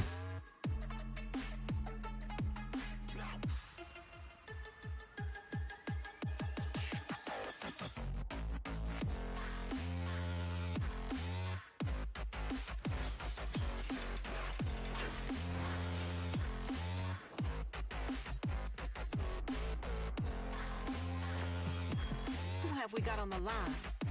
Oh yeah, I don't have a line. Successfully defend an excavator without allowing it to run out of power. And complete a mission with only second weapon equipped, okay? It's time for Okay. Laura to say goodnight. I'm gonna go do an excavation with only a secondary equip. Let's get these dailies done so I don't forget.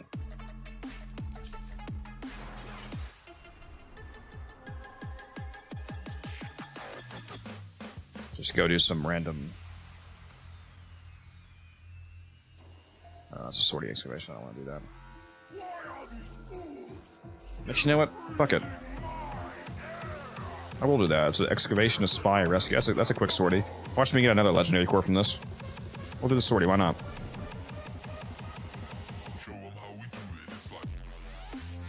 I don't have her prime, I'm missing one part, I believe. Well, you're gonna get it for free if you watch TennoCon. Anybody who watches the TennoCon stream next month gets Valkyr Prime.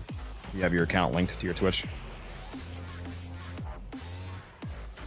Yeah, I've gotten 2 legendary cores. I got one legendary core from sortie and 1 from the Archon hunt.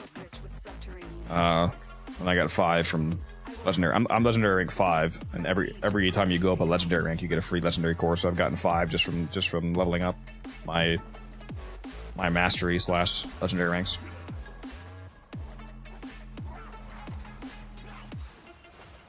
So Codex, how's it going? Taking a break from socializing and got the chance to catch you live again. Very nice. How you doing, Aster? The excavator has been deployed. Strike down power carrier enemies. Take their fuel cells. I mean, to be fair, I have played for over 10,000 hours, and I've only dropped a 2 legendary core zip, so at that point, I think it's just statistics working in my favor.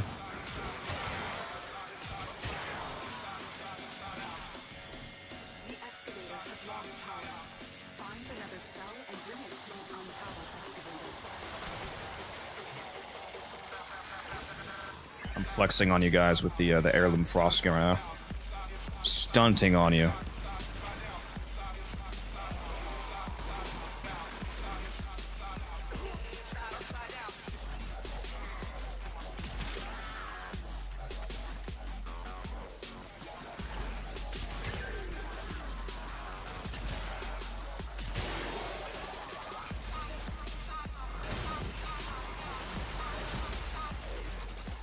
An artifact has been located. Proceed to the big site. This excavator is fully powered. Additional fuel cells. I don't know why I'm gonna use legendary cores on. To be honest, I have that free one at the moment. I'm a few thousand away from my other one for the second. I mean, the only thing that it makes sense to use them on is prime mods because they cost the most. Legendary cores, what they do is they make it so that any mod you use them on, they rank up to max rank for free, no endo, no credit cost. So obviously you want to use it on the mods that are the most expensive to get the most value out of it, and that's prime mods. It's 40k into it, 2 million credits, so you don't have to pay.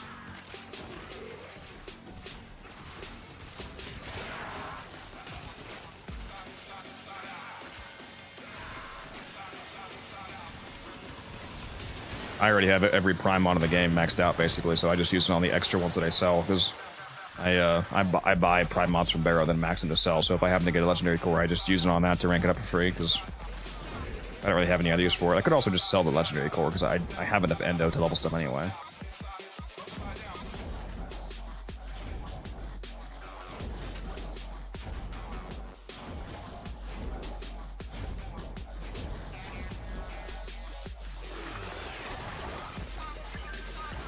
Excavator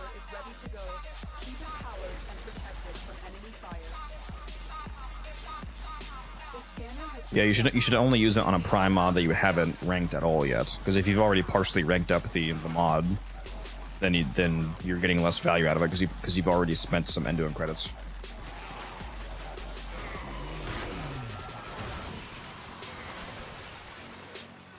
Yeah, if you have Prime Surefooted and you haven't maxed it out yet, then you should do that.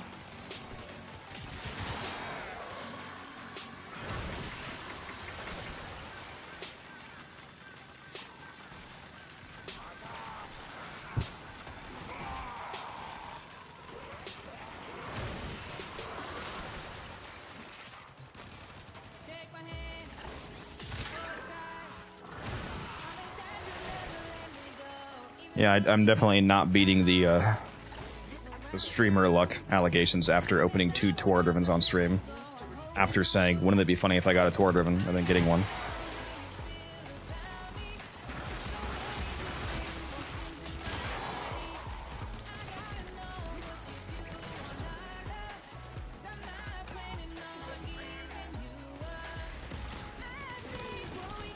Alright, hopefully that one can survive for 15 seconds. Let me go to the next one.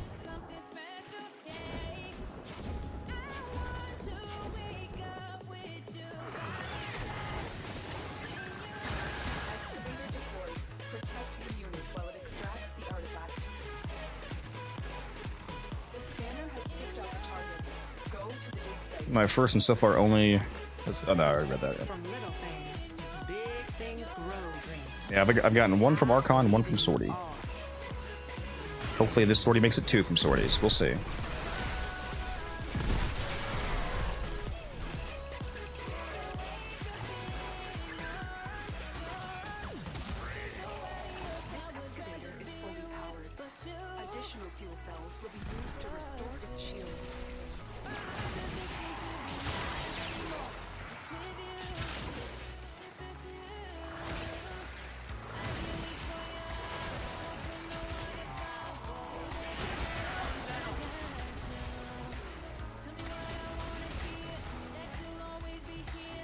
Can I be done with this mission, please?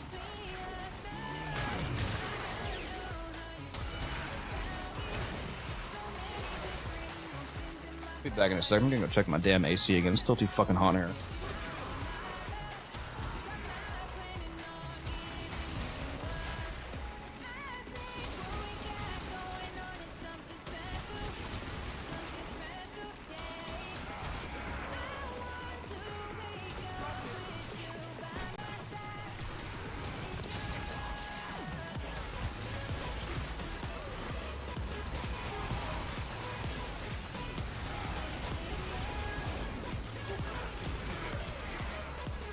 It must just be the heat my PC is putting out, dude. It's crazy.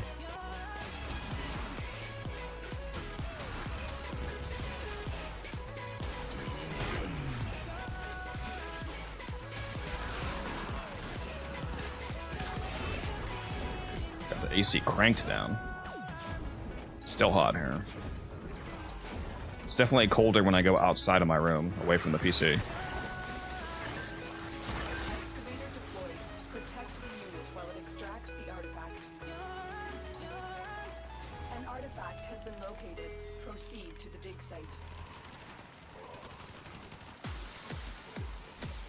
I have a 4080 Super, not a 4090.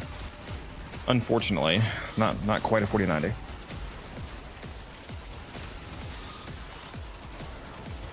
Don't worry, I already have 3 5090s on pre-order.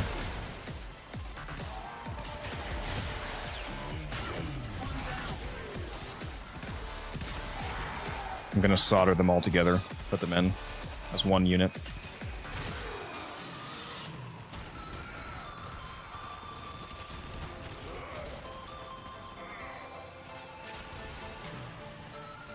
Probably the earliest generation that I would upgrade my GP would be like the 7000 series. So we're getting the 5000 series now. And then we'll have the 6000 after that, presumably. And then maybe when the 7000 comes out, then I'll upgrade.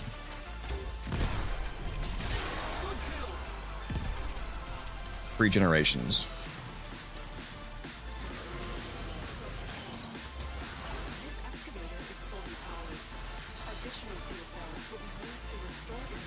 Nitrogen cooled, yes. I actually just pour it over by hand. I gotta play Warframe with one hand and pour nitrogen with the other.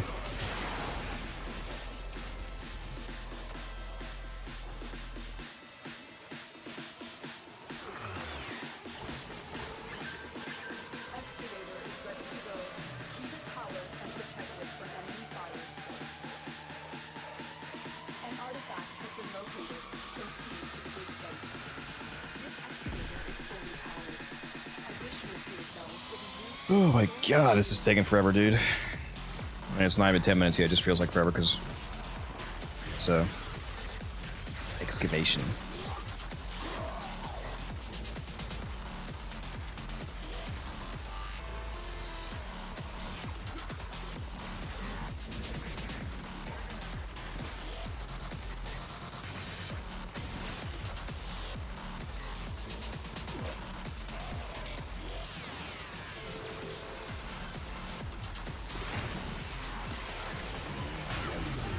It'd be nice if you could put in extra cores when it's already full and have it like reduce the time or something.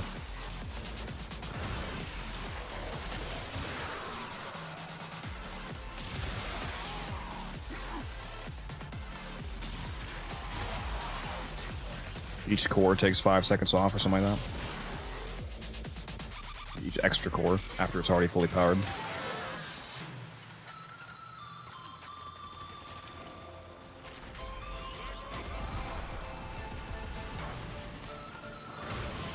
Aren't excavations good for relic farming? With a good team, they can be alright, yeah. Especially if you need cryotic. Because you can get a lot more cryotic from a Fisher excavation than usual. Thanks to the Fisher resource buff. I'm running low on cryotic. I only have like 300,000 left.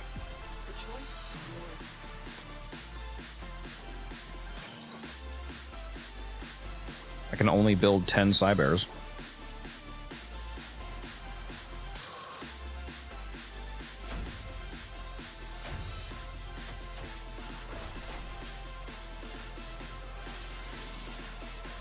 Yeah, high-level excavation's terrible. They get immediately obliterated.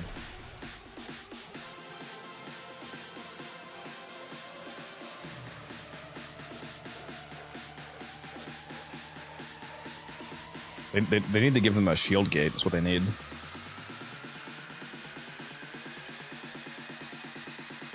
Give excavators like a 3-second shield gate. Because they don't have any shield gate like we do. Alright, there's all the dailies done.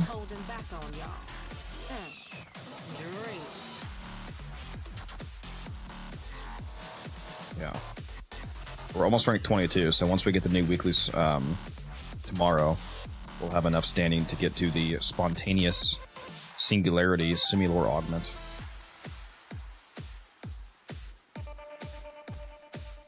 So I should have a video out on this on Monday. Because by Monday I'll have this. So you guys can look forward to that.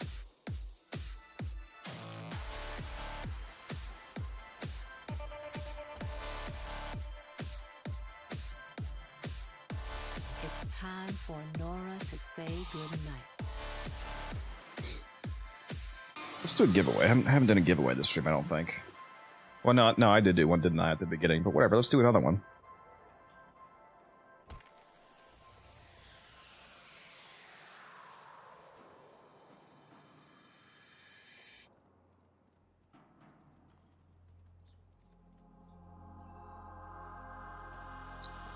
Give me 1 sec here.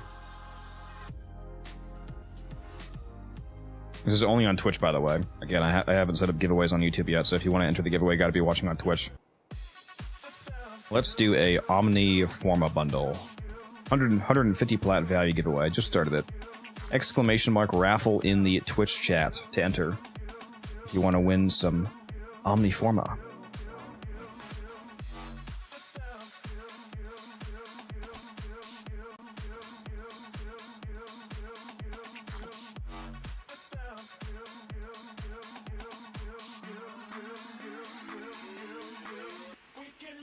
Free Omniform is always nice. Get in there. Exclamation mark raffle in the chat.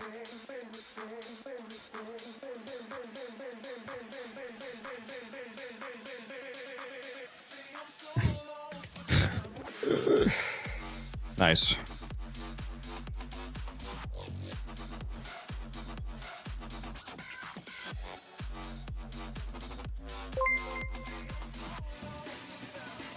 Risky, thanks for the follow. Appreciate that.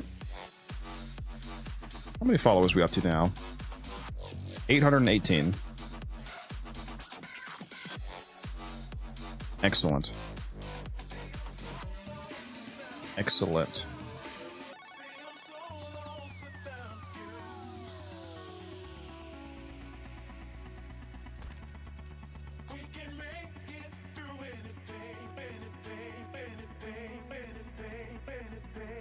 Where is...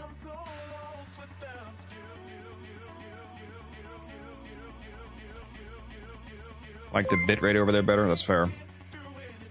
Flighty, thank you for the follow. Appreciate that. Where is the subscription tracker? Where is that?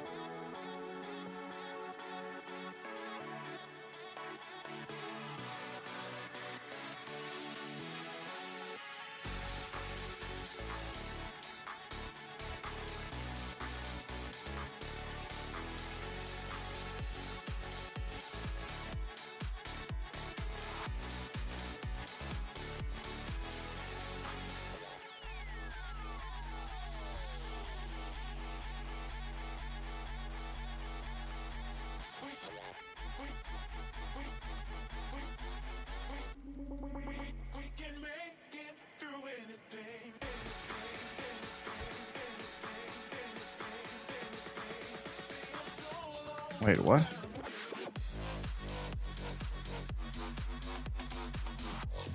I'm able to start a discount on gifted subs myself? Just when does Twitch let me... Use your available hours to offer your community a promotional discount up to 7 times per year.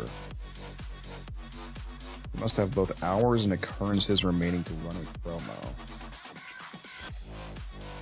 These will be available until December 31st, 2025. What? Now you could do this. Okay, so you have 70 hours in total that you can spend on discounts. Interesting. I should use some of these during the Isleweaver stream. Yeah, this is really. I didn't know you could do. This is so cool. Twitch is giving me 70 hours that I can spend. Like I can divvy up the 70 hours of offering 35% off 5+ gifted subs. I'm gonna start it right now for 1 hour. About to start a 1 hour promotion. 1-star promos cannot be stopped after starting. You'll have remaining 6 promos. Okay, so you can only do 7 promos, and it's 70 total hours. Okay. I'm gonna start 1 hour right now. I'm just gonna use one of my 7 promos as well. All right. So apparently for the next hour, there's 35% discount on gifting 5+ subs. I kind of just wanted to see that work. Very cool. Don't worry, I'm not gonna be mad if nobody does it. I don't expect that. That's very cool that they offer that. 59 minutes left. Very cool. Glad I stumbled upon that when I was looking through the settings. That's not the setting that I was looking for, though. Trying to figure out how to get back to the subscription tracker. I completely forget where that was.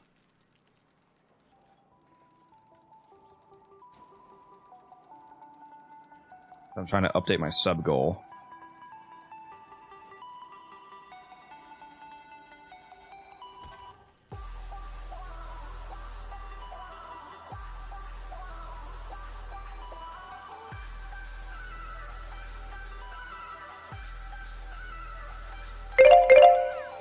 Stream Manager, navigate to Manage Goals section. Stream Manager. Oh, Manage Goals. There it is.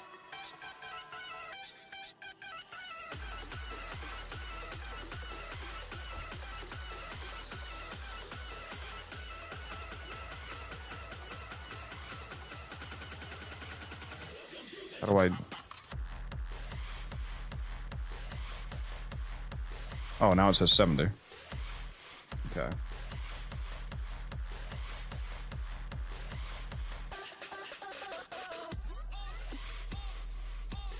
How do I change?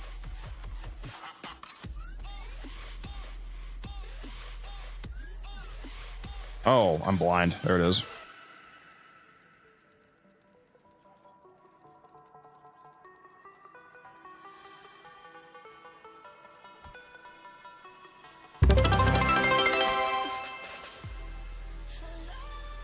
Change the design. I don't like that design actually. I'll change that color back. There we go. That looks better. Manage. What other designs do I like? What about this one? That looks nice. What do you guys like better, the gray one or this black and blue one? What do we like better? All right, let's see who won the giveaway. By the way, the winner is Tori. Tori, you are the winner of the Omniforma bundle.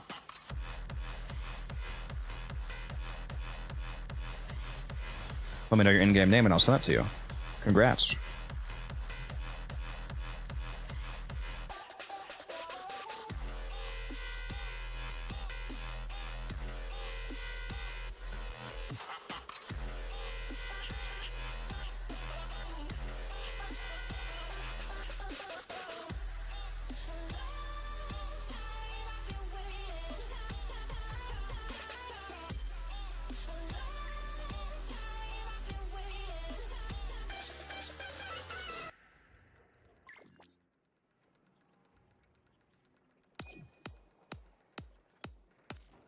All right, what's your name?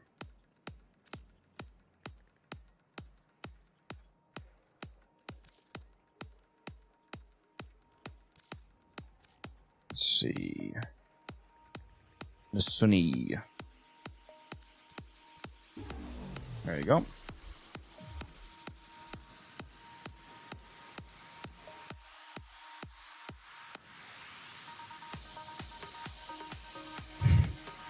I like how inevitably, without fail, anytime that I do a giveaway, everybody always says that it's rigged.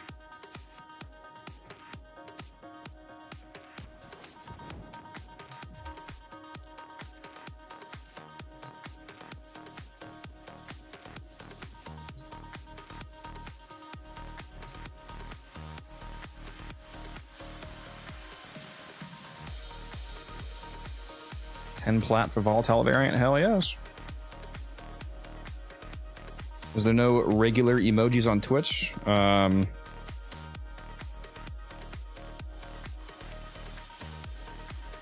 don't think so. I think it's well, no, there is some default emojis I'm pretty sure that some of the emojis there aren't the ones that I set, like the better Frank TTV emojis or whatever that plugin's called. Those aren't from me.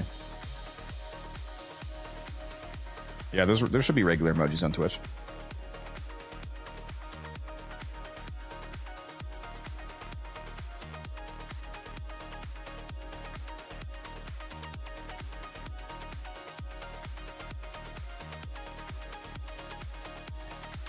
Yeah, you know what I should write on the sub bar? Because I didn't realize you could write. If you look in the bottom left of my stream now, it says Warpath to 100 subs. I didn't know that you could put text on that. I should put, hold on, where's the,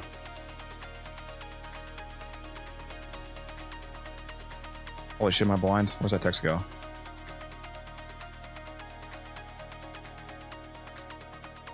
Wait a minute.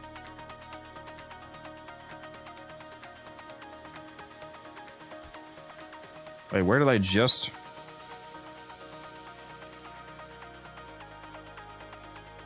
How do I... Hold on.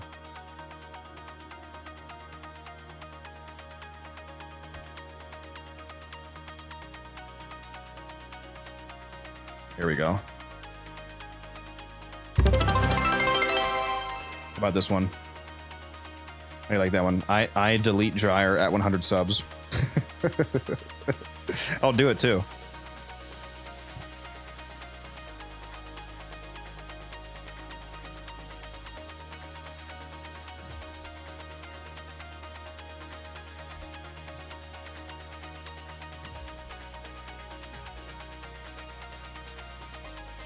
Any updated Necromech builds in the way?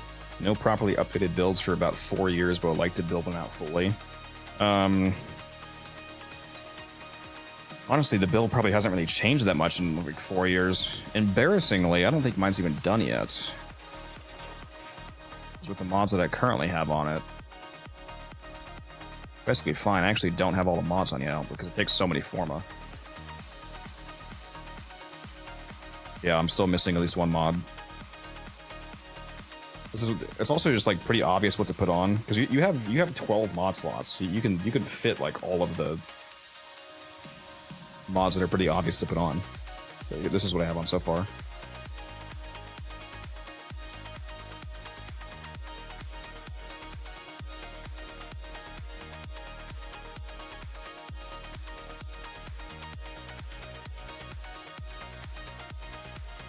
It does devour forma. Yeah.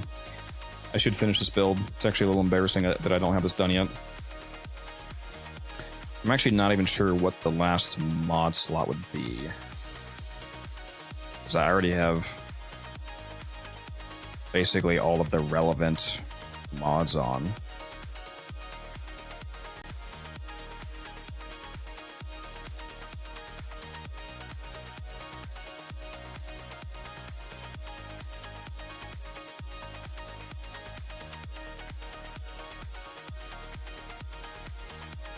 Oh, enemy sense.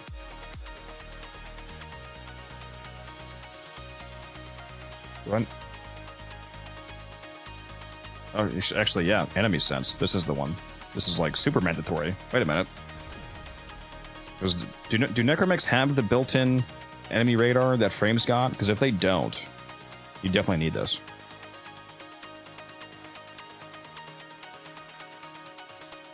Yeah, so this is going to be the last mod, I think.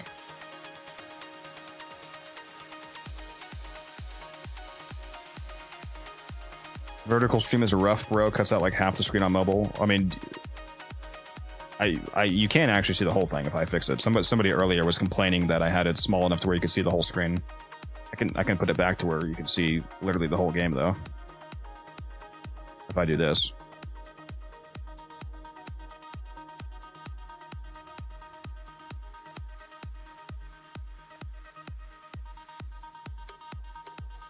How about that?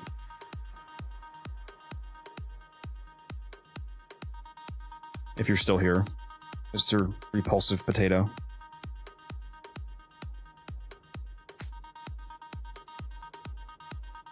It's funny because earlier, somebody complained about the exact opposite. They complained that I had it this way to where you could see the whole screen, well, like the whole game. And they wanted me to blow it up so that it filled up more of the phone screen. But like, so basically they wanted to sacrifice the edges of the game so that it would fill up more of the screen, so... Differing opinions on what you guys want.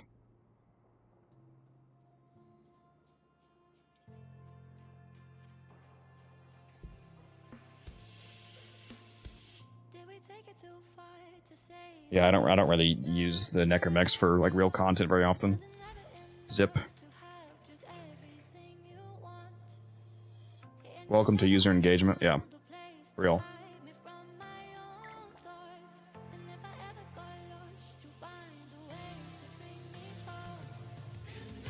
I kind of like having it to where you can see the whole game, in my opinion. At first, I thought that it might be a bad idea, but then I looked at it on my phone and I was like, it's actually pretty decent. It's nice being able to see the whole game. So, Arison, how you doing?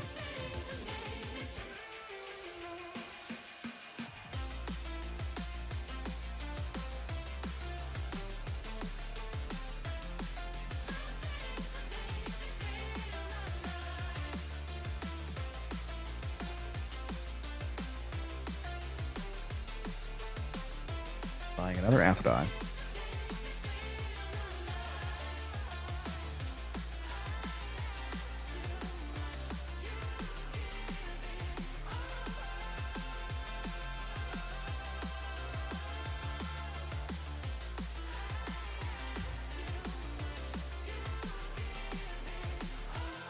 Yeah, I almost have like 20 Aphrodite sets.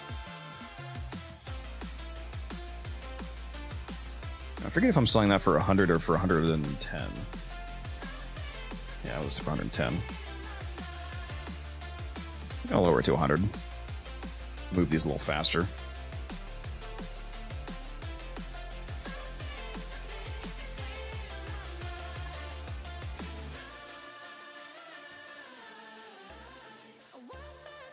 Scrolling through YouTube Shorts in a brain-dead manner and found you streaming. Yeah, I'm also streaming on both Twitch and regular YouTube stream.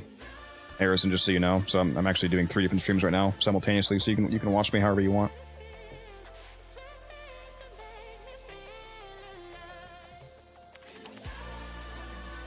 Hop over to Twitch and drop a sub if you want to watch ad-free. Drop that Prime sub on me. I bet you have an Amazon account. It's funny, there's a lot of times where I mention Prime subs, and a lot of people that have Amazon Prime don't even know that that's a feature of your Amazon account, is getting a free sub on Twitch each month. They're like, what? You can sub for free?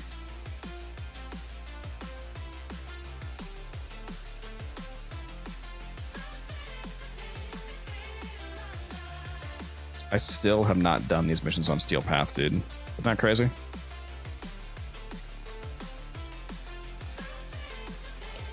I should go do that. Let's go do it right now.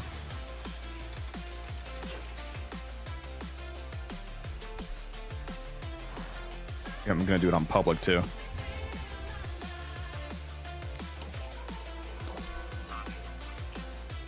Wait, am I in public? Yeah, I'm in public.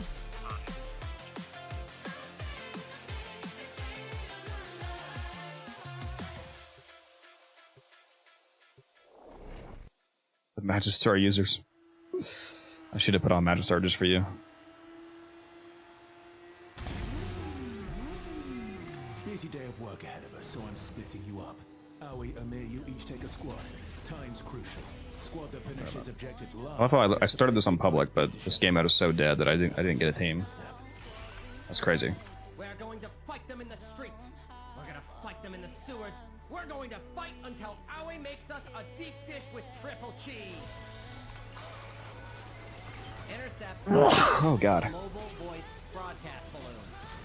I'll be able to turn on my radio without hearing Scaldra, Scaldra, Scaldra. Don't let anything happen to the balloon. Smash dammers. Holy shit. You just killed me through my gloom. Balloon's in recovery mode. Take out the jammers to speed it up.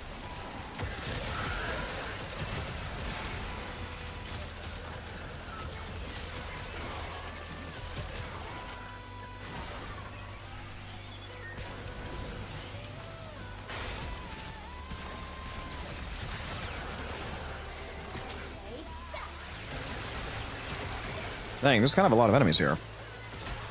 Okay. Signal jammer is causing the balloon to reduce velocity to manage the signal vector. Just smash the jammer.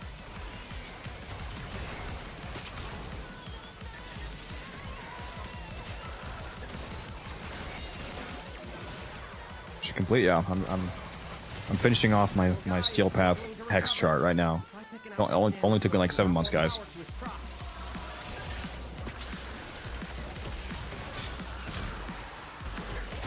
It's fashionably late.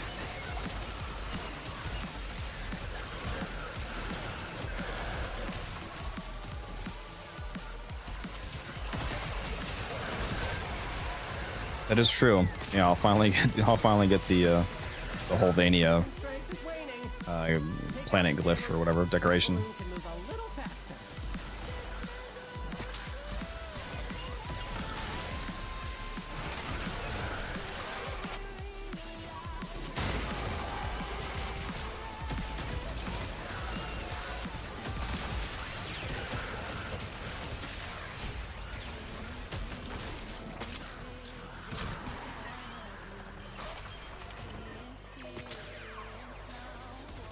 Yeah, you get a planet decoration.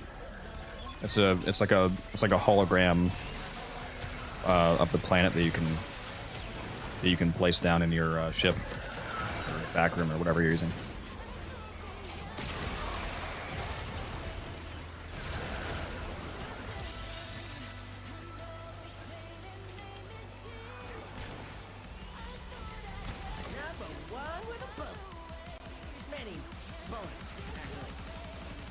resistance lives to broadcast another day. Detecting big boy Tetra in the city. Too dangerous to leave Roman. Take him out.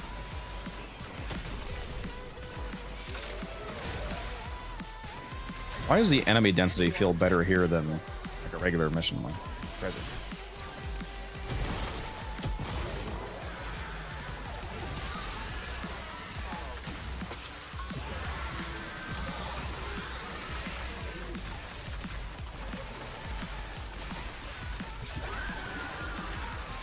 I'll just fire my infinite Aki core at the Balby here until it's dead.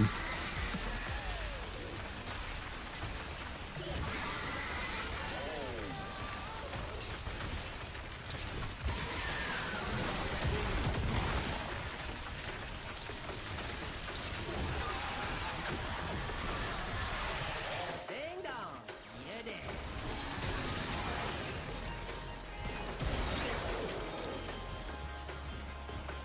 Wait, where am I going? Oh, it's 3 targets. Okay. 3 Balbies. 3 Bobs.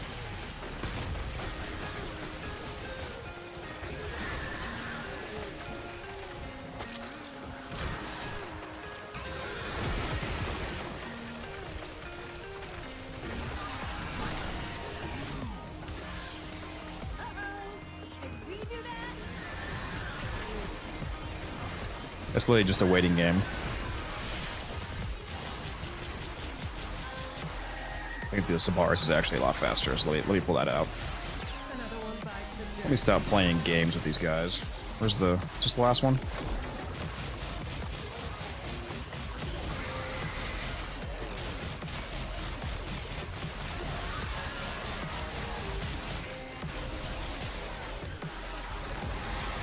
Especially because right now I do have a 200% crit chance invigoration for primaries, so I should definitely use my Sabars.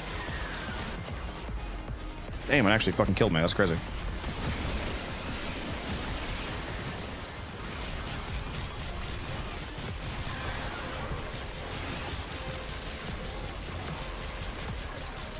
How does this not count as headshots to charge my Incarnate? What's happening?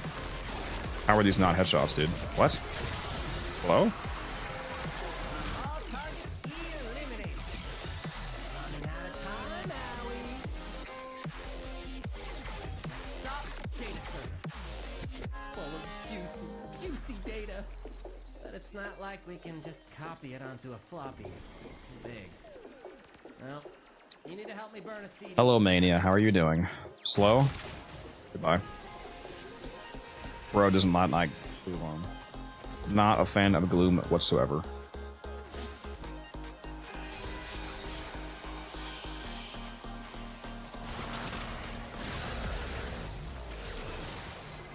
Two times burn speed.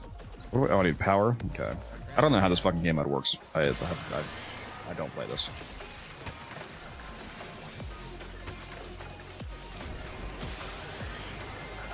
Gas cans are nearly empty. Elder must be running low on fuel too.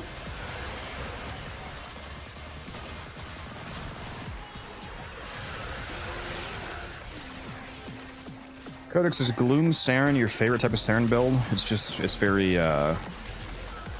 very general purpose, easy to use, almost anywhere. So I do like it quite a bit. Yeah, so it's my comfortable go-to build. What, having trouble all of a sudden? Did they buff Balba last update? Same weapons I'm using. I swear it seems to be stronger since the rally update. I don't think so. If anything, they nerfed them. They nerfed other enemies, like they nerfed the Dedicant health by 30%. So if they were making any changes, it'd probably be the opposite. Oh shit, put some more oil in. What am I doing?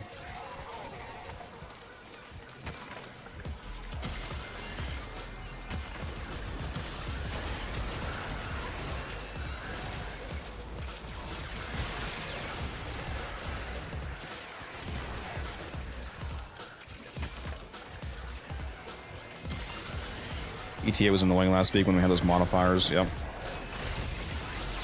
Need gas? Some fruit, carry gas. Certainly ups the ante a little bit. Catch my drift. Murder them.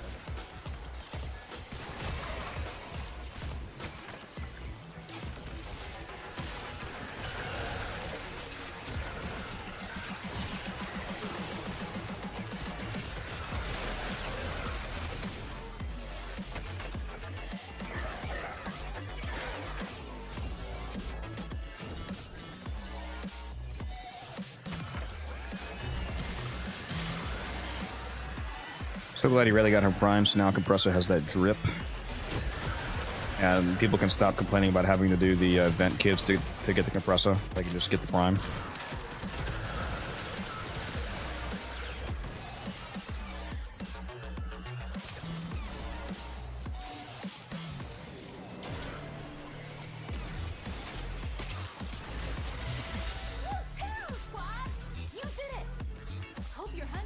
It's that easy. Come on home. I'll start prepping the dough.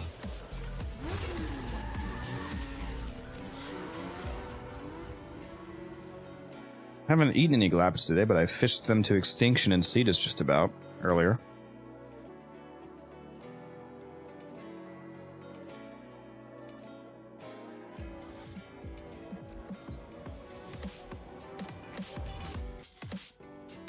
What? Oh, am I done? I only did one of the two face-offs, though. Okay. Teshin just sent me the thing, so I guess I'm done. I guess you... Okay. Oh, yeah, it says they're both cleared. I guess you only have to do one.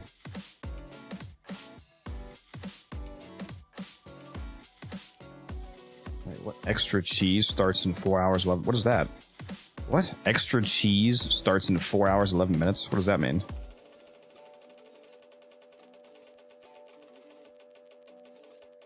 I don't know what that is.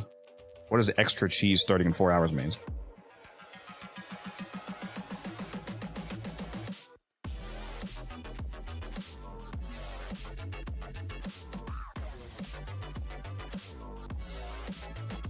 Two times Vosper, 2 times Conclave standing. Oh. Okay. So you get double the Conclave standing and double the Vosper during the extra cheese buff. That's cool.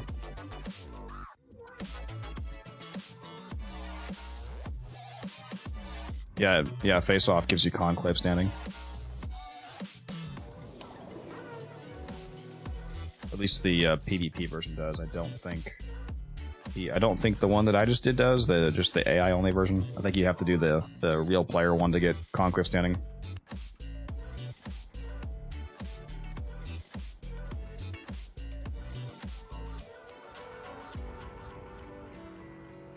Yeah, I need to do some of that extra cheese then.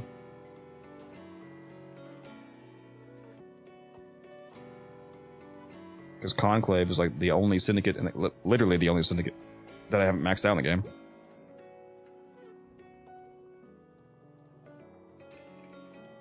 Got everything else done.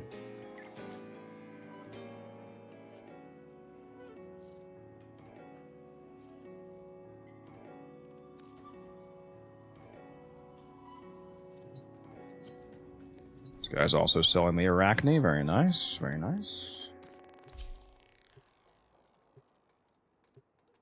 Speaking of which, I think I forgot to relist those.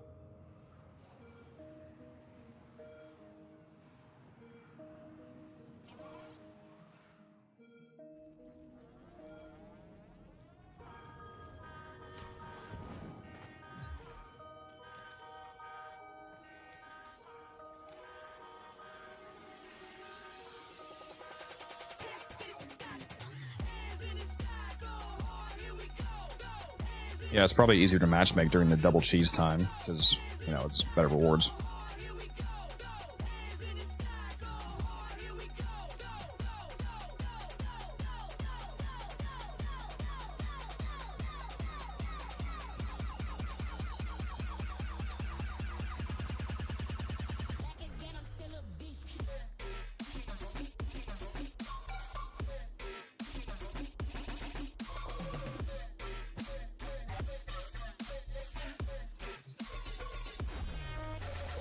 Close this out. Okay. You guys think this new Incarnate Heavy Sight's gonna be any good? Is it gonna be gas or is it gonna be garbage? There's a good video title, Gas or Garbage.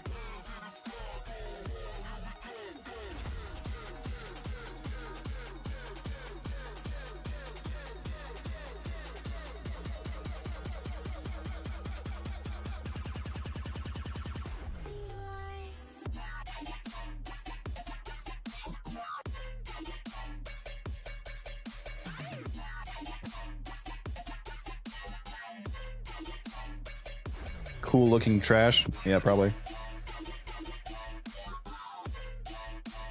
Nah, I won't say that. I'll be optimistic. We'll hope that it's good.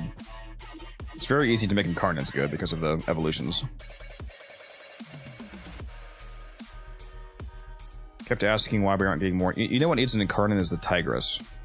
We need to bring back the OG, the old king of shotguns.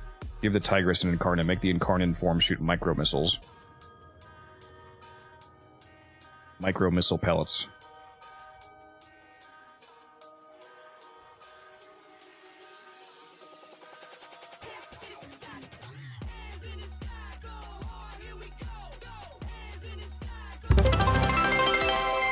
Be releasing one Incarnate plus one Cuba type every few months. Thank you for the follow, Lord. We're up to 830 followers now. Thank you, Mr. Den. 170 followers to go until the big 1K. Check out my Sabaris build? Sure. Has Riven on it, though. If you didn't have the Riven, this would just be critical delay. So there's the non-ribbon version of the build.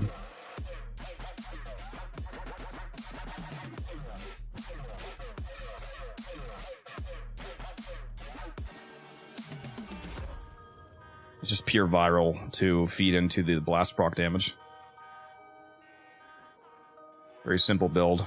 The Incarnate form does guarantee blast proc, so I mod viral for the status effective viral to multiply the damage that blast does against their health.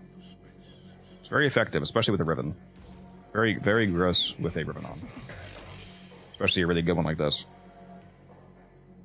The ribbon stats are crit chance, multi-shot, negative slash. It is just about perfect.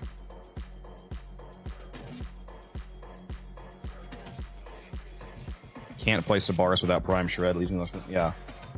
You should definitely use Prime Shred on the Sabaris, because the Sabaris Incarnate shots, like I said, they have forced blast procs, and that's every person that it hits. So if you shoot into a crowd and you punch through and you hit 3 guys with the same bullet, each of those 3 guys will detonate with that forced blast proc. So it's actually a lot of extra crowd DPS and KPM by using Prime Shred for the punch through, and the fire rate's nice too. Obviously, that's just a straight DPS increase.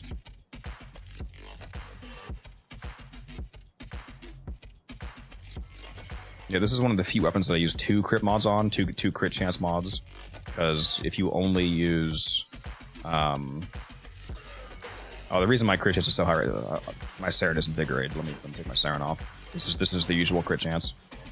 My Saren is currently invigorated with 200% extra crit chance. That's why it was so high.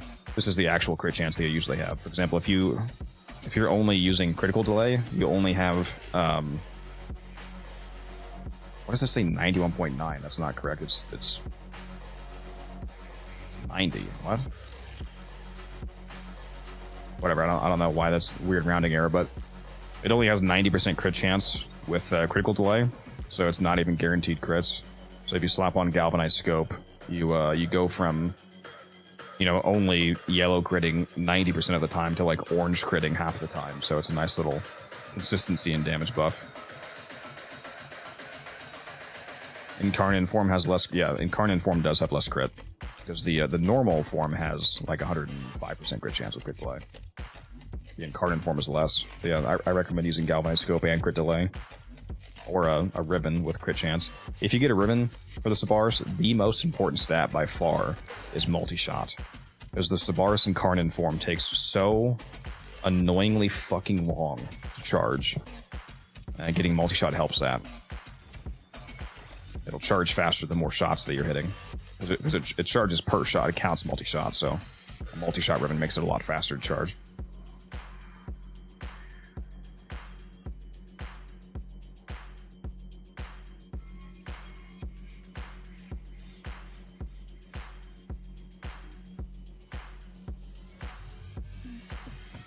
Yeah, it's one of my favorite primaries. You don't need Prime Stabilizer, by the way. You can just use regular Stabilizer, because I'm using Deadhead on this build. Deadhead with regular Stabilizer is already minus 100% recoil. I just put on the primed version for the memes, basically, because I can fit it. Prime Shredder was my first Prime mod many years ago. Very nice. It's a good one. It's a very good one.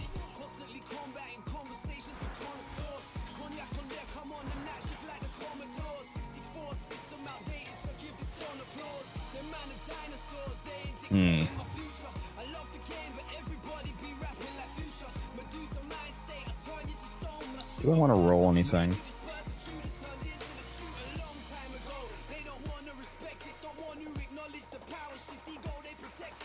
Let's roll this. This one's not a great roll.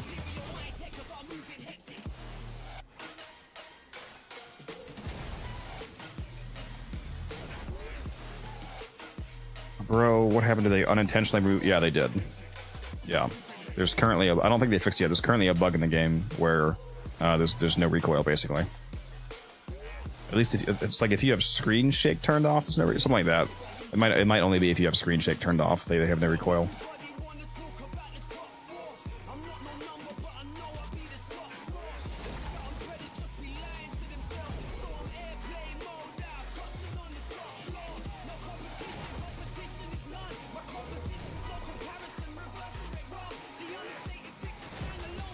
This Riven has a lot of rolls on it. Holy shit, 255.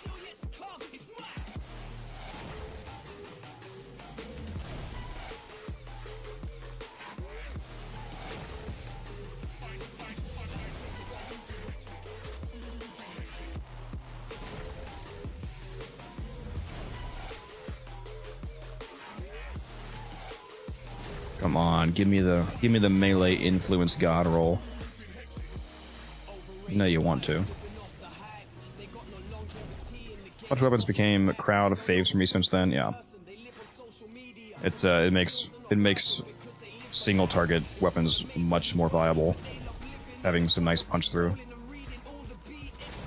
I have Prime Shred on quite a few rifle builds.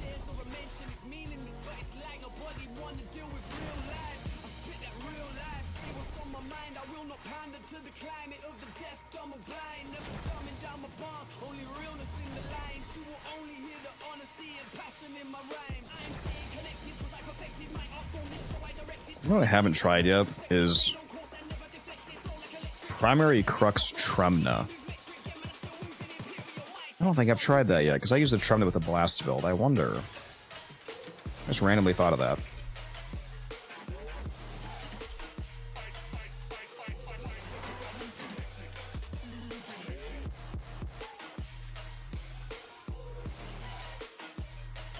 I would need to put a base damage mod on, though.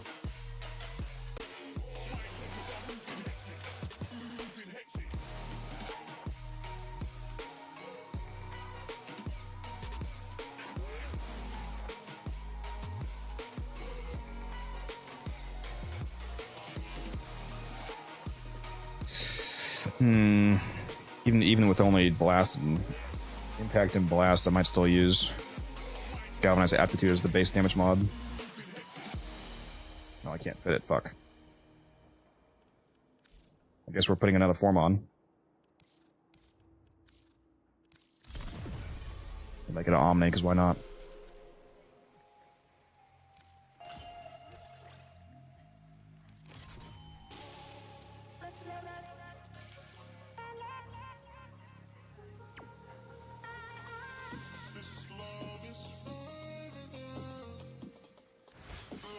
Okay, let's try this.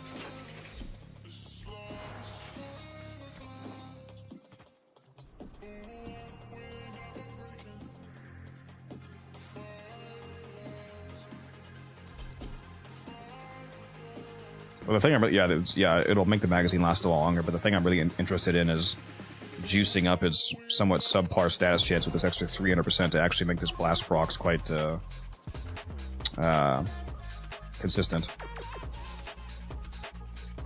Scans showed when you are harvesting Kuba nearby. Set off the alarms to draw them out, then steal their Kuba catalysts. Predictable. As expected, Grenier have shut down the environmental systems, sending modified life support capsules. Use these to sustain your environment or attach Kuba catalysts to begin harvesting.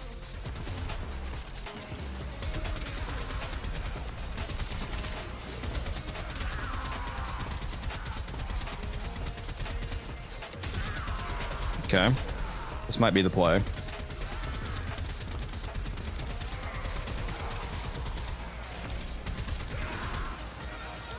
This might be the play, lads.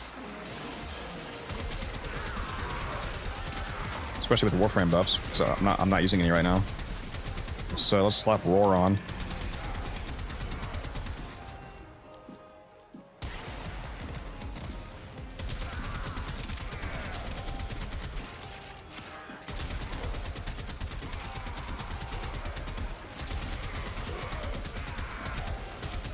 I think I like what I see here.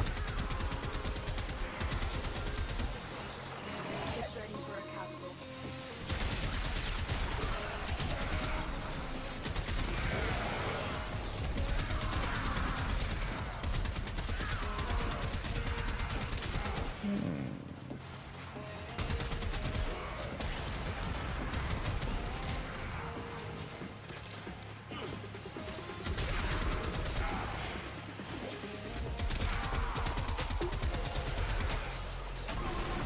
I delivered a life support capsule to the area.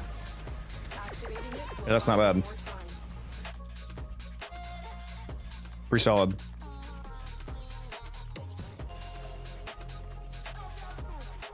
It'd be nice if I could fit on... let me see here.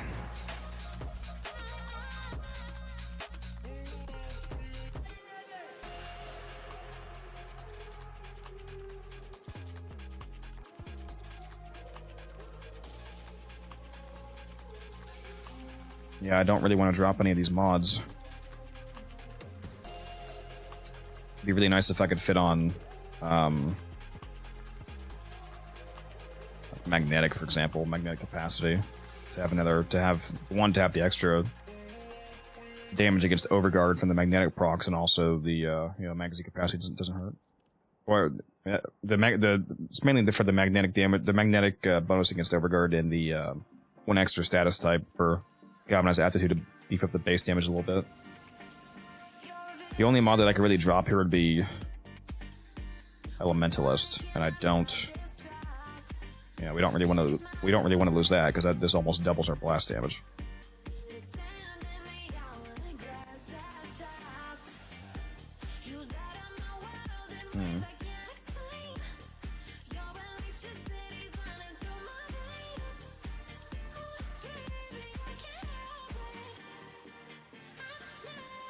How much would that base damage be? It's 80 divided by 260, 30%, yeah. Definitely does not beat Rifle Elementalist for the purposes of the blast damage.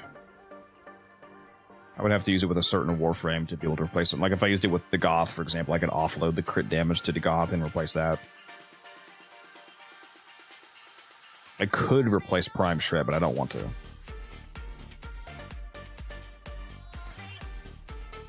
I am still streaming. I love how people always hop in my stream. They're like, "Oh my god, you're still streaming? Am I supposed to not be? Do you not want me here?" Would be good on Carius and Brahma. Primed ammo max mods.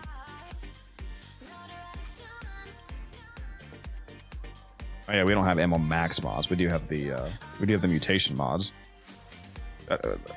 Can't you just use the mutation mods? This actually seems better, because the prime mutation mods, you can put them in the Exilus slot, so you don't have to sacrifice a main mod, and these still basically give you like infinite ammo on most weapons.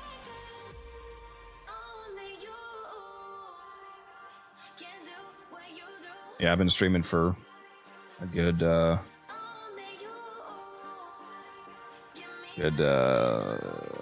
hours here, something like that. With a little hiccup at the beginning. I'm probably about to go soon, though. Technically, we're 7 minutes past when I'm supposed to be done. I've just been chilling, though.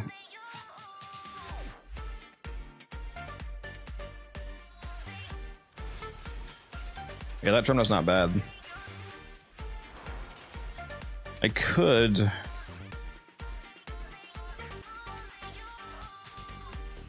I guess I could... We'll see what it's like if we drop shred or magnetic capacity, because we'll still have 60% fire rate from reinforced spawn. So, and we still have a little bit of punch through from rifle elementalist. It's only 0.6 though. Let's see how this feels.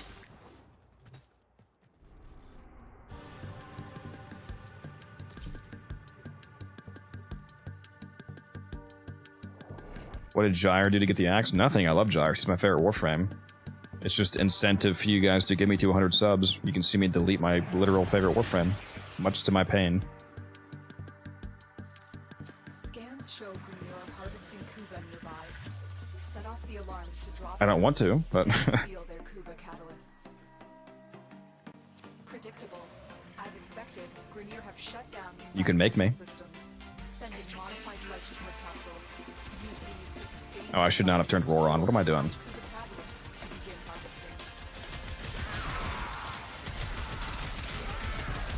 I've got Roar on right now on accident because I pressed it by habit, so we have a little bit of a damage buff.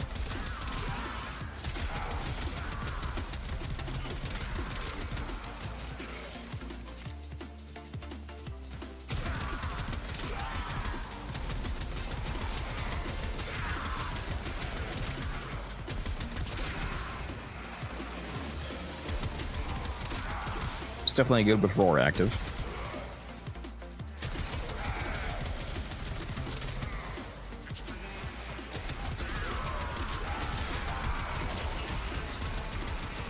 With both Crux and Magnetic Capacity giving us the extra magazine size, it is hilarious how long this magazine lasts. Definitely makes the painfully long reload a lot less relevant. Alright, now we have Roar off, so this is just the normal weapon performance here.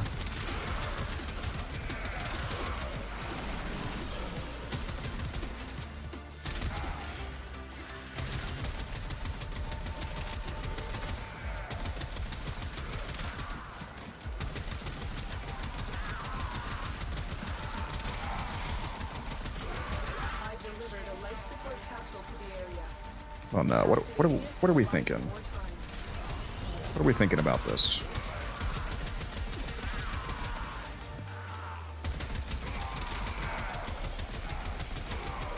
Against enemies against Eximus, it should be a lot better.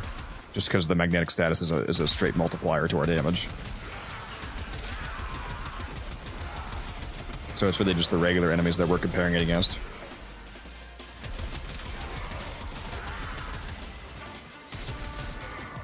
Still seems fine.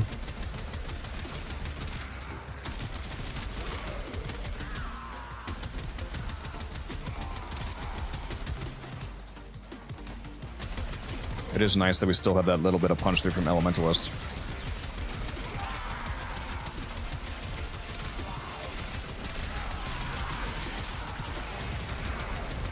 I need to use my alt fire more often since I'm charging it up so fast because we're going for headshots all the time.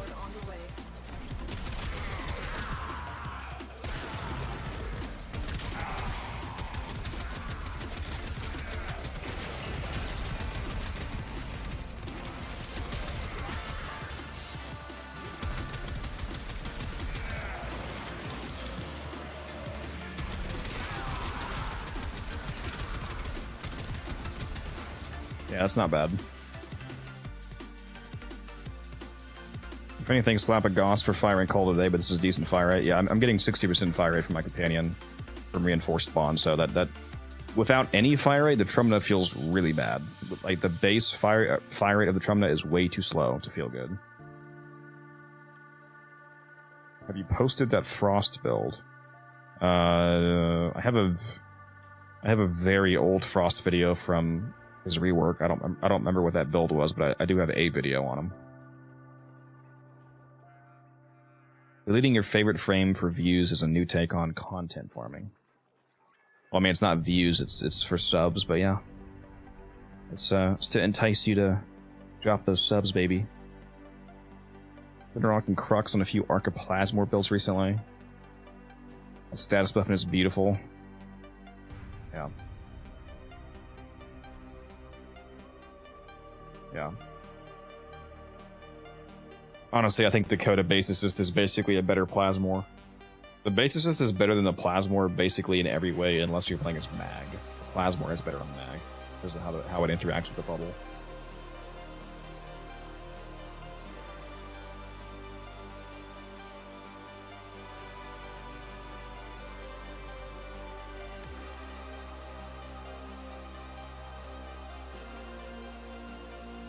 Yeah, that's what it says on the sub bar. If you look at the sub bar underneath my webcam, it says I delete Gyre at 100 subs.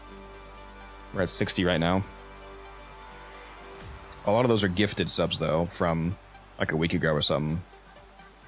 Somebody gifted like fucking like half my subs are gifted right now, at least, if not more. So a bunch of them are gonna expire. So we gotta get the rest of the way there. Speaking of which, is that discount still going?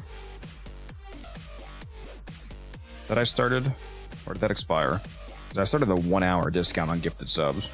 11 minutes left. Hey, I'm just saying, there's about 10 minutes left on a 35% discount off gifted subs.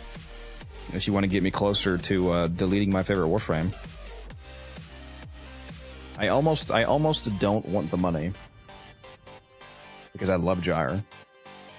It's a conflicted. I like money, but I also like Gyre. It's a conflict. It's emotional turmoil. Which one do I want more? I want to see how many kills I have on Gyre. Look at this shit. I mean, I fucking love Gyre, dude. Where is she? 481,000 kills. I almost have 500,000 kills on Gyre. She is my goat. My absolute goat.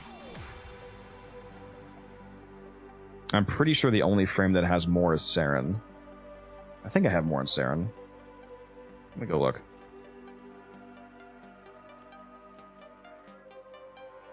Oh, never mind. No, I don't. I have more in Gyre. My Saren only has 400,000. Yeah.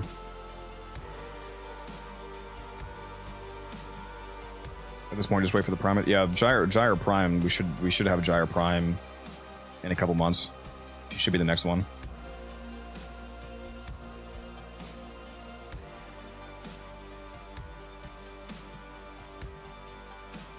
Yeah, I would just have to build another one. Ponty. Yeah, I'm allowed to rebuild her if I delete her. Like, if I get to 100 subs and you guys make me delete her, I'm not like.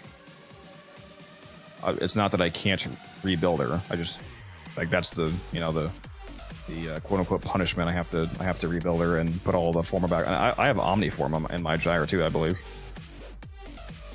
So it's actually very expensive to delete this. Let's go see. 1, 2, 3, 4. Yeah, I've got 4 Omniforma in my Gyre, so that's like 200 plat worth of Omniforma. So if you guys get me to delete this, it's actually rough. That's fucking rough.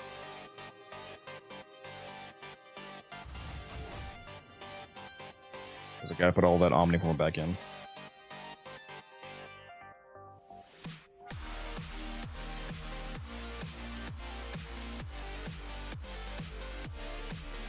If I fall on hard times, yeah. I need it. It's rough out here.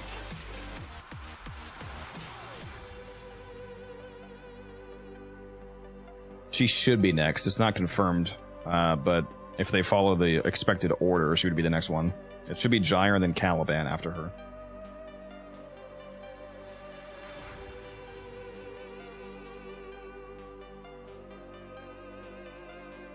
No, it should be Caliban after Gyre.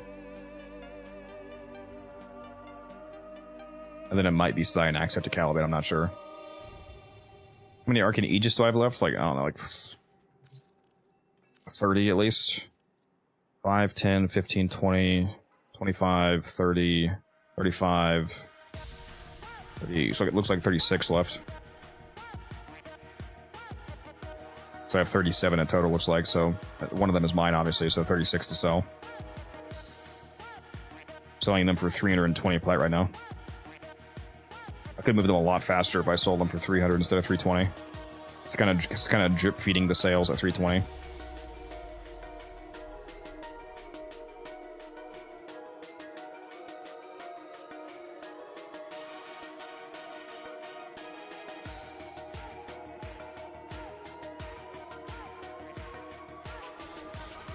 Yeah, max for 320 because they sell for about 300 right now is the average price.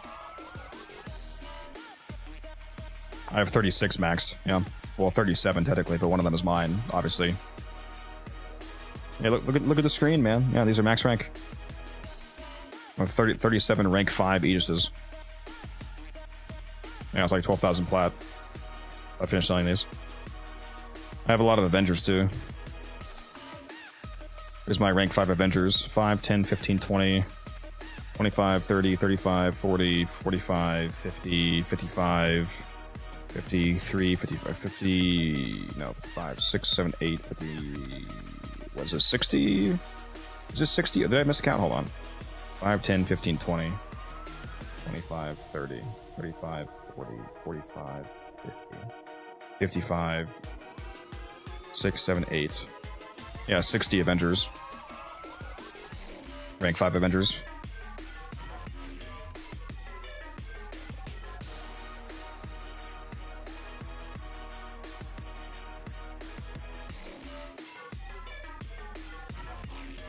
Bunch of Arcane Furies too. 5, 10, 15, 20, 25, 30, 35, 40, 45, 40...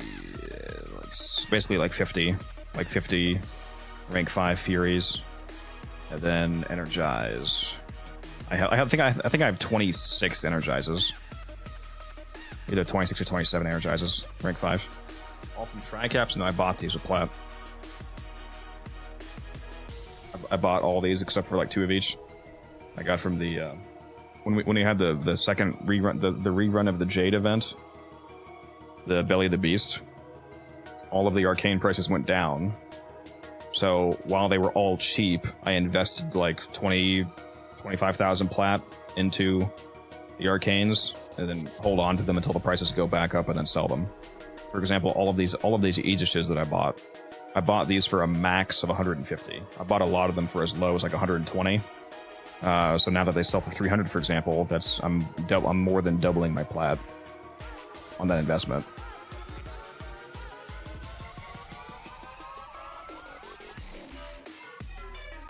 How much did you pay for Energize? Too much, considering the price is like not moving at all. I paid. What did I pay? I was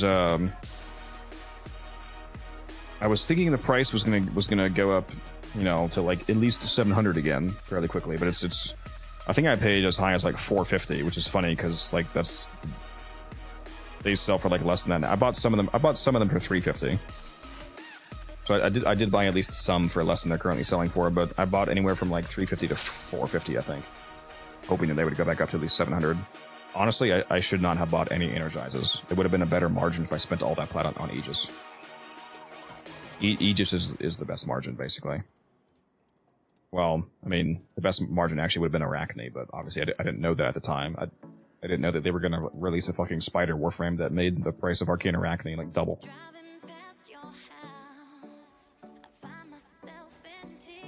Well, I'll still make money on the Energized Ponty. I'm not going to lose money on any of these. Even if I only made 50, I mean, even if I only made 50 plat on these, that would make me over 1,000 plat. It'd be a terrible margin, but I'm going to make money on these. Just not good money.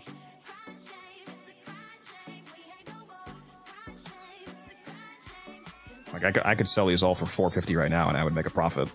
Because I bought a lot of them for 350, for example. So it would average out to me netting a profit. Because the max that I bought for was 450. So even if I sold at 450, since I bought some of them for as low as like... I might have actually even bought a couple of trade chat for like 300. I bought at least a couple for 300. So it would average out to me netting a profit. Just not a very high one compared to Aegis, for example. The Avenger prices are pissing me off, dude. Avenger, for some reason, is still fucking 150. What is going on? Why is Avenger not 300 like Aegis is, or at least 250? It's not even 200. Why is it sitting at fucking 150? What is going on with Avenger, dude? It's absolutely fucking me right now. Yeah, it's like 150, 160. I don't understand, dude.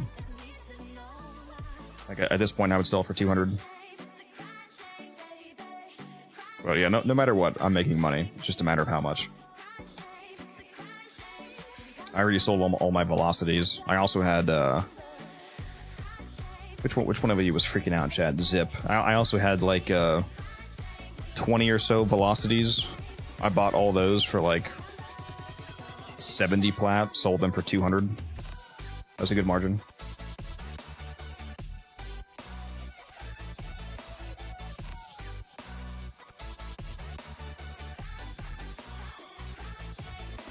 It's turned into a trade stream discussion, apparently. Just chilling. Adventure got wrecked by Innervate or whatever that secondary arcane is. I mean, Innervate only affects secondaries, though. It doesn't change Adventure being good for... And even for secondaries, not every secondary would use Innervate over a specific Adventure setup. And then, yeah, there's all the primaries and melees that you would use Adventure for, and Warframe abilities. Like Adventure works on Warframe weapons, exalts.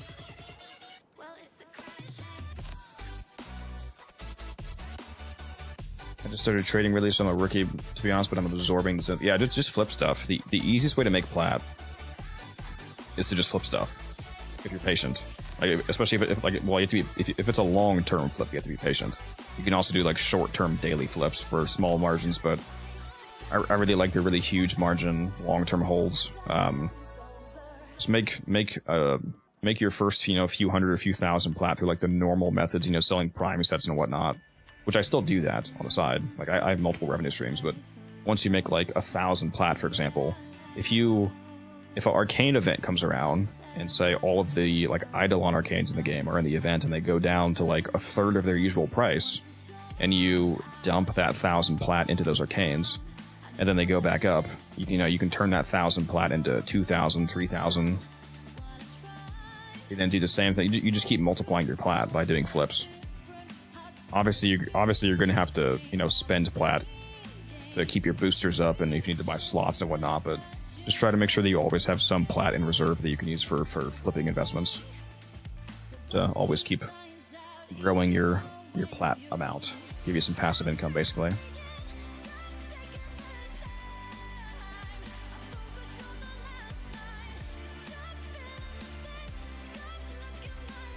I maxed out that event, but I didn't have those arcanes maxed yet, so that ate into selling them. I also maxed out that event. I farmed it was somewhere around like 8,400 volatile motes. I had to have done like over 50 hours of that event, but I bought every single arcane, the full 2 sets of every arcane from that event, and every cosmetic. I literally bought out the entire store that you could buy. What's up, XTS, how you doing? Sitting on 77k, but too cheap to spend it. It's a nice little plat pile there.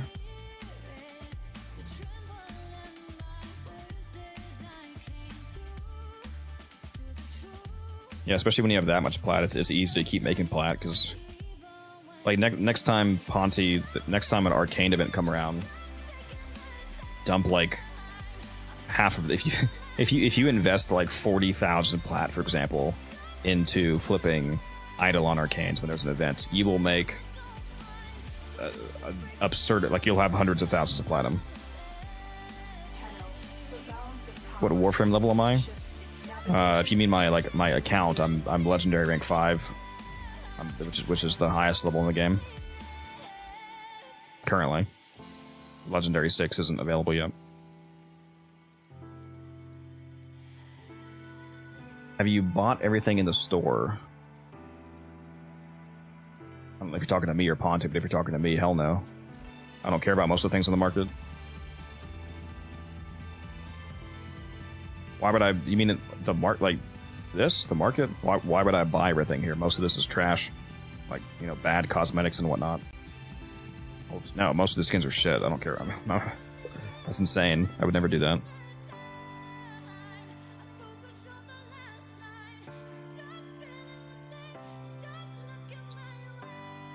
Plan to clear out Barrow during TennoCon. Yeah.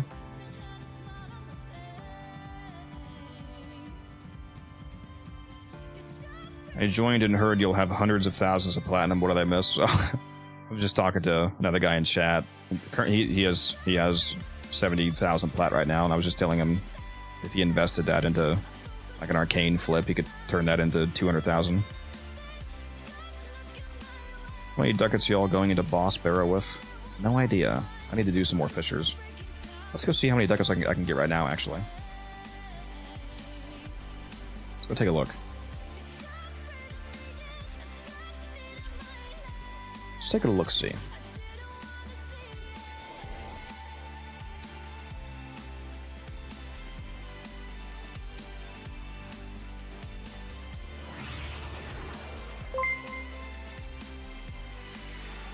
Artigues, thank for the follow. Appreciate that.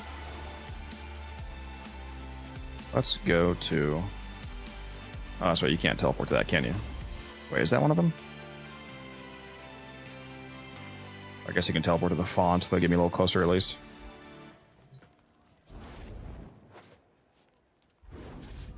Now, here's the question. So I have 17 Wisp blueprints, which is the rare part. So there are 100 ducats. Am I going to sell some of these for ducats, or am I going to try to actually get like 20 Wisp sets? Because it would be kind of funny to have like 20 Wisp sets to sell. Because I think she's gonna... I'm hoping that she goes up to at least 100 plat.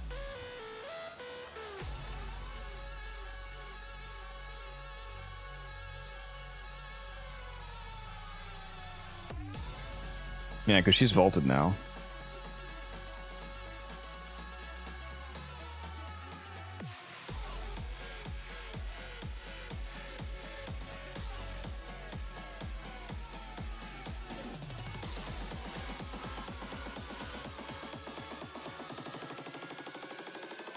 Shooting for 50k ducats to buy everything from Barrow. Or are you missing a lot of stuff? I take it.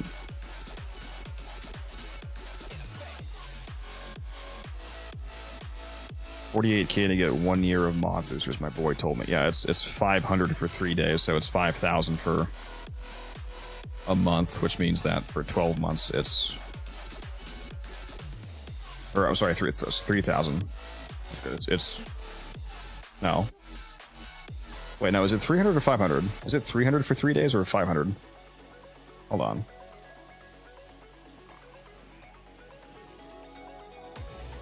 Is that math right that you just said?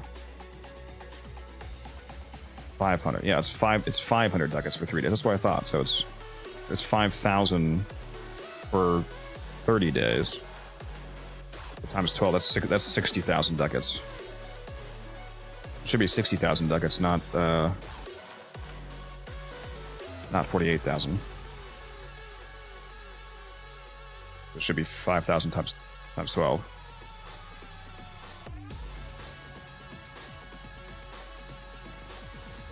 Yeah, 360 divided by 3, 120 times 500. So yeah, 60,000 ducats for a year.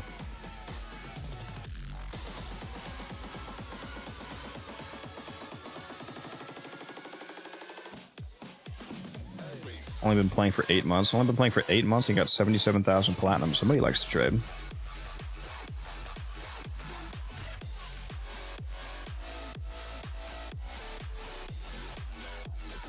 Addicted? It's okay, so am I.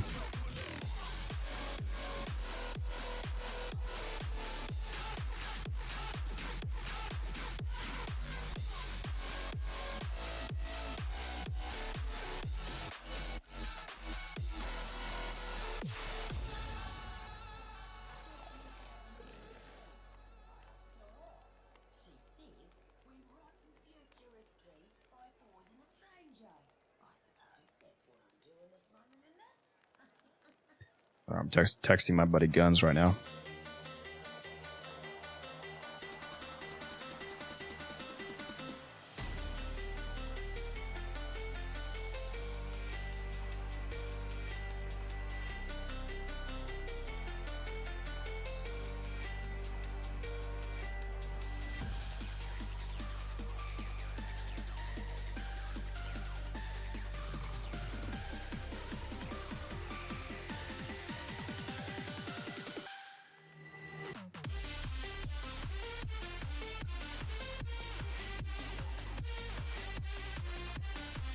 You can just use this 77,000 plat to buy ducats for cheap. True.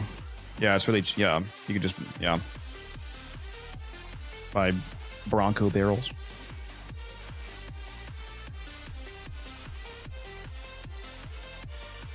All right, what am I doing here? I'll get rid of a few of these Wisp blueprints. Let's just do 3 of them. I can spare 3. I have 17, and I still have a bunch of radiants for this as well. So there's 3 new ducats right there. I'm not getting rid of any of these glaive sets. Not doing that. So tell me, how many glaive sets do I have? I have 49 blades, so that means that I have 24 sets. Okay. What's the glaive sell for right now? I still haven't sold any of those. Do I even have those listed on my account? Yeah, I do. Ah, they still only sell for like 80 plat. That's unfortunate.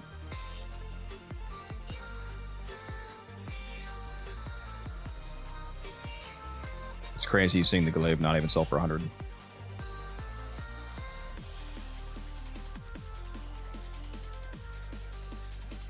Still though, even if I sold all of them for 80, that's like 2,000 plat-ish.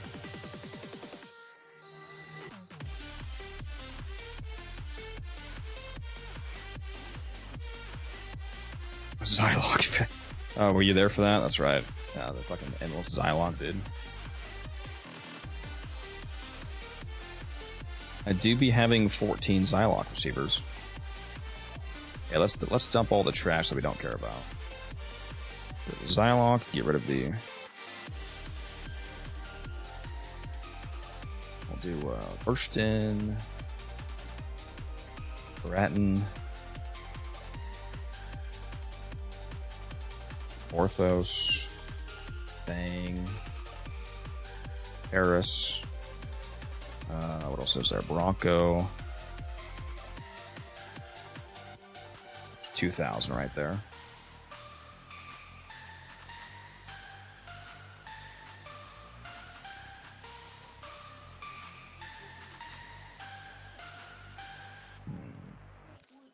Do some of these Protea parts.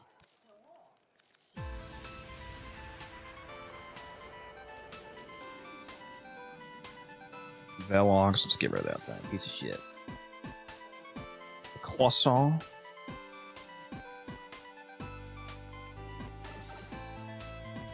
Did I sell my Quasis parts? What does this sell for? Quasis Prime set. 30 plats. Not a whole lot considering you need 2 of each part.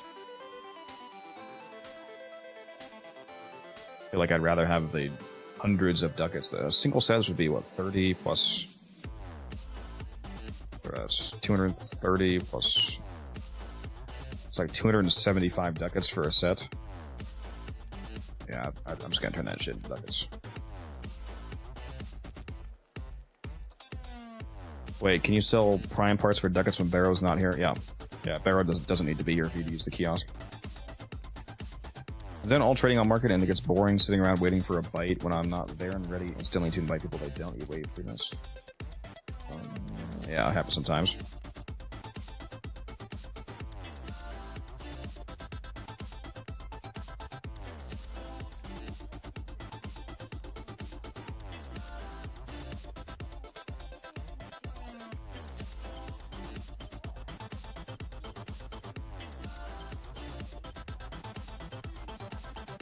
Croissant.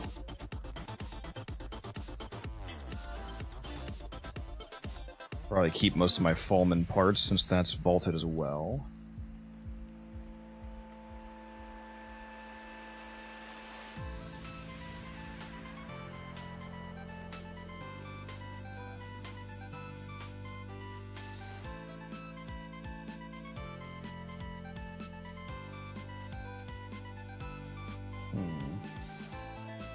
I really need to do some more fishers. I don't have that many prime parts. I forget if Atlas is vaulted. What does he sell for? It says for like 70, 80 plat. I should probably hold on to that. Do I have it? Do I have 2 Atlas sets? I don't even think I have that listed. I should actually post that.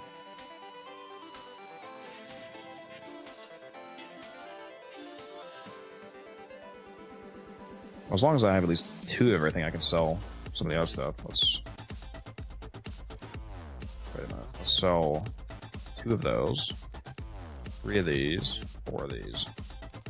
There we go. I can have 4 Atlas sets if I get 2 more neuroptics.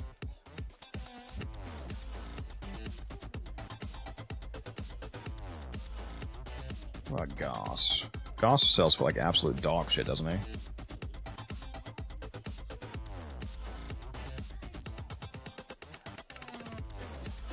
Dude, Goss is only like... Yeah, he's like 30 plat, dude. That's fucking crazy. Yeah. Do I dump all my Goss sets?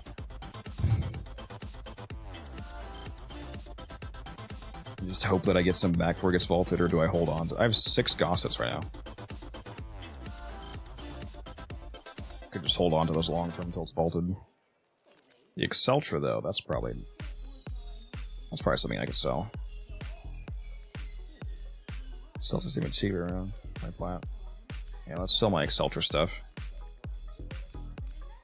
I don't care about that.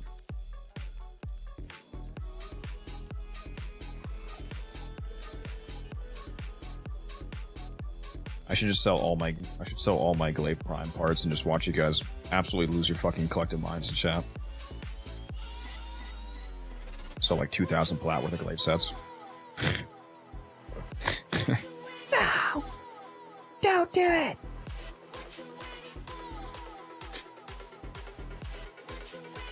Let's sell some of this Sevagoth too. Sell 3 of those. 5 of those. 5 of these. Sell my Epitaph stuff too, it's not worth anything.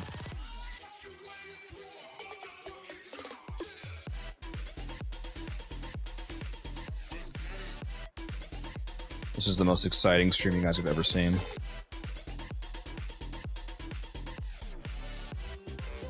I don't think Nautilus is really worth a lot, is it? I guess say.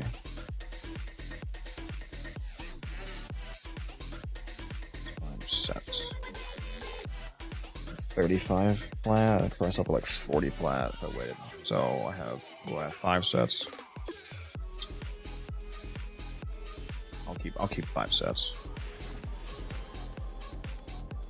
Oh, he gave me a resource drop chance blessing. Wow.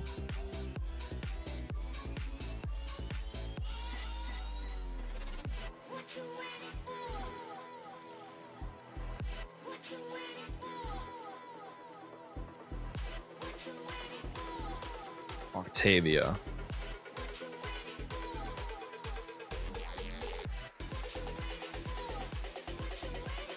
She actually sells pretty decent, I think. Yeah, you can sell it for, it's like 85, 90 pretty easily.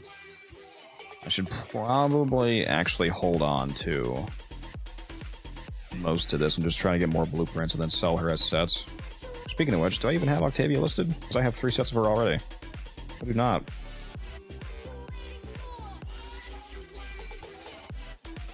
I'll go ahead and list that.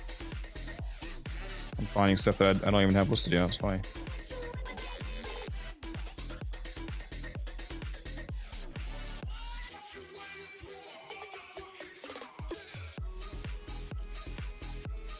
Let's sell a couple of these at least.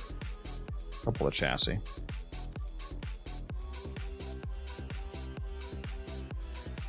Nice chill background while farming, yeah. Always break down Goss, same price approximately. Sell the Vobans. I'm gonna ban you from the chat. It's insane. Why would you say that? A guy named A Dog just said woof in chat. That's grammatically appropriate. Thank you. Oh guys, 6,900 ducats right now. Nice. I can't do any more. Gotta keep it right there.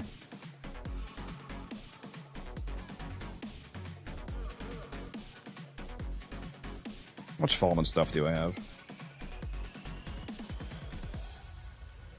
I only have 1 receiver, so I could probably...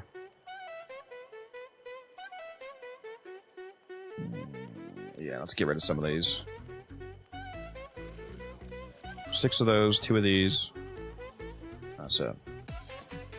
I do want to have some Fallen Moon sets because that'll probably sell decent enough in a few months that I'll want to sell some of those. Zaku, what do I have of him?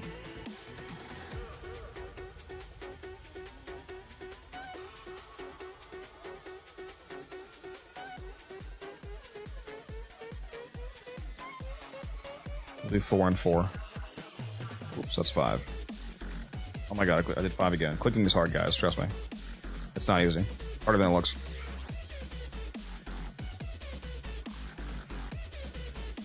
Carius. I feel like Carius is going to sell well once it gets vaulted. Isn't that that's Goss's weapon, right? So it's going to get vaulted when Goss does. Right now, I have 3 Icarius sets. I feel like if I sold these right now, I would regret selling them once it gets vaulted, because the Akimbo pistols, like the Akimbo Prime pistols, you know, it's like a 5-6 piece set when they get vaulted. Seems like they pretty easily sell for like 100 plat, a lot of them. Or like 90 at least. So I think I'm going to hold on to all those.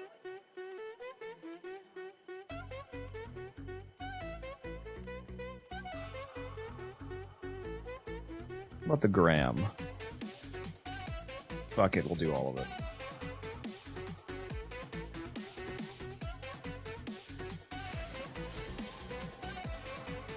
And I'm getting all the blessings right now, it's crazy. We're up to about 8,000 ducats right now. Stradivar, let's do them all. Distrezza, let's do them all.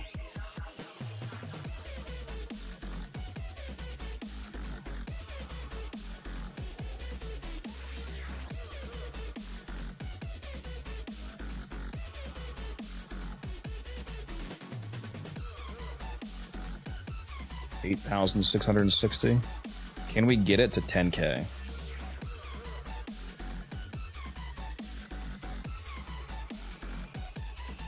Should probably sell some of these links. These are 45 each, and you only need 1 of these per set, so let's actually sell some of these. Let's sell 5 of these.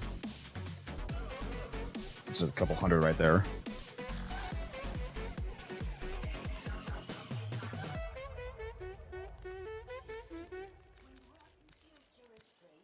Sell some of these Boltor parts.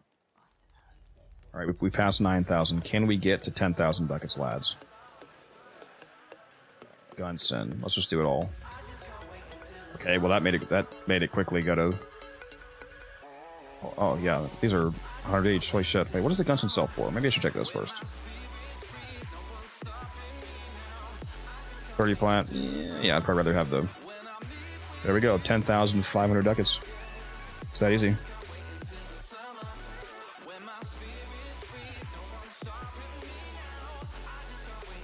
Oh yeah, is Mirage available right now from Resurgence? Is that one of the Resurgence frames? That is another reason to do a Mirage video, isn't it? Forming him a few times, I haven't fully learned how to play him masterfully. Hopefully Vobin gets a rework when the skin comes out.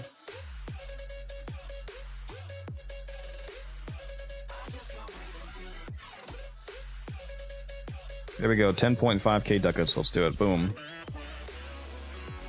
That's a nice little ducat hole right there. Titania and Gara are coming, though, in the next one. Yeah, I need to start releasing frame videos for Resurgence frames. Line up with that, for at least for the ones I haven't done already. That would be probably a good play. Probably a good play.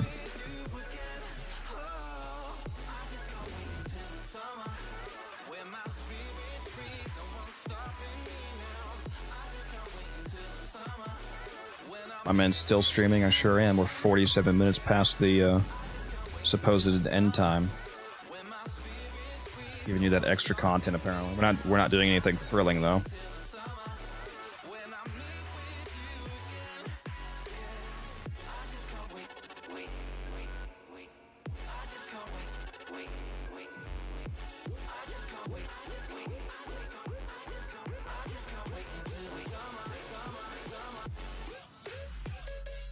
I should do a Mirage video, I keep saying that. I'm gonna keep not doing it. Show how busted she is.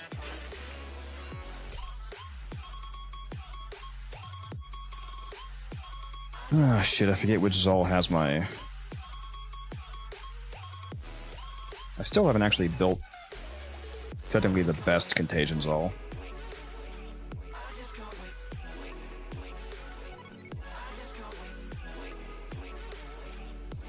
Wait a minute. This is not my... Wait a minute. Which one has my... Am I stupid?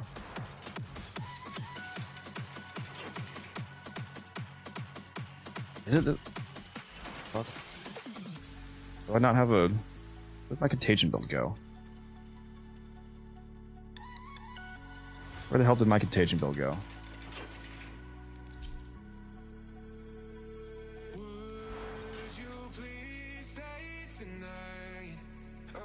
Am I tripping? Rabthy and Crunch. Yeah, because they have the highest ribbon dispo, is that why? Yeah, that's why I was trying to build one. I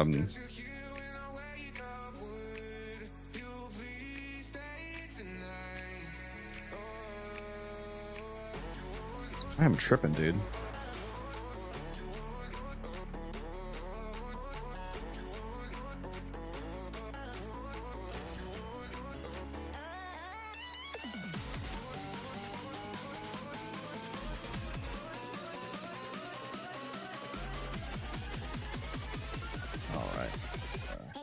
Sack steel on there.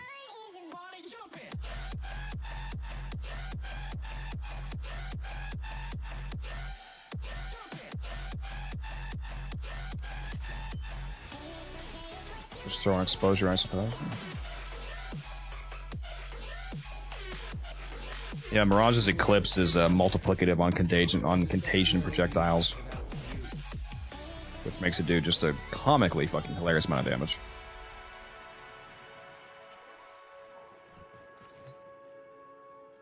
Or, well, it's always multiplicative. It's multiplicative on everything. It double dips, I think is what I meant to say. Mirage's Eclipse is always multiplicative, obviously.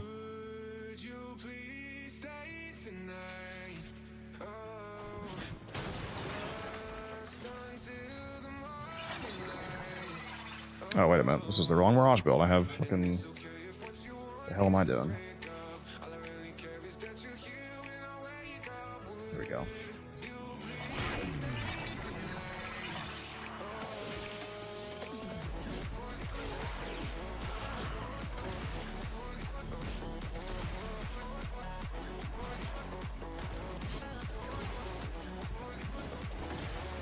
Why is this landing right in front of me? What's happening?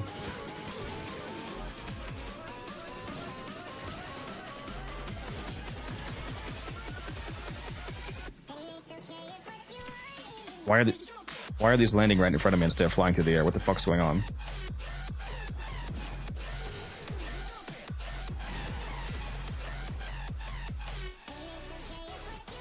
Am I going insane? What is happening?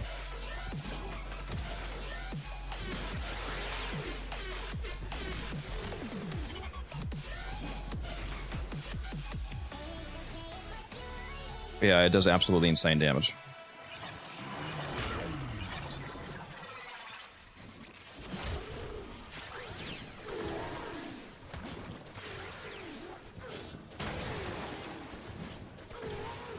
Yeah, 14 million. Good shit. I don't know what's going on though with the contagion projectile. Bit weird.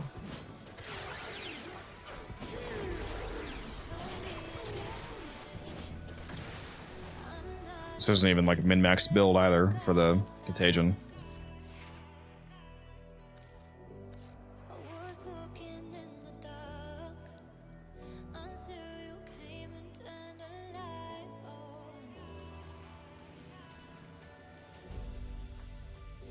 Yeah, I'm live on Twitch, on YouTube, and on YouTube Shorts vertical zip. Let me go look at the wiki for Contagion real quick. I mean, if you guys want me to you know, end the stream, I can. If you're upset that I'm still streaming.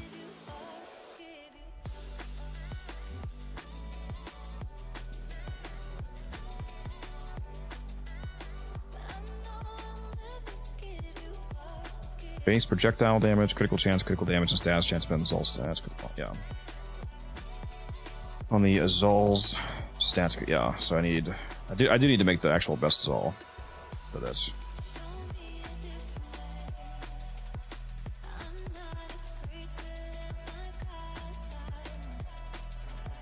Explosions, viral, blah blah blah blah. Blast damage.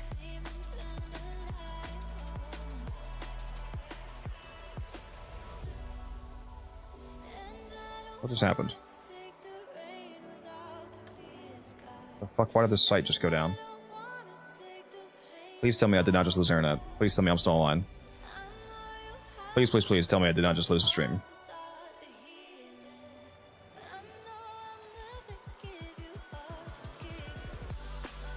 Why did freaking Warframe wiki just went down? The fuck? Okay, now I'm back on it. Vigorous Swap, Holster Amp, Arcane Arachne, and Toxin Elemental Ward are multiplicative to melee damage on the projectile, which is very funny. Vex Armor, Deathbringer, Amp applied twice to the projectile, once additive to melee damage, and once to weapons damage, such as Arachne. Eclipse and Gruda's passive Deathgate being unique multipliers that affected both melee and weapon damage applied twice to the projectile and are multiplicative both times, which is insane. I did not know that about Garuda though. What? Garuda's passive double dips Zul's Contagion? I didn't know that. I did not know that. Holy shit.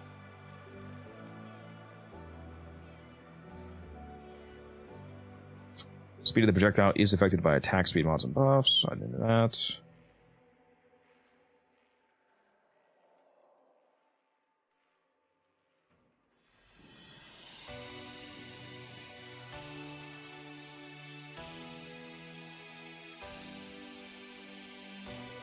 Yeah, so most of the things that I thought.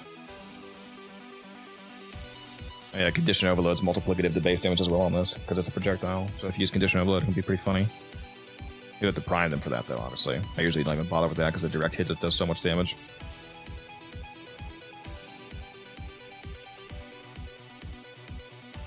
I don't think any of the TennoCreate mods really matter. Because they're not heavy attacking with this.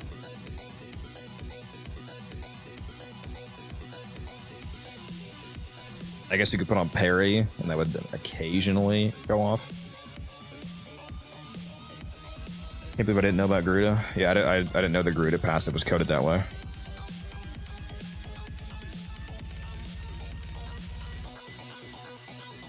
That's pretty cool, though.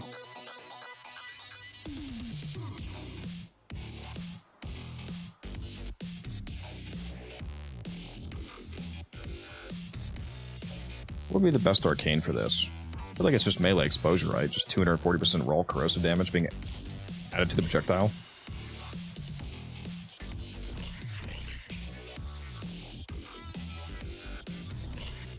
Could go melee fortifications as well, get a shitload of armor. If you're health sinking. Oh, I guess you could actually... Forgot about Crescendo.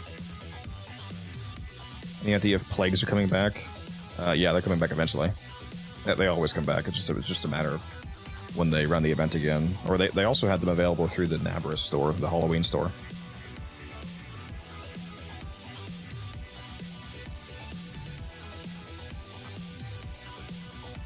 Yeah, it's affected by your combo level, so I guess melee Crescendo would actually be pretty good. If you were doing like a longer mission and you stacked up the 12x combo. So, should I actually be using Galvanized Reflex on this? Instead of Gladiator Might? Perhaps?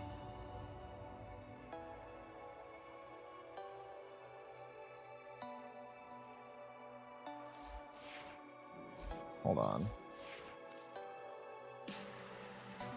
I'll take my companion off.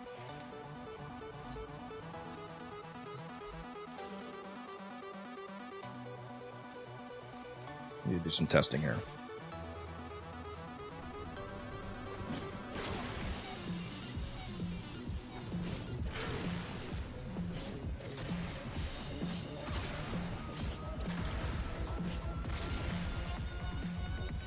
He's got Valkyr on, so he's taking more damage. Clear these stats effects off. So it's basically like 6k or 12k, okay.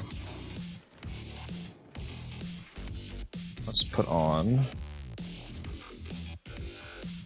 Just throw Corrupt... Oh, actually I should have tested it without Gladiator Might. Hold on. Let's do it without Gladiator Might, so I can compare the numbers between that versus adding Corrupt Charge. The 9.3... Oh, got proc on him. Go away, viral proc. Basically 9.5k on orange, 6.4 in a K. Let's see what Corrupt Charge does to that.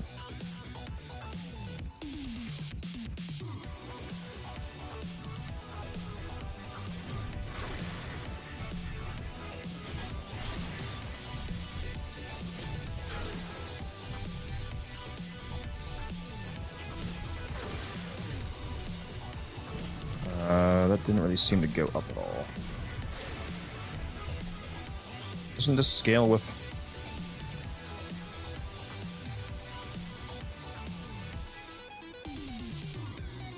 Hold on.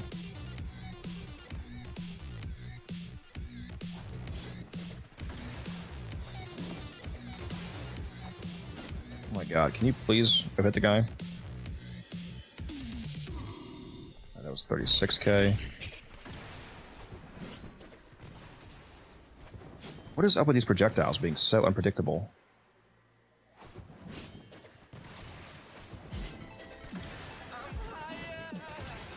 Oh my god, dude. Does it like fly farther based off of how long you aim glide for or something? Like, what is this? Oh my god, this is so annoying, dude.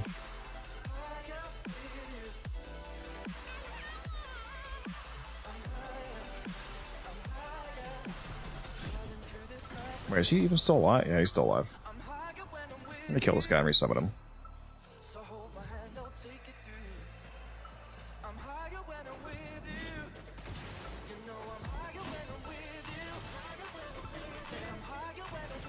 Oh my god, hit the fucking dude.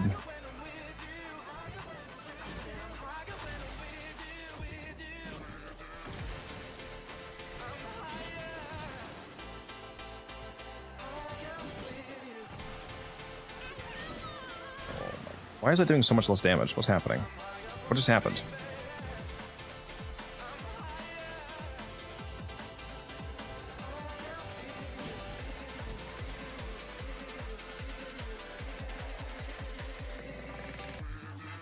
Maybe it's just a simulacrum bug, who knows?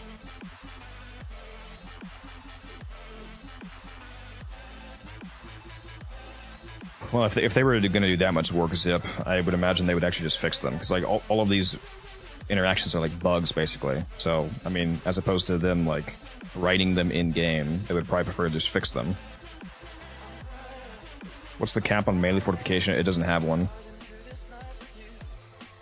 If you're able to kill 100 enemies within 10 seconds somehow, then you can have 21,000 armor. Like when I was playing as Atlas, for example, with his, his giant fist explosion radius, I was able to get up to like 40 stacks on Fortifier in a survival, so I was getting like fucking 6,000 armor.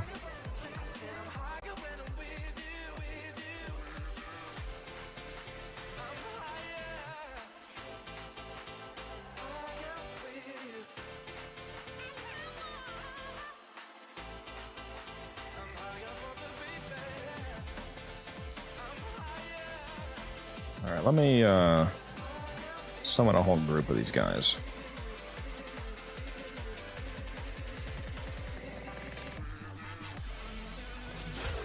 Did not mean to do that, whoops.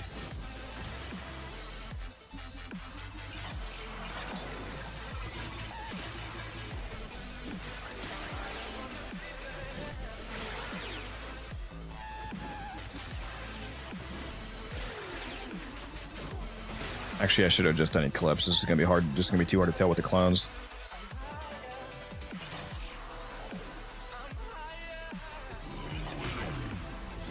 Please drink some water, you thirsty bitch.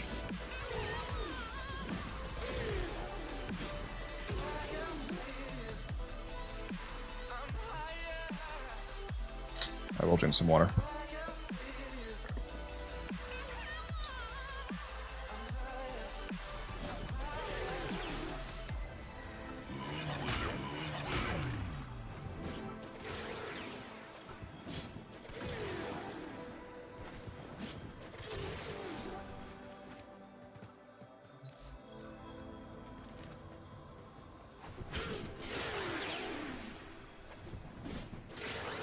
Okay, so it looks like around 1.2 mil-ish orange crits is the highest damage right now, with Nourish plus Eclipse plus the Corrosive Arcane fully stacked up. So let's put on Galvanized Reflex and see if it does insanely more damage.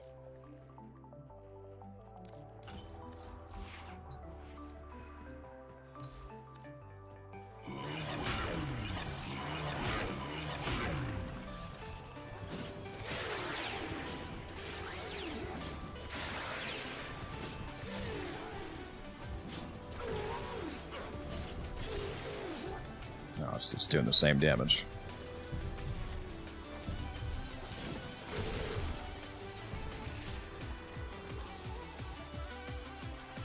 Does combo only do extra damage at when you're at a distance?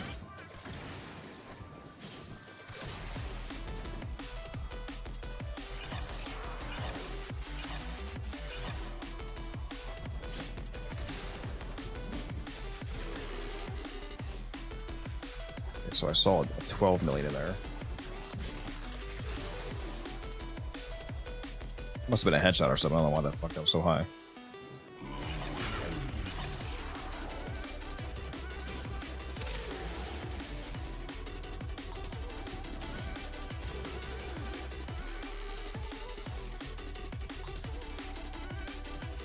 Yeah, I know it does more damage the further it travels. That's not what I'm testing.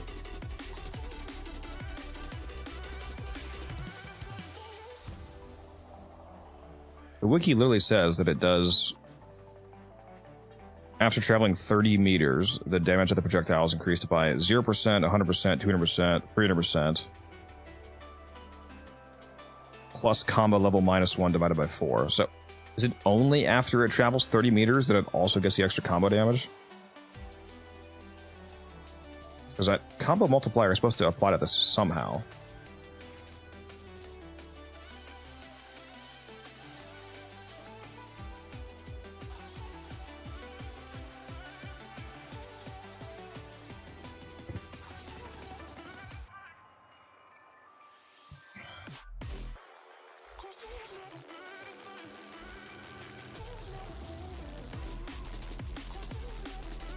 Hold on, I need to be just one guy.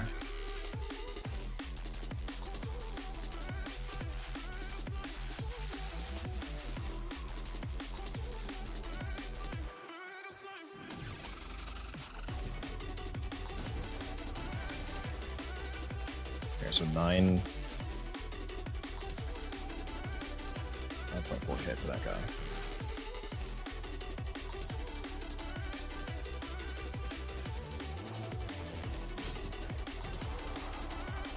That one was 40k for some reason.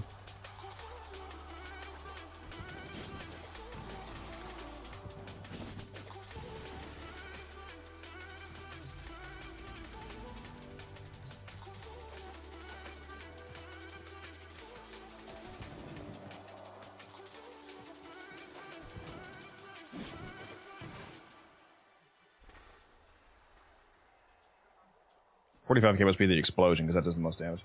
If you're trade with no mods, attack speed clears you. Yeah. 45k is the explosion damage, because that, or it should be, because that has the 5x multiplier.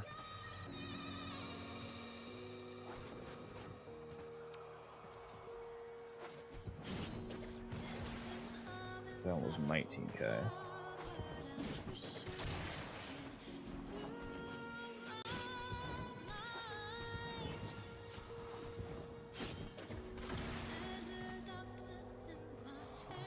Hmm.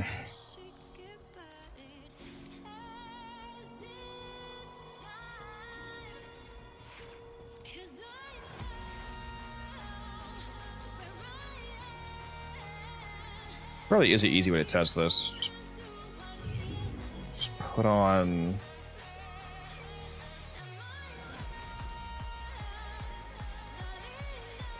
Just do only contagion and then attack speed, and then just summon like level 1s.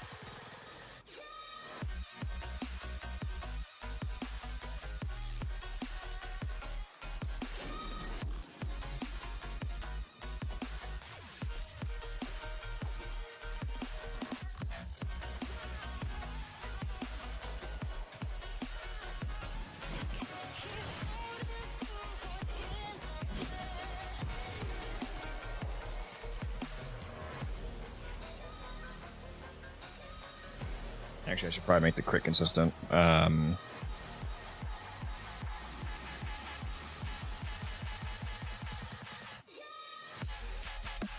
so that's sack steel, so that'll be mostly just yellow crits, so that's consistent.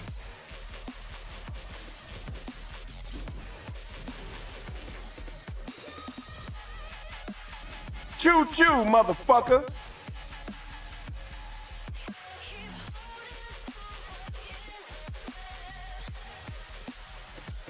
We're out here testing, lads.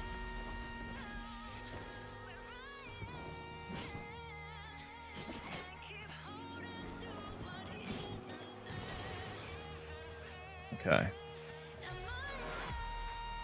Let's put on reflex. Kill a bunch of these dudes.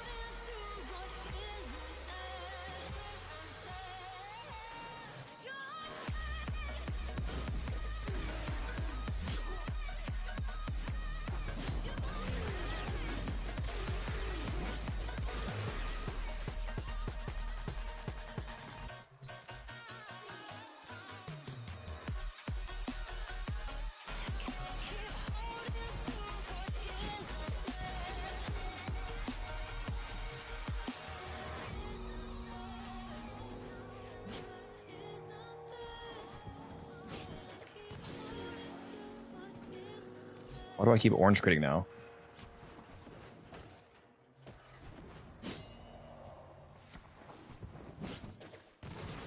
.3. Isn't that the same? That was hitting. Am I absolutely tripping and misunderstanding how this fucking works?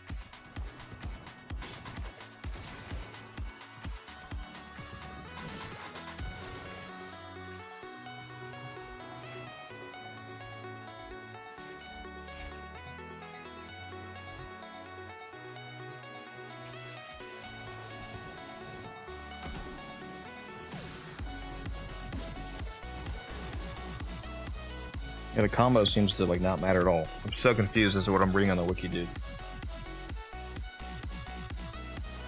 I don't know. Whatever. It doesn't matter. If you're using a Mirage, it's basically completely fucking irrelevant anyway.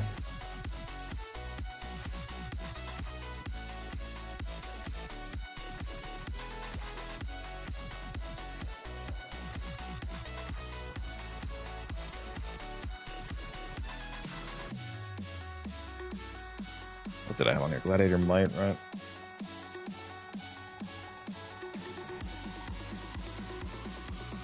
Alright, we'll throw that back on.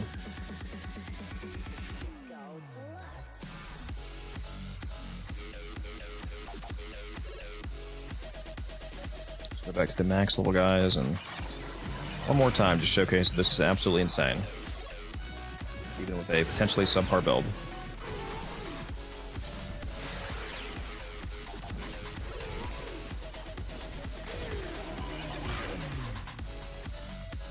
Didn't even have the Corrosive Arcane stacked up all the way that time.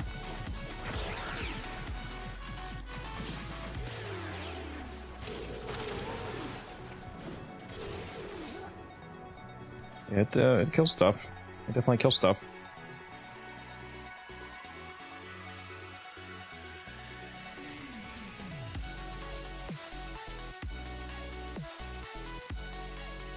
Make it even funnier with Vigorous Swap and Arcane Arachne. These are both like also about to be multiplicative on it.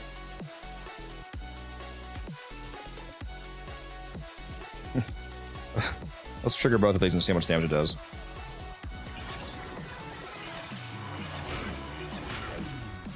Let's get everything stacked up. Let's do a wall latch. Can I wall latch, please? There's Arachne. Let's do a swap. Yeah, we like that damage.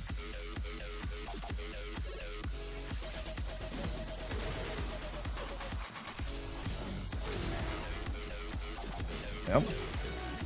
Pretty good. If you really need to kill stuff, very hard.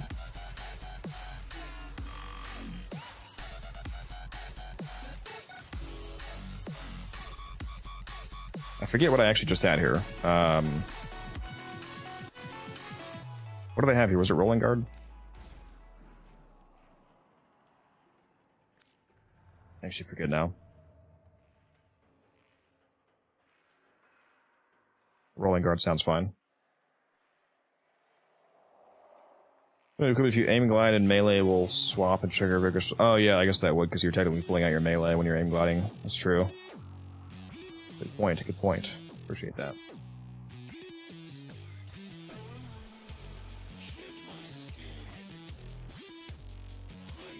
What's up, MSA? How you doing? Yeah, Space Assist is it's pretty thick. It's my favorite shotgun, definitely.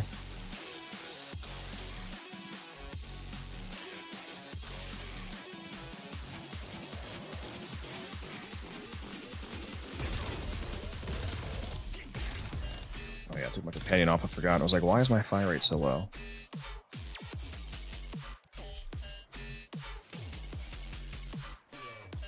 Yeah, let me summon some lower level dudes real quicker so I can get my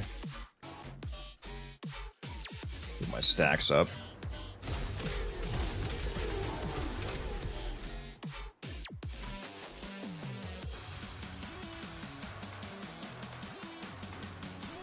Go back to max level.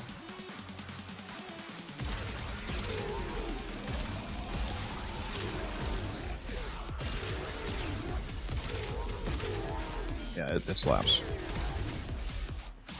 I'm not using any of Mirage's abilities right now, by the way. This is just the base assist.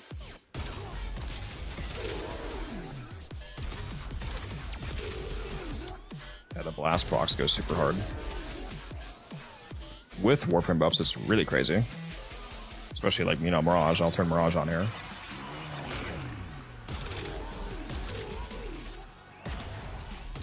Yeah, basically just killed the whole crowd in 2 shots, nearly.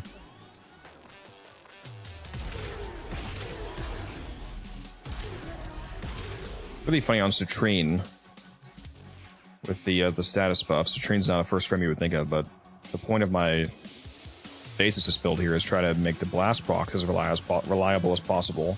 So when you get the super fat amount of status chance from Citrine's third ability, it's actually very synergistic with that.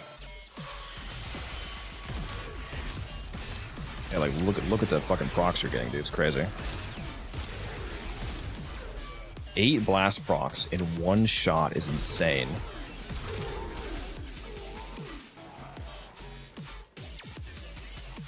Actually fucking insane. Look at this. 6 blast procs in 1 shot. 7 on that guy in 1 shot. 6 on that guy. Yeah, it's ridiculous.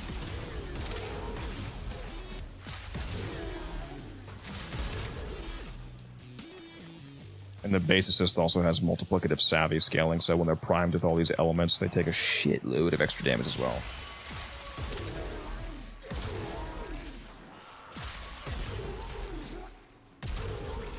Yeah, there's a 2.7 million blast proc right there. Our first ability puts slash procs on guys, so that's good for priming.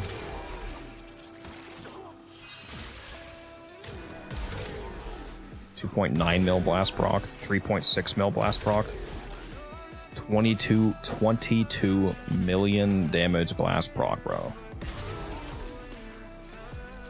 I fucking love the base assist. It's so good. Hello, Foods. How you doing? A single shot of the Paris hits 10 stacks, doesn't it? I mean, if you're using that 60% base status chance evolution, probably.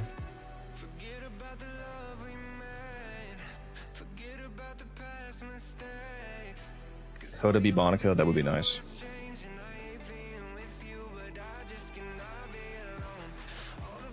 Hey, don't be a hater. I like Blast. Every time I watch your videos, Blast. I do like Blast. Coda Phage. Bros and Nowhere. Yeah.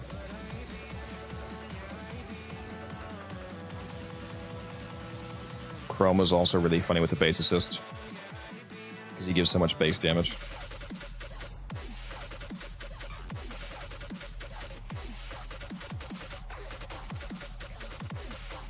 You just replace the base damage mod, honestly. Like if I was playing on Chroma, or wait, no, you can't. It's Arcane. I'm not using. I guess you could. Yeah, you could replace the Arcane. So I mean, you want to keep Galvanized Savvy because it's multiplicative. If you're playing as if you're playing as Chroma, you would use Crux. Oh my god, dude. Oh, Crux base assist. Holy fuck, so much status chance. Oh shit, this is gonna be stupid. This is actually gonna be really fucking stupid. The amount of procs that this puts out.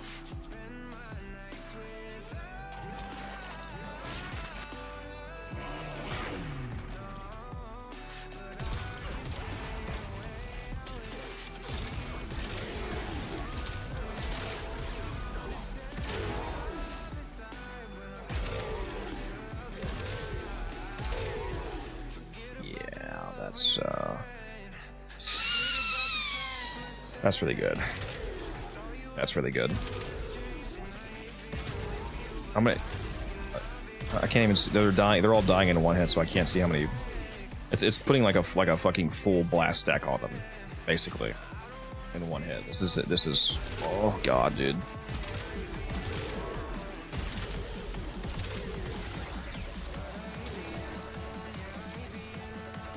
And yeah, it also has a. I'm not even activating the teleport buff, which gives it another 100% base damage and multi-shot.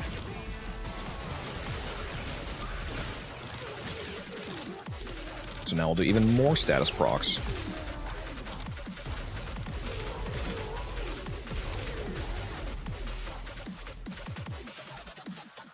Yeah, that is delicious.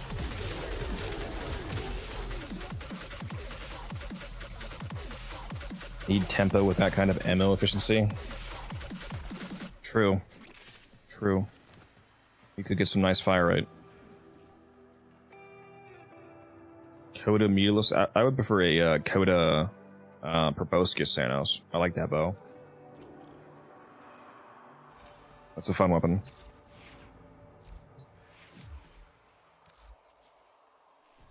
Alright, it is an hour and a half past when I'm supposed to stop the stream, so I think I'm going to finally get out of here, guys. Hopefully you enjoyed the after hours portion of the stream. Was there no hidden way to access the Warframe store while I'm going to relay my dojo? No. You have to go to the actual store on your ship or backups or whatever. Yeah, I'm going to hop out of here. Been a nice long one. Look forward to the next stream. I canceled the Tuesday stream, which I already announced on Discord. So the next stream coming up is going to be the very exciting Wednesday Isle Weaver stream. It's going to be a 13-hour stream, because I'm going to be streaming from 11 a.m. to midnight. So be there for Isle Weaver. We're going to figure out all the metas for the event. We're going to figure out the new Valkyr build after the rework. We're going to take a look at Oraxia, the new Warframe. We're going to look at all the new augments. Especially that's the Trine augment. Very excited for that one. We're gonna have a lot of fun. And my buddy Guns is gonna be there as well. It's gonna be a great time. It's also gonna be, I'm also probably gonna run a discount on subs all day. Just so you guys know. 35% off subs on Wednesday. For gifted subs, that is. Peace out. And I will see you guys in the next one. Hang around, and I'll raid somebody on Twitch who's playing Warframe. So give me a second, and we'll find somebody to raid. Bye.